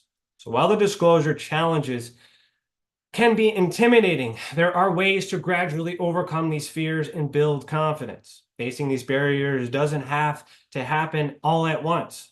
It can be a steady, gradual process that starts with small steps towards trust and self-assurance. One effective strategy is to begin by sharing your story with someone you know to be supportive and open-minded. This might be a close friend, family member, or even a community like the Experiencer Support Association or AEDC, where you know you will be met with understanding. Starting with a trusted person helps build confidence and allows you to experience positive, affirming reactions. Another approach is practicing self-acceptance. Remember that your experiences are valid, regardless of how others react. To help you get comfortable sharing, write down your story or talk it out privately. Self-acceptance makes it easier to embrace your story and feel less dependent on others' validation. I do a lot of journaling. Lastly, remember that disclosure doesn't need to be all or nothing. It's okay to share a part of your story or test the waters in minor ways. By gradually opening up, you can build trust at your own pace. We encourage experiencers to move forward in a safe and empowering way. By taking these steps, they can release these fears, build the confidence in their ability to share, and ultimately find relief. At the heart of overcoming disclosure challenges lies a journey towards self-acceptance and personal growth. When experiencers begin to embrace their stories, fully accepting their encounters as part of who they are, keeping the ego in check if you can, they often find a newfound sense of peace and confidence. Self-acceptance helps diminish the fear of judgment and empowers experiencers to share openly, no longer feeling the need to hide that part of themselves. Self-acceptance is a process. It may start with small acts like acknowledging the experiencer privately or reaffirming it as a source of personal growth rather than something to hide. Each step helps experiencers move beyond the fear of how others might perceive them and towards an authentic acceptance of their journey. We believe each experiencer story is valuable and encourage them to see a source of strength. By embracing their own story, they feel they free themselves from isolation and open the door to personal growth and a more robust, genuine relationship. A successful disclosure. So now let's look at some real life stories or experiencers who have successfully navigated the disclosure process. These stories demonstrate the courage to share personal encounters and positive outcomes that emerge when disclosure is met with support and understanding. One experiencer, for instance, felt isolated for years due to a paranormal encounter they had as a teenager. They always feared that opening up would lead to ridicule and even from their closest family members. But eventually they found the courage to share their story with a trusted friend. To their relief, the friend listened openly, offering empathy and encouragement. This acceptance experience inspired them to share their story more openly and even joining a support community where they connected with others who had been through similar experiences. Another experiencer had been struggling with an intense UAP encounter, but feared judgment from their partner. After attending an experiencer event through Tessa and gaining confidence, they decided to share their story with their partner, emphasizing how important it was for them to feel understood. The partner's response was compassionate and supportive, which deepened their relationship and allowed them to move forward with a renewed sense of trust and closeness. These stories highlight the powerful impact of disclosing in a supportive environment. They show that by finding trusted people who listen without judgment, experiencers can find relief, connections, and often renewed sense of self-confidence. Next slide here. Lessons learned. So these real-life stories offer valuable lessons about the disclosure process and its power to transform relationships. First, one of the most important lessons is the impact of choosing the right person to share with. When experiencers confide in something they trust, open-minded and supportive, the experience can be validating and empowering. Trust is essential, and starting with someone likely to respond positively sets the foundation for a positive disclosure experience. Another lesson is the importance of patience and gradually sharing. Many experiencers find that they don't need to share every detail simultaneously. I'm one of those. People hate me for that, but I am one of those. Sometimes it's about testing the waters. I also do that, seeing how the other person reacts and opening up more as comfort grows. This approach can make the process feel safer and more manageable. These stories show us that disclosure often brings people closer. And when a disclosure is met with acceptance, it fosters a deeper level of understanding and trust, and it strengthens it overall. We emphasize these lessons because they provide a roadmap for experiencers navigating disclosure. They remind us that sharing can be a positive and transformative journey with the right approach and support. The Experiencer Support Association is dedicated to providing the support that makes disclosure feel safer and more empowering for experiencers. Tesla's mission is to be a safe space and where people can explore their encounters without fear or judgment. We aim to help experiencers feel seen, heard, and respected as they navigate sharing their stories. We do this by offering events and community gatherings where experiencers can connect with others who understand what they're going through. One of the events that Sylvain had participated in that he mentioned was called Experiencer Day, E-Day. And I'd like to do that again once the time allows it. And that is a day dedicated to experiencers. Where are we at? These connections help people realize that they're not alone and that their experiences are valid. Many find comfort in simply being in a room or a virtual space where everyone shares a common understanding and sense of support. We also provide resources that guide experiencers through disclosure, helping them approach conversations with friends, family, or partners in a manageable and safe way. Whether through workshops, articles, or one-on-one guidance, we equip experiencers with the tools they need to share their stories confidently. Ultimately, Tessa support isn't just about facilitating disclosure, it's about helping experiencers find peace within themselves. An open, non-judgmental environment empowers people to embrace their journeys, connect with others, and strengthen their relationships through honest and compassionate disclosure. As we wrap up, I want to highlight the importance of the support systems and resources available to experiencers. We understand that going through extraordinary encounters can feel isolating, and finding people who truly understand can be challenging. We're dedicated to creating a support network and accessible resources. Our support systems are built around community, guidance, and education. We provide experiencers a safe space to connect with others, as I mentioned, share their stories, and be assured that they're not alone. Knowing that others have similar experiences can be huge relief and a source of strength for many. In addition to community gatherings, we offer articles and practical guides to help experiencers navigate disclosure and connect with those closest to them. The resources are designed to empower experiencers with the knowledge and tools they need to feel more confident sharing their stories.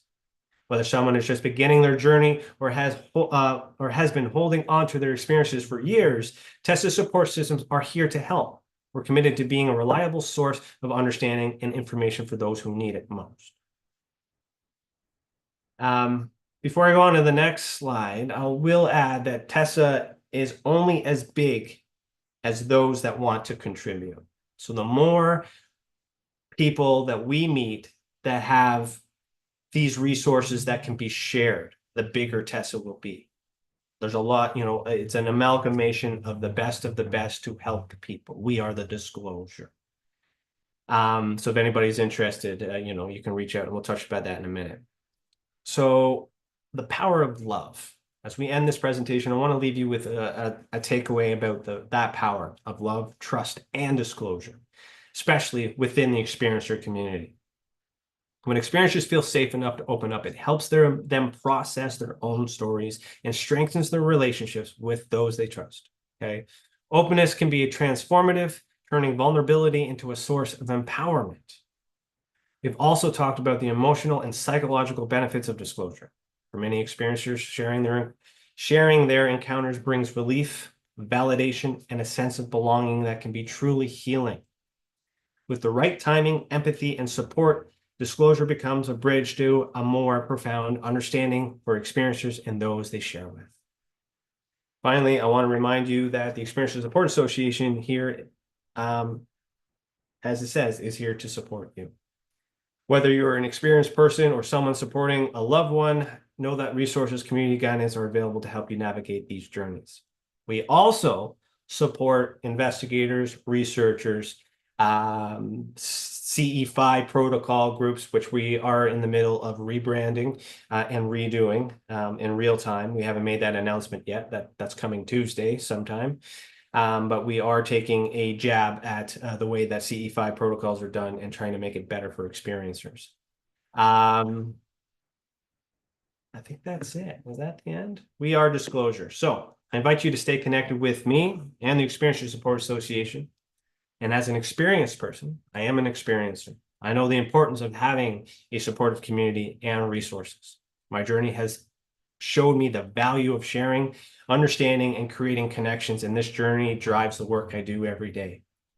My wall has been cracked. I cannot hide this anymore. I am an experiencer.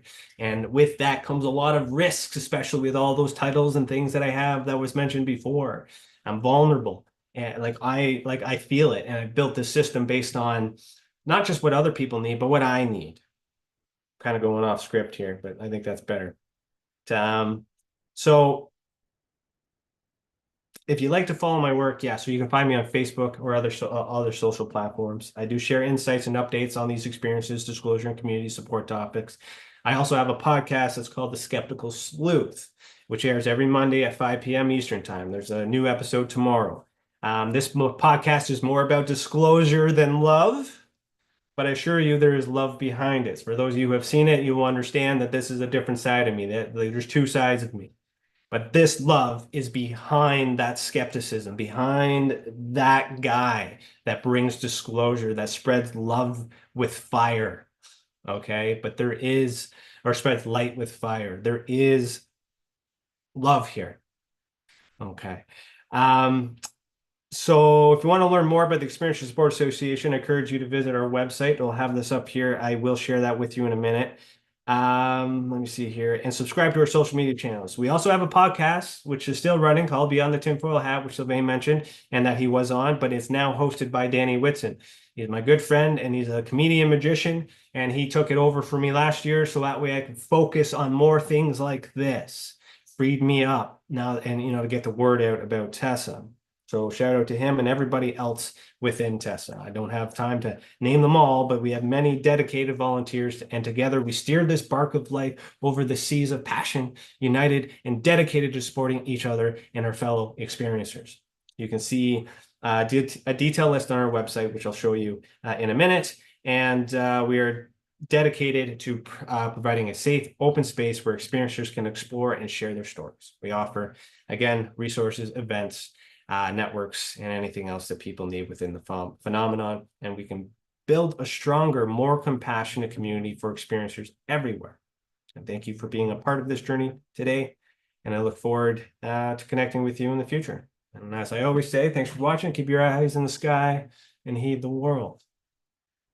So that will be the end of the planned presentation. I do want to share my website, but at the same time, if there are any questions, if somebody want to somehow tell me what those questions are, maybe I can address them. If not, I will fill the space just with showing you some things on the website. I'll put this in the chat too for anybody who needs it. And thank you for the time. It's great, Ryan. Just go ahead when show the website here. I don't think there's any specific questions for you. Okay, that's okay. Yet, but you can check out the Q&A. There's some information from Colin Page, I think, for you. It's more for you personally, not for a discussion. Okay, I can't really see the chat until I get out of this presentation, so I'll look at it after. Okay, so on the website, so experiencersupport.org, this is pretty well where you're going to find everything for everyone. So we got the articles, and we're always looking for people to write. If you are a writer, a blogger, whatever, we're not looking for journalism. We're not looking for APA format. We're looking for people who are brave enough to express themselves in text to create an article. We'll edit it. We'll support you. We'll do whatever we need to help encourage you to get that message out here. That's a way that you can express yourself. Even if it's a short article, a big article, whatever you want to do. If everybody puts in an article once in a while, then we have more content for experiencers. There's different niches. There's different topics. There's so many things. I can't cover them all. I do quite a bit of writing myself, but I do need more writers if anybody is interested. We do have a YouTube channel, but I guess the system isn't working right now on the website. You can also see some of my investigations. They're on the website here as well. I'm going to get into that in more detail. The declassified documents that I've come across and wrote about or published, they're all here. There's a virtual database for the cases, as well as a timeline and a database for association. So it's not just who's in these documents, or sorry, not just what these documents say, but where they are, when they are, and who's associated with it. And I will break that down. So that's the homepage.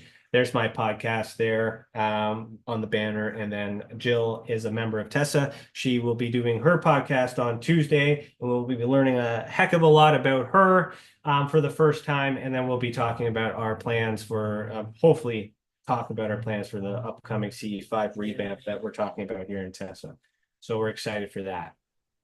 Ryan. Yes. Actually, if you don't mind the interruption here and kind of go into a bit of a chat mode here. Yeah. There are some questions for you. Perfect. Perfect. There are some questions. One of the more interesting ones, because I was asking myself the same, is from Brian. Could you talk about how you out hoaxers, I guess he meant. Yeah. Well, it depends on someone's definition of outing. It's more so fact checking. It's also more so getting a loud enough voice or enough information to the right people. As a private investigator, I can collect evidence all day long.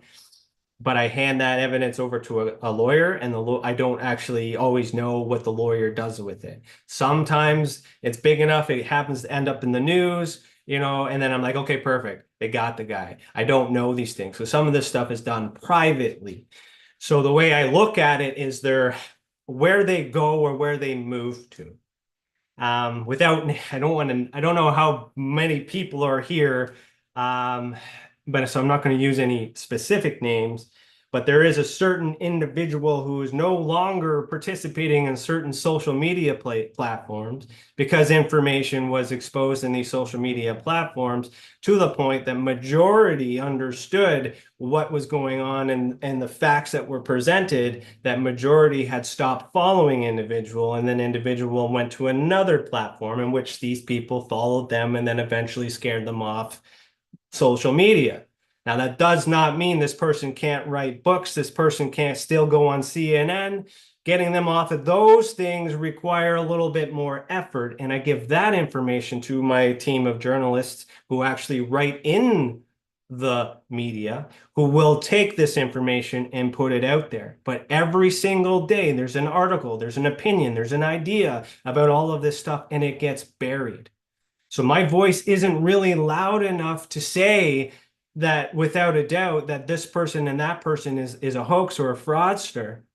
But I know enough in my heart that I can dismiss these people and they're not important to what I'm doing.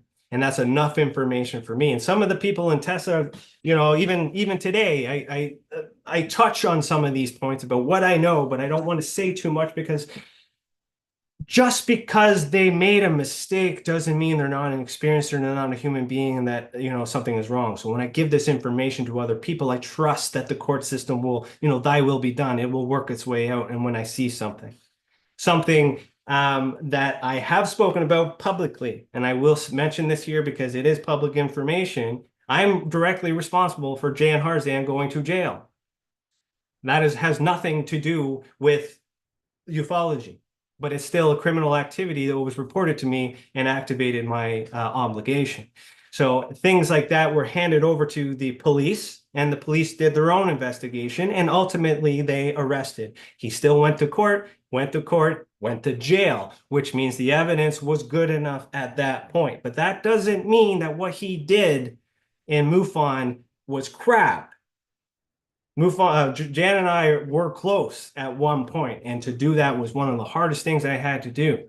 But to get this information out there requires a lot of behind the scenes, but it also puts a lot of heat on me, puts a lot of risk on me. I got family, I got things to do. So strength in numbers. So there is a way to do more of this with other people. But I'm continuing to do this. And then if you just, you know, you want to know, you want to know, but I'll mention the people that I like. I will not speak about the people that I don't. I'll just leave it at that. Fair enough. There's another question, but I think it would require a bit more exploration. So you can take a look at the chat and kind of go and read up about it. But in a nutshell, it's from Michael. I know him as Michael Ney from the Beyond Being Human, and he has an impact study about raising awareness of multidimensional realms. So I think there's a bigger discussion here when you read what he wrote about. But what are your thoughts about dimensional being possibilities? Because I mean, you're an evidence-seeking person, so am I. I'm a scientist, right? Yeah. Extra dimensional beings baffle me. How do you gather evidence of something that is, you know, presumably intangible and it can't be measured by using standard tools that we have available?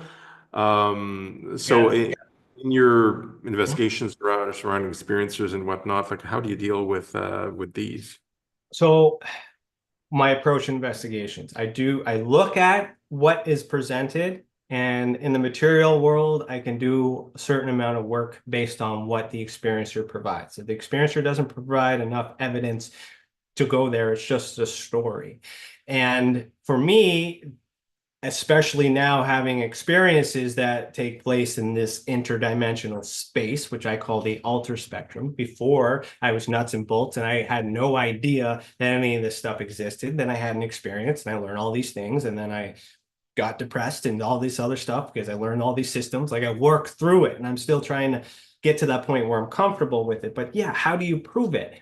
And whom are you proving it to? That's another question. I don't need to prove to you that I'm an experiencer. I don't need to prove to you that these people are horrible people. I'm just letting you know that I don't associate with them. And there's reasons for that. And if you want to associate with them too, maybe you see a side of them that I don't see, and that's fine, because they're probably good, decent people. But what's common about these experiences are the people. So I actually study the people, not the experience. And I learn more through the people about the experience than I do about looking at the experience. And then, but the thing is with them is there's this commonality. So on the website, when you explore it and look at the charts and all that other stuff, you will see drawings and stuff. So drawings is analogical evidence. It is a type of evidence. It's not the best evidence, because we're always looking for a photo. We're always looking for a video, documentation. We want something we can put in our hands. That's what we want for us to believe. But to the experiencer, it's in their head.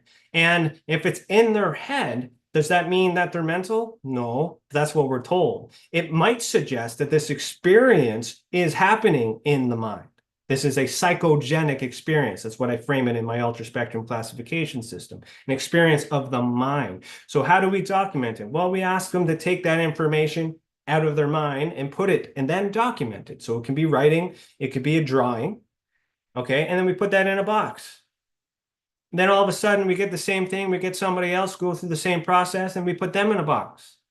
And then we put the boxes beside each other, and it'd be like, this person's from a different side of the world at a different time, but they're drawing the same thing. What's that all about? There's a pattern. And then you compound that, compare and contrast, all those big analytical terms for scientists. You do all those things, and then you have a pattern. What I've been able to figure out as that pattern is that certain people have abilities to reach this place, which is called I call the ultra spectrum. John Keel called it the super spectrum, right? Which is an enhancement of that. It's also known as the ether, source, whatever you want to call it. There's many different names for it. It is a spectrum. And certain people can see, certain people can feel, and some people know and some people don't. So within that spectrum, we have that understanding. Now,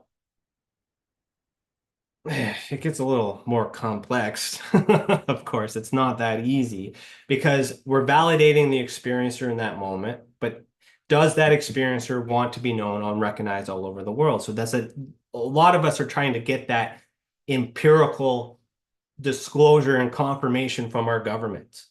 Reality checks in. They're not going to give us anything they don't want us to know, or anything that we're not prepared for, but they will release information to certain individuals if they can handle it appropriately. I'll give you an example. Declassified documents that I have not been given to journalists who've been writing for everywhere, because they mishandle it. They misinterpret it because they have the intention of grinding. And if they're going to grind the government for it, they're still people. People. So these experiences are... The people have these abilities and they don't realize that they have them. That's another part too. There are people that, like, let's talk about the poltergeist phenomenon. This is one that I always use. A lot of people consider that paranormal. I consider that technological, or perhaps psychogenic. Because of the way we were raised, paranormal and ghosts are the same, but paranormal is UFOs, because it's anything that's not normal, but they separate ghosts and UFOs and aliens and all those other stuff. Aliens could be demons. These are terminologies. But you believe that there's ghosts, meaning there's something external that is out here in this three-dimensional world, and then you have this fourth-dimensional experience. So the poltergeist phenomenon, typically you're doing something and all of a sudden all the cupboards come out and they start flipping and doing all these things, and you're like, oh my God, this is scary, because you've seen the movie, you read the books, you've done all this stuff, Ghostbusters, all these things, and you immediately assume that it's external. Any poltergeist case that I get, I talk to them and I want to know what's leading up, what led up to that day. And 9 times out of 10, there's a lot of stress. For women, typically there's a menstrual period either coming or ending. Okay. There are some physical commonalities. And then I turn it around and say, well, what makes you think it's a ghost? Maybe it was you. We are the disclosure. So using the same energy, not knowing. So I also measure invited and uninvited experiences. So an uninvited event would be a poltergeist phenomenon where you believe that is ghosts. But then when you look internally and you actually think, maybe I'm a super being. Maybe I'm powerful. Maybe I do have all these things. And you look at the science, there's science to back that up and support that theory. And then all of a sudden your thought changes from being afraid of something you don't know to actually trying to levitate and move objects on your own. Now you're intentionally working on that experiences. And I've had in 2 cases where people after that fact intentionally were able to move objects. Now, whether or not, it was a magic trick or stuff like that, I don't have enough evidence to go through that. But on the experiencer side of things, it changed their perspective. So what's common is that people are connecting to this space. And there's a lot of labels that are used to describe these beings. There's also a lot of different methods. So some people use yoga to meditate or music to meditate. Some people contemplate. I'm a contemplator. I'll put on music and I'll just think. I don't pray. I contemplate. I let all these thoughts come in and do all these other things. That's the way that I connect to source. Some people pray. Some people do specific rituals or certain things on certain days within the calendar year. These are all methods. Some people astral travel. Some people have these abilities. Some people are mediums. These are the method that works for these people to connect to the source. So no matter what, those methods are different. The people are the same or similar, and the source is the same and a similar. So what I'm more interested in is trying to understand what's common about it. And through that, it proves that there is source, there is something. What that something is, I don't know. And I do believe that this 3-dimensional UFO and extraterrestrial physical beings and stuff like that is somewhere mixed in this man construct that gets blended in. And I do truly believe that the powers that be will turn on your angel radio like they do for me half the time without a say in the world. I can't count how many days I've lost because I get all these ideas out of nowhere.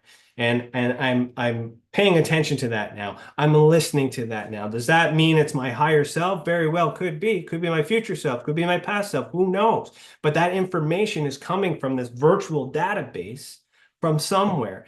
And I have that ability to tune into it. I'm now aware of it. So now I start to do it intentionally. But before it was unintentional. But there's something about me that I have in common with all of these individuals. And when I do this research, yes, is for you, but it's also for me because I am comparing you to myself because I also am an experiencer. Right? But what proof is it that you want? The whole world's not going to give you the proof, but it's enough proof for me to know that I'm doing what I have to do for whoever needs it. Somebody is yelling at me, somebody's mad at me, somebody doesn't care at me. I don't care anymore. Thy will be done. God will let me do what I need to do. And I always have this rule that if it lands on my desk, expect it to blow up. So, I don't know. That's how I'm feeling.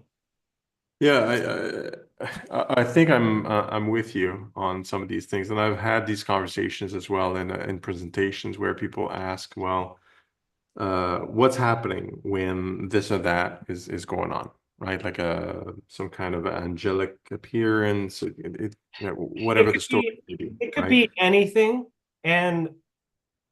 but for me, what's more important is that feeling attached to it. What I don't want is for you feeling alone, feeling scared, feeling depressed, feeling isolated, feeling off, feeling weird. I don't want you feeling negative about it. I want you feeling positive about it. But in a bedroom late at night when you know your doors are locked and you see a shadow figure at the end of your bed, That is frightening. But if you think for a second that maybe it's in your mind and not in the three-dimensional world, you're a little safe in this moment. But then we got to look at, why are you seeing it? And do you know the intent? Because just because you see it, do you know that they see you? They might not even know that you see them. Because I can't see them right here, but they could be looking at me. I don't know. Because we also don't have their intent. And we assume, because of the way that it looks and the way that it feels, because we're missing information, that it's terrifying. And the ones that actually bring love through this disclosure, you feel that, you know. A guardian angel can also be a demon, and the same thing. I can be loving, I could be also not loving. We're all the same. It really depends on the circumstances. So do not be afraid. Ask questions, understand, explore yourself. Yeah. What I've told people, I think it's similar to what you've expressed yourself, like with your, is it like super spectrum? Like I forget the. I'm ultra spectrum. John Keel is the Yeah. super spectrum, but yeah. Like the classifications, like because I've been asked this question before too. It's like, well, okay, well, what is this? Like, well, it can be multiple things because I'm not the one experiencing. Like, I can't tell you what it is. I don't have any evidence. I'm just talking over the internet here. But I usually say it's possible. It's psychological. So that's, you're seeing things and you're actually fabricating the things. That obviously that's a possibility. Well, it But the comes other down to the person. you may be fabricating it, Uh-huh. like generating, I think a psychogenesis you mentioned, but it's actually something real. Yeah. I think it actually exists. So, and that brings comfort to the person. Or maybe you're not fabricating, it's something external to you and you're experiencing it in a variety of ways and you're able to sense it, and that's also real, right? But to your point, it's like, I am not here to judge which one it is. Like, I don't know. I just don't know. So the person has to make the determination. And of course, like on the first point where it can be psychological, that's really hard because even psychologists won't be able to tell either. Like it doesn't really matter. So you have to, just like to your point, you have to kind of believe the person. Yeah. And let them to kind of figure it out for themselves, because there's no one on earth or elsewhere be able to tell you what it is and what's going on. And most likely, if the person's reasonably sane, like good diet and sleeps well and is not on some weird drugs, it's actually something that is real, like in some sense, and so it's worthy for exploration. Well, even on a normal day, our mind does connect to certain things on normal things. This woo added to it is no different. It's just a different. It's a different species, a different being. It's still all the same. And people, for me, it's like great power, great responsibility. You know, you can give somebody the keys to the city, but if they don't have positive intent, it could go the wrong way. The rules are still the same, the laws are still the same, but if the intention is off, right? You got a presidential debate happening in 2 days, you know, that could go one way, but the rules are still the same, and the power that is given is still the same, but it comes down to the heart, comes down to the intent, it comes down to the person to use those things for their own methods, for their own reasons, for their own thoughts and their own beliefs and their own idea of the collective. It's not going to be perfect for everyone. Nothing is, but you can't have one without the other. There has to be balance. You can't have good without evil. And, you know, but the constant is we have the ability to tap into something, and that connects us to God, but we also could be God. We don't know that.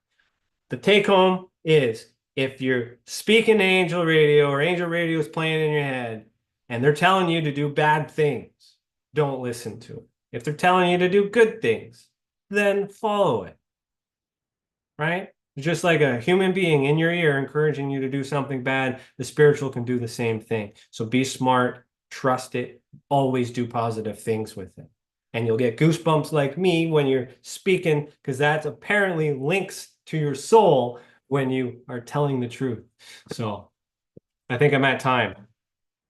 It's okay. I think that's a good discussion, and it's time for another guest to speak. So thanks a lot, Ryan, for all of this.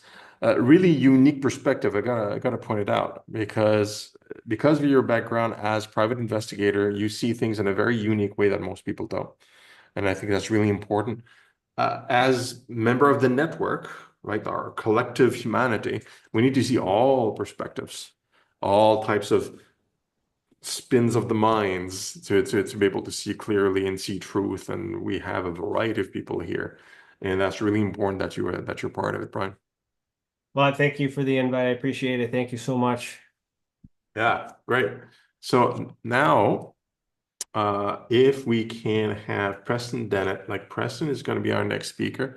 He is currently being promoted as panelist, so we'll give him a second to accept the promotion there. Our team is working on it. In the meantime, I'm going to introduce him to you all.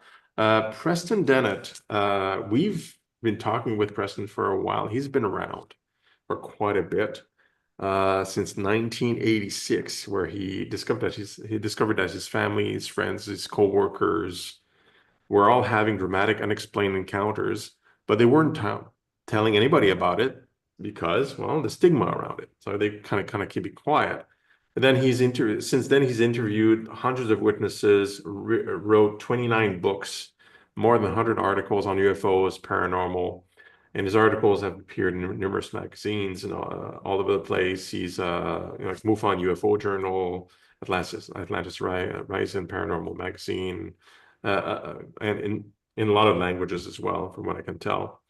He's also sold like 40 speculative fiction stories. So he's done also some fiction, which is really interesting. And Preston, when we spoke the last time,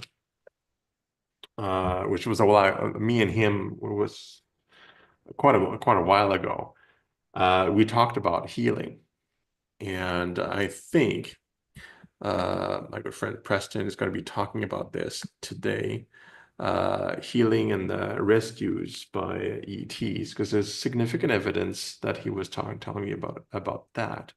So I'd like you, Preston, to come online here. Thank you. Now I can see your face. And tell us about what well, since then, maybe there's new information, but also like everything you've discovered so far on healing and UFOs. On to you. Yeah, this is a subject I became interested in almost as soon as I started doing research way back in 1986, because I started uncovering my own cases of healing, people who have had a healing as a result of a UFO encounter.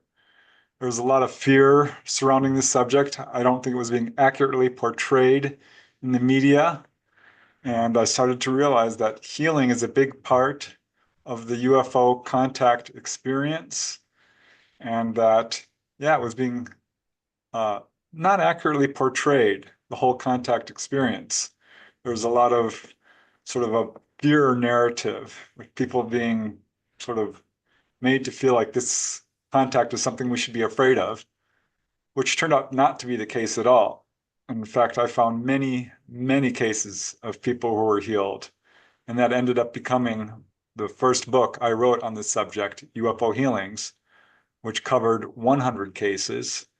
And I've since put out another book, The Healing Power of UFOs, which covers 300 cases. And it's not just healings, but people being helped in a wide variety of ways. Come to realize that the ET agenda, if you will, is really one of healing, guiding, teaching, warning, trying to wake people up to our own abilities, to our shared heritage, and this sort of thing. But I do have a little PowerPoint presentation that I would like to share with you guys. That's all right. So let me see if I can bring that up here. Okay, you should be able to see that. Let me just get this on to slideshow mode. All right, can you see that? Assume yes. Yeah, we're good, Preston. All right. So yeah, I became involved in this field in 1986. This was the first article I wrote. I'm going to go through this pretty quickly because I have a lot of information to share in only an hour. Here are some of the books. I've since written quite a few more, but this is the first book I wrote about healing cases. And quite a few of them, I was going to write an article, but I instantly found like 30 or 40 cases.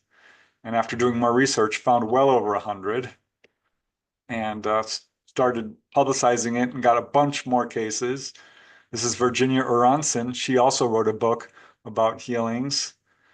There are quite a few books now coming out which describe the positive aspect of UFO contact. Here's Adrian DeVere, who wrote a book about how ETs have an agenda of healing, that many contactees themselves become healers, which is a huge part of this. So here's the latest book I wrote, and I can tell you that even within the UFO community, people have underestimated the actual number of cases of healings.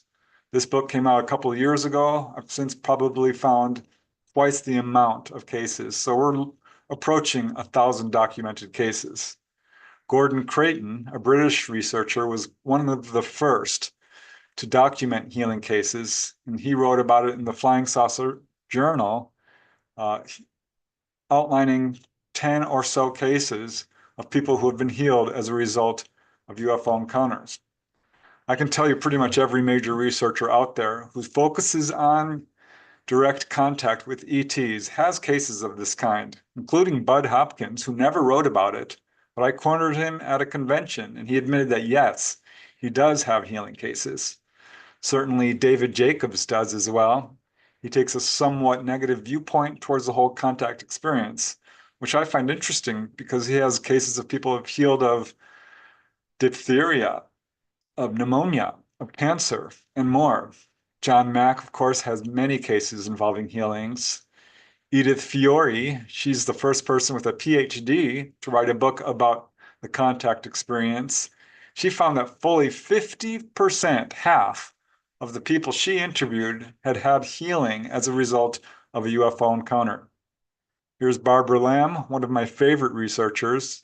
She sent many cases my way of people who've been healed of heart conditions, back pain, flesh wounds, you name it.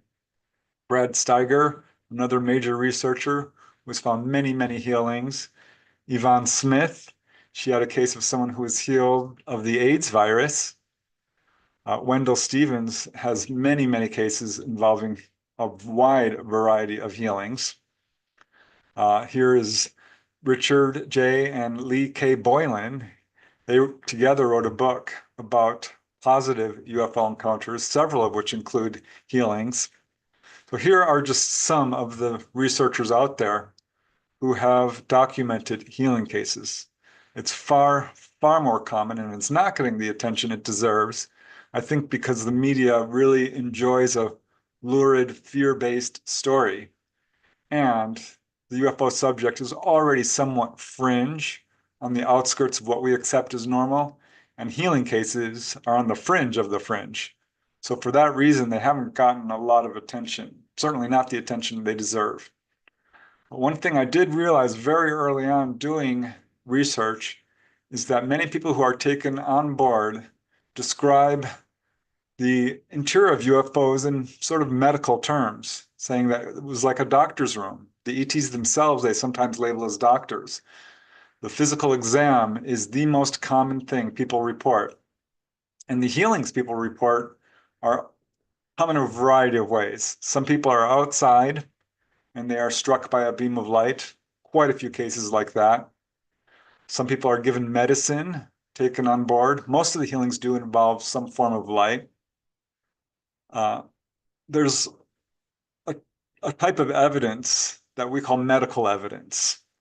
And there are a lot of cases towards this. If you look in the MUFON UFO Journal Handbook, there's a section titled Medical Evidence, but it is titled Injuries, and it completely overlooks any healing cases, which is completely biased, because in fact, we have more healing cases, I think, than actual injury cases. But medical evidence is important. It can make or break a case.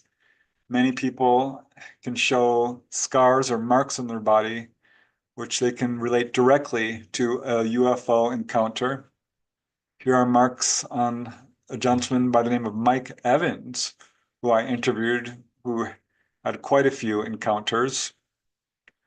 Implants as well is a big part of this.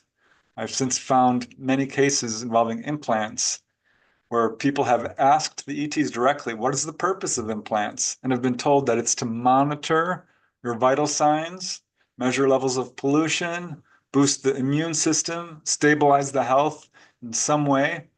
Don't think they're tracking devices or mind control devices, as has been speculated, without any real basis in fact by many researchers.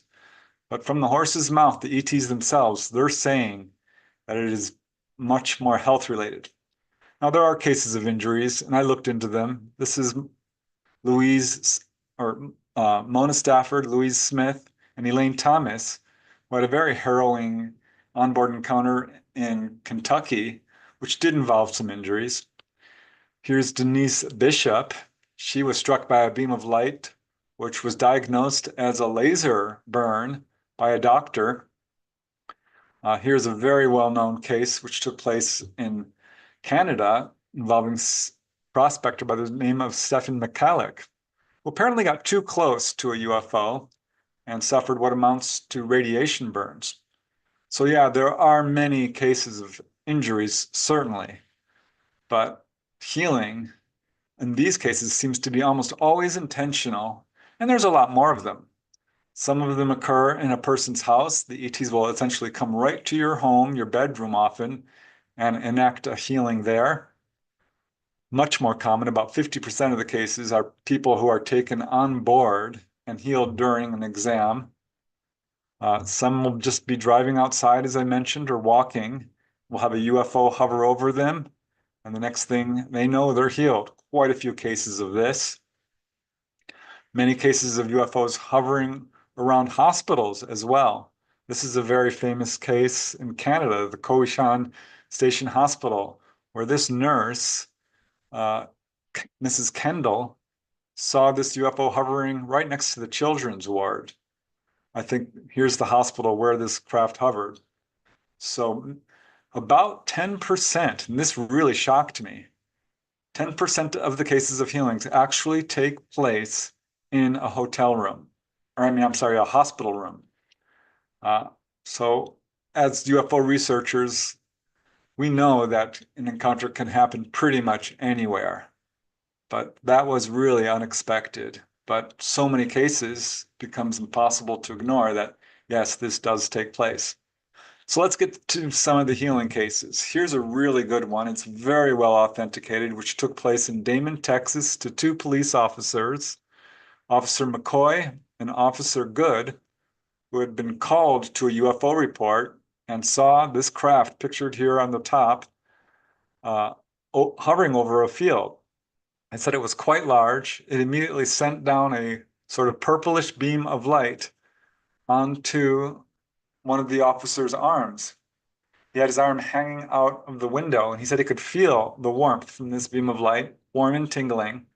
Well, this officer had been bitten on his finger by a baby pet alligator and had a pretty nasty wound. It was swollen, it was painful, it was all bandaged up. And they raced away in fear, parked at a diner to talk about what happened. And that's when Officer McCoy said that he could no longer feel any pain in his finger and took off the bandage. And sure enough, this flesh wound was completely healed. Literally in seconds, it was healed by this beam of light.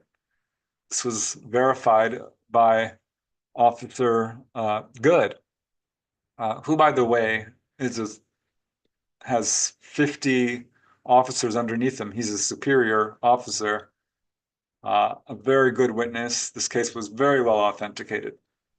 Here's another very famous case from Jacques Vallée, very well known in this field, who interviewed a medical doctor in France who saw a UFO hovering outside his home, and it struck him with a beam of light. Well, he was dazed by it, stumbled into his room, fell asleep, woke up the next morning to discover that he had been healed of 2 conditions. He suffered from partial paralysis from injuries received in the Algerian War years earlier. His paralysis was gone. He could now resume piano playing. He was pretty good at that. But he had also gashed his ankle with an axe while cutting wood 2 days earlier. That wound was completely gone. So there are a number of cases, somewhere around 20%, which involve multiple healings. Timothy Green Beckley had a really interesting case involving a gentleman, a journalist who was in Prospect Park, New York. And he was with a group of people who had a UFO hovering overhead. And he was healed of a wound on his hand as well. He does not remember any missing time or being struck by any beam of light. It was just the mere presence of a UFO, which apparently enacted healing. Many, many cases of flesh wounds being healed. Here's another very famous case involving Sergeant Charles Moody, who had an onboard encounter in Alamogordo, New Mexico. He had a UFO land right next to him. He was basically pulled on board. He fought them. He was quite frightened. And during this tussle, he injured himself. And the ETs took him on board and basically used this cylindrical type instrument to heal his back. And he ended up having a very benevolent encounter once he got over the fear. You can see the drawing he did here on the top, which is very similar to what Travis Walton saw. So there are a couple of cases where people were injured during their encounter and the ETs still healed them. There is a term in this field called contactee versus abductee. I've stopped using the term abductee because most of the people I interview do not like that term. They feel it's negative. And the term contactee is not much better, but it's one I prefer. This is a gentleman by the name of Richard Rilke, who's reported several healings. He says as a young boy, he got an ear infection and ETs came and cured that. Throughout his life, he's had numerous contact. At one point, he developed a tumor on his forehead and ETs came and healed it. And this was verified by more than 50 people who knew him. On another occasion, he was working at a factory and crushed his finger. And the nurse was absolutely shocked, told him he's probably going to lose this finger. He was rushed to the hospital. And while in the hospital room, his ET friends, who are human looking, showed up and took a handheld instrument that emitted a beam of light, which cured his flesh wound. He went to work the next day and absolutely shocked the factory nurse when he showed her his finger, which now showed no signs of injury. There is just one or two of these cases, it would be easy to dismiss. There are hundreds of them. Here's another gentleman, Jerry Wills, who is quite active in this field as a healer. And he reports contact throughout his life. As a very young boy, he was visited by this human-looking ET who taught him all kinds of subjects about science, spirituality, morality, all these different things. He now holds several patents. He's quite an intelligent guy. I've met him personally. He was visited by ETs as a young kid in his bedroom, suffering from a very severe fever. And he says, actually, it was Greys that came into his room and pulled him on board and healed him using lights and some sort of injection or some tool that he couldn't quite accurately describe. A lot of the witnesses do have trouble describing the instrumentation that ETs use because there's really no words for them. They are much different from the tools we use here. Leonard Stringfield is a very well-respected researcher. He has a wonderful case involving a 13-year-old boy by the name of Chuck Doyle from Florence, Kentucky, who was suffering from a severe head cold, went out into his backyard and saw this sort of manta ray-shaped UFO hovering over the neighbor's pool, shining down a beam of light. Suddenly, this beam of light began to play across the field and come towards him. He was terrified and he turned to run, and this beam of light struck him. He immediately was unable to move. He was standing at a 45-degree angle sort of hovering right over the ground.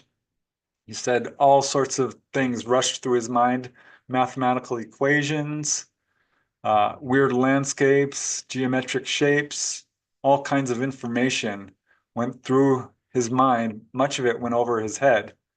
The beam retracted, he fell to the ground, ran inside, told his mom, who ran outside just in time to see this craft moving away, and his head cold was gone. It's an interesting case because I don't know why ETs would travel wherever they're coming from to cure a little boy's head cold. But I can tell you, I've got a dozen cases like that where they have healed people of very minor conditions, such as a cold. Jim Sparks, also very well known in this field. He's had a couple of really interesting healings. On one occasion, he was suffering from the flu. He did not go to the doctor. Gray ETs showed up and told him that per their agreement, they said that they would come if ever he was in trouble. They chided him for not going to the hospital. They told him he was very near death and would probably die without intervention, and proceeded to heal him of the flu. At one point, he did have the famous anal probe, which is often joked about in this field. Actually doesn't happen a whole lot. I've only found a few cases over the years. They told him he was eating way too much meat. He was pretty much a carnivore, and that he needed to stop eating so much meat because it was clogging up his digestive system. And he did. And they took him on board again, gave him another probe. He says, "Why are you doing that?" "I stopped eating meat." And they said, "Yes, we know, and it's helping a lot." This is not the only case I have where people have been given dietary advice. One lady, she was suffering from kidney failure. She went to the doctor. The doctor was horrified and said, "You need to go to the hospital, the emergency room, right away. Your condition, as it stands now, could very well be fatal. You need immediate attention." Well, she went home to call her family and let them know what's going on, asked them to pray for her. She called friends. She told her employer that she won't be coming in, and she was going to go to the hospital, but she fell asleep on her bed, woke up to find short, brown-skinned beings massaging her abdomen. She was going in and out of consciousness. This went on for about an hour, she estimates. Woke up the next morning and was able to go to the bathroom, went immediately to the doctor, and he was completely baffled and said he must have misdiagnosed her. He didn't know what to tell her. He asked her what happened, and she says, "I don't know. I think maybe angels came." She didn't think it was angels, but this is what she told people. She got her answer, or clarification, certainly, about a month later, when she was pulled on board a craft, saw these same figures who told her that she had been cured. In fact, they put this device on her abdomen, which showed her a hologram of her kidneys. And they said, "Look, your kidneys are fine." And then they moved it over to her liver, and it showed all these black spots. And they told her, "See all these black spots?" She said, "Yes." They said, "You need to stop drinking Diet Coke. It's damaging your liver." So there's another case of ETs giving dietary advice. Jim Sparks, pictured here, was a heavy smoker. ETs came in one day and told him that he needs to stop smoking. And they handed him this beaker filled with black goo. Said it stunk real bad. They said, "This is our gift to you." He said, "What kind of gift is this?" And they said, "We removed this from your lungs. You need to stop smoking." I later interviewed a gentleman who had the exact same experience. He was also told by the ETs not to smoke. They also told him that he has to stop smoking marijuana because this was not the life that they had planned for him. So many, many cases of healings. Many other people have seen people on board being healed. Edith Fiore interviewed two sisters who were taken on board. Both were healed of a yeast infection at one point. One of them was healed of breast cancer. This was the type of being that one of the sisters described who healed her using this type of instrument. So many of these instruments, involve lights. That is the primary way that people are healed. Here's another amazing case involving a gentleman by the name of Ventura Maceres. What a very well-documented encounter involving landing traces, multiple witnesses. He saw these ETs. He was struck by a beam of light from a UFO, and following his encounter, he began to grow a third set of teeth. Don't have a whole lot of dental healings, but they should certainly do turn up. And lest anyone be skeptical, this gentleman was interviewed by government officials, military officials, police officers, doctors, and UFO researchers, all of whom verified this healing. Here's another case which comes from reporter Bob Teets in his book West Virginia UFOs, involving a gentleman by the name of Daniel who was suffering from an impacted wisdom tooth. He was taken on board and asked the ETs to heal him. There are not a whole lot of cases where people ask for healing and get it, but it does occur. And they told him that they would do it. And sure enough, the infection went away. I know another case involving a gentleman from Gainesville, Florida. Jim Law is his name. The gray ETs showed up. He didn't like it. He found these encounters frightening, but he had gotten over his fear.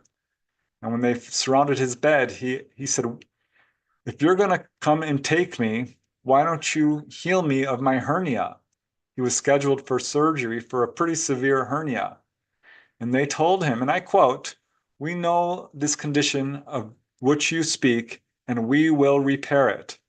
They used a handheld instrument and did it in literally seconds. After it was done, he was very impressed, Jim, and he said, why are you taking me? Why do you keep coming to me and taking me? And they told him, we are interested in your genetic potential to live a long time. He has longevity in his family. His grandfather is 106 years old, still spry, kicking, active. He has aunts who were in their 90s. I find this very interesting because there are a lot of cases involving contactees who enjoy excellent health, have had what they call health upgrades. Quite a few cases of this. And I also find it interesting that human longevity has essentially doubled over the past couple of hundred years.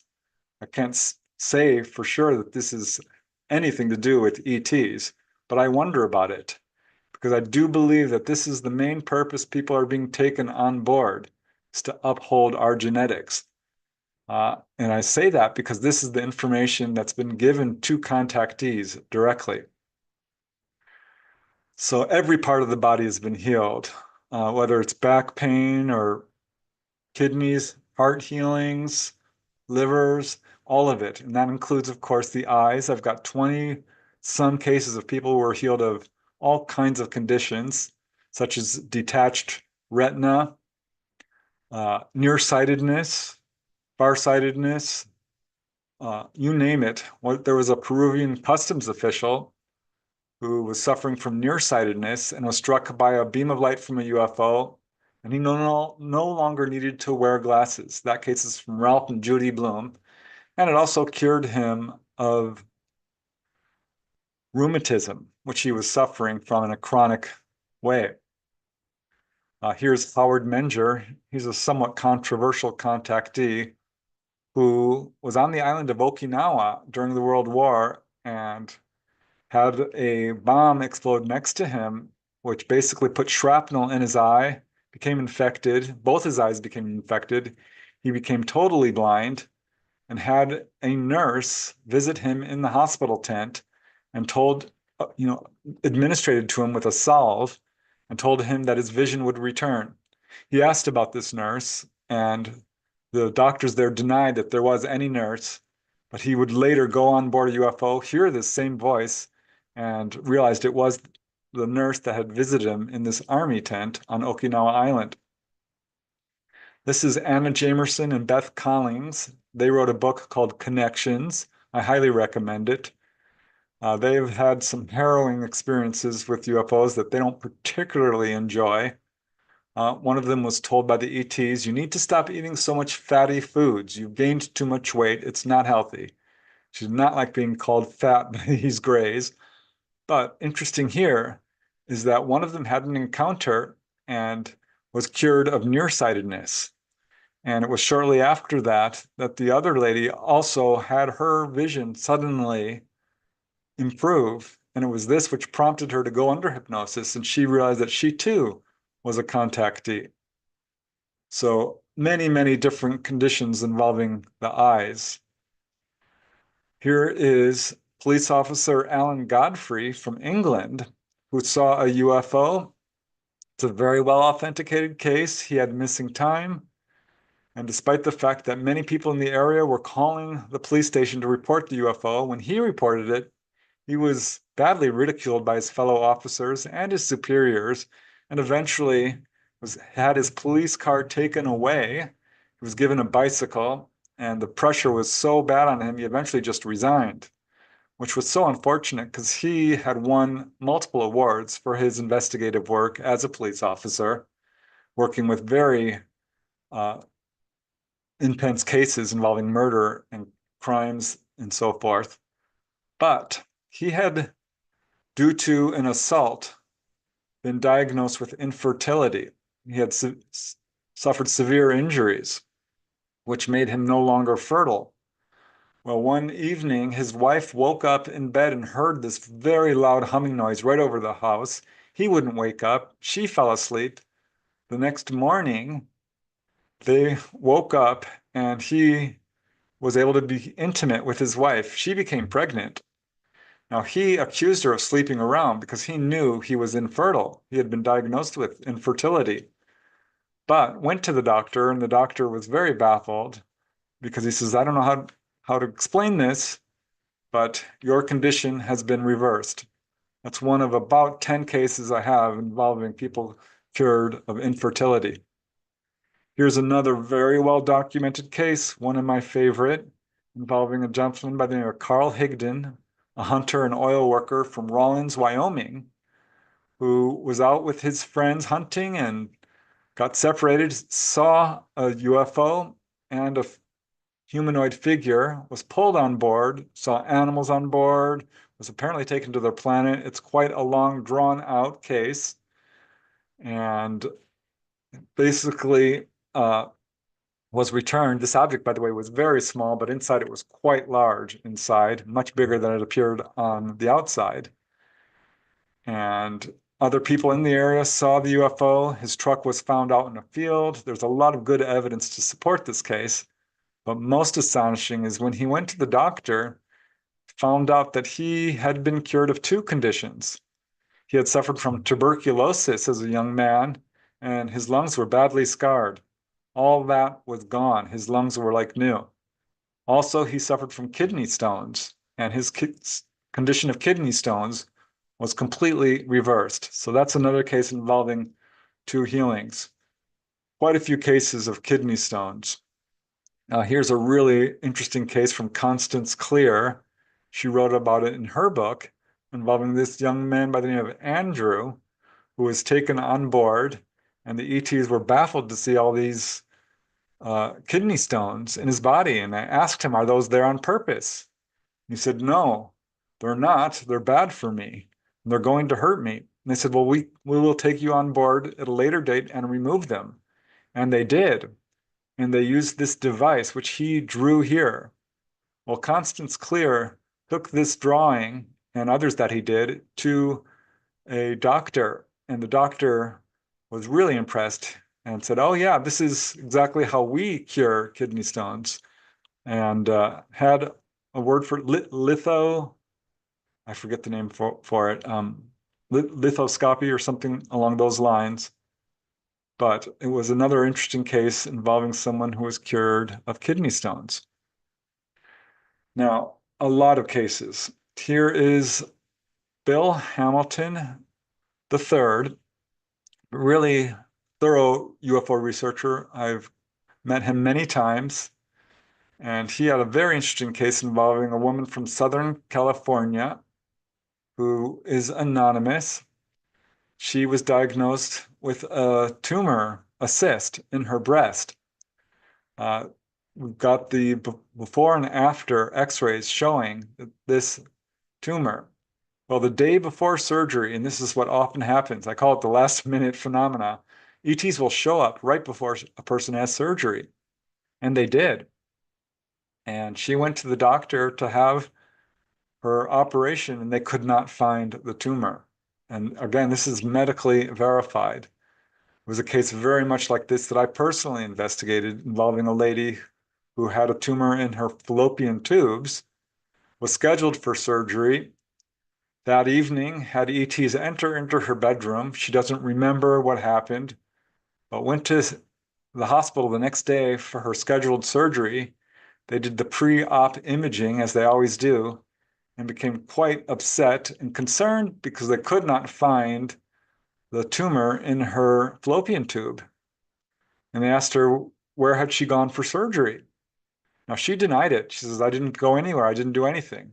They did not believe her because they found what looked like a laser scar on her abdomen. And also the imaging showed fluid that was present in her fallopian tubes, which they said is only present if there has been surgery. But she absolutely denied it, did not want to talk to the doctors about what had happened. Most of the people I've interviewed, most of the cases I've researched, they do not tell their doctors for obvious reasons, because it's a very hostile climate in terms of ridicule and disbelief. But this lady pictured here had encounters. This is a very young girl, and she said the ETs have always been incredibly loving, very emotional, very nurturing to her. She also developed healing abilities. She was able to heal someone of pre-gestational diabetes, and another person she actually brought out of a coma.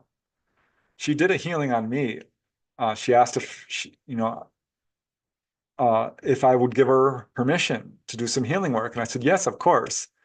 And she grabbed my feet, and I was actually able to run energy through the soles of my feet that you could physically feel. It was almost like an electric shock. It felt like water running up my legs. Chris Bledsoe, he's the author of a book, UFOs of God, very well known in this field, on the lecture circuit. I met him personally. I talked to him about his case. Very nice man, very sincere. Was suffering from Crohn's disease that was basically crippling. He was having to take enormous amounts of medication, and still it wasn't helping. His condition was considered chronic. He was wheelchair bound, but had gone out with his friends to this camping site with his son and several friends when UFOs showed up. It's a long drawn out encounter. They all saw these UFOs. He was taken on board and was cured of his Crohn's disease. He never had to take medication after that. This was the kind of condition that's absolutely impossible to fake. It was very well verified. It's one of the best verified healing cases on record. One case I found took place in England to Fred White of Durham, England. He was diagnosed with a hole in his heart and went to the hospital, and the doctors ordered immediate surgery. They said this was very serious. And this was when someone showed up in his hotel room, who he said was human looking, but quite exotic. The clothes were a little strange. His eyes were very large and hypnotic. He had a strange device on his wrist, which looked like a watch, but had no numbers or dials or anything. And this gentleman said that we are very interested in your work in electronics. Fred White was an inventor. And they said, you need to continue doing your work with electronics and we will heal you. And they did. They said that he just passed his hand over his chest a few times and all the pain went away. He could now breathe deeply and easily and walked out. Well, the doctors came in to wheel him into surgery. He said, wait, stop. Who was that doctor that came in? They could not identify him. He said, you need to go to surgery now. And he refused. He said, you need to do the imaging again. I'm feeling much better. I can breathe deeply. There's no pain. They were going to refuse, but he insisted, and they wheeled him in for more imaging, and the hole in his heart was gone. So yeah, quite a few heart healings. Katarina Wilson is a very well-known contactee who was struck by lightning, stumbled into her house, and fell into bed and was immediately pulled on board and given an operation by Grays, who told her that her heart had been severely damaged by this very close lightning strike, and put this device on her chest, which she drew, and healed her. Yeah, she went to the doctor, no sign of any damage to her heart. Here's one of my favorite cases involving John Hunter Gray. He was driving with his son through Richland Center, Wisconsin, when they had a UFO show up. It was very interesting because they had been to a gas station earlier, and there was a very short little man there, completely covered with sunglasses, a fisherman's cap, a scarf, and looking at them with sort of beady little eyes, and followed them all the way to this abduction site, turned off the road right before this UFO landed, pulled them on board. It was a very brief encounter. They were both put in separate rooms, physically examined. John Hunter Gray said he was given injections or had these tools placed on various parts of his body and was let go. But following this, he started to lose weight. He was somewhat overweight. He started growing 5 o'clock shadow at twice the normal rate. His fingernails and toenails grew. Scars disappeared. He stopped smoking. He ended up counting about 20 different physiological improvements. He grew another inch. His feet grew a full size. So a really interesting case involving what we would probably term a upgrade. RD6 Killer Clark had a case of a gentleman who was a bicycle racer. He was pulled on board and left without any memory of the onboard segment, but following his onboard experience, started winning all his bicycle races. He said he was made stronger and faster as a result of his encounter. So this is John Hunter Gray getting injections by the Gray type ETs. What I did find is over 50% of the healings are done by Grays, but it involves all different types, mantids, human-looking, strange humanoids of all kinds. And there was another case, this is from Edith Fiore, involving a gentleman, a young man who had angioma. This is a malformation of the blood vessels in the brain. Doctors thought he would die because he started to become paralyzed, lost his ability to speak. They said blindness would come next and that he would probably pass away. And suddenly his condition was completely reversed. Doctors were so baffled, they ordered exploratory surgery and found that the malformations of the blood vessels in his brain were gone. It was now completely normal. And it was years later under hypnosis that this gentleman recalled being taken on board. ETs sort of removed the top of his skull, used these instruments to fix the malformation of the blood vessels in his brain and put it back on. Here's a drawing of one of the ETs he said he saw. Very unusual, not your typical Grays. So many cases of people being cured of liver disease as well. There was a series of cases in Georgia, in Russia, as written about by Helga Morrow, whose father was involved in the UFO field.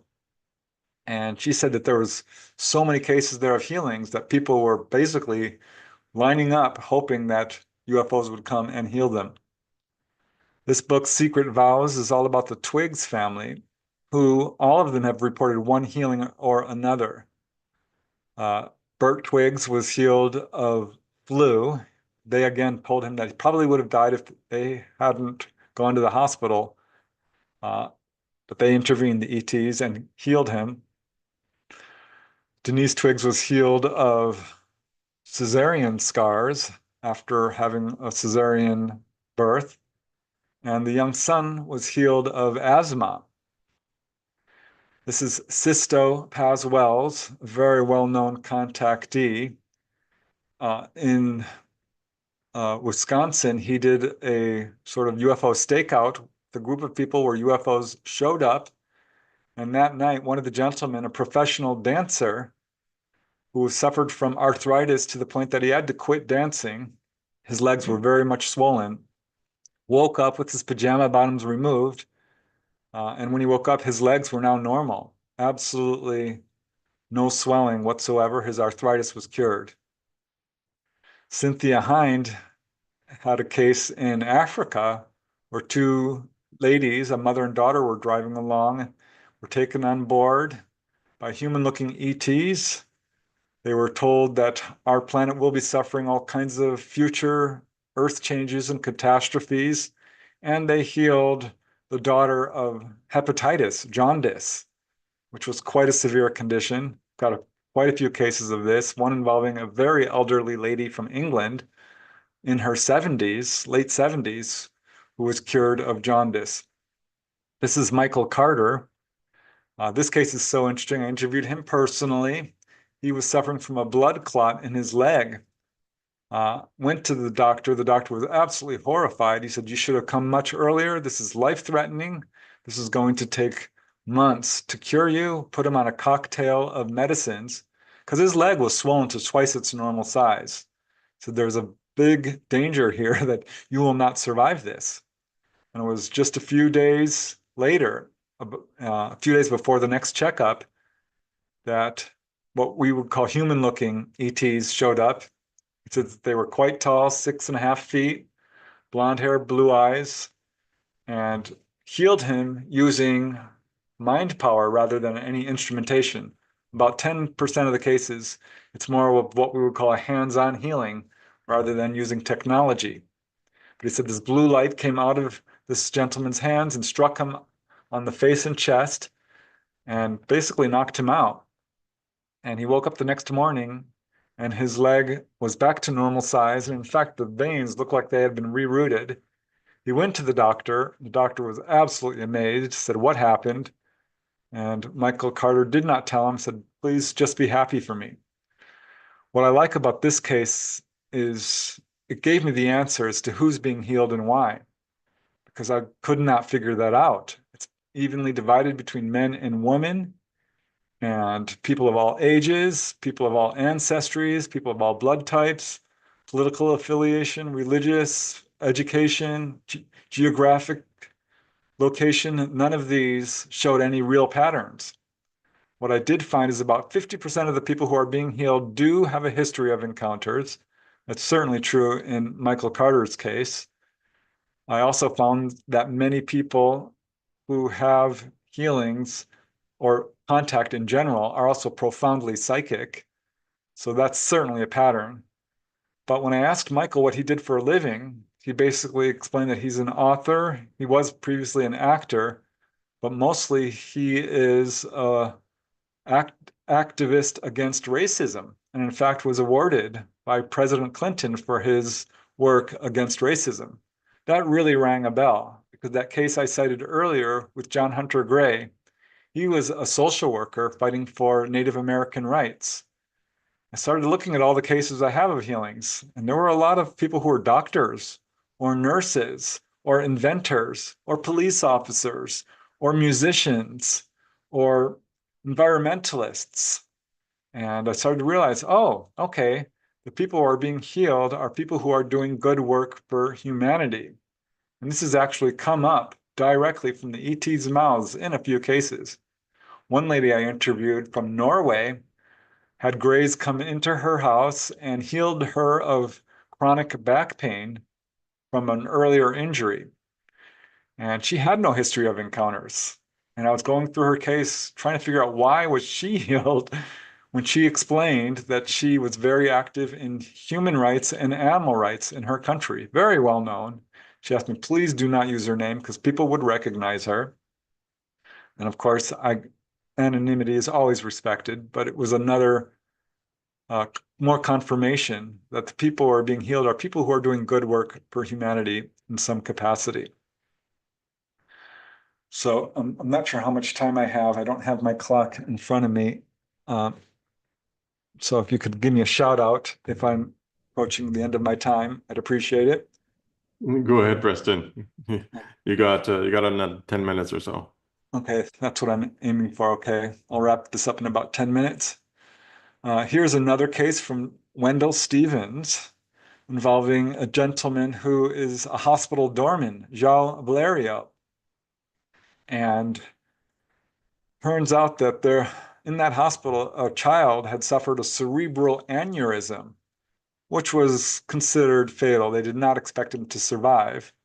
But as João Valerio was quite well known and very respected and clearly an honest and sincere person who was well known for his contacts, the doctors asked him if he could contact the ETs and see if there was anything that could be done for this young man who had the cerebral aneurysm. And he said he would ask. And he did.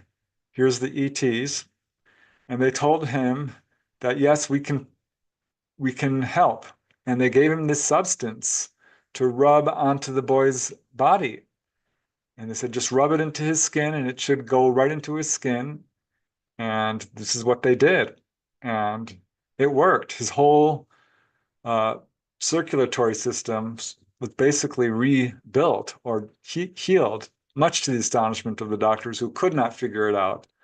But they did save a sample of this substance, which they said was in appearance very much like shards of raw sugar. It melted at room temperature.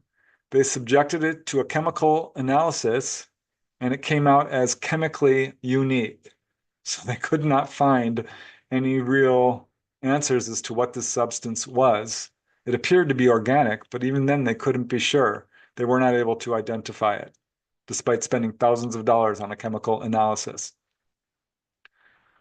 Many different types of healings. David Jacobs had a case of a young girl who was healed of diphtheria. Doctors expected her to pass away, but she was taken into a craft and had lights shone down on her and was cured of diphtheria. Dean Anderson from Wisconsin saw a boy who was healed of muscular dystrophy in much the same way. Many cases involving healings of cancer as well. This is a lady from Florida, Lynn Plaskett, a councilwoman who was suffering from lymphoma and had this sort of small ball of light come into her room, but it was structured. It had some structure to it, metallic structure. And it went around her bed. It levitated her, went around her body. She could feel heat from it. It laid her down. And she thought, well, this is a good sign because she got a really good feeling from it. And following this, her cancer reversed itself and she was cured. Here's another gentleman I interviewed who has a long history of contacts, Jim Schaefer. And he was diagnosed with a cancerous tumor on his neck. Well, he was filming. He's got a lot of evidence. He filmed these orbs in his house, and he was able to capture one of these on film moving film, actually. Here's a still frame from it.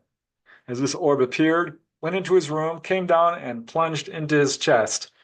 And he immediately fell asleep, woke up the next morning, looked in the mirror, and his tumor was gone. He was scheduled for surgery about 3 days later, went to the doctor, and the doctors were amazed because this tumor was no longer present. In fact, they couldn't find any cancer. What they did find was necrotic tissue. So they went ahead with the operation and removed the necrotic tissue. But no, there was no more cancer. He was very upfront with his doctors, told them exactly what happened. They couldn't say ETs cured him because obviously they could not completely verify that. I believe he sent me his medical records. They put something like miraculous healing or unexplained remission in his files. And there are some really interesting cases involving animals as well. Ray Hernandez is very well known in this field. His little dog Nina was suffering from heart failure and arthritis and had to be put down, but had a UFO show up and his wife was there. She saw it. Apparently she had missing time. But the next morning, this dog was completely healed. This is one of several cases I have of people whose pets were healed, horses, roosters, a variety of animals, dogs mostly, but many different types of animals are being healed as well. This is Joy Davies, who was taking a walk in her backyard through this forest area in Pennsylvania when she came upon a glowing football-shaped craft with little men around it. She said they were very friendly. They invited her on board with her dog. She saw this ball of light. It was a very brief encounter. She doesn't remember a whole lot, except suddenly waking up and walking away and into her house. When she woke up the next morning, her arthritis was gone. She was able to do tennis playing again. But she noticed her dog, who was also quite old and limping around, was much more lively, much more active, and seemed to have been cured of arthritis as well. So looking into these cases, most of them are being done with beams of light. And during my research, I found over 50 cases of people who were cured as a result of a lightning strike, including Mary Clamser, who was suffering from multiple sclerosis, was struck by lightning, and it reversed her condition. Now, I'm just putting this out there because this is sort of further confirmation that we don't know enough about the electromagnetic spectrum, but it apparently in some cases can be used to heal people, and we are now just beginning to realize this. We are using lasers to cure detached retina. We are using electromagnetic stimulation to speed up the healing of broken bones. This apparently is how these healings are taking place. The ETs are accelerating the healing process that the body does naturally. Mind you, I'm not recommending anyone go out into a lightning storm. You're much more likely to suffer damage as opposed to being healed. But it's certainly interesting that there are a bunch of cases. And I want to cover very briefly cases of people being rescued, because there are a lot of them. It's not just healings. People are being rescued from various life-threatening situations. I interviewed one lady, a real estate broker who became a psychiatrist, who was, as a young woman, driving through the Watchung Mountains of New Jersey and wrecked her motorcycle. She thankfully was uninjured, but she was on a remote mountain road and it was very cold and she was stranded and there was no cars likely to come by. And this is when her quote friends showed up. She's a lifelong contactee. And this was the only time that she'd seen them fully consciously on Earth. She has memories of them showing up in her bedroom, of being on board, but nothing like this, where these guys showed up, walked up to her motorcycle and told her to step back. Her motorcycle was damaged. This was an old-fashioned motorcycle with a kickstarter, but the kickstarter had been bent to a degree that she was unable to start her bike. Well, one of them told her to step back while the other bent down and actually fixed the kickstarter on her motorcycle with his hands. They stepped back, motioned for her to get on the motorbike, which started perfectly, and off she drove. She regrets now not stopping and trying to communicate more with them. They never said anything, but she says these were very much human looking, probably could have passed on the street for human if they wore sunglasses and a hat, so perhaps hybrids, but absolutely saved her when she needed it most. There was another case involving a family who was on a boat in one of the most severe hurricanes in the Pacific, which sunk more than 50 boats, and several people lost their lives. This was during a boat race, an armada. So a lot of people were out there. And this one boat was about to sink. It was called the Ramtha. And they were in radio contact with the Coast Guard, who could not find them because there were so many it's called EPIRBs. These are little homing devices which allow the Coast Guard to track a craft, an emergency signal. But there were so many going off, they did not know where this boat, the Ramtha, was. And they could see the ship, but the ship could not see them. And this is when a UFO showed up right over their craft. And the rescue boat said, well, we don't know, but is that you firing off a flare? They said, no, that's not a flare. We don't know what it is, but it's right above our boat. And so the rescue boat went straight to that area and were able to pull this family off this boat, which sank an hour later. So they most certainly would have lost their lives. And there's more than one case like that of people being rescued while at sea. Several cases of people being saved from car accidents. This lady wrote a book about her encounters. She was driving through the desert after visiting her mother when a UFO showed up and stalled her car for about 10 minutes and then went off, and she continued on her way and was about to get on the freeway. There was a massive accident. She felt certain that she would have been in it had she not been delayed. And quite a few cases of this.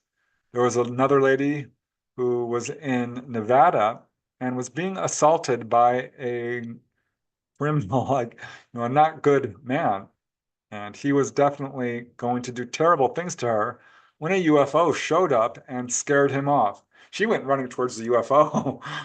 He went running the opposite direction, but she absolutely credits this UFO to rescuing her from being assaulted.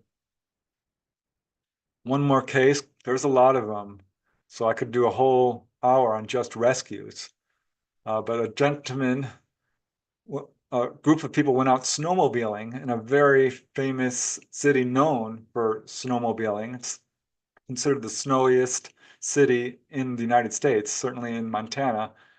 And they had gone snowmobiling and gotten lost. And this gentleman was out snowmobiling when a UFO showed up. This was during a blizzard. And it seemed to be trying to get his attention. And so he followed it. And he followed it right to these people who had become lost and stranded and were hypothermic. He showed up just in time to lead them out of the situation. Quite a few cases of that as well, people being led out of the wilderness. And it goes beyond that. ETs will impart information to people, whether it's how to build a UFO detector or some type of healing device. The Integratron, located in the deserts of Southern California, is a good example. Contactee George Van Tassel was given information on how to build this device, which they told him, the ETs, was basically an anti-aging device, which would help give people energy. Unfortunately, he died just before it was completed. His plans were scooped up by unknown government agents, and it was never completed, but it still stands today. Whitley Strieber, he's reported on several cases. He says he gets letters all the time of people requesting healings, which is quite sad because he's not able to do that. It's normally done on the ET's own terms, but there are cases. I know of one lady who was suffering from breast cancer and prayed to God to be healed, and instead little gray ETs showed up and healed her of breast cancer. So this is just a tiny portion of the huge number of cases of this kind. Quite a few of them, well more than 300 I've documented here. And I've got a list of all the healings that have been done. And I can't say it covers every single medical condition, but certainly every part of the body, from skin to every organ system, whether it's kidneys or livers or lungs or heart or brain, injuries certainly, very serious illnesses such as diabetes or, I mean, you name it, it's been cured. So this is a very important aspect of contact that I think deserves far more attention. It really, I think, speaks to why the ETs are here. I don't think they're here to harm, hurt, scare, take over our planet. In fact, an objective, and I'll underline that, an objective look at the onboard UFO experience shows a very encouraging pattern of contact. Because people, yeah, they're examined, and this is the worst I hear. It can be very frightening for people, and they will label it as a negative experience. But after that, they will give you a tour of the craft. They will take you to the engine room and explain in detail how it works, to the point where people are actually filing patents on how to build energy-free motors. I did a whole study of that. They will take you up to the control room, teach you how to fly the craft. They will take you up to the observation deck, show you a field of stars or the Earth or Saturn or other planets. And if you get any communication from the ETs, it will be about guidance in your own personal life or warnings against nuclear proliferation, war and aggression, or destruction of the environment and pollution or upcoming earth changes. So I think if you take an objective look at the ET contact, you will see that it's very, very encouraging and that they are not here to cause harm. So that's my presentation. I want to thank you very much. And if we have time, I'm certainly open to any questions, but I want to thank you very much. Thank you, Preston. Not sure why, but I can't activate my video right now. So I think this was very thorough, and I like the fact, Preston, like we've spoken before, that your research is documentation, right? So you're documenting elements. You look at the evidence available. Sometimes evidence is not available. Verified by doctors and other professionals. That's very important, at least to look at cases in a serious way. And some of them we just don't know quite. But the volume of the cases also tells a story, like you said, and some of the specifics of, like you said, like social workers, doctors often get healed versus other career choices. So that's a very interesting pattern to follow up. I think we just keep doing your work to see if the pattern continues, other evidence that are more modern times as we move forward. It's all very interesting. So I'll have the honor here to reintroduce a person that will continue hosting this, Tannis Coughlin. She was here earlier today. And I'd like you to see her again. She was there very early to kind of talk about the conference early on, and how a lot of it is really about love and doing something great for humanity. So why don't you take over, Tannis, and I'll sit back and relax for a bit. All right, thank you. So thank you so much, Preston. That was wonderful. We have lots of positive comments going in the chat there. I'd like to introduce now Professor Abraham or Avi Loeb. He is the Frank B. Baird Jr. Professor of Science at Harvard University. He's a best-selling author. He received his PhD in physics from the Hebrew University of Jerusalem. He's led the first international project supported by the Strategic Defense Initiative and was subsequently a long-term member of the Institute for Advanced Study at Princeton. He's written 9 books and comes with a whole wealth of knowledge. So welcome, Professor Loeb. Thank you for joining us today. It's an honor to have you here. Thanks for having me. It's a great pleasure. I will try to leave time for questions. So if anyone has questions, just keep them in mind and ask me at the end. So let me share my screen so that people can see my presentation. I hope it shows. And I will just provide the broad brush description of the kind of research I'm doing. And of course, any question you have about the universe, I'll be happy to answer. And that includes not just whether we are alone or not, any question about the history of the universe, where we came from. So when I look at the stars at night, and here you see an image from actually the Webb telescope, I often wonder whether there are other civilizations out there. The lights look like lights from cabins of giant spaceships sailing through space, because the Milky Way galaxy is moving through intergalactic space. And the question is whether there are any other passengers near those lights in those cabins. And we don't know the answer as of yet, but this would be one of the most important questions that can revolutionize the future of humanity. Because if we do have a partner, the night sky would not appear as lonely and dark as it is right now. And it might inspire us to actually leave the solar system and visit their home if they're out there. And whether they are out there or not, requires scientific research. And for about 60 years, we searched for radio signals. That is not a good approach because it's just like waiting for a phone call at home. Nobody may call you when you are listening. We've been listening for maybe 1 century, which is a tiny bit of the history of the Milky Way. It's just one part in 100 million or so. And perhaps there was a radio signal, 1,000 years ago or 1,000,000 years ago. We would have missed that. Right now, it's 1,000 light years away or 1,000,000 light years away. We cannot reach it. But there is a better approach. Instead of waiting for a phone call, we can search for objects, physical objects that came from outside the solar system.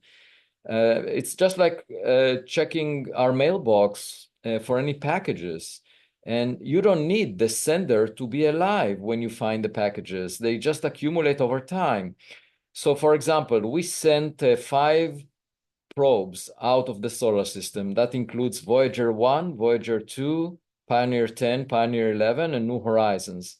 They're making their way. They would leave the solar system, the outskirts of the Oort cloud, within about 10,000 years or so.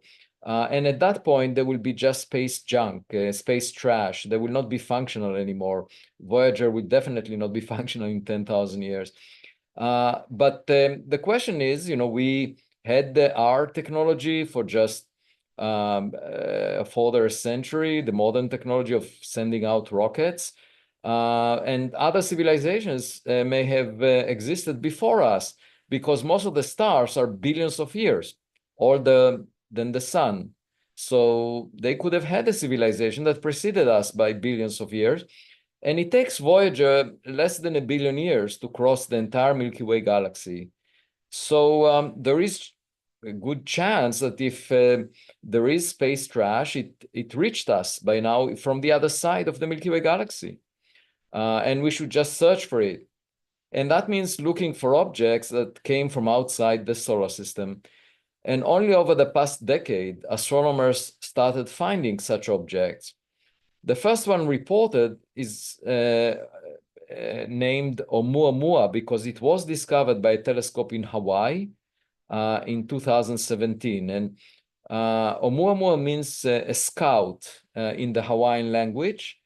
And at first, people said, oh, yeah, it came from outside the solar system, but it's probably just a rock, an icy rock that would appear like a comet when it comes close to the sun, or an asteroid that would have no cometary tail, would not evaporate.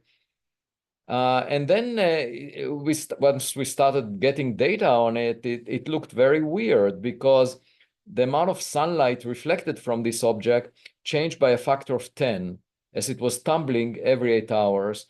And the best fit for the variation of reflected sunlight was that of a flat object, pancake-like. And this is an artist illustration of an object that is 10 times longer than it is wide. But the artist, who is a traditional, guided by traditional astronomy, drew it as a rock. I mean, we don't have a picture of this object, and it was most likely pancake-like, not like a cigar. It was flat. And then in addition to that, it exhibited an excess push away from the sun. And it didn't have any cometary evaporation. There was no gas or dust around it that we could see. So the question was, what is pushing it? And I suggested maybe the object is flat and very thin, so that just the reflection of sunlight is pushing it. And in fact, 3 years later, there was another object discovered that was pushed by reflecting sunlight.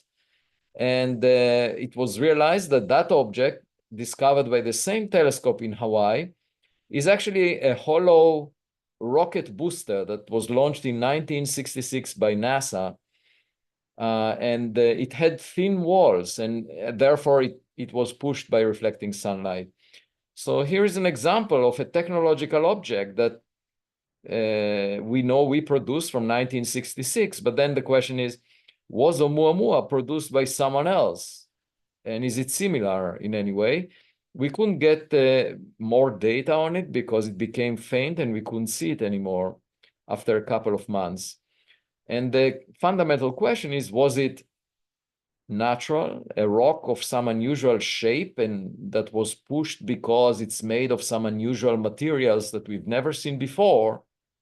Or, and by the way, there are many papers that my colleagues wrote about, yeah, it's a rock, but a rock of a type that we've never seen before. And the second possibility is that it was artificial. It was a surface layer of a bigger object or a broken piece of some megastructure of some extraterrestrial civilization, like a Dyson sphere or something. So the question remains open about Oumuamua, but as I will mention towards the end, there are good prospects that we will know more about similar objects in the future.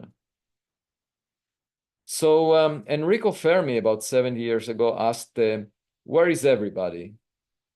And that is a question that lonely people ask all the time. People that don't have a partner, they keep asking, where is everybody? And what you tell them is, don't be so presumptuous. Don't think that you're so attractive that they will come and sit next to you without you doing anything. You need to be proactive.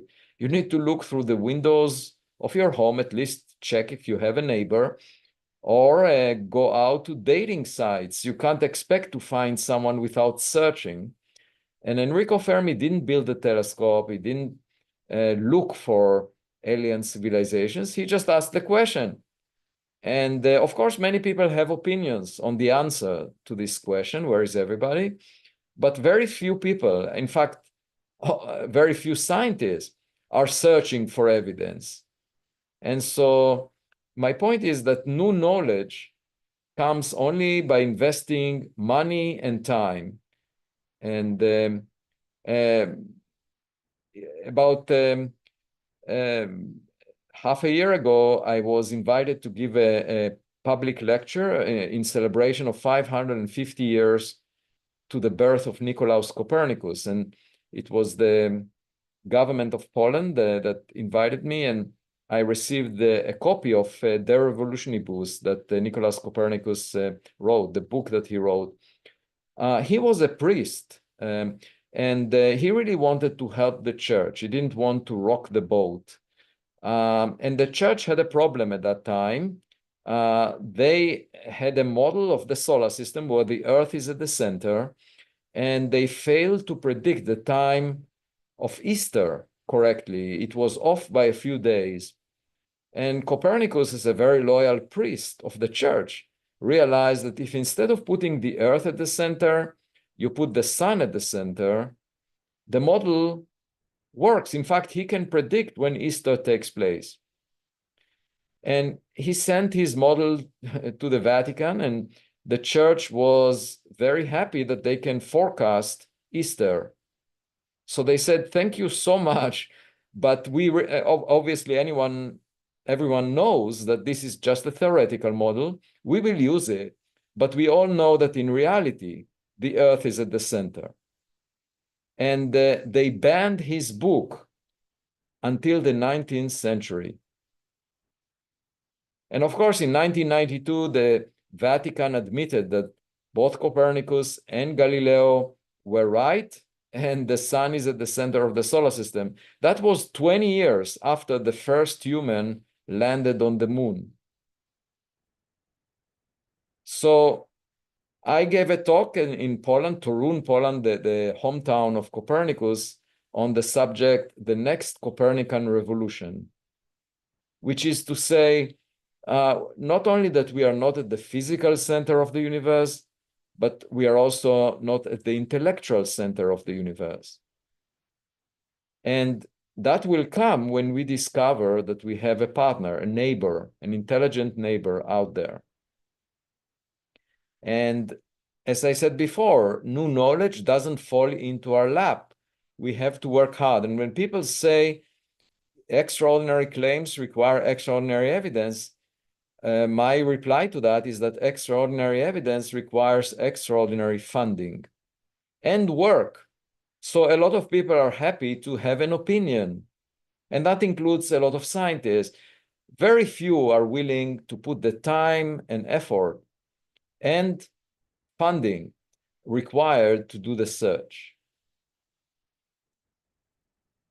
And so that's what I'm working on. I'm leading the Galileo project at Harvard University, and in fact, within a week or so, we will finish the first paper reporting results from our first observatory in the Boston area, where we monitored nearly 1 million objects in the sky and tried to figure out if any of them is of extraterrestrial technological origin. And most importantly, we hope that the future data will give us new scientific knowledge, because you can't just expect the answer to fall into our lap. You know, that was not the case in any important scientific discovery over the past century. And I don't understand why some people think that it can happen in this case. Especially if extraterrestrials are using technologies that go well beyond what we are possessing right now, because we have only 1 century of modern science, and they may have had the benefit of a much longer period where they developed far more advanced technologies. So the approach I'm taking with the Galileo project is to search for objects that came from outside the solar system. These are interstellar objects. And the way to discover them is by their motion. If they move above the speed necessary to escape from the gravitational pull of the sun, then we know that they came from outside the solar system, because the sun cannot keep them bound. Just think about a rocket. If you propel a rocket fast enough, it escapes the Earth. So gravity can bind objects as long as they are slow, but once they go above the escape speed, which relative to the sun is about 42 kilometers per second, close to the orbit of the Earth around the sun, it's a square root of 2, or 40% faster than the Earth is moving around the sun. Whenever you see an object moving faster than that, you know that it came from outside the solar system, if it's passing close to Earth. So it turns out that there was an object even before Oumuamua, and that one was reported by the US government satellites that are monitoring the Earth. They monitor the Earth for ballistic missiles, and some of you that follow the news know that when Iran launched ballistic missiles towards Israel, they didn't really reach their destination. And part of it is because the US government has an array of satellites monitoring the Earth, and within a fraction of a second, they know of any release of heat that signals a missile, a ballistic missile. But in the process of monitoring the Earth, these sensors are also detecting objects that collide with Earth. And these are meteors. They produce a fireball when they interact with the Earth's atmosphere. And because of the friction with the air, they disintegrate and explode. And you can see the fireball from a great distance of those satellites. And so the US government reported about hundreds of such meteors over the past decade. And they put it, since it has no significance for national security purposes, they put it out in the public domain in a website that is owned by NASA.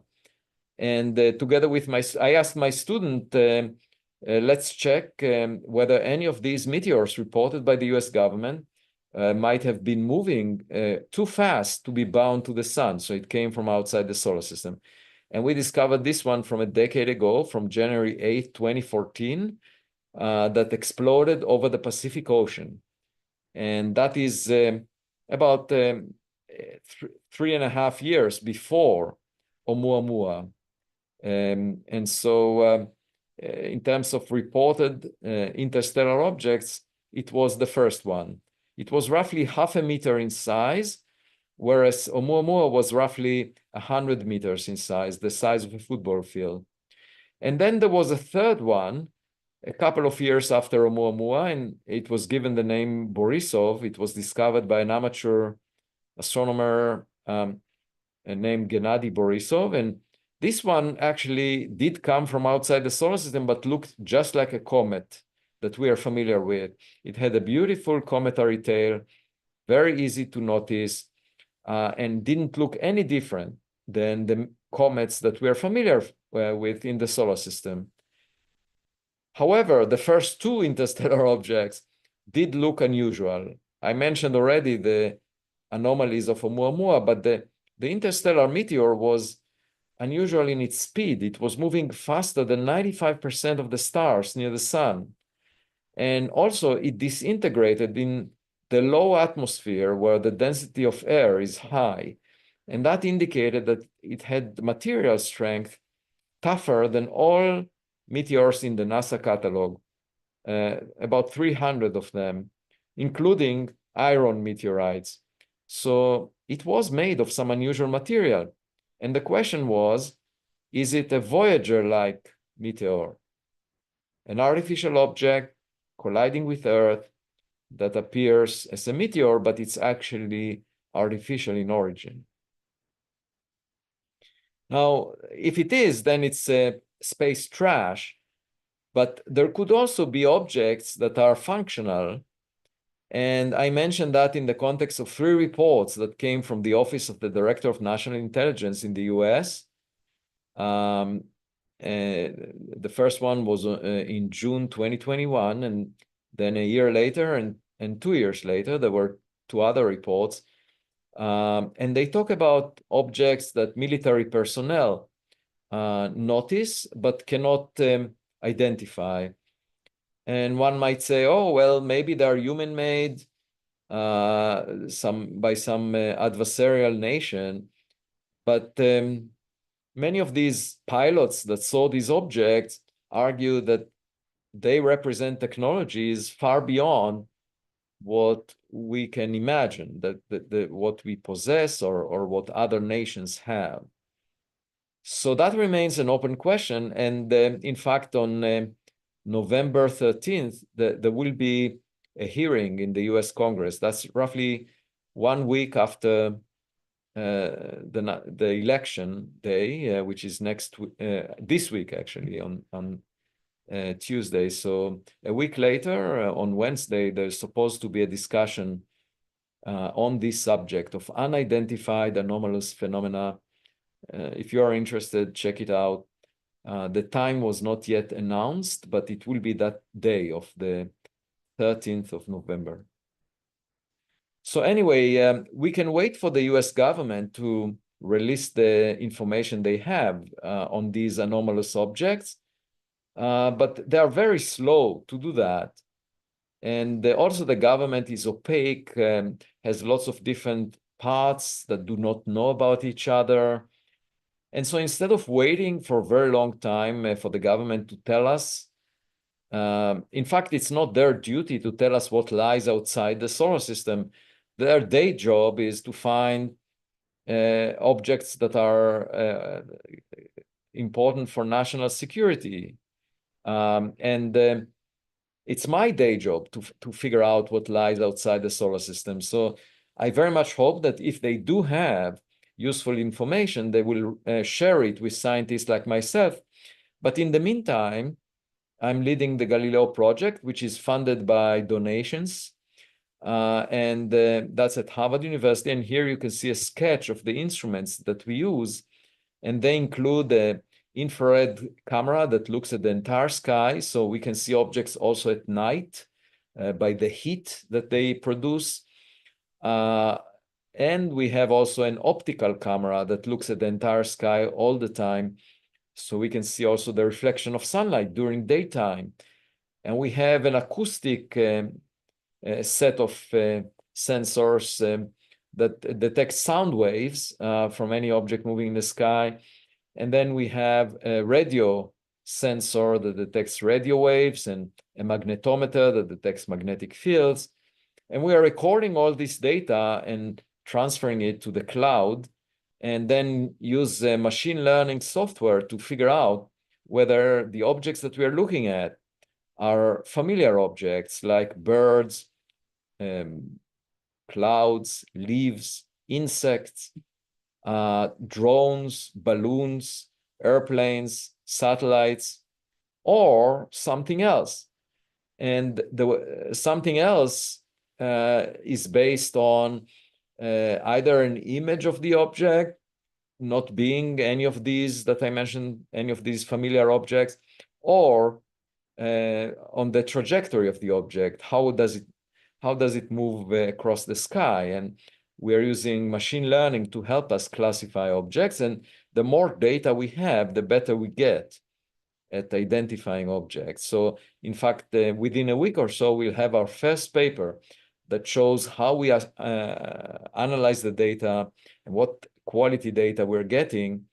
There will be a detailed paper that took us a long while to write. I should say that building this observatory, that it's a very different observatory than astronomers are using, because we are looking at the entire sky all the time. And usually astronomers look at a small portion of the sky. And so we had to design all the instruments from scratch.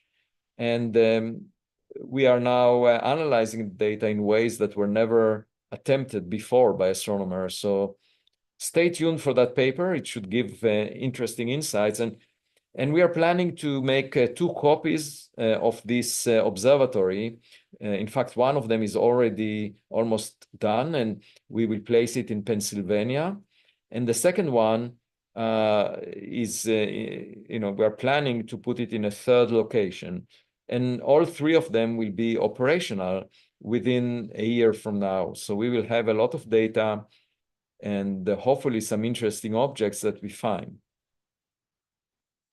So now, in the remaining time, I wanted to focus on another research direction that I'm leading and within the Galileo project, and that's searching for the materials from the first interstellar meteor that I mentioned.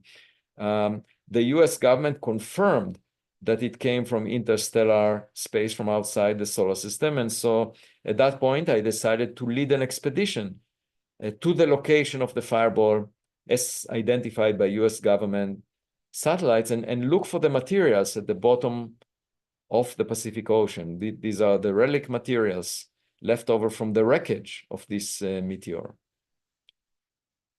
So at first, when we wrote the scientific paper reporting about this meteor, many of my colleagues said that they don't believe the US government. And so I reached out through the White House to the US Space Command, and they issued a letter 3 years later. It took them 3 years to produce this short letter from the US Space Command to NASA, saying that they checked the data and they agree with the conclusion that indeed this object came from interstellar space at the 99.999% confidence. And by the way, this did not convince those critics that I mentioned that indeed it's interstellar object. In fact, just this week, they published a paper saying, we don't believe the US government. I don't know what else to do, because the US government sensors detected this object and the data was checked twice by the US Space Command. So it's just that some people refuse to accept data that indicates something interesting, and they prefer to step on any flower that rises above the grass level. I don't see anything else that I can do to convince them. In fact, we went on the expedition, and I'll describe what we found, and even that did not convince them. So I think that they basically are anti-science, because they think they know the answer in advance, that this was probably an object from the solar system. And therefore, they do not seek data that might argue otherwise. They argue that any data collected by others is wrong. And what could be more than anti-scientific than that? Scientists who claim they don't believe data that does not line up with their prejudice. There is nothing worse than that. because the science is based on evidence. And if you argue that you don't believe evidence, then how can you suggest that you are pursuing the scientific method? Anyway, the US government satellites detected 3 flares from this explosion. They were separated by about 0.2 of a second, and they occurred at less than 20 kilometers above the Pacific Ocean surface. And that indicated that the object was able to withstand extreme stress, larger than iron meteorites can withstand. Just to give you an example, there was a meteor that exploded over Spain and Portugal about 5 months ago, and that one exploded at 70 kilometers, where the density of air is 1,000 times smaller than at an altitude of 20 kilometers. So here is an example of an object that exploded with a material strength that was 1,000 times smaller, because they were moving roughly at the same speed. And all we said is that if you take the data seriously, it looks like this object was tougher than all space rocks previously recorded as meteors. So I decided to lead an expedition to the Pacific Ocean. And here you see the team that was with me on the deck of the ship that was called the Silver Star. We went there on June 14th to 28th, 2023, a year ago. And here are some images from that trip. And what you see in the middle top panel, you see a sled that had magnets on both sides. And we basically lowered it to the bottom of the ocean, where it was scooping the ocean floor as we went back and forth across the region that the US government identified as the fireball location. And the ocean depth is about 2 kilometers or more than a mile at that location. So we had to use a cable that was about 5 kilometers long, connected to the ship, and dragging this sled, just like mowing the lawn back and forth across that region. We did it 26 times. And here you can see the sled being brought back to the deck of the ship. You see it on the right side. We would place it on the deck and then scrape the magnets from all the material that they collected, all the magnetic particles that they collected at the ocean floor. What you see at the bottom left and middle is me jogging at sunrise. I do that on land every morning at sunrise, and I did it also on the ship. And there was, together with me, a filming crew from Netflix. There will be a documentary, hopefully by the end of 2025. And one morning they said, we'll film you jogging at sunrise. And they even put a drone to take images from a distance. And at the end, I mean, they asked me to jog 3 times longer than I usually do. So it was roughly 10 miles or so that morning. And then they asked me, Avi, it looks like you're running. Are you running away from something or towards something? And I said, both. I'm running away from some of my colleagues who are not seeking evidence and have strong opinions. And I'm running towards a higher intelligence in interstellar space. And here are some more photos of the magnetic sled. We would use a vacuum cleaner to suck some of the dust from the magnets, as you can see in the middle bottom panel. And then after a few days of looking through the materials on the ship, we identified the first molten droplet that looks very different from the background sand. You can see it here. We picked it with tweezers and looked at it through a microscope. And we found many of these, about 50 on the ship. And I shipped all the materials that we collected in a suitcase that you see on the right-hand side using FedEx to my home address, and gladly received it there, and then brought it to Harvard, to the laboratory of Professor Stein Jacobson that you see here on the right side. He has some of the best equipment worldwide for analyzing the composition of these molten droplets that we found. And at the time, I had a summer intern that you see on my other side, the Sophie Bergstrom, and she asked me if she can help. And I said, definitely. Why don't you go through the materials? We found 50 spherules. If you can find more, that'd be great. And altogether, she increased the tally to 850 spherules. So I gave her the honorary title, the Spheral Hunter. That was very important because we then had a large sample of those spherules, molten droplets, that we could analyze. And we found generally two classes of spherules. One of them looks like molten droplets, meteoritic material from the solar system. That was about 78% of them. And then 22% appear to be different. And out of those, about half had the composition that is different from solar system materials. And here I show the abundance of various elements from the periodic table. So you see those elements at the bottom.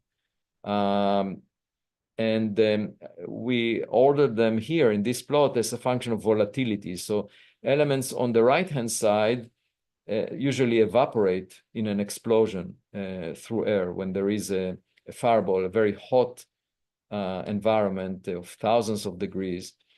And indeed, they are missing in the special molten droplets that we found. And those droplets had some elements on the left here that are up to 1,000 times more abundant than solar system materials. So a value of 1 is what you expect for the primordial matter that made the solar system based on the composition of the sun and all the other materials in the solar system.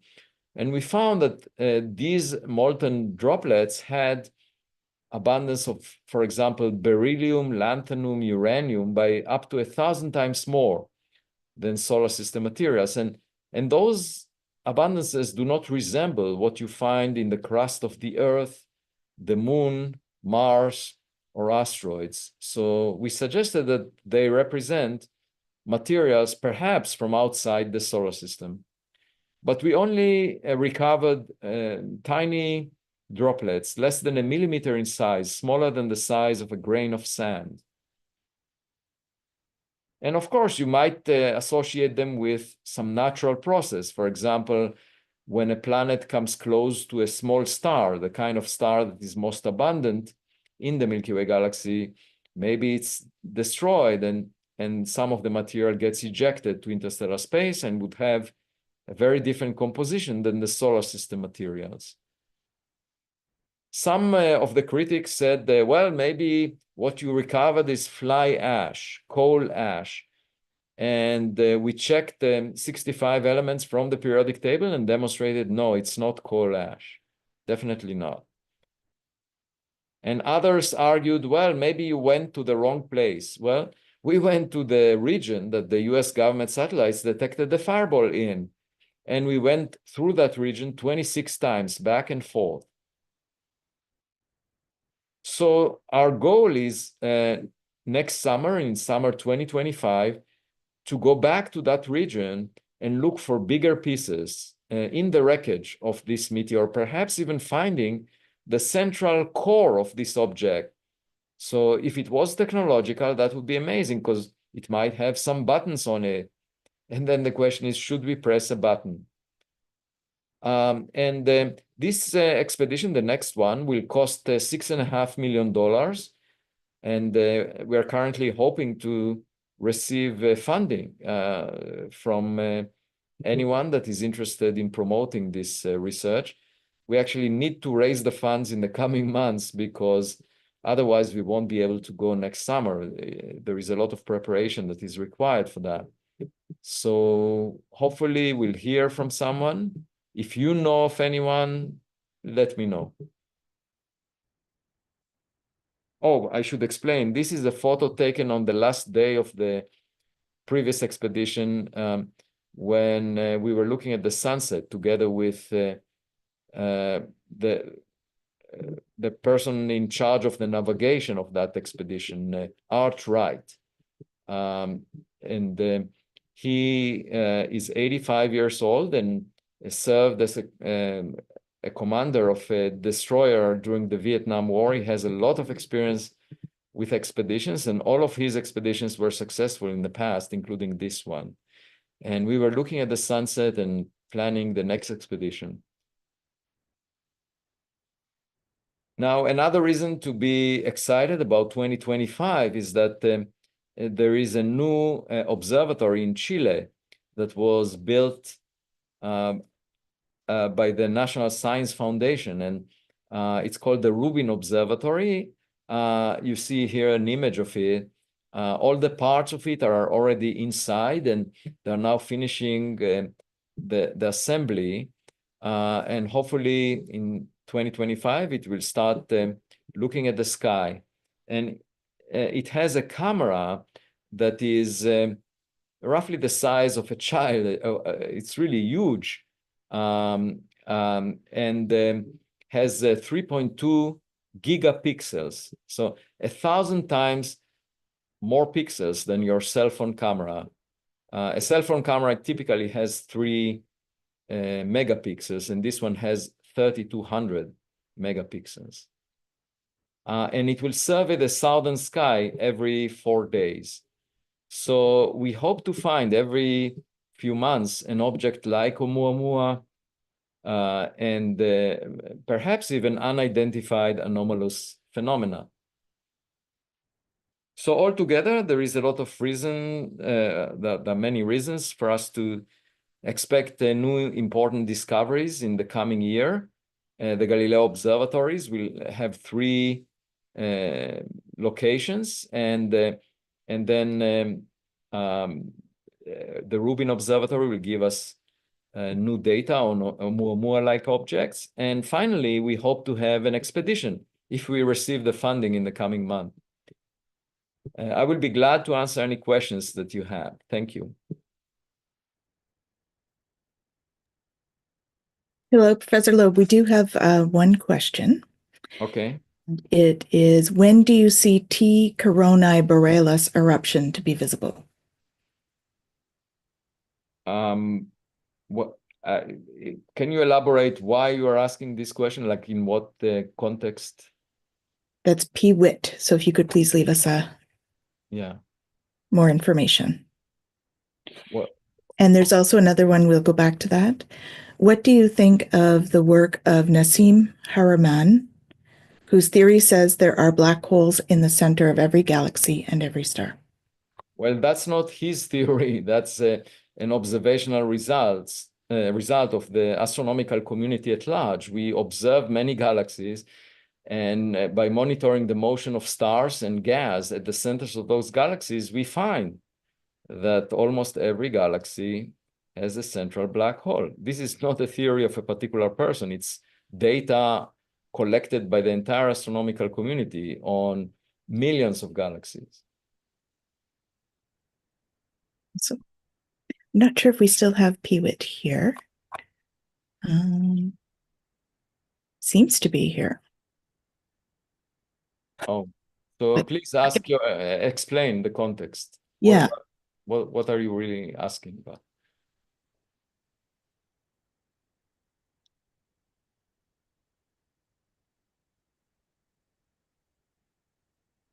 Well, New Realities asks, where do these black holes originate from? Oh, black holes in the universe come in 2 regimes. One, at low masses, it's the cores of stars that consume their nuclear fuel, and then as a result of that, they lose their pressure support against gravity, so they collapse to make stellar mass black holes. These have masses between a few times the mass of the sun up to 100. And in the past, we saw them when they have a companion star next to them that dumps mass on them so that we can see the flares of light that come as a result of that in X-rays mostly. But since over the past decade, we started detecting gravitational waves, starting in September 2015, gravitational waves from the edge of the universe that originate from mergers of stellar mass black holes. So we now have two independent ways of observing them, one using light and the second one using gravitational waves. That's the LIGO experiment that won the Nobel Prize for that discovery. And then there is a second class of black holes, which are very massive, between 1 million up to 10 billion times the mass of the sun. And these are at the centers of galaxies. And the way to think about them is that they form when the gas in galaxies sinks to the center, just like water going down the drain. It circles around the center, and then viscosity allows the gas to eventually be consumed by a central point mass, which is the black hole. And we find those massive black holes to exist in the early universe already, when the universe was less than 1 billion years old. It's just like finding giant babies in the delivery room. We see them already at very early times now with the Webb telescope, even before the galaxies made most of their stars. And we see them also in the local universe. But back then, when there was a lot of gas around in those galaxies, they shine very brightly, so we can see them at great distances, all the way to the edge of the universe when it was less than 1 billion years old. And one way to think of them is that they are the consequence of the formation of galaxies, that some of the matter that makes the galaxy sinks to the center and makes them. And also when two galaxies merge together, the black holes at their center come together and merges as well. And what creates that kind of merging that happens? Gravity. Gravity. Gravity is attractive. And we do have some clarity now. So Peewit says, when will it be visible to see as the comet passes by the sun? NASA had it in September and nothing. We're hearing now 2026, 2027. Sorry, which comet are we talking about? T Coronae Borealis, I believe. I'm not familiar with this one. Corona Borealis is a constellation of stars, but I don't know what T Corona Borealis is. And I have no idea why this one is particular. This is actually a star. I'm now checking it. It's a binary star system, so it has nothing to do with comets. It's a star. So it's nothing to do with a comet, which is an icy rock passing close to the sun.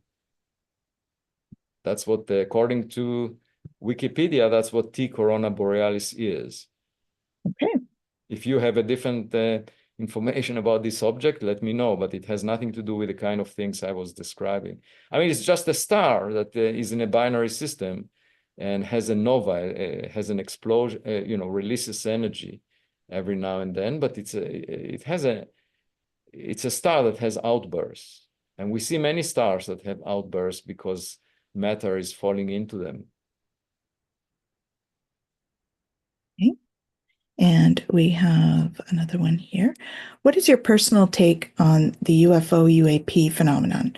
Do you think we are alone, or is it impossible that we're alone? No, I think it's arrogant to believe that we are alone, because we see hundreds of billions of stars in the Milky Way galaxy, and a significant fraction of them has a planet like the Earth. So it's very likely that conditions like the ones we find on Earth were replicated billions of times just in the Milky Way galaxy. So I think it's presumptuous to argue that there is nothing like us, because if you arrange things, if you arrange similar conditions on other planets, you might as well get similar outcomes. And about UFOs and UAPs, I think we need more data, more information. And if the US government has that information, I hope that they will reveal it. Otherwise, with the Galileo project, we're trying to retrieve that information because the sky is not classified. Great, thank you. And at least one of your critiques has postulated that Oumuamua may have altered course when approaching the sun due to sublimating hydrogen off the apparent flatter surface of the object. What's your response to this theory? Well, we showed that if you make a hydrogen iceberg, in fact, we wrote a scientific paper on that. We showed that it will evaporate very quickly. Hydrogen iceberg would not reach the solar system. It would evaporate. So the authors of that scientific paper agreed with us.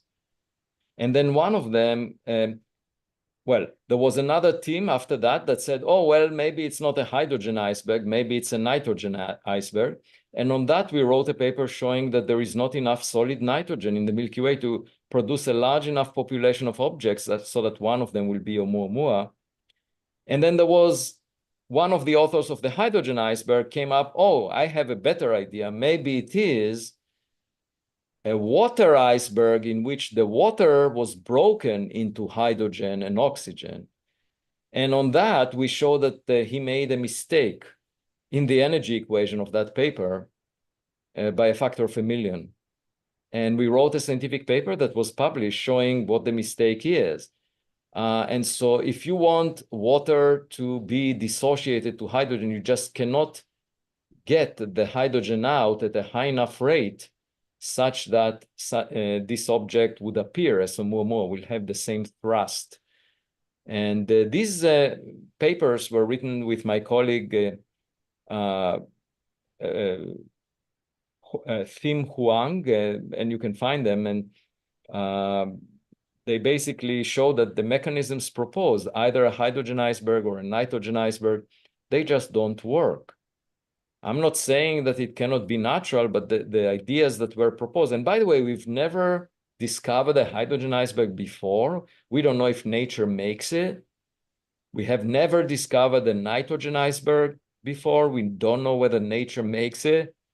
And so just to claim that the Oumuamua must be natural because someone thought in their mind about the possibility that it might be made out of materials we've never seen in a comet before, that doesn't make it real. And that is not a sufficient reason to dismiss altogether the possibility that it could have been artificial. I mean, it just illustrates how unusual it was. The fact that in order to explain it, people had to invent objects that were never seen before. You cannot just argue, oh, it's the most common object, it's the first one we see, and it's made of materials that we've never seen before. Like, this is not a solid argument. It's a speculation, and we showed some weaknesses of these speculations. A hydrogen iceberg would not survive the journey. Nitrogen iceberg, there is just not enough nitrogen. So I would argue that we need more data in the future, and hopefully with the Rubin Observatory, we'll see more objects like it. Okay. And if Oumuamua could have been an extraterrestrial probe, do you think that they could have actually sent spacecraft at any time in the past or present to visit Earth? Yeah, if it was functional, then it could have been a mothership that releases, just like the dandelion flower releases lots of smaller, seeds that visit planets in the inner solar system. We just don't know because we cannot see things that are much smaller than a football field by the reflection of sunlight. So we cannot tell if it released anything. And so in principle, there could be a connection between UAP and what we call interstellar objects. But we need more data to make this connection. And welcome, Vivian. We'll get to you in just a moment. We just have two more questions here. Okay.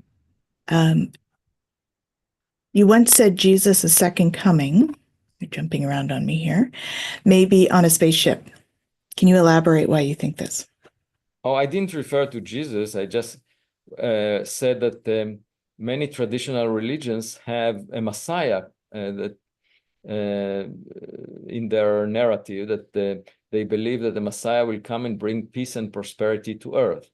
And I just made the case that this Messiah, this messianic message may come from another star, not necessarily a person that came from this earth. And the idea is that if they reach us by very advanced technology, before we reach their doorstep, they can teach us a lot of things. They would be inspiring. We might be at awe because their technologies would appear as a miracle to us. And altogether, it will give us a new perspective about our ambitions and about our existence in the universe. So I think it's the one kind of message that can change the way we behave to be better, because it's just like meeting a smarter student in a class. You realize that you can do better.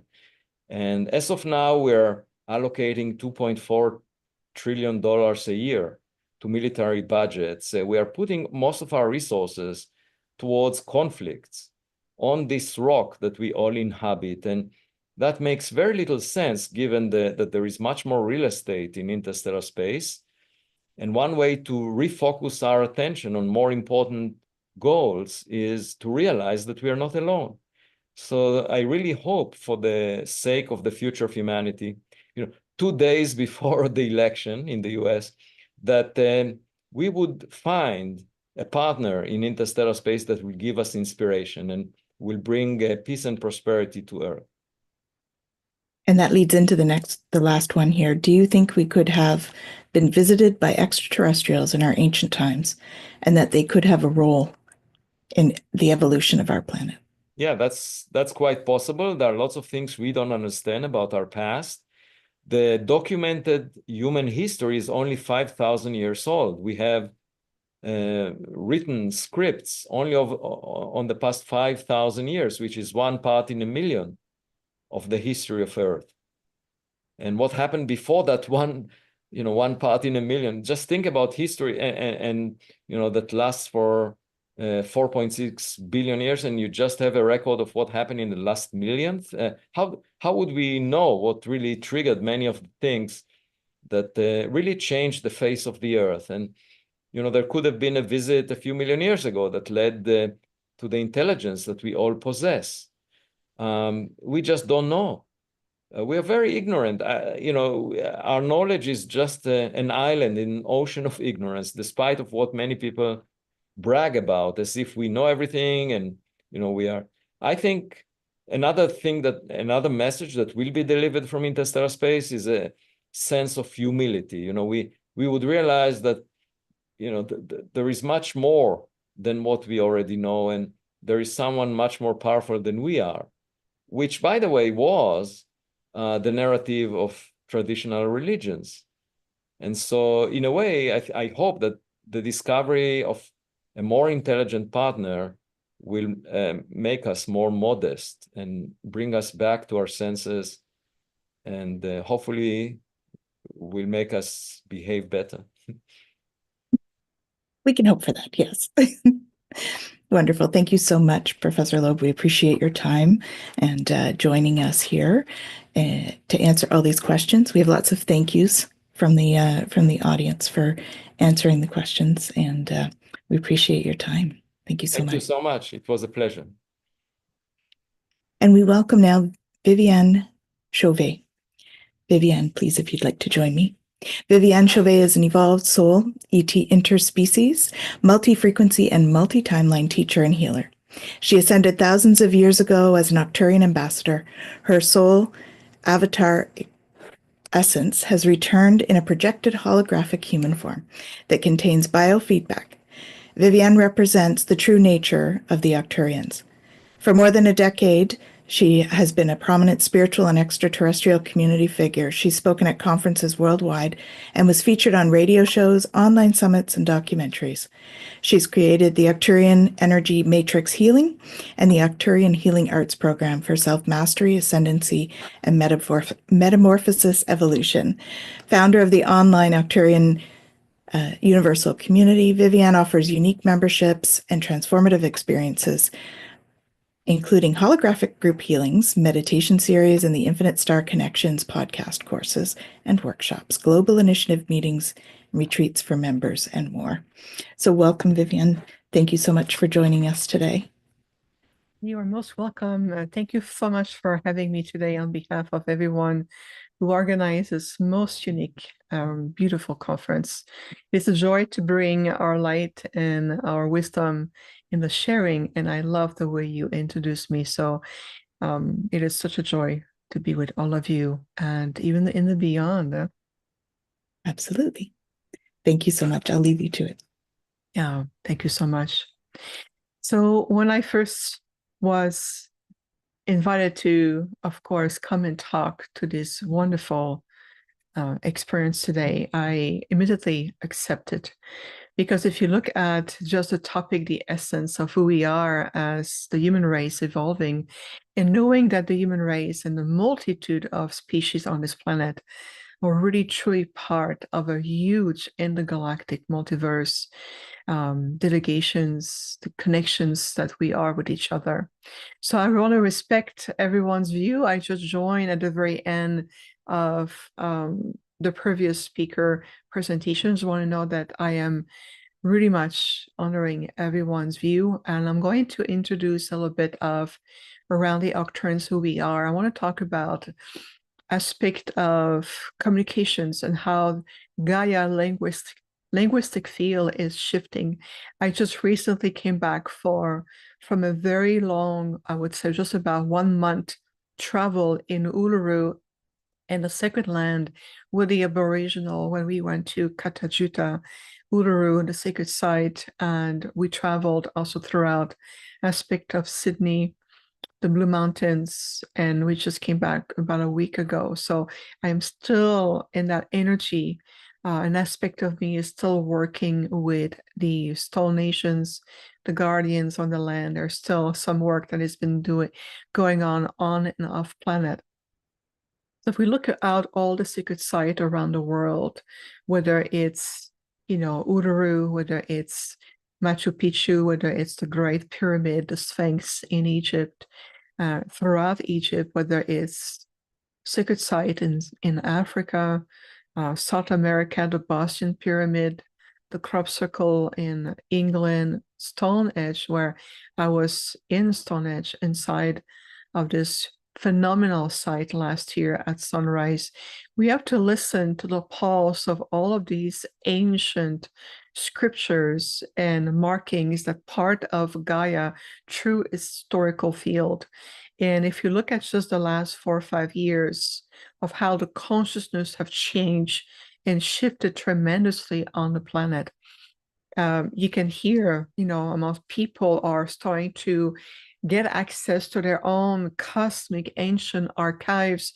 Memories are coming back. Star seeds on the planet are returning to understand better their place, remembering their own soul akashic field, remembering also the soul design, because this is one thing the Arcturians we teach a lot about, is to know that you are here by soul design. You have returned in this incarnation as an earth human through the soul blueprint that you brought forward.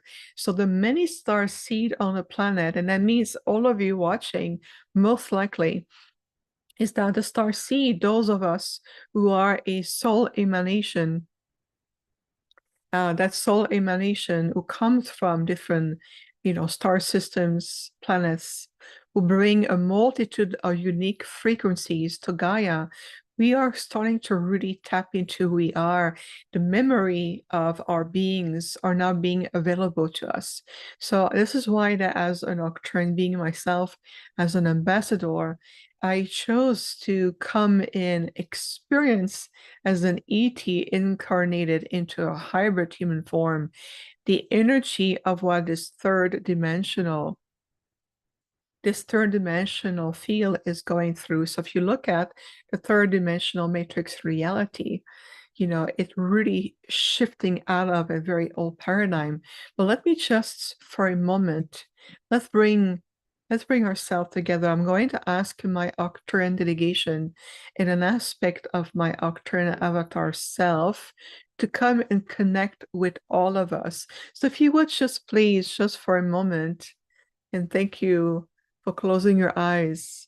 Let's just return to connect right now into your heart and feel into your heart center the connection to the universe, to welcome the sacred pulse of the universe, like one heartbeat that is returning right into the heart of Gaia, right in the core of the planet. And as we are breathing right now in the oneness of this one universal heartbeat, it brings you back in a place before creation, where the one universal mind of the prime creator has decided to explore and create a multitude of holographic aspects of itself. And each holographic aspect will design a multitude of plane of existence, and each plane of existence has a multitude of dimensions.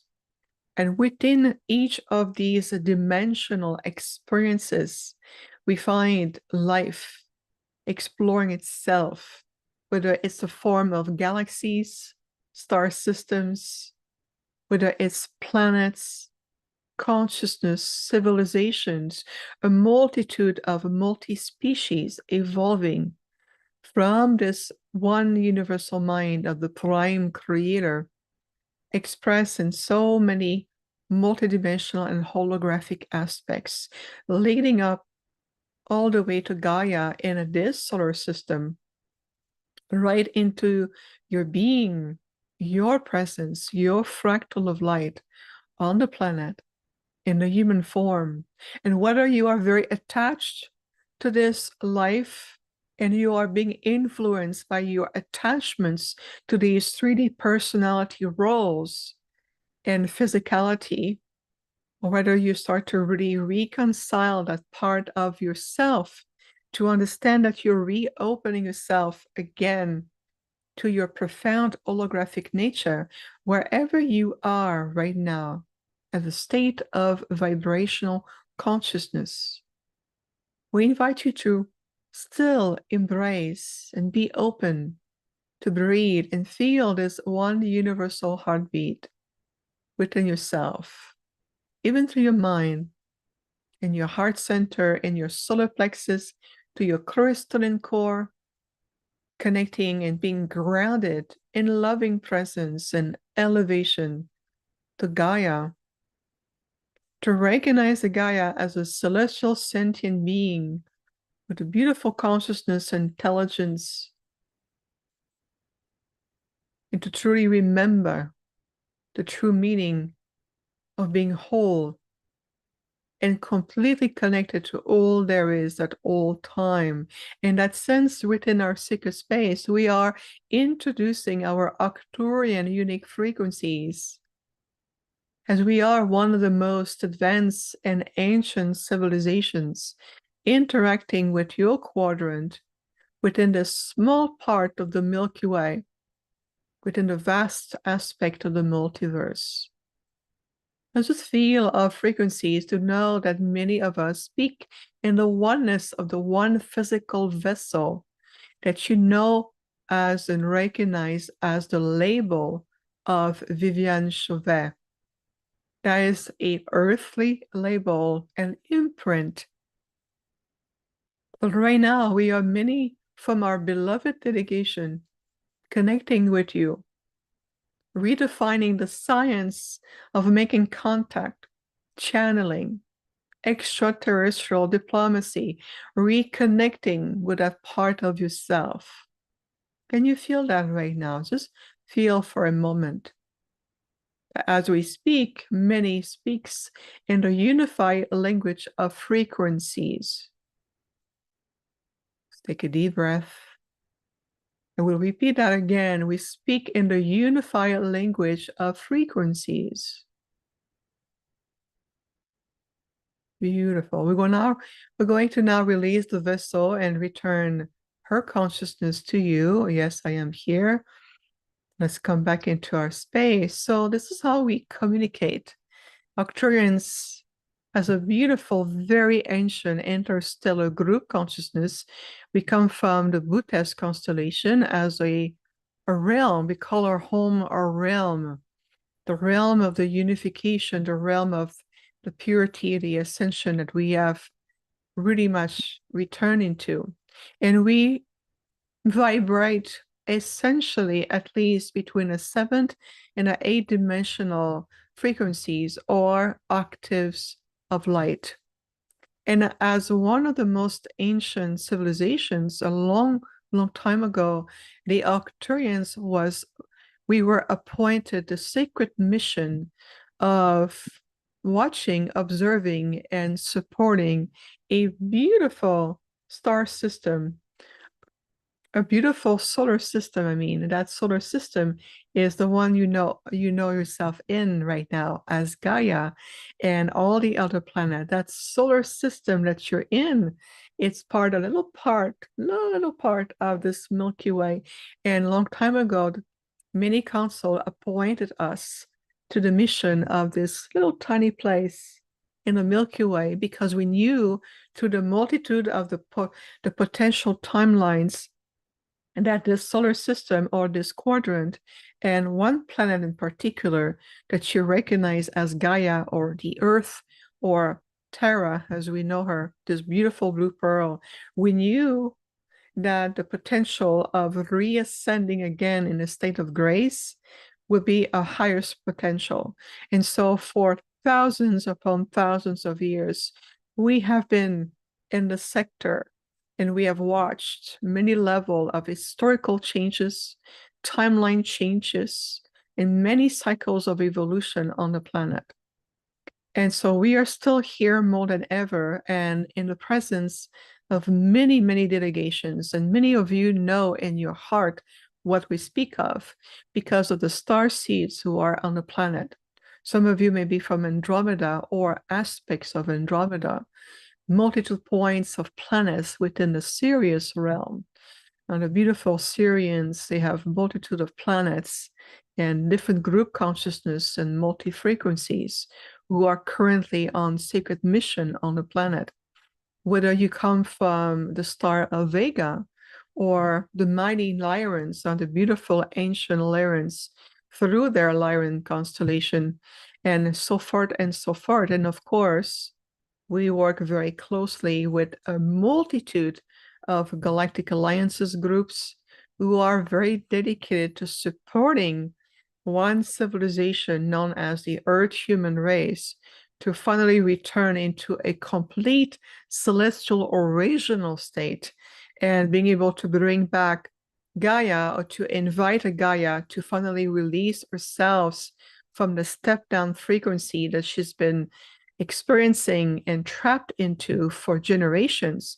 So it is a time of great return, reconnection with each other. So there's many different protocols of communications.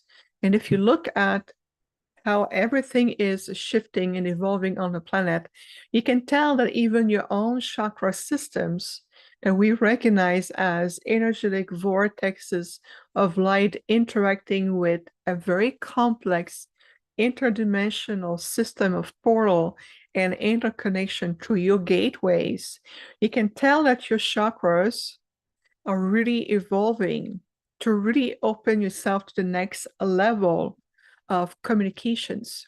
So for those of you who have been channeling, that energy is shifting again. There's no need now to put yourself or your consciousness out of the way to allow another consciousness to come through. You're becoming much more attuned and conscious of what the frequencies or type of languages is coming through your field. and how you are able to interpret these languages or these different frequency consciousness to your senses. Makes sense, right? Let's take a deep breath and release. So of course, today our time together is truly in the presence of the Arcturians. This is who I am. I am an Arcturian being, and I was appointed the sacred mission of returning to the planet, especially in a time of this beautiful reascension process we're in right now. So I chose to embody the form of another species, the human race, and I asked my group of elders and our Council of Light, how can we construct a physical vessel that will allow me to embody an aspect of humanity in their traits and being able to connect to Gaia. So I have some Gaia codes, if you want, in my template to allow me to be on the planet. Otherwise, it will be impossible for me to be physically on the planet. I will have to remain in my Arcturian original self in interacting with a multitude of point of contact that we have on the planet. And so I know so many of you are connecting to the Arcturians in many shapes and forms. We always happy to provide assistance. It is always in correlation to your state of consciousness. So we talked about how the Arcturians have been appointed the sacred mission to the Milky Way and the solar system and Gaia in a time of ascension. That's because, like many other enlightened intergalactic groups, Arcturians, we have the natural ability to perceive a multitude of time cycles or timelines all at once, and to be able to perceive which one will be the most highest probable energy. And so we have been monitoring the movement in even around Gaia for many, many years, for thousands of years. So I want to go back to something essential about the philosophy behind establishing communication and contact, and especially at an age where you're about to embrace a brand new cosmic gateway that you call a timeline. For us, we quantify time well beyond this 3D physical construct because we're coexisting behind that construct.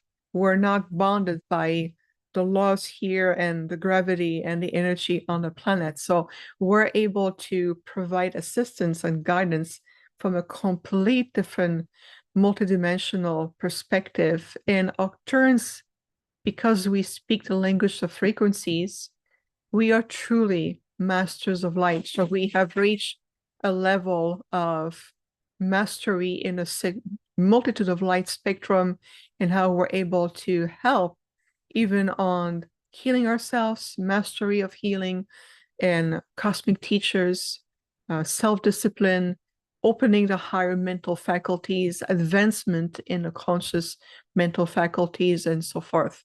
So we are truly here to helping the next level of evolution on the planet. So I'd like to create an experience today with all of you. And if you agree to that, I'd like to conduct, we collectively, we would like to conduct more of an experience by opening an holographic field or holographic space and to really feel the energy of what it means today as at the stage of where you are on the planet, what it feels like to establishing higher form of interstellar communications, how to attune your internal gateways, how to reattune also, you know, your inner faculties. That's because the human celestial design, if you look at the way the humanoid template was constructed a long time ago, and even the Lyrians could talk about this, is that you were really designed to have a capacity to be in this complete unified telepathic communication.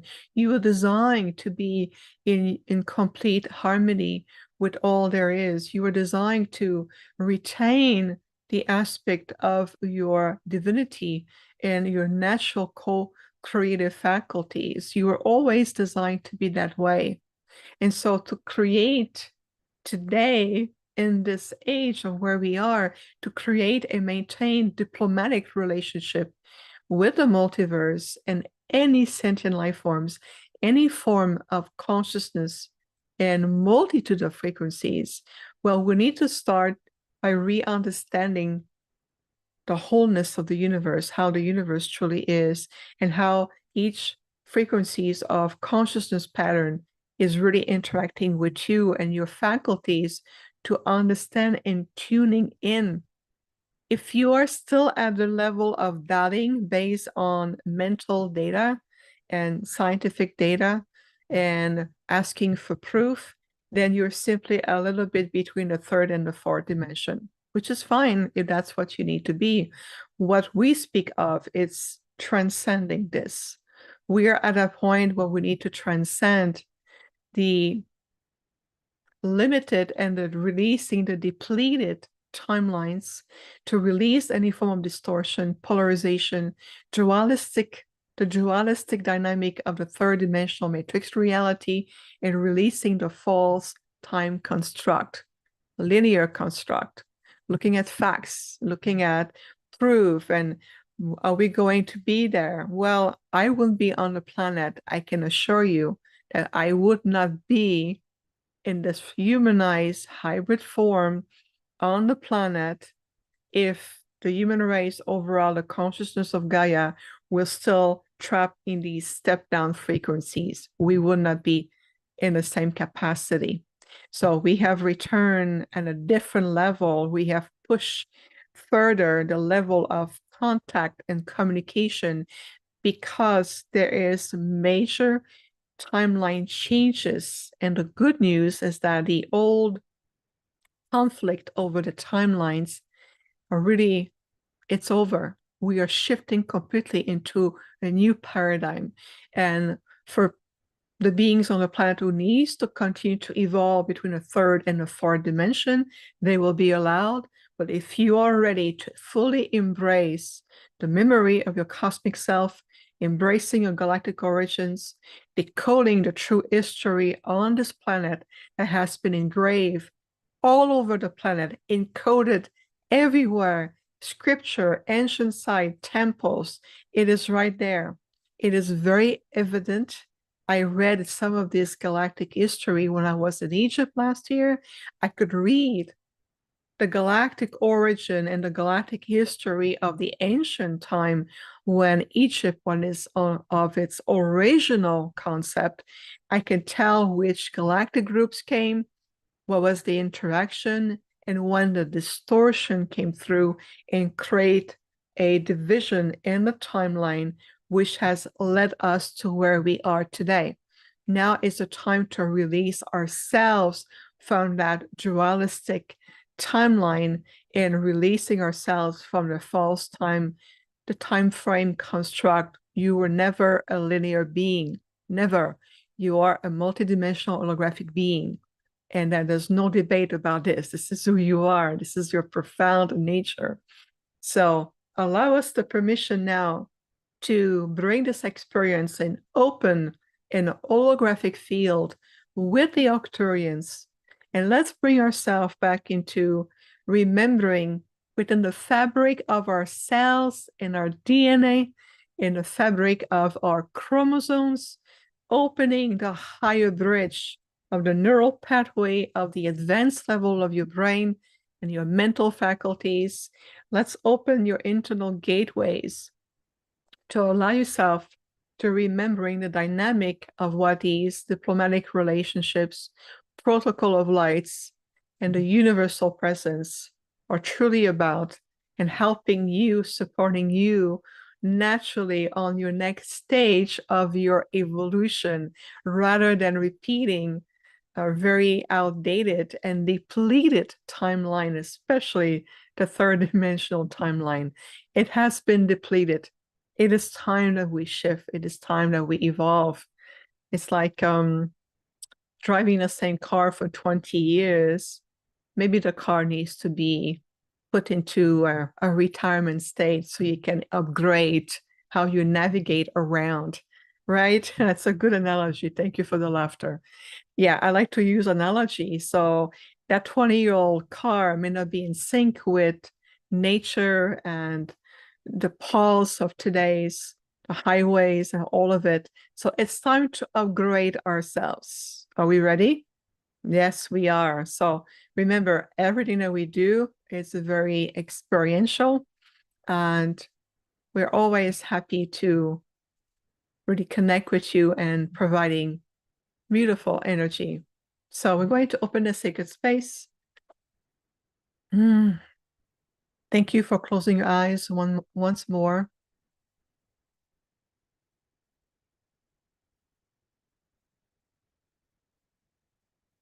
And let's remember the universal heartbeat, the one heartbeat of creation. Let's remember for a moment this one heartbeat of creation within yourself.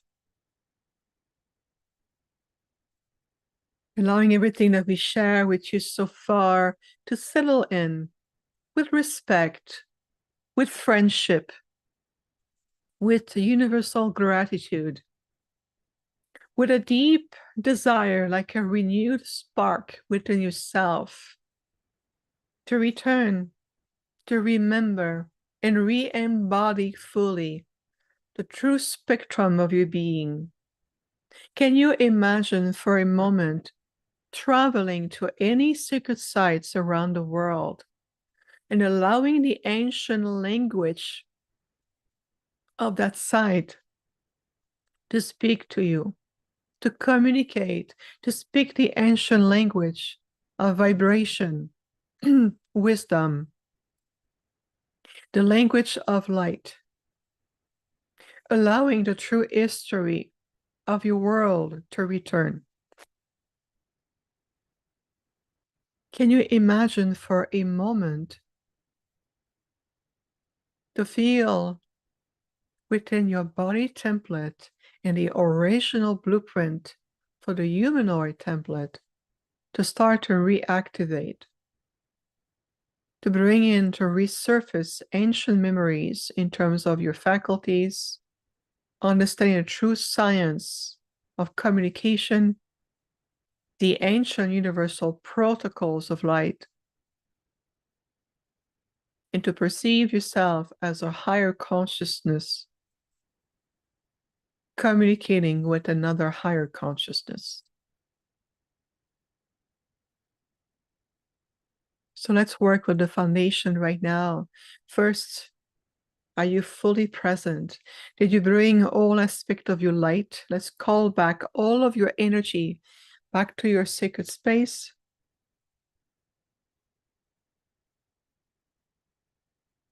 And to feel and to ask yourself, am I whole and complete now? Am I whole and complete now? So breathe into this right now. To be whole and complete is to realize that you need to bring back to you, clear, cleansed, and purify all aspects of your energy.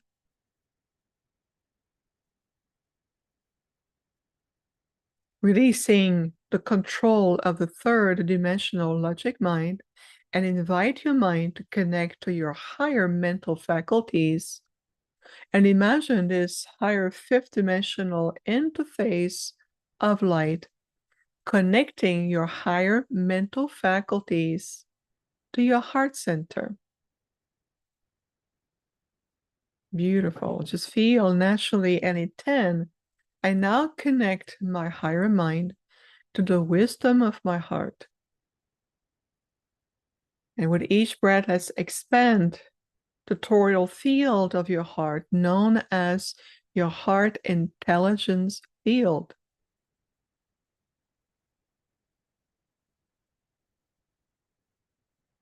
And as we breathe, we're going to also feel to upgrade and attune your internal gateways of universal connection into your physical template, reattuning and releasing tension around your nervous system and your lymphatic system. So just breathe into it a moment with the intention of allowing universal light force energy to reattune my internal gateways of light through my nervous systems and my lymphatic system. Beautiful. Let all your system coming into alignment, into universal alignment within your body, into your etheric field, and yet feel grounded to the energetic grids of Gaia. I am grounded in loving presence. Now I am whole and complete. But feel all of your light fully aligned within yourself. And as you are in alignment with your light, there is no space for doubt, fear, and step down frequencies. You are standing into the certainty of your sacred inner alignment with your light and to your light.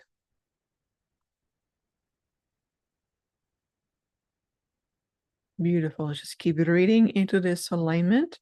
We are reattuning your physical form to allow higher frequencies, and your body becomes a natural organic template for higher light and to sustain different stages of vibrational changes. Just feel your body, also to your spinal cord, opening and redistributing gently this universal flow of pure energy. I still feel the one universal heartbeat within yourself, attuning your heart with strength, courage. Can you start to feel and see your light and perceiving yourself in a higher light? Very good. The answer, yes, I can see myself in my light and I perceive myself in my higher light.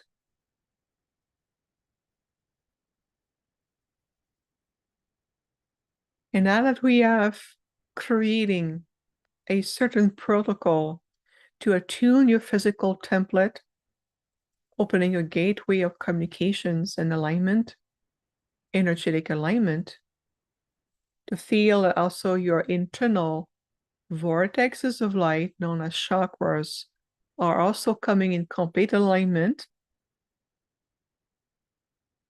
This sacred alignment activates the energetic dimensional portal within each aspect of your body template,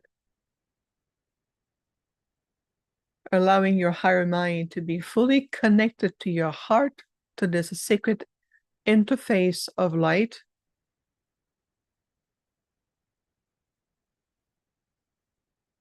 And now invite the consciousness of the universe to be one with you. I invite the consciousness of the universe to be one with me now, as I am one with the consciousness of the universe. Just feel that connection right now. Natural protocol. The universe responds to you right away at the speed of a thought form. And we of the advanced Arcturian civilization, we have created a higher holographic field to enhance the quality of your experience. You are very safe, and you are also recognized as divine being, and we are holding you in the highest light.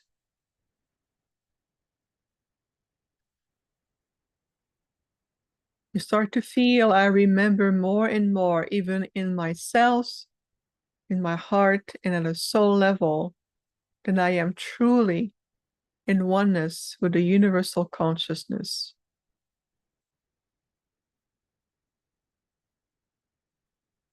And now within the holographic field, we're going to invite other advanced, spiritually enlightened galactic groups, starting with the Lyrans, as they come in their mastery. They are very ancient beings, are beautiful, great warriors, and yet gentle being. The guardians of the original library for the DNA, the humanoid DNA. Can you also feel the difference in frequencies between the Arcturians and the Lyrans? And this group of Lyrans comes through in our field. Allow your consciousness to recognize and acknowledge them as they acknowledge you. Remember, this is well beyond the third dimensional logic mind. We invite you to open your multi-sensory points, allowing your internal gateways to perceive, acknowledge, and let higher consciousness connecting with higher consciousness. We invite you to keep your eyes closed, keep breathing, just follow the pace of this protocol.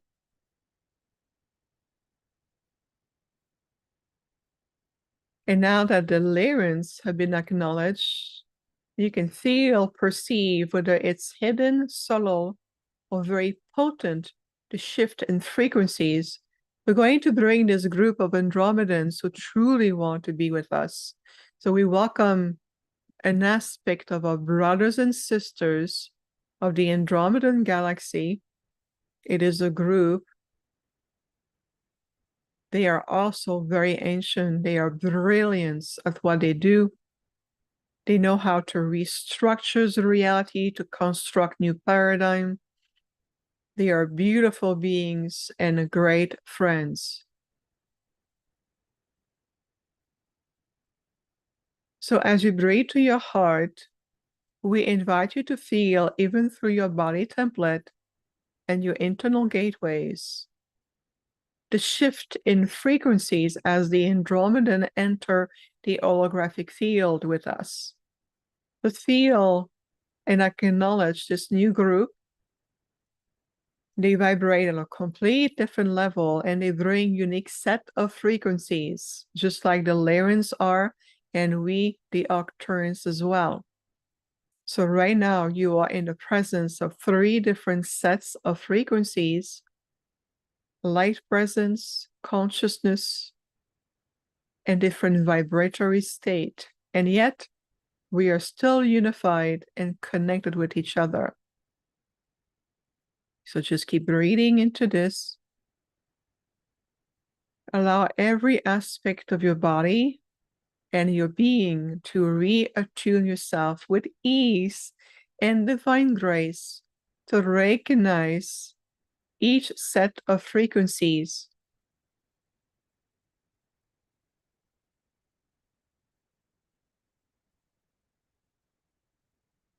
And when you are interacting with intergalactic intelligence, they can recognize, read your vibrational field, your intention. They can also receive your thought forms, and they can perceive whether you are truly in alignment and ready, or if you carry fear and uncertainty. So we invite you right now to reattune with yourself and see, where are you now? At what level are you? Doubt? Chattering of the mind? Or are you open and fully immersed into this beautiful higher holographic experience? Beautiful. Let's just keep reading. We're going to hold the frequencies with 3 very advanced, spiritually enlightened intergalactic groups. And please know that we are truly great friends. We have been helping each other, collaborating in sacred alliances for millions of years. And we hold Gaia and all of you in our hearts.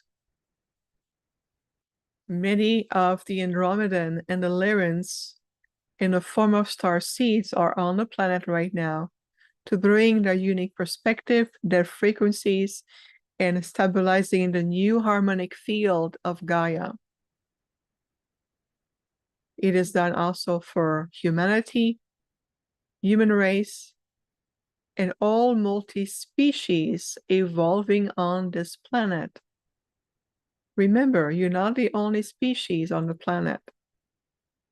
So we're seeing Gaia as a collective of sentient life forms. And of course, we're here to support you on your sacred journey.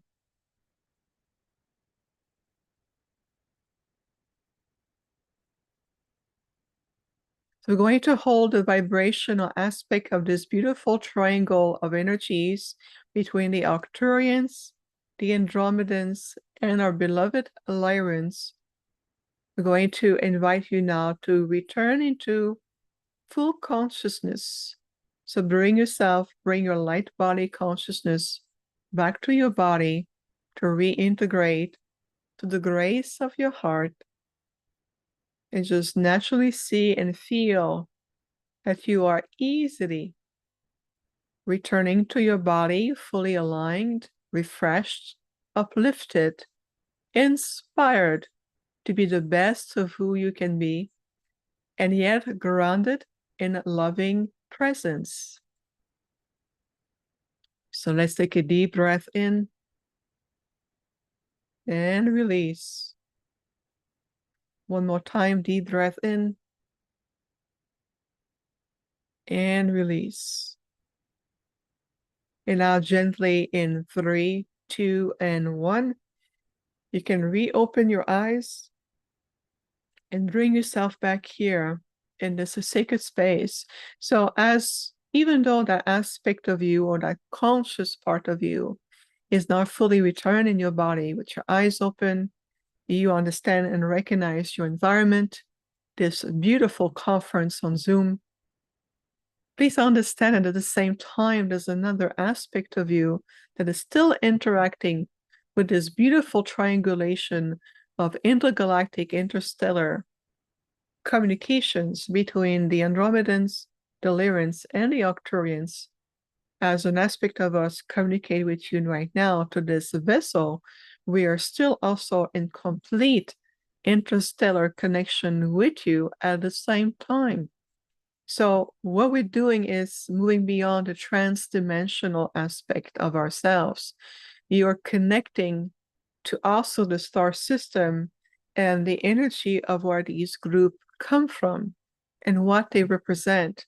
So together we form a new resonance field with each other. And that resonance field create a point of reality where we decide this is where we're going to interact. It is the same thing that when we receive a request from one of the council of the Star Regency Council to help one another planets or another point in the multiverse, we are moving beyond the interdimensional space and we're responding to that call, and we have the ability to have an aspect of ourselves in one aspect of the quadrant of the universe, while another aspect is communicating to another point. And in time, as you are opening yourself beyond what your logic mind has kept you safe and protected from, beyond belief system, beyond, the 3D aspect, whether it's upbringing, whether it's belief system in school, religion, cultural, whether it's the false historical field, as you're moving yourself free from this distortion in the field, you start to recognize the resonance shift in the frequency. You start to recognize different level of harmonic energies. You start to understand what it is like to shift your consciousness out of the linear 3D material paradigm and being able to start to accelerate your frequency, start to accelerate your thoughts, you start to really get more in tune with what we call the universal pulse. There's a very level of understanding that what we call the extraterrestrial, the star beings of the intergalactic groups, we have mastered the understanding of how this universal pulse and the protocols behind it truly works.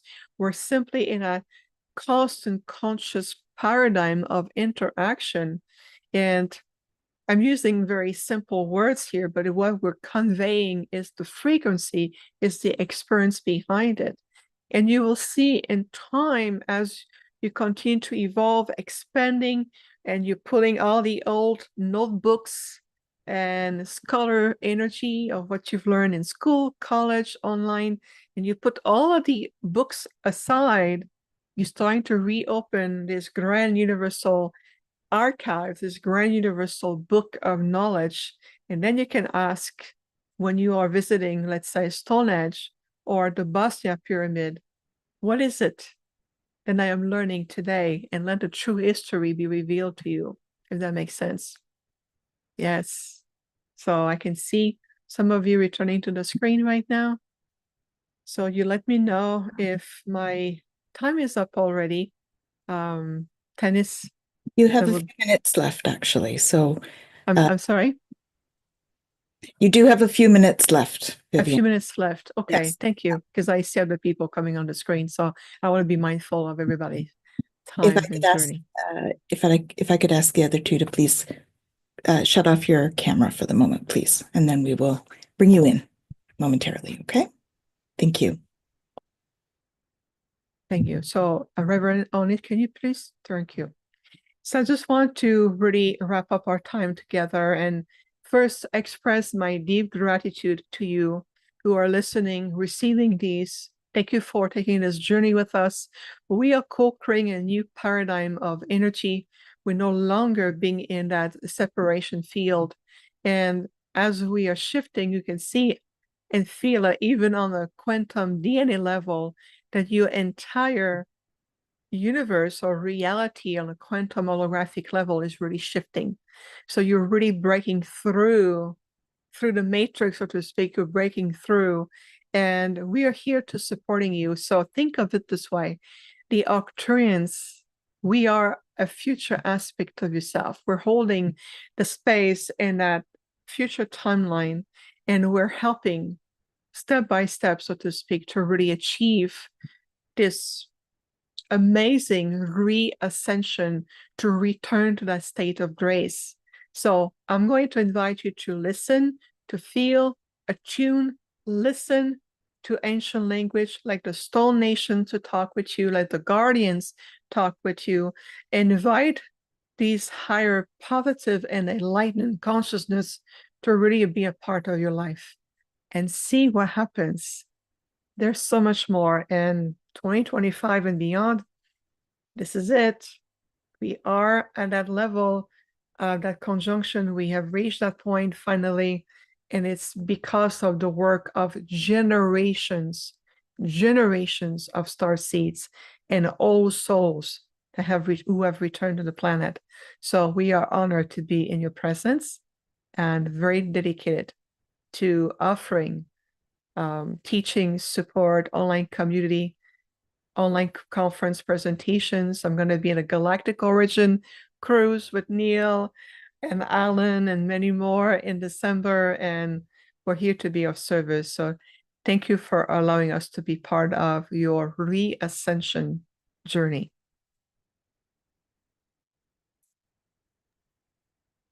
Vivian, we do have a few more minutes for you. Would you like to add another few minutes? We've got 15 minutes still. Oh, we have 15 minutes. Okay, when you say a few minutes, for me, it can be 2-3 minutes. Yeah, whatever you would like, okay? Okay. Again, quantification of time semantics, very different. Well, can I share maybe my screen, maybe sharing about my community and offering and being able to explore some of these beautiful potential of what we can do together? Would that be okay? Yes. And if anyone has any questions, perhaps you'd like to. Yes, of course. with pleasure. I'm always happy to also, answer questions or explore anything. I was just being mindful for the time for everyone on this call, but I just want to share with you very quickly, about what we do. This is my website, Viviane Chauvet, Enlightening from the Stars. And just to give you a quick spotlight here on, of course, under our community, I'm the founder of the Universal Octane community. And so we offering a multitude of, membership, healing, abilities, holographic techniques, teachings, wisdom. The value behind it is beyond, because you're learning and experiencing it directly from an Octane being, and the beautiful like-minded people of our community worldwide. They are phenomenal. Another aspect I want to bring also is the upcoming events that we have, especially the Galactic Origin Cruise. I'm quite excited to be speaking. It's quite an honor to be there with so many beautiful people, with, of course, Neil Allen, the visionaries, Dr. JJ Ertak and Desiree Ertak. I mean, there's so many beautiful people there. So I'm going to really invite you to explore and see how we can supporting you on this journey. So let's again close our eyes just for a moment, and let's bring ourselves into a quiet state of mind. And to really understand and feel that what we have conveyed with you today are also frequencies, are placeholders for the next level of the evolution of these timelines. That the many other sacred sites around the world are about to reactivate themselves and revealing the next level of their own ancient archives. That the memory field of humanity is healing and shifting in new ways. It also increases and naturally enhances the quality of your own ability to simply attune yourself to any keys of wisdom, history, knowledge, and teachings available to you. And that is the good news. You can feel in your heart as we speak that the shift in the historical field, just as the linguistic field of Gaia, are truly evolving to open up the ancient archives, and also enhancing the quality of communicating more directly with clarity through your higher self or any aspect of your multidimensional selves. So you have the ability to bring in a certain key of knowledge from other time cycles, including your own past incarnations, and to say, what is it that I need to bring forward in my field of conscious learning, integration, and wisdom that serve the blueprint of my actual incarnation or my actual lifetime? To be able to bring yourself in that alignment. So let's hold the feel for a moment, and to know that it is in a quiet state of mind and in an expanded state of the heart that I easily tune in and ask to consciously bring forward in my field of awareness and in my own soul Akashic memory field key element of knowledge, gift, abilities, knowing how to do, for example, healing with herbs, opening my telepathic communication faculties, bringing in also some very specific frequencies, and allowing also your body template to shift into a higher crystalline structure, and that crystalline structures will shift again into a higher light structure. This is part of the universal matrix energy. So just breathe for a moment, feel the energies. And remember that you are simply allowing to utilize the same protocols we utilized through our circle earlier with the Andromedans and the Lyrans. Always allow yourself first to be in sacred alignment, clear the mind, open the sacred pathway to allow your higher mental mind to connect with the faculties, the wisdom, the synergy of your heart center. And work with your body intelligence as a conduit for these frequencies. Beautiful. Let's take a deep breath and release. Perfect. Again, gently return to your space, opening your eyes. So the same protocol can be applied to whether you want to deepening your communication with your guides, your star families. You can also connect with any interstellar ambassador, whether they're from Andromeda, whether they're from Sirius, the Pleiades, any council of light. The base energy of that relationship is your state of consciousness and what vibrational state you're in, and where are your frequencies? How are you utilizing your frequencies? Are you utilizing them to keep you step down and compress into a fear energy, uncertain, into chaos energy, and being brought into all directions? Or are you utilizing them to bring stability, clarity, and opening your field? So always return to that universal heartbeat. I breathe in into the universal sacred heartbeat. And as you feel your heart is beating in oneness with the true pulse of the universe, truly all the doorways can open to you.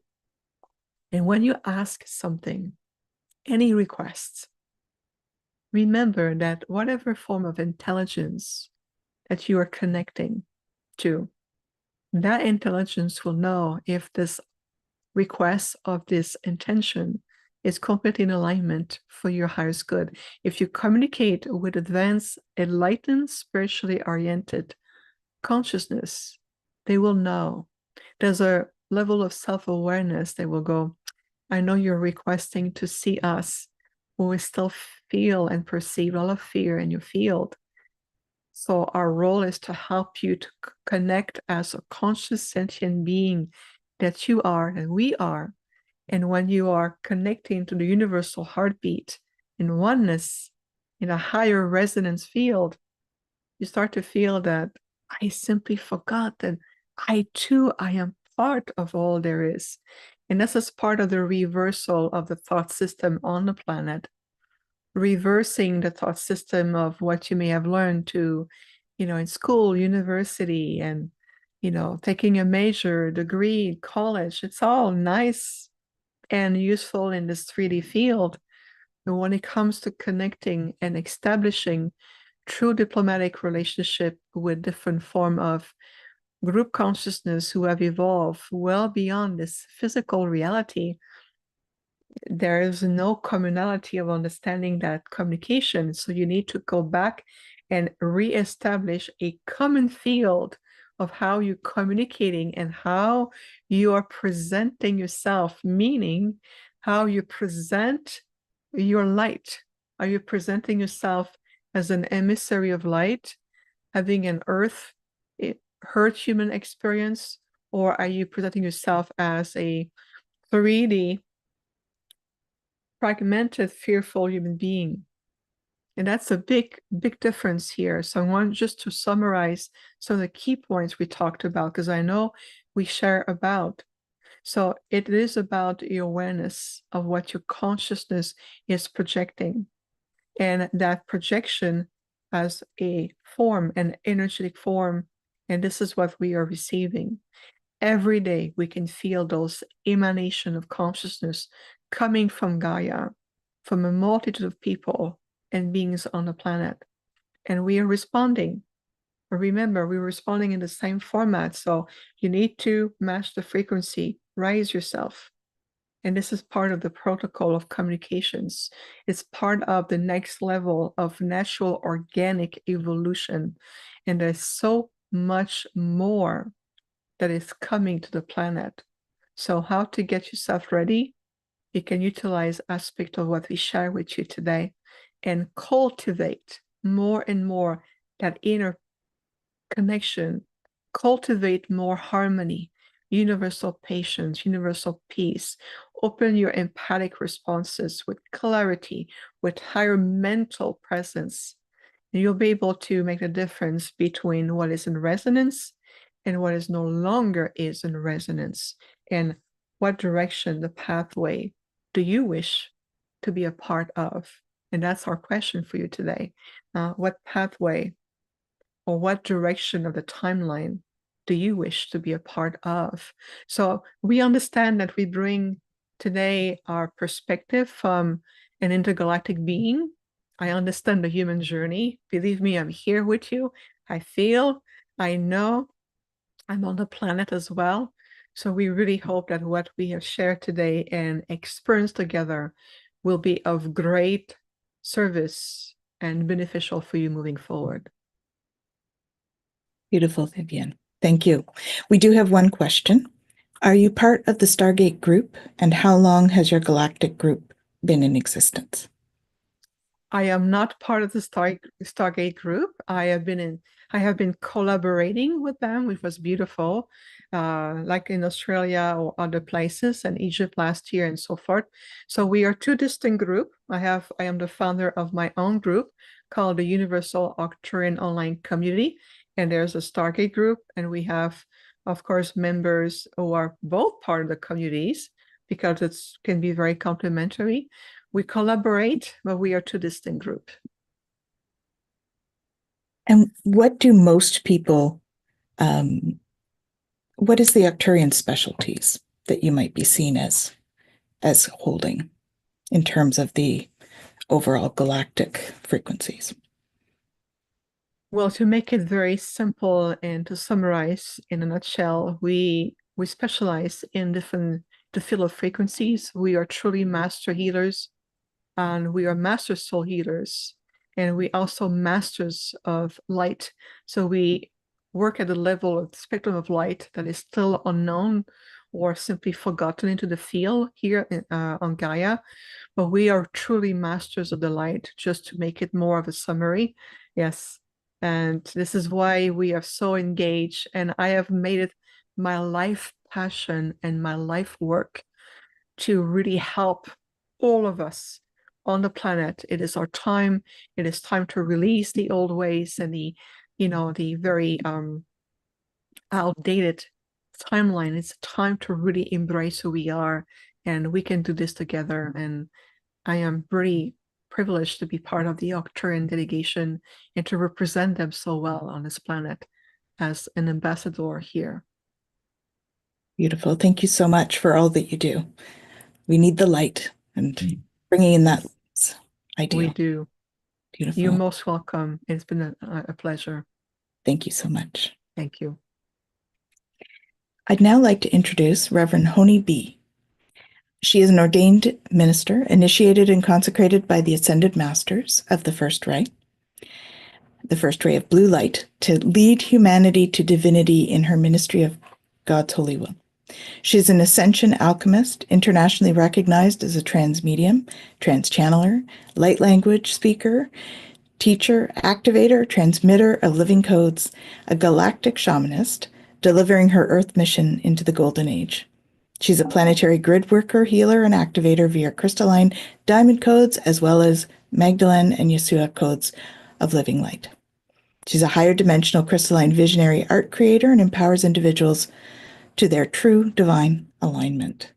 So welcome. Thank you so much for joining us today. It's an honor to have you here. Thank you so much, beloved sister. And thank you so much to Portable Ascension, as well as Justin putting this together.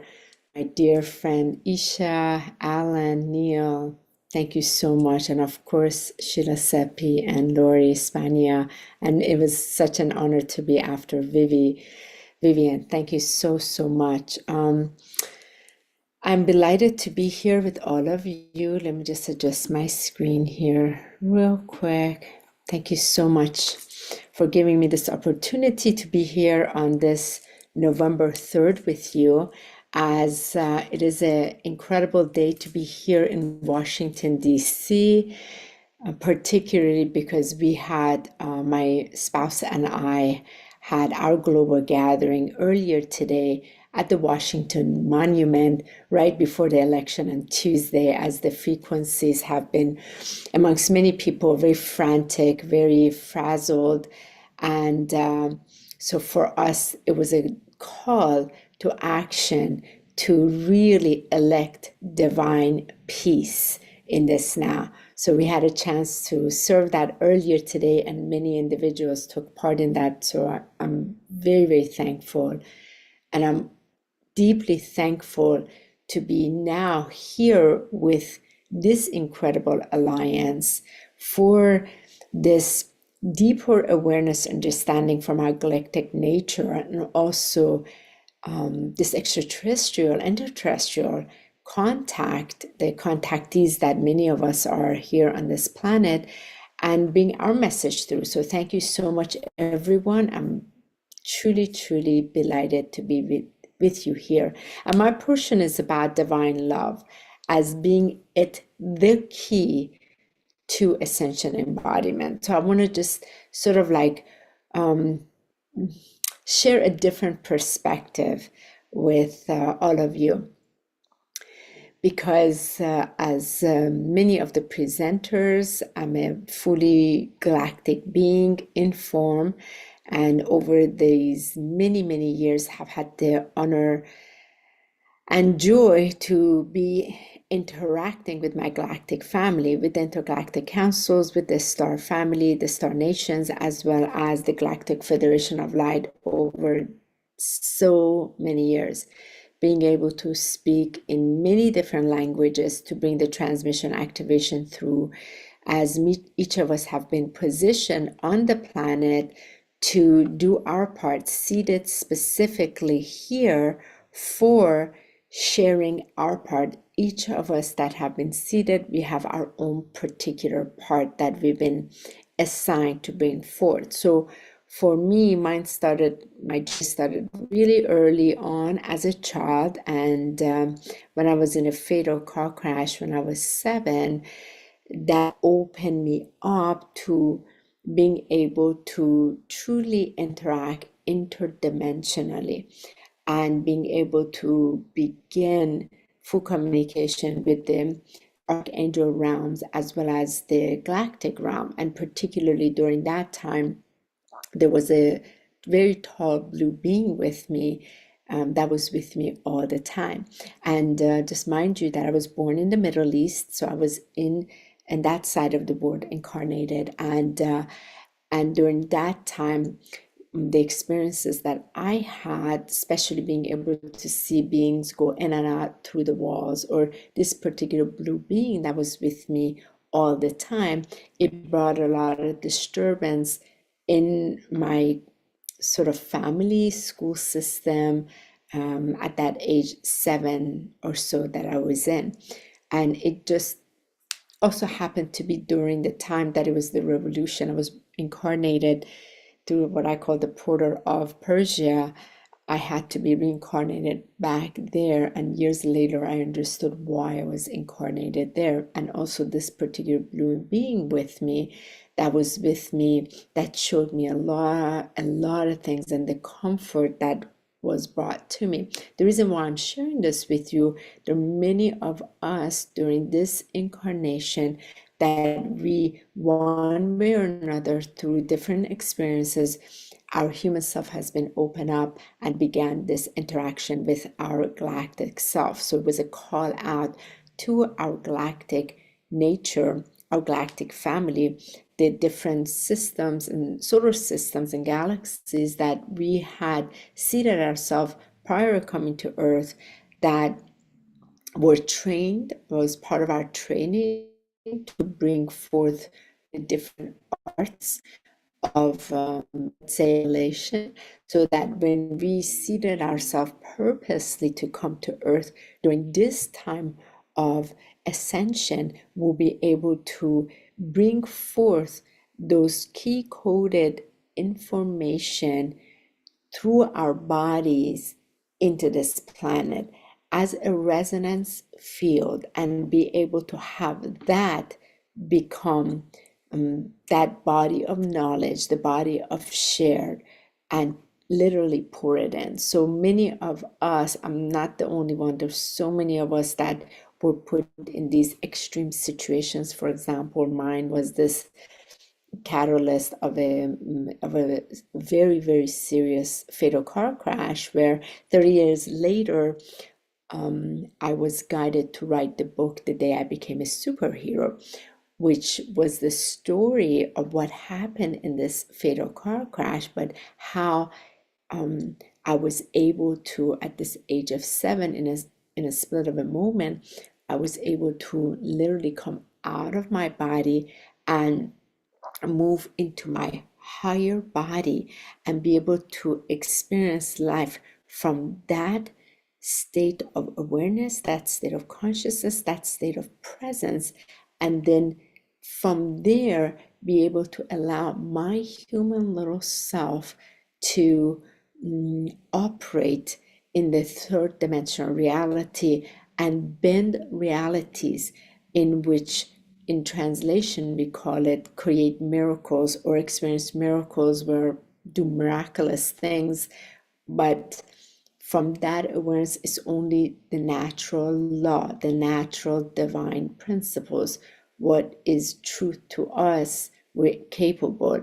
And so at the age of 7, I got to experience what that was, and I got to experience the true nature of who I really was, which was not this 7-year-old little thing, which was this other presence that was able to be ignited inside my human body, and then allow my human body to do things that were seamless, like seemingly impossible, which made it possible. So bringing that higher dimensional bodies into the body and change reality. So with that first taste, then that sent me on years of journey, just like many of us. Then this was sort of like birth, and then go on a journey to begin not learning, but remembering who we are and why we're on the planet and what we're bringing onto this planet of density.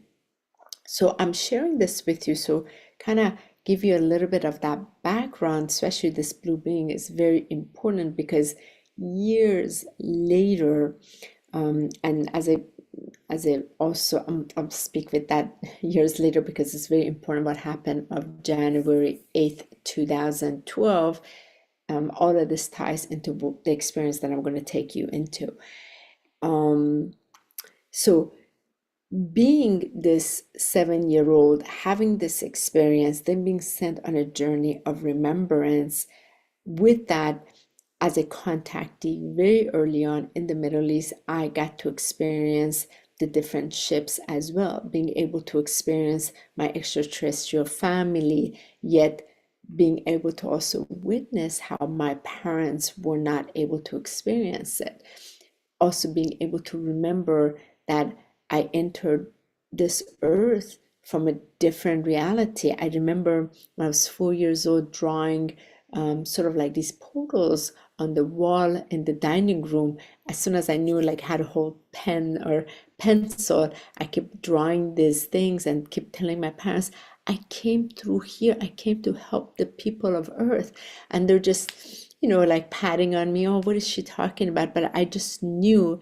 And there was this deep knowing that they said they were my parents, but they really weren't my parents. I just knew inside of me that this wasn't the real reality. And the other part of it was I could experience this deep sadness inside my human body as a child, like that this place that I am is missing love. Where is that love that I come from? So all of these were a huge part of my sort of earlier childhood years.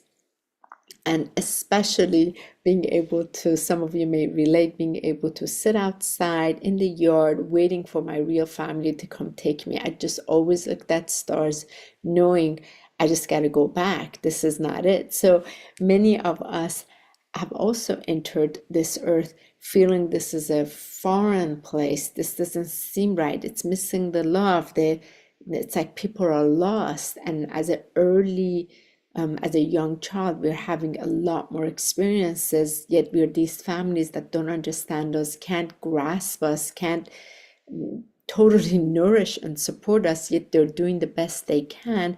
And it's almost like as if something is missing. And we have also incarnated into a lot of dysfunctionality, challenges, difficulties, and what have you.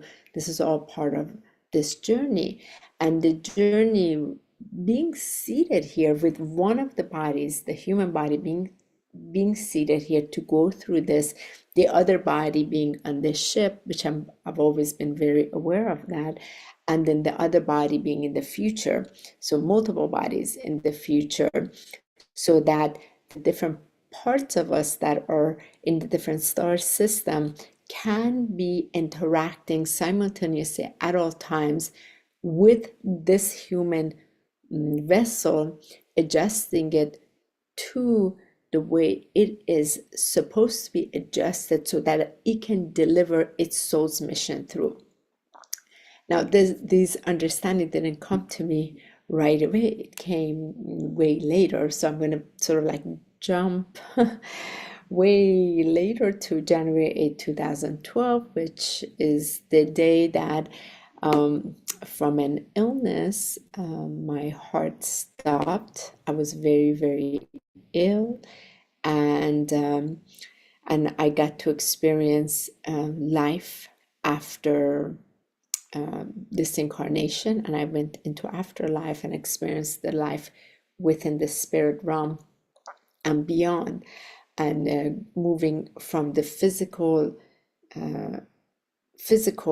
consciousness into being in my spirit body, and then moving into light body, and then moving into pure consciousness. And from that place, I was able to be brought in front of my galactic family, the Arcturian Older Council, the elders of the 12. And this was that first time that when my consciousness was brought into their presence, because they were waiting for my arrival, everything was revealed to me. So I had that inner book of Revelation open up within my consciousness that showed how many incarnations I had in this lifetime, and based on these incarnations, why this last human incarnation I was seeded purposely to come back in to deliver the specific mission and to be able to actually deliver it through, and for what purpose. So within that, when my consciousness met my galactic family, the Arcturian elders, again, it was the blue ray. I was able to reconnect with that, and that home feeling. I was reconnected back, and that was also the doorway that connected me back to the Lyrans, the Syrians, the Andromedans, Alpha Centaurians, and few of the other families. There are a couple of other families that they're not really as well known, such as Timoians and Avalians.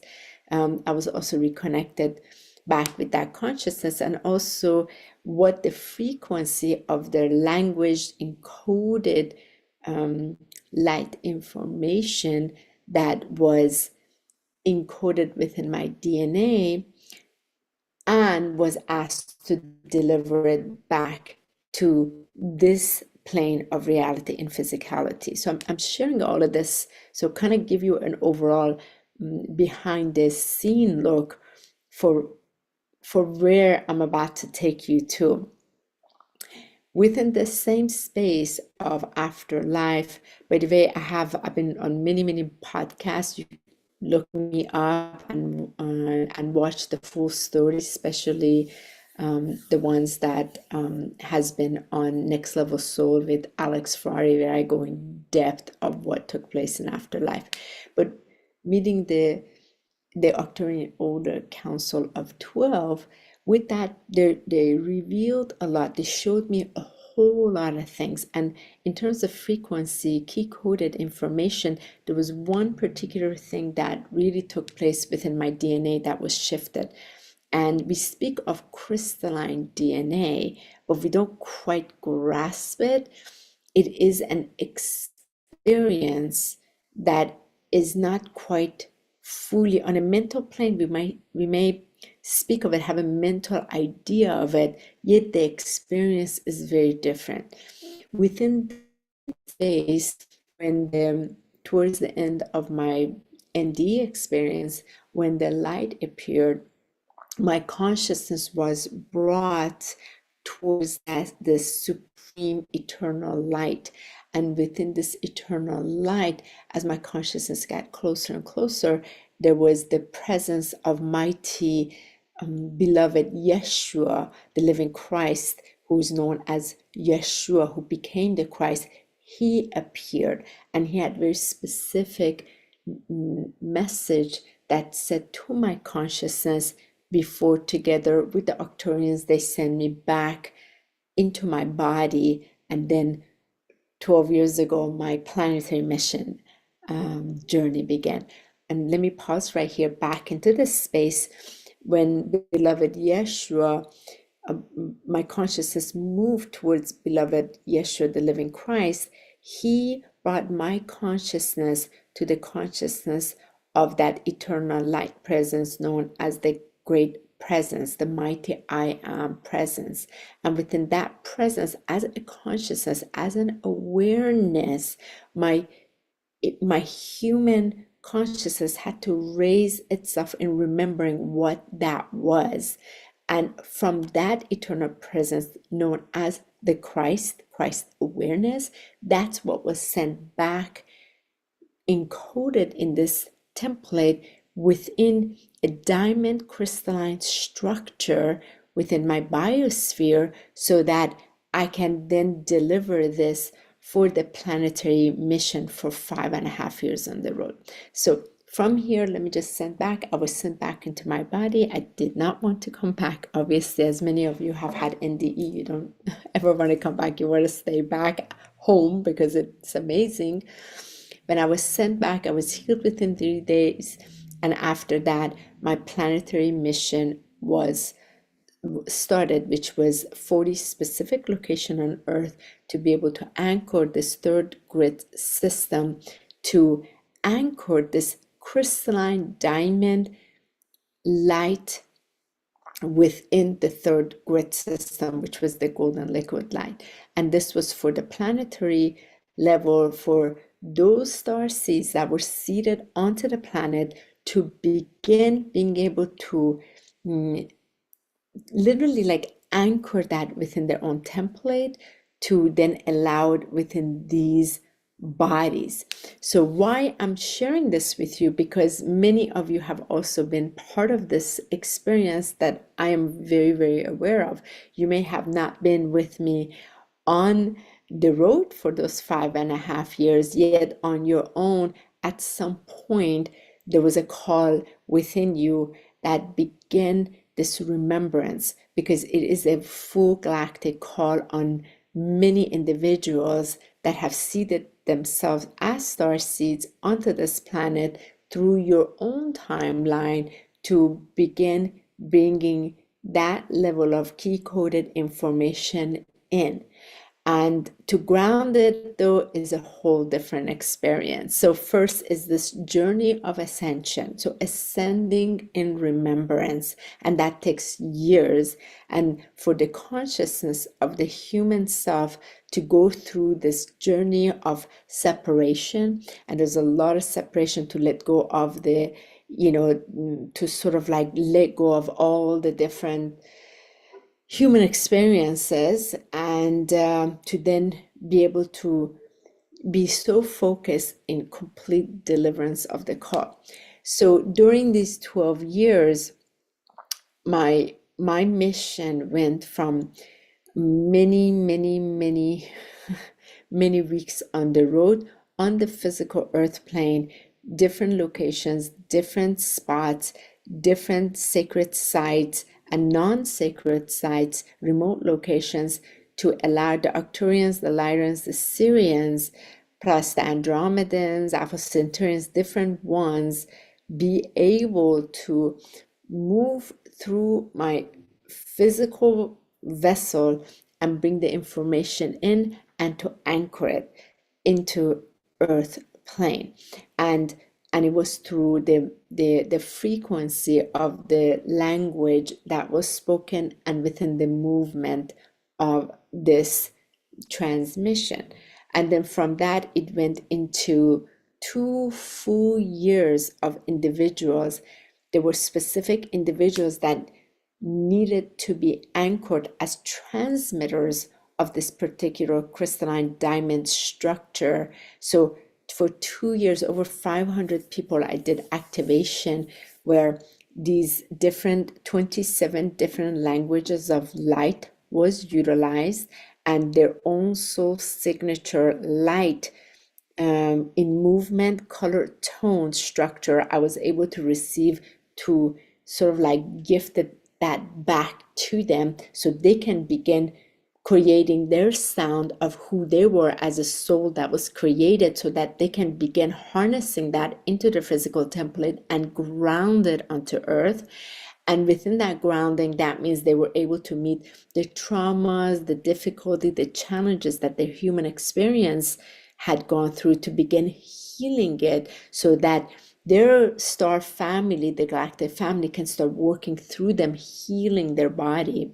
Then from there went on into my own physical self, go through all the repairs, through the DNA repair, through my own childhood experiences that were splitting the light that was coming in because of the trauma or the extreme difficulties that it had encountered. So that way this streaming light can completely come in without it being bent.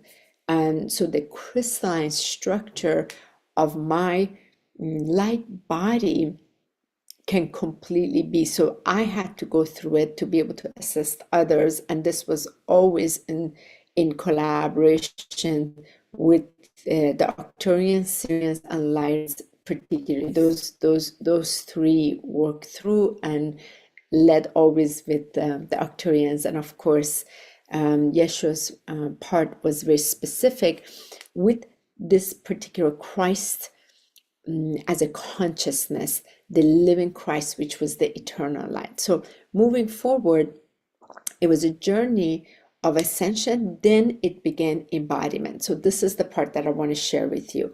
The reason why my portion of this call has been divine love is the key to ascension and embodiment, because when I, a couple years ago, I started my association called, as what you see behind me, Ascension Alchemy Ministry Association. It was to minister what this embodiment is.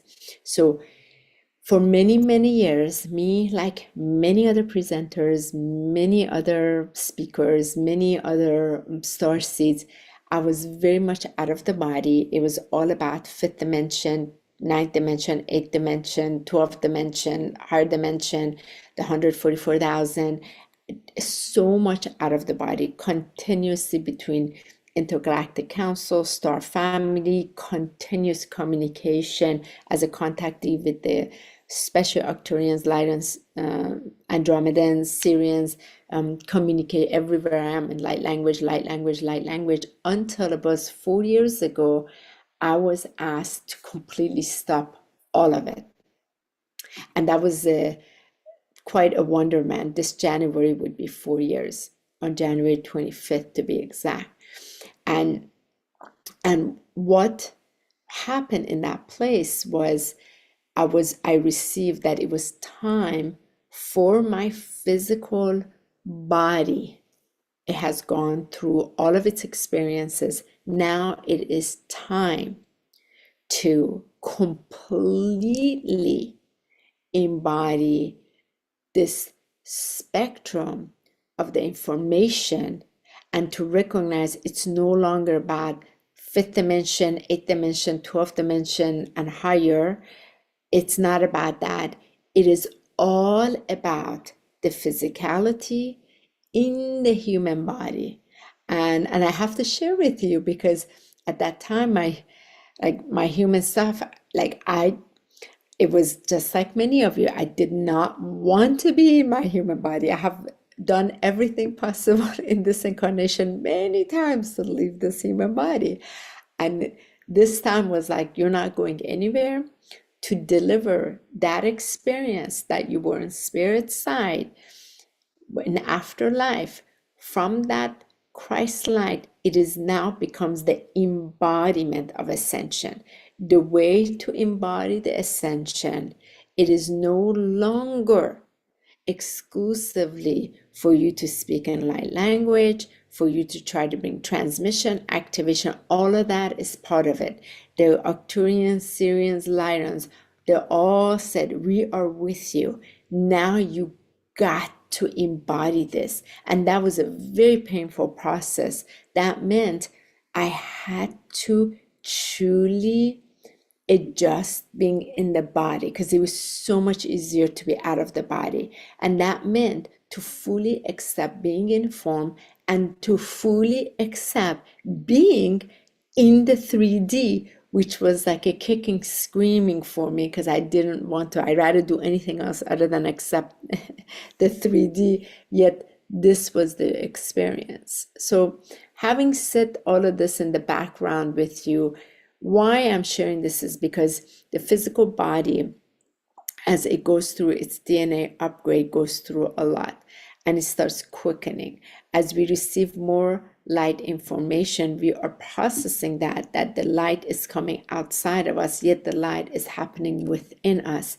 And that light streaming, as it is pouring in, it has to come in the body. But a lot of time, because we're not grounded in the body, we're staying in the higher planes of consciousness, especially in the mental plane and etheric plane, we're unable to bring into the emotional body. So therefore, all kinds of emotional trauma, triggers, baggages show up in the field.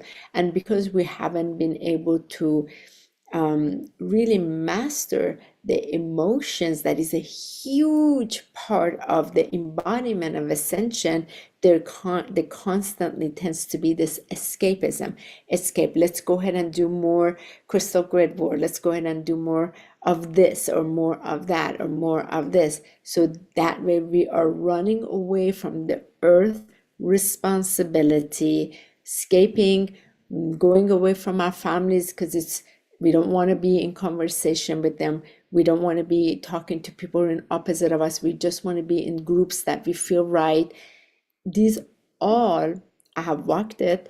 That has been also all part of not fully accepting being in the body, because it's too painful to be in the body. Yet the whole key has been to completely be in the body. And this is one of the things that the Arcturian Older Council of 12 had reminded my human vessel. You want to do this. You agreed, you volunteered in this last human incarnation to go back to Earth, to deliver this.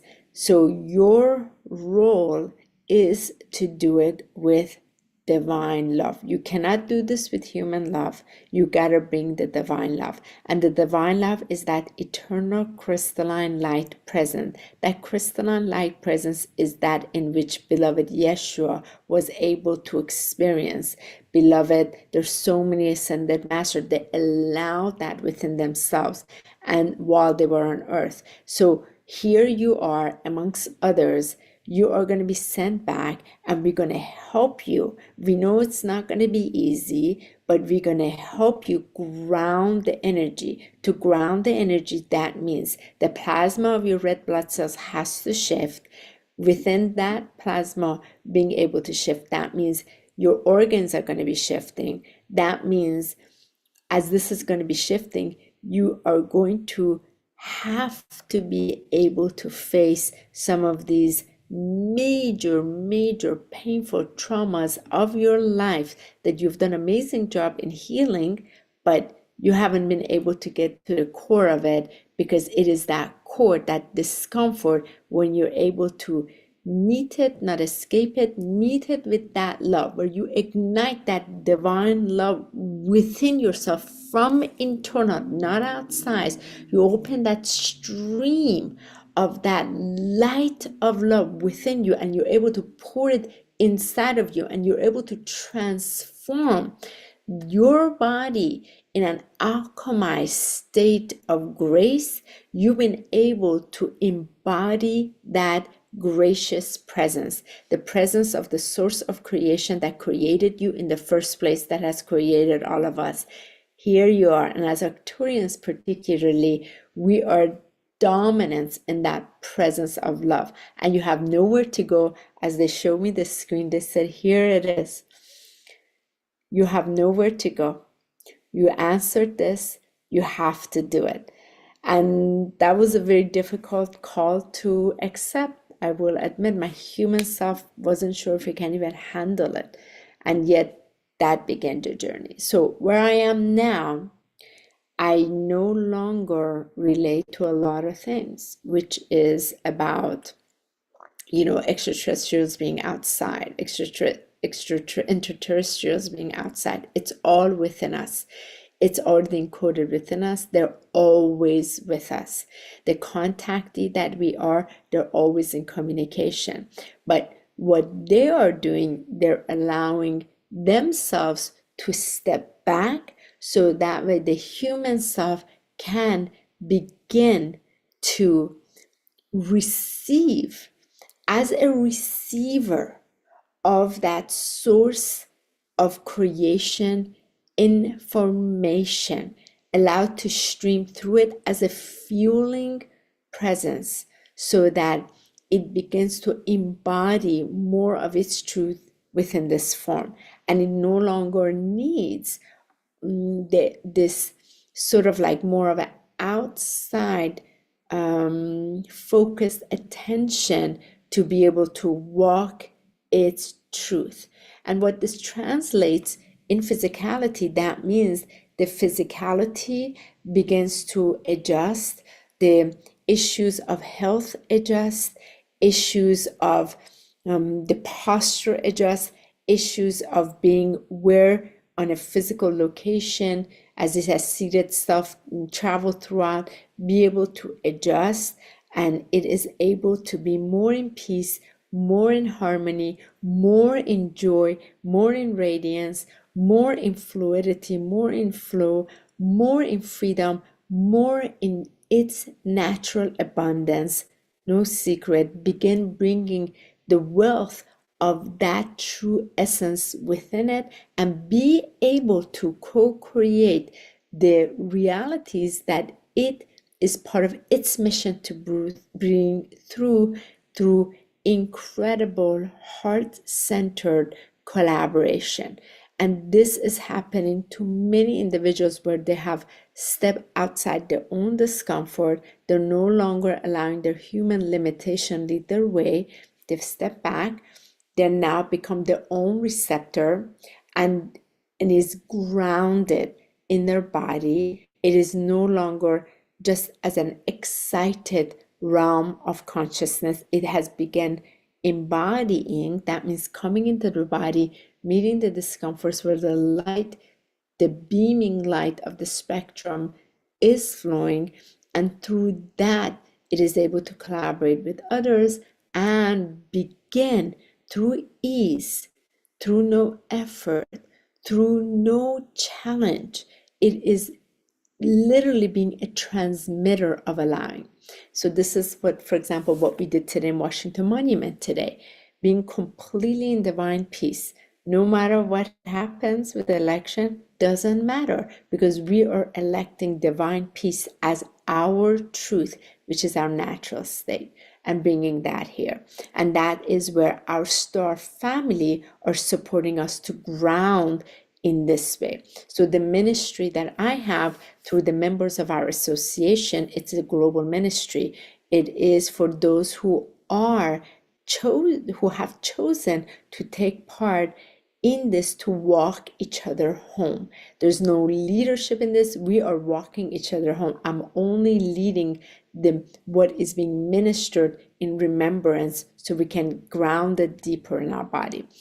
And what I love to do right now is just allow this ascension embodiment as a vehicle of true divine love to be the way our star family, the way exactly our star family had asked us to, when we volunteered as star seated ourselves here with our other bodies there. We did not come here to do this with struggle, because struggle does not let us do it. We did not agree to come here to deliver our earth mission solely. That is not the job of any of our star seeds.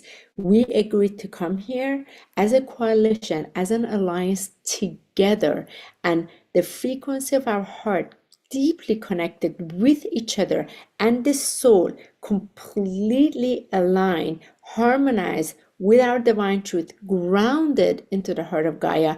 That has been the way. And it is not about how many languages we speak, how many galactics we talk to, how many angels in our team. It's none of that. It's actually being right here in physicality, and not being so focused on what lifetime we had, how many lifetimes we had, as in our past life. It's right here, focused, so present here, the way we are at a grocery store, the way we are at a restaurant when we're placing our order, how much we are allowing that divine love as a currency of frequency be poured through our physicality right here. So our physicality becomes everything. And it's not about fourth dimension, it's not about fifth dimension.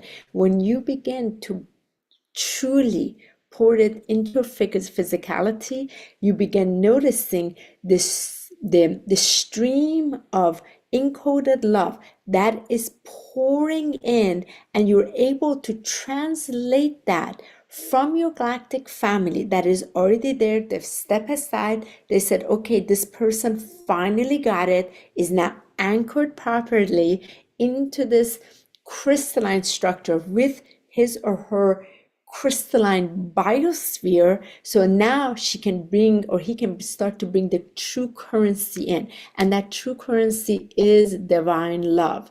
That true currency is a frequency in which, when Arcturians showed me, they said there will be at the time on this planet where you no longer use dollar bills, you no longer use coins, you don't use Bitcoin, you don't use any of these things. You are going to use like your palm, and that exchange of that color, that gold color that radiates out of you, would be the currency in which you're exchanging with the arts that you have been able to embody on this planet. For example, the art of compassion, the art of understanding, the art of care, the art of sight. There's so many arts that are so exquisite. The art of grace. That means the highest level you've been able to forgive, to forgive your human self, so that its supreme presence can come in and come into the body. These are the exquisite arts on this planet as an actual frequency we're bringing in, which is a phenomenal way that transmutes all things that are less than this divine perfection, which means as a frequency such as this Christ consciousness grid that you have, I don't know if you can see it. So as you're allowing this to radiate out of you, you are able, without doing anything other than completely allowing this to transmit from inside of you out without your light bending. That means you're allowing the full spectrum of your true colors, true rays, be able to pour out of you. You are able to make the largest impact onto the planet by bringing the change. What does that mean? You are able to lift everything up, and you're no longer playing this game of duality, because you've remembered unity. You've moved out of the matrix of duality, and you're no longer applying or playing by those rules. You're back into the divine law, the divine nature, and you're operating from the divine love, which is the remembrance of your truth, and that is the governing principle. From that, then you're co-creating the reality on this earth that you promised to bring forth through your seeding. So this is the lens that I'm coming from, and I'm going to have you just have a short experience with me right now if you're ready to do so. So thank you so much. Let me just check on this time. Okay, perfect. So I am going to have you, just let me see here. Okay, I'm gonna look at these chat notes a little bit later. Okay, so what I'm gonna have all of you do, I'm just gonna allow a short experience, and I'm just going to ask you to please give yourself permission to literally just experience. It's not in your doing, it's your allowing. So go ahead and get into the most comfortable position that you possibly can. Seated position would be the best, please. With your legs straight onto the floor, or go ahead and let me see here. Go ahead and cross your legs as you need to. Palms placed on your heart. Please go ahead and roll your shoulders back so you can open up space and lean back slightly. Good, and let your chin be parallel to the ground. Very relaxed position. And I'm just going to have you take just one gentle in-breath. Breathe it into your heart and pause. And just connect with this beautiful heartbeat inside, the heartbeat of your human self, which is the most exquisite sound there is inside your human physicality. And go ahead and release that breath.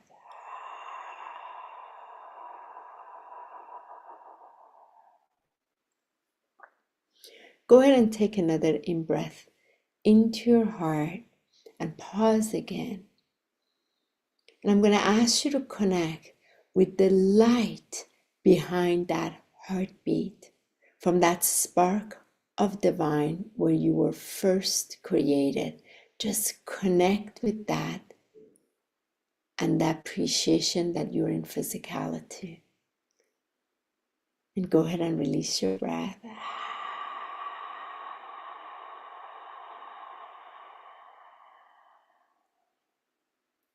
And go ahead and take another nice, gentle in-breath back into your heart and pause again. Pause from this place of awareness as you bring your awareness to this light that has created you, that is beating in your heart. And underneath this light is love that has created you from source of creation. I just want you to connect with that and see, as I said this, if you can feel that inner smile in your heart. And go ahead and release your breath.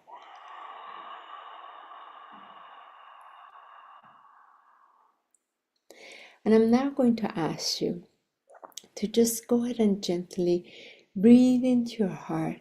And each time you breathe into your heart, pause for about a second and really connect with that breath, which is the light of love that will lead into just relaxing your physicality and allowing it to relax with. I'm going to just do this. I'm going to walk you through this relaxation, and I just want you to breathe and each into your heart. Pause, breathe that much more inside and release it out through our breath. And take a nice in breath in.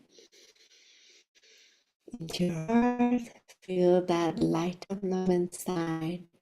Breathe that into your lower legs, into your feet, into your ankle, into your shin and calves, and your knees with so much love and appreciation. And go ahead and release your breath.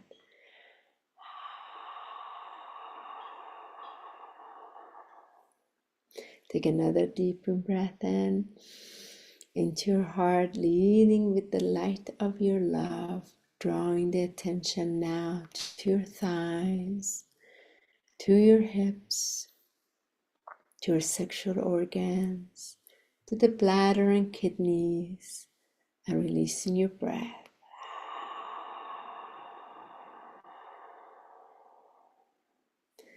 Taking another in-breath in, gently breathing into your heart, pausing right here, feeling that love growing even more from inside, that light of love, drawing the attention to your large intestine, small intestine, your stomach, the microbiomes, and the esophagus,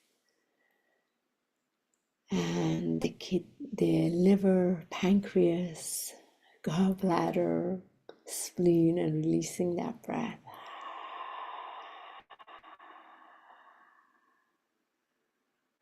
With each breath, in-breath you take in, pausing in your heart, leading with your heart, this love from inside grows more, there's even greater smile. As you just bring the awareness now to your lungs, to the magnificent lungs, your bronchioles, and into your gorgeous heart with the 4 chambers, and into your shoulders, into your arms, into your wrists, palms, and fingers. How magnificent this body is, and releasing that breath. And taking another in-breath in back into your heart. Feeling that joyous light of love beaming even greater as you draw it into your throat, into your neck, into your jaws, into your lips, teeth, tongue, into your sinuses, ears, your eyes, your forehead, your palm, your head, your brain, love.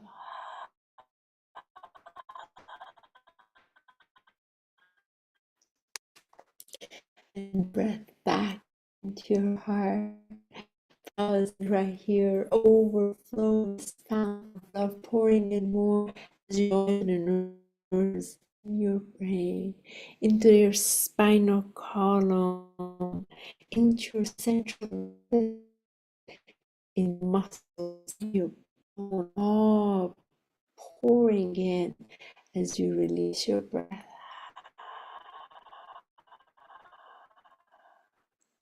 And drawing the breath back into your heart, pause and feeling that love even more brighter love pouring from inside of you. And as you pour it now into your red blood cells and into your white blood cells, into the fascia of your system, into the molecules of your cells, your 50 trillion cells, the nucleus, the protons, and the negative ions inside of it, all the electrons being filled with this light of love inside, as you just hold your physicality in the divine perfection, this gorgeous miracle of life that you are in, so perfect, so much created with utmost intelligence of love. Breathing this in and out.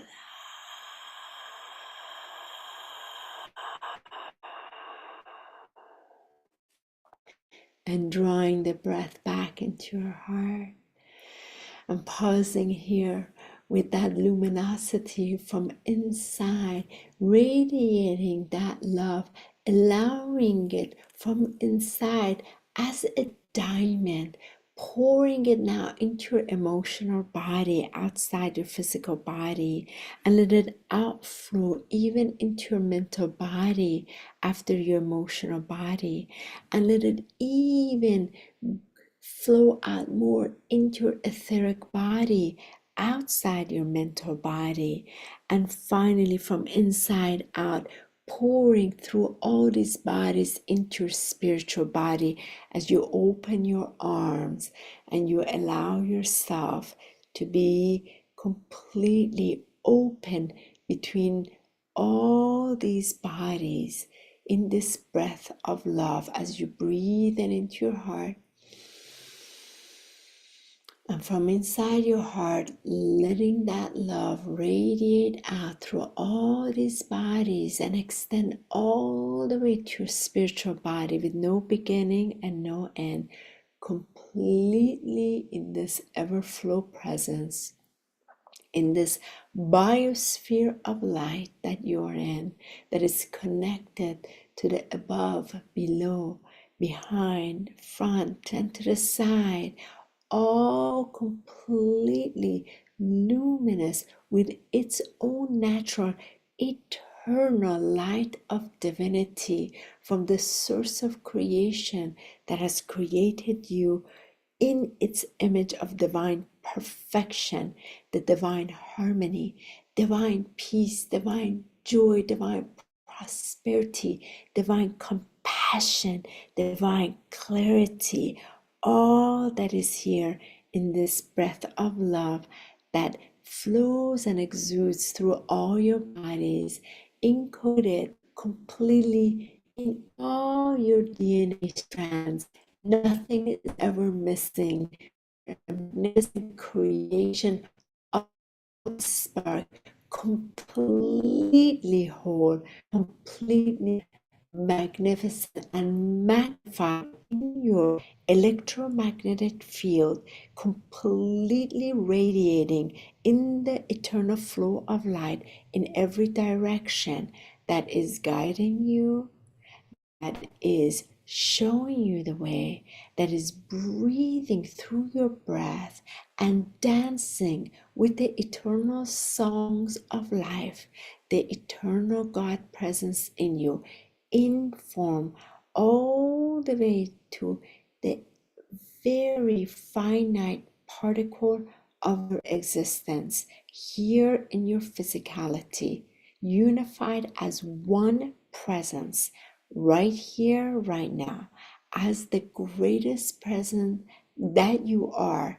to all humanity. It is you, so present in this now, with your allowing of beingness embodied as an embodied ascension of love in form, never missing anything, never needing anything, because you are already created with everything that you need, perfectly encoded, perfectly inherited in this physicality, completely equipped for the deliverance of your divine plan, completely capable and gifted in every area,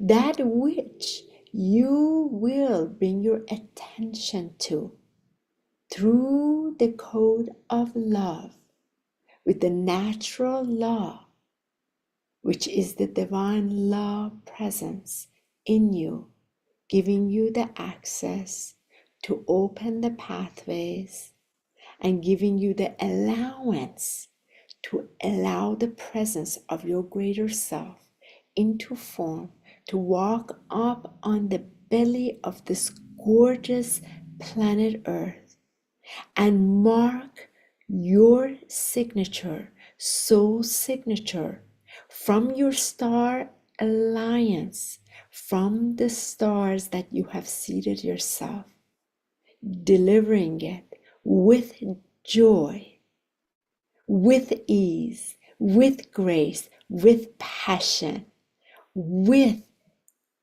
complete crystalline clarity, in celebration of the fullness of light, removed from the duality consciousness, unifying in the unified field of oneness that you already are. Go ahead and breathe that into your physicality, accepting yourself in the wholeness of that divine presence that you already are,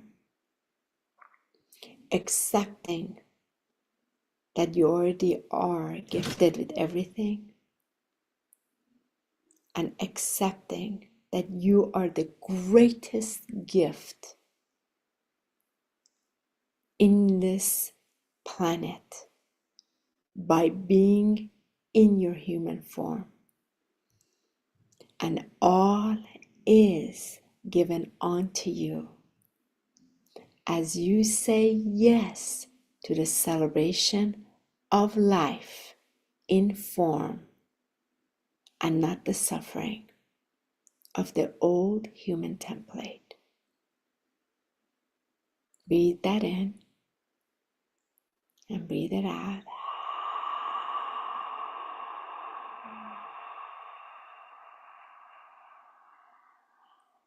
And allow the streaming flow of your great presence to just stream through you and all your bodies, effortlessly, peacefully. Nothing you gotta do other than allow yourself to be the magnificent, gorgeous, glorious, crystalline, true divine light that you already are. And this is the greatest gift that you will bring to the planet. Place your hand around this. Take a deep breath and let it go.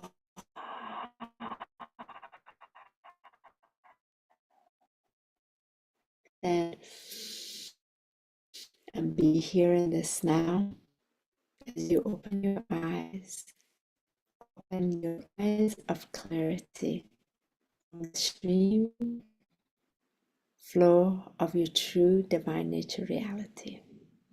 Meeting me in this now as the wonderful present that you are. And thank you for being the gift that you are. Thank you for gifting me and everybody else on this call by just truly being you. And thank you so much to this beautiful gathering today, gifting me the presence where I get to share the joy of this celebration of this truthful reality. It is encoded with everything. Thank you so much. Thank you so much. We did have a few issues with the video for you, I'm afraid. We were hearing you most of the time, so just bear with us all. You know, we have the old internet stuff. So thank you very much, Reverend Honeybee, for joining us and sharing your beautiful light and all the love with everyone on the call and for all that you do as well. So thank you so Thank you much. so much. I appreciate it. And I'm sorry if there was some issue around the the internet. And thank you very much. And I'd just like to leave, if any of you are interested in learning more about, especially the Ascension Alchemy Association, with our private association that is global, what we are doing, we're walking each other, please feel free to email and join us, join our membership, be a member, part of us, that we're walking each other home in our divine Christ light. And that's ascensionalchemyministry@gmail.com. Thank you so very much. Beautiful. Thank you. And thank you to all of you. We're going to take a 10-minute break now, 9-minute break, before we have Margie K on. So please enjoy the break, and we'll see you in a few.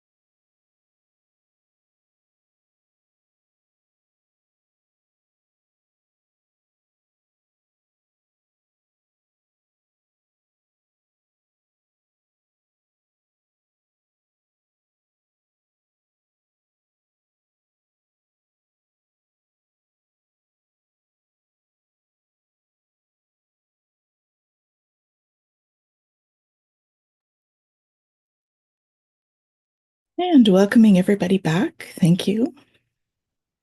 Thank you for joining us as we welcome in Margie Kay for her talk. And our topic is, who the heck is Thor?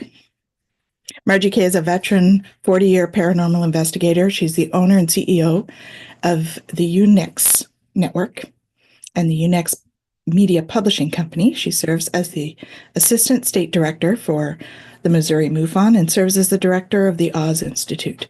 She's a licensed private investigator in Missouri and owns and operates a fire investigation company with her husband. Margie has completed over 570 UFO investigations with MUFON and over 1,700 paranormal and UFO investigations on her own. She's a self-taught psychic medium, remote viewer, and has helped to solve over 60 homicides, theft, and missing person cases for law enforcement, private investigators, and individuals in the U.S., South America, and Europe. She also assists other investigators with unsolved UFO and paranormal cases. She's extremely accurate and amazes audiences with her abilities.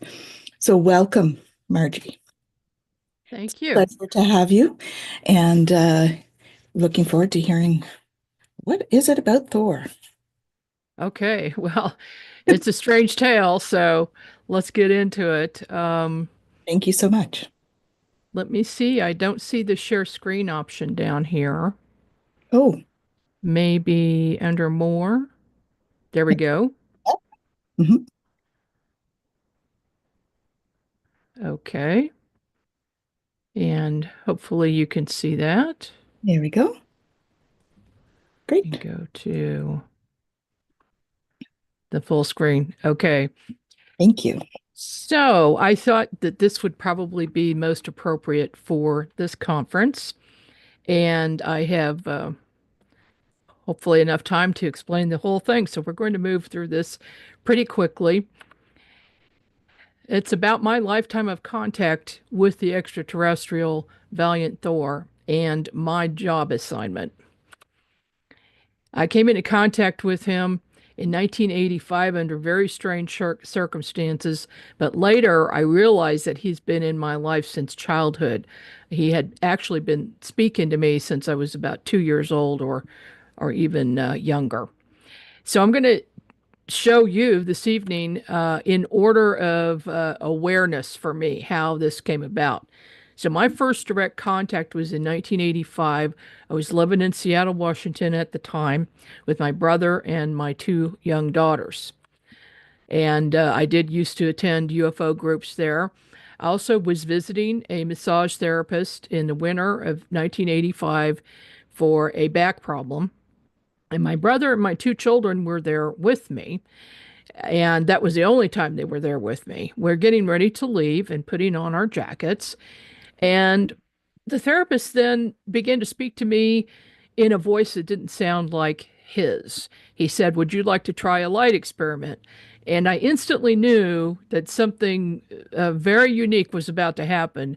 And I said, "Yes, I absolutely would like to try a light experiment," even though I had no idea what he was talking about. So he had a green light and a red light, very bright, that looked like, parking lights or street lights. And he had me look at the green one for a little bit and then turn that off and had me look at the red one back and forth. And my brother and my 2 kids were also watching the light, and they were doing the same thing. The therapist said, "Now, what do you see?" So I looked up to see him, but all I saw was a skeleton standing there. It was his skeleton. He was looking at me. There wasn't anything else. And I am trying to process what just happened when all of a sudden, well, I did recognize the voice. And so that's why I felt confident doing the light experiment. So I remembered, hearing that voice. Then a head with an M-shaped helmet appeared on the wall above the bookcases to my right, and he said, "I am Thor, and now you have X-ray vision. I will be in contact with you, and we'll be working together in the future." And I knew that this was something very important, but I really didn't understand what he was talking about, except now I knew that I could see through people and see their skeletons. And this is kind of the scene. I had someone draw this up for me. And there's Thor's head on the wall and the skeleton of the massage therapist. My brother and 2 daughters did not see or hear anything, and the therapist went back to his normal self. He did not appear to remember anything. And although I was psychic at the time and could see energy fields, I had no idea what X-ray vision meant or what was to come until accidentally discovering it while doing a reading for a client. And now this was what I saw when I looked inside the human body. It was as if I was actually in the body and could see what things look like. And I could go anywhere. I could look inside organs. I could speak to organs. They have a consciousness and they would answer me. And this has just increased. The abilities have increased over the years. So now I could do intuitive medical diagnosis. And I actually helped some doctors and chiropractors who had problems and asked me to find the issues. And then I discovered that I could see at a cellular level as well and look into the blood. And even though I don't know what I'm looking at because I don't have a health background, but I do know what things look like, so I can describe things. And then, or if something is not supposed to be there, I will tell the person. They get it checked out, and then it will turn out that something's there. I also see inside vehicles and machinery and buildings. And before anyone asks this question, I do not remote view anything that's top secret. That's off the table. I just won't do it. So a couple of days after seeing Thor for the first time, my brother asked me to do a reading for him. The same voice, while I'm doing the reading, I do my readings with my eyes closed, by the way. The voice said, "Open your eyes." And I looked up and I see the same head, only this time it was very big and it was on the wall again. And he said he would show me his craft the next night at a UFO meeting in Seattle. And he did. We are at this meeting. There are about maybe 12, 15 people there. And there was a big picture window at this person's house. And across the street, I noticed some lights. So I looked out the window and I see this craft come down. It had multiple colored lights going around it. And it was very bright, maybe about 60 feet in width. Looked like a typical saucer, pretty much. And no one else saw it. It was only for me. I was very disappointed about that. Then in August, I took my kids and brother out of the city to watch the Perseid meteor shower. But we got more than we bargained for. We watched 5 lights join together and accelerate at an incredible speed, leaving a trail behind them. There was no question that this absolutely was not something man-made. Thor continued to be in contact with me, usually while I was in a meditative state or concentrating on something. He encouraged me to continue practicing my psychic abilities, but also to study science, astronomy, physics, color and music, meditation, consciousness, and energy. This was always done telepathically. And by the way, I'm also a musician. I started playing the bass at age 10. Now, I believe that Thor was directly responsible for me becoming obsessed with that instrument and becoming very, very good at it. I played classical music in symphonies, and I also played jazz and electric bass and rock and funk and all that. But I was very, very obsessed with that instrument, and now I think I know why. It's frequency and vibration. I went back to college in 1993, and I discovered something very strange. All of a sudden, these science and math subjects were now easy for me to understand. Prior to that, I had a difficult time with these subjects.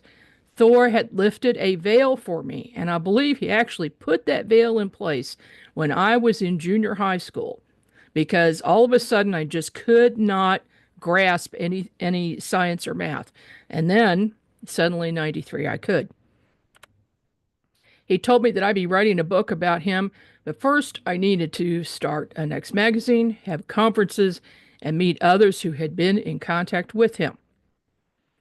I had a shop on the square in Independence, Missouri, and one evening my daughter called to say I needed to see some strange clouds on Lexington Avenue and to get down there quickly.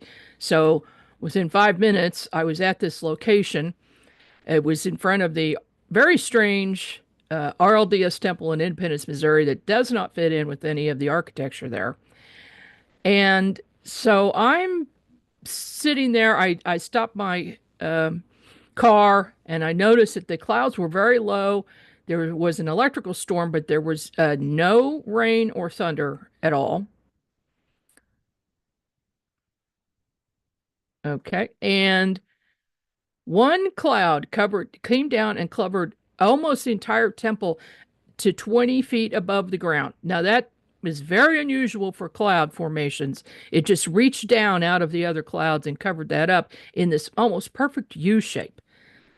So I thought to myself, I grabbed a couple of pictures of it, but I thought to myself, what the heck is that? After I saw this beam of light appear in the clouds from the very top antenna on the temple and then going up at an angle to my right. And I thought, I wonder what that is. Thor's voice answered. He said, "This is Commander Thor." Now, previous to that, he had never used that term, just Thor. And we are communicating with people in the sub-basement of the building. I am the commander of a large fleet of ships that are placed around the planet. And then he showed me in a vision what that looked like. And it was, just simply craft all over the planet. And sometimes when I do this presentation, if he is present at a conference with people in the audience and live, he will shake those UFOs. He'll make them shake. And there isn't anything in this program that does that, and I did not do it. So and then you can just feel his presence, and it's pretty awesome. Okay. I now knew that Thor was someone of high authority, but I still didn't know exactly who he was. In 2012, I'm just going to give you an example of contact with him telepathically. While looking at tiny white lights around a tree in my yard one evening, I thought, I wonder what those are. Now, I'd been seeing those for years, ever since I was a kid. Thor's voice says, "Why don't you ask them?" Well, that thought had never occurred to me until that moment. So I did, and it turns out that they are tree sprites. They help the tree grow. They help it go dormant. They actually build the tree limbs energetically, and then during the winter and then in the spring, the limbs always grow out in the exact place where they've done them energetically. It's just awesome. So I suggest trying the same thing. In 2011, my friend and psychic Gail Larmer, we worked at a psychic research group one evening during readings. On the way home at 10:30 p.m., Gail called my cell phone and said, "Who the heck is Thor?" I just pick up my phone. She says, "Who the heck is Thor?" And I thought something was wrong. I had no idea. I had not told anyone about Thor. She said, "Well, he wants you to contact him now." So I figured I had been so busy. As of late, I had not meditated and had not been able to contact him telepathically. So he went through her to get to me. Then Gail did some digging on the internet and sent me the book Stranger at the Pentagon by Dr. Frank E. Stranges. Then the book disappeared. I could not find it anywhere. Several months later, I was standing in my kitchen and Thor said, "Read the book." I said I couldn't find it, and he told me exactly where to look. It was the place I had looked several times, and yet there it was. So I sat down and read the entire thing. And I suggest, if you want to know more about Thor, to read that book. Dr. Frank explains how he came into contact with Valiant Thor and had a long-standing relationship with him, as did others. Thor even saved Dr. Frank's life twice and took him on board his craft, Victor 1. And then here are some books of interest. that he continued writing. Dr. Strange's was on the UFO circuit in the 50s and 60s, and he was very well known at that time, and he spoke very freely about it. And back then, it was easier to talk about this stuff. And when it got to the 70s, it wasn't so easy. Thor apparently met with President Eisenhower and Vice President Nixon in 1957. He offered assistance in the form of technology and health cures. In exchange, we had to stop using nuclear weapons and fighting wars. After 3 years of back and forth, he was finally turned down by Eisenhower, who didn't want to turn him down, but he was pressured into it. The reason?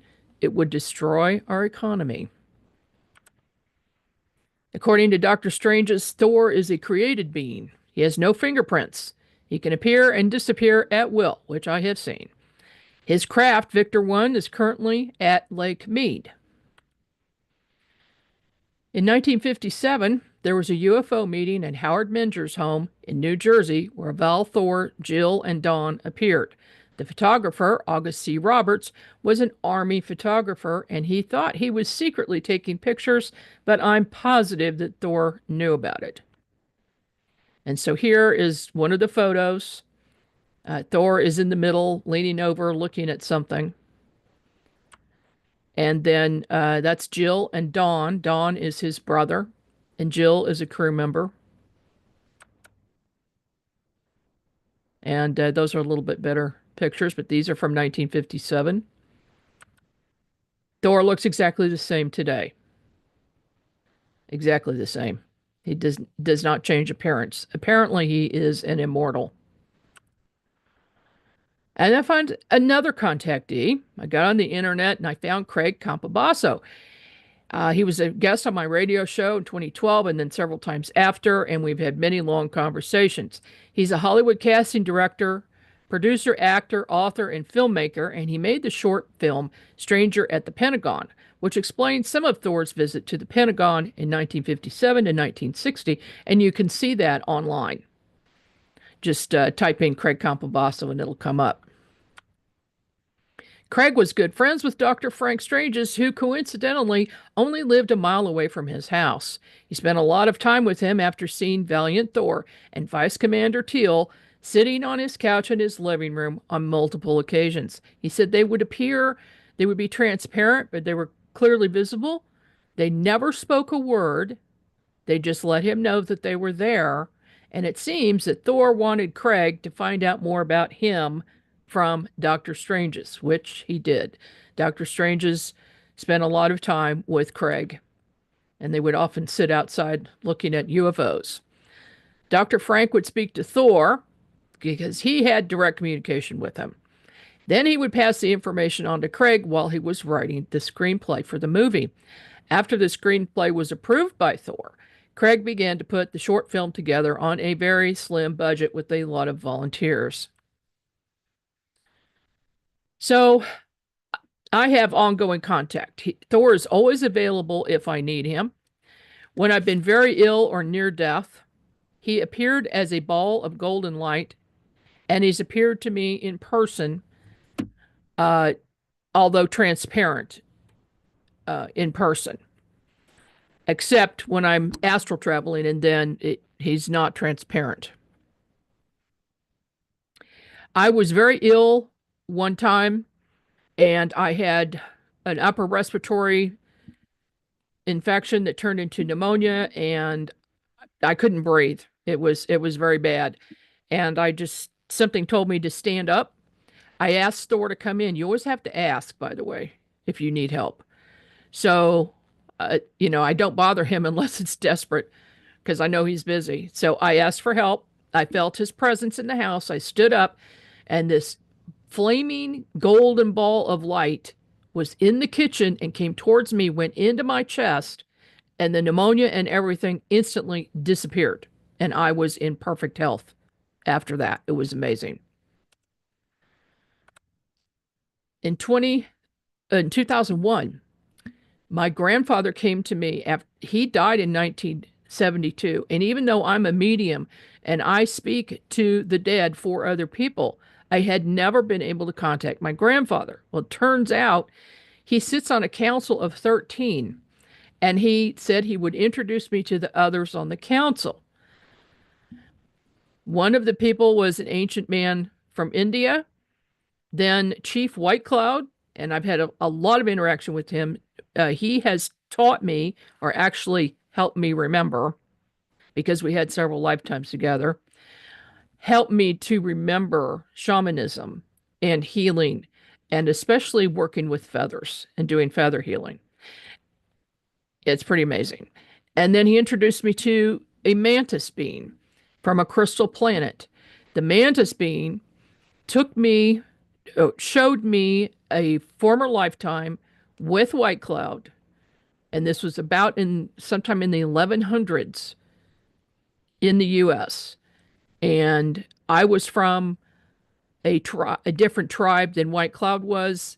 They were warring and fighting, and my parents were killed. I was very young, and he looked at me and he could see something in my eyes. So he took me with him, and against the rest of the tribe's wishes, he kept me on as a student and taught me shamanism. And then later, I took his place as medicine woman after he passed.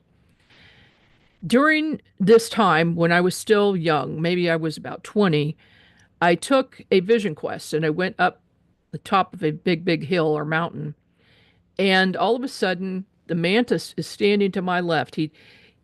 I never looked him straight in the eye.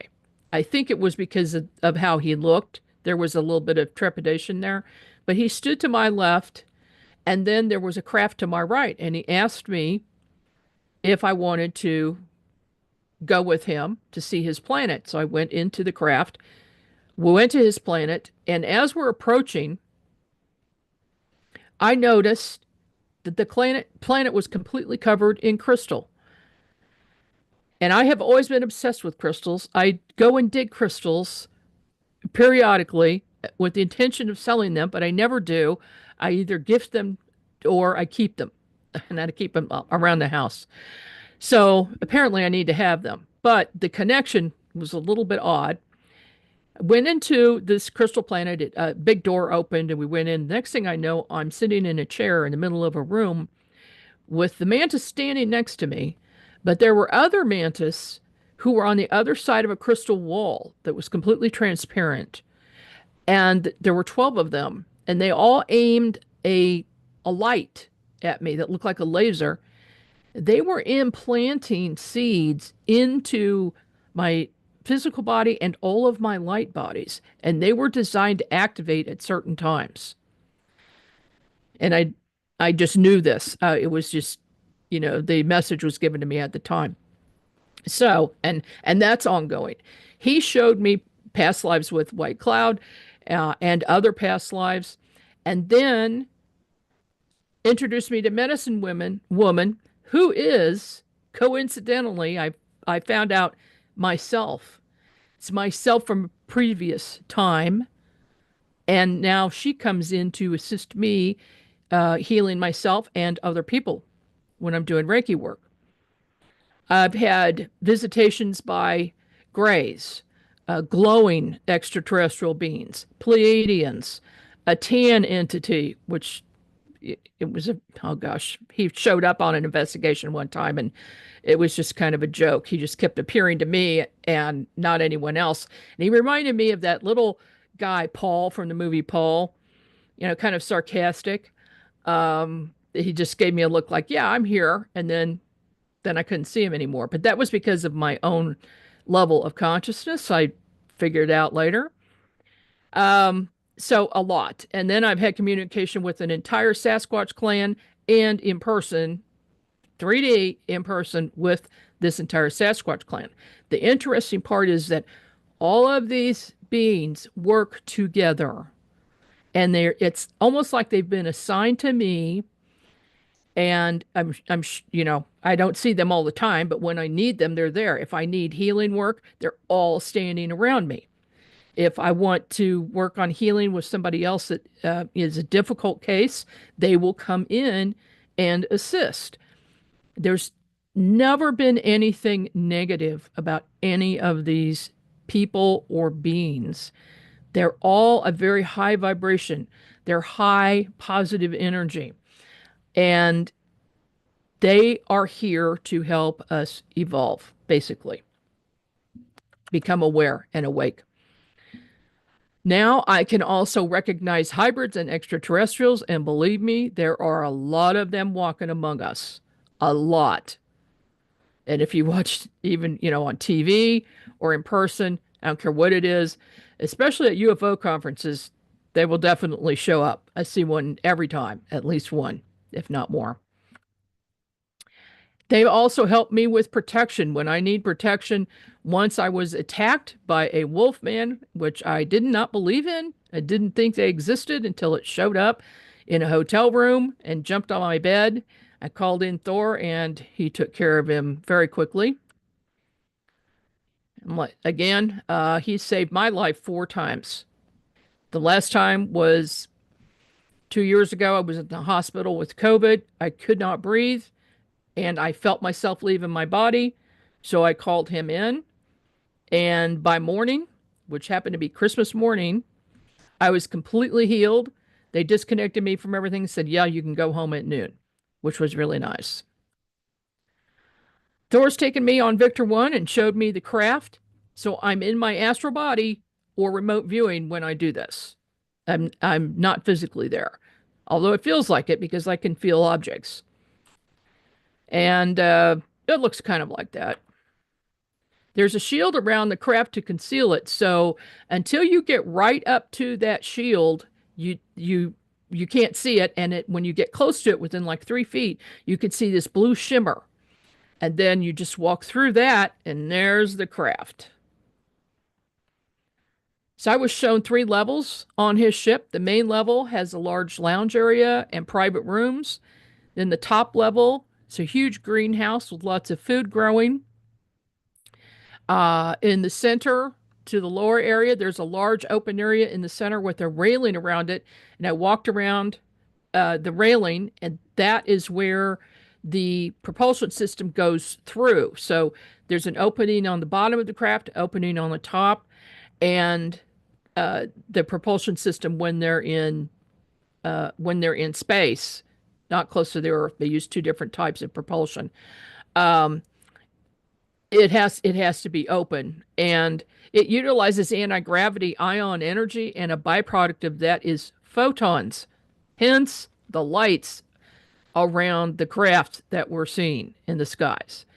They have to have that in most cases, and it can't be avoided. So they use 2 forms, one when in space and another when near a planet. And then this is just the magnetic energy being created. It's my very crude drawing. So what are the messages from Thor? He's here to help raise the consciousness of the planet, and he's utilizing certain people to do that. I said, why me? He said, because you have developed an adequate level of consciousness and vibration. There are others like you that we seek out, and he has, and other people have recently written books about it. And in fact, in the last couple of years, there have been a number of books come out where before that there was quite some lag time. And there's a man, there's a book coming out pretty soon that I'm publishing for someone else that is dissecting and analyzing every book ever written about him and every book written by him. So I asked, how do I do this? He said, conduct workshops to help people access their psychic center, write articles, create a magazine, host conferences, publish books, do lectures, start a radio podcast network in order to reach more people with messages that will help their spiritual development. And so I did that with the NX network. And now we've got multiple shows by different people. And what's kind of strange is that I believe that he has directly interfered to guide people who want to host programs about certain subjects to me, and then all of them always get around. You might just see a show that's UFO and you just think, okay, it's a standard UFO show. No, they will eventually get around to consciousness. They will get around to telepathy. They discuss these things. They're all people who have an increased vibration and awareness. So I've written 17 books so far. I'm working on the 18th at the moment and publishing quite a few books by other people. We've got 2 more coming up here in November. Unux Magazine, of course, and different subjects, but always leaning towards awareness and awakening. I've done 15 conferences to date. The last one was just last month in Springfield, Missouri. Next year, the theme is consciousness and contact. And then, of course, the network with multiple shows.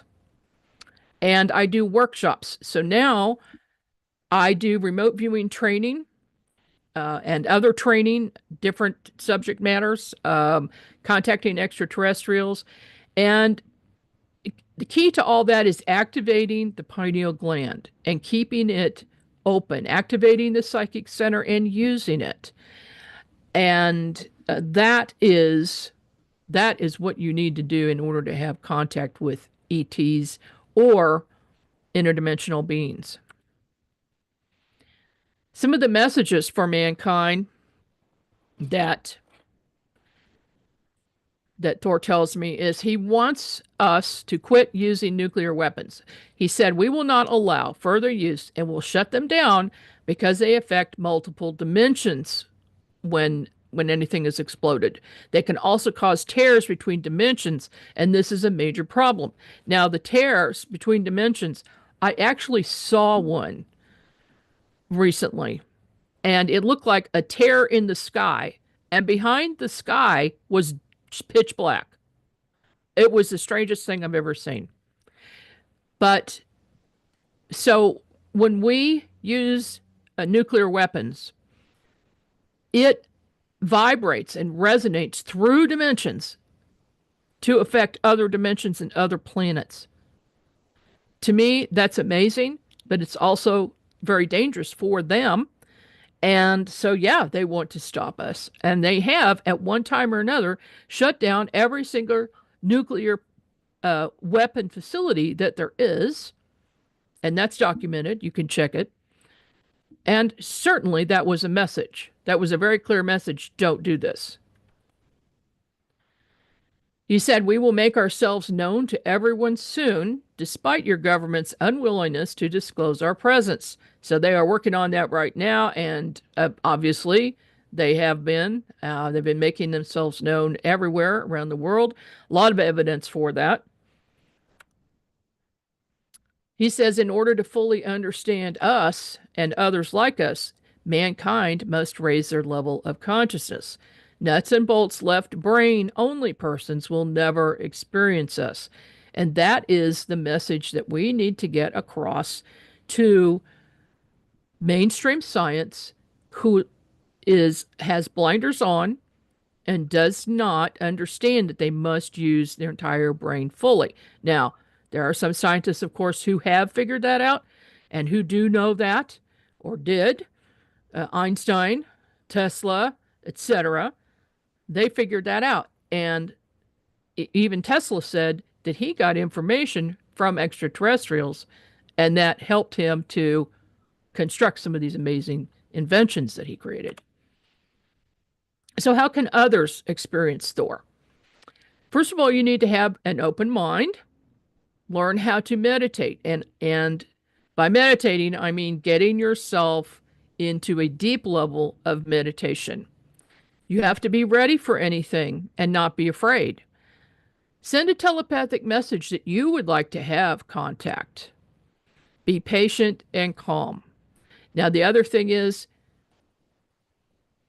when I said experience Thor, you may not experience Thor in person, but you might experience someone or something that has a very high vibration. So be open to anything and say, it's okay if I talk to somebody from the Pleiades or Orion, because they're all on the same page. They really are. And staying calm through that. The message, raise your vibration. Your vibratory rate has everything to do with your level of consciousness. And so everything that you can do in your life, including meditation, including the food that you eat, okay? So just as a quick note on that, low vibration foods are meat, pork and beef. The next up is poultry. The next up is fish, seafood, and then vegetables. And the vegetables, when I do readings for people, the vegetables are the number one thing. Now, some people can have a little bit of meat, but most people, their vibration has raised to a certain point, and that's why they're attracted to come to me for assistance, because they're at that level where they just need a little boost and maybe some guidance. So it's mostly vegetarian. A little bit of fish is okay. And then I also see that fruits are very super high vibration. They're very high level. Usually I see that they should not be eating citrus fruit, but that berries are fine. So any dark berries like blueberries, blackberries, things like that, and dark cherry juice is okay. And that seems to be kind of the level where most people who are awake and aware are right now, because I see it so often. I've done 3,500 readings to date, and I quit counting after that. So the last 3 years, the people that come to me have a higher level of vibration. And so the food you eat is very, very important. If you want to raise your vibration, that is probably the number one thing to do. Number two is being able to get into a deep meditative state and relaxing. And whatever you need to do to learn how to do that, if you're not able to do it right now, take some meditation courses online. I find a key is listening to meditation music while you're meditating, because that will sync the brain into the right beats.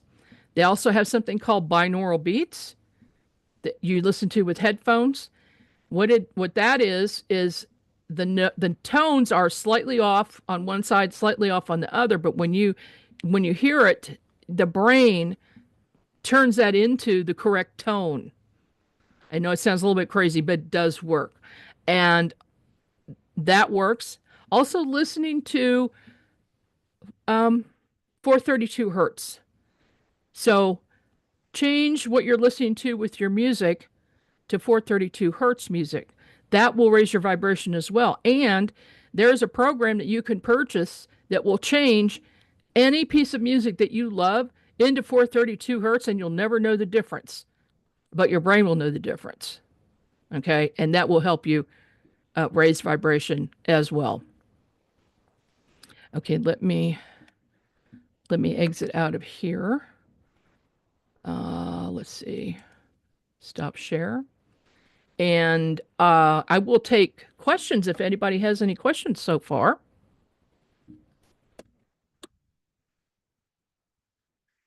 Or if you want to just type any questions. So I have so is Thor and AESIR. Not sure what that is. Okay. Thanks for this list, Dr. K. No, I am not a doctor. No. Just Margie K. Okay. I'm going to have to find out what AESIR is. Yeah, I became a vegetarian when I was 24 years old, largely due to Thor's influence telling me, speaking to me in my head, you need to do this. And so I cut out everything, except I do eat a little bit of poultry. I guess I'm a poultryitarian. I don't know. but just a little bit. So, and that helps me. Helps me a lot. Music, gosh, I think that's, for me, that was very, very key to raising my vibration. Then the other thing is hang around people who also have a high vibratory rate and they have the same level of consciousness and they're seeking and they want to raise awareness. Hanging around those people will just raise the whole room's vibratory rate. It's just amazing how that works. It can be just a few people just having a meeting once in a while or an entire conference. And let me tell you, I have experienced an entire conference of people have, and Thor's energy came in because I asked him to, and they all felt the shaking and vibration go through them. And several people had felt someone tugging on their shirt or their jacket or their pants leg, and then look, and nobody was there. That was Thor saying, I'm here. This is real. And what type of being is Thor? Did I miss that? He says he's from Venus. Venus. Okay. He looks completely human. Okay. In appearance. Very nice. Yeah. And a lot of people, interestingly, from the 50s and 60s, a lot of people said they were from Venus. And so I think there was a group working together. For instance, Buck Nelson in Missouri, Mountain Home, Missouri, in the 50s and 60s and 70s, had visitations from people who were from Venus. Now, they never said their name was Thor, but they were likely were, the same group. Here to help us. Yeah, my experience with them has all been love and light when I've been involved with them, for sure. I haven't met any Venusians yet, but looking forward to that. So does anybody else have further questions that you'd like to ask?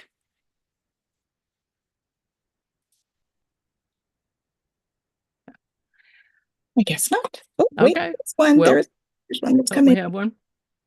Oh, the Norse gods. Okay, so is he the Thor, which I get? It makes me wonder. It really does, because if he's an immortal, perhaps there is something to some of this mythology. And, I've never asked him outright, but I think I will. I would like to. My husband got me Thor's hammer. I've got it up here on my desk. And that's exactly, I will ask him. I definitely will.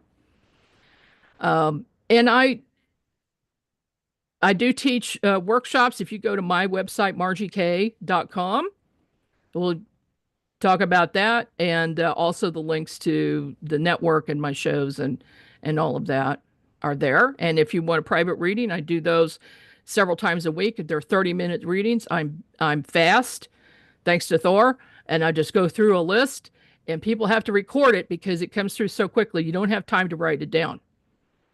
And so channeling the truth. Are you doing like full trance channel when you're doing? No, I'm doing remote viewing. Remote viewing. Yeah, because the X-ray vision turned into remote viewing. Okay. So now I can look at any time, any place, anywhere in the universe, and of course, then inside the body. And I've looked at Mars and Venus and the moon, especially the moon, looked at the moon bases there. Very interesting stuff when you can just travel anywhere. But it was definitely Thor that gave me a big boost on that. How did they survive with all the acid rain and volcanoes? Yeah. Okay, so Venus is an inhospitable place on the surface. But what about inside the planet? I don't know exactly how that works. I haven't been there to see for myself, besides remote viewing. And it seems that everything is inside. The other thing is, sometimes mainstream science and the government gets involved and we don't hear the whole story. For instance, the Mars photos, the photos that were grabbed off of the satellites from England were in color and looked like, trees and snow and growth and greenery. But when we see them, it's always a barren red planet. And so how is it possible that from two different agencies, Mars looks different? So I'm not entirely sure that Mars is that inhospitable, or Venus. We'll see. We'll see. Will he come to it physically? No, you know, Thor is very careful. I don't think that he has been anywhere physically since 1957. Well, when he left the Pentagon in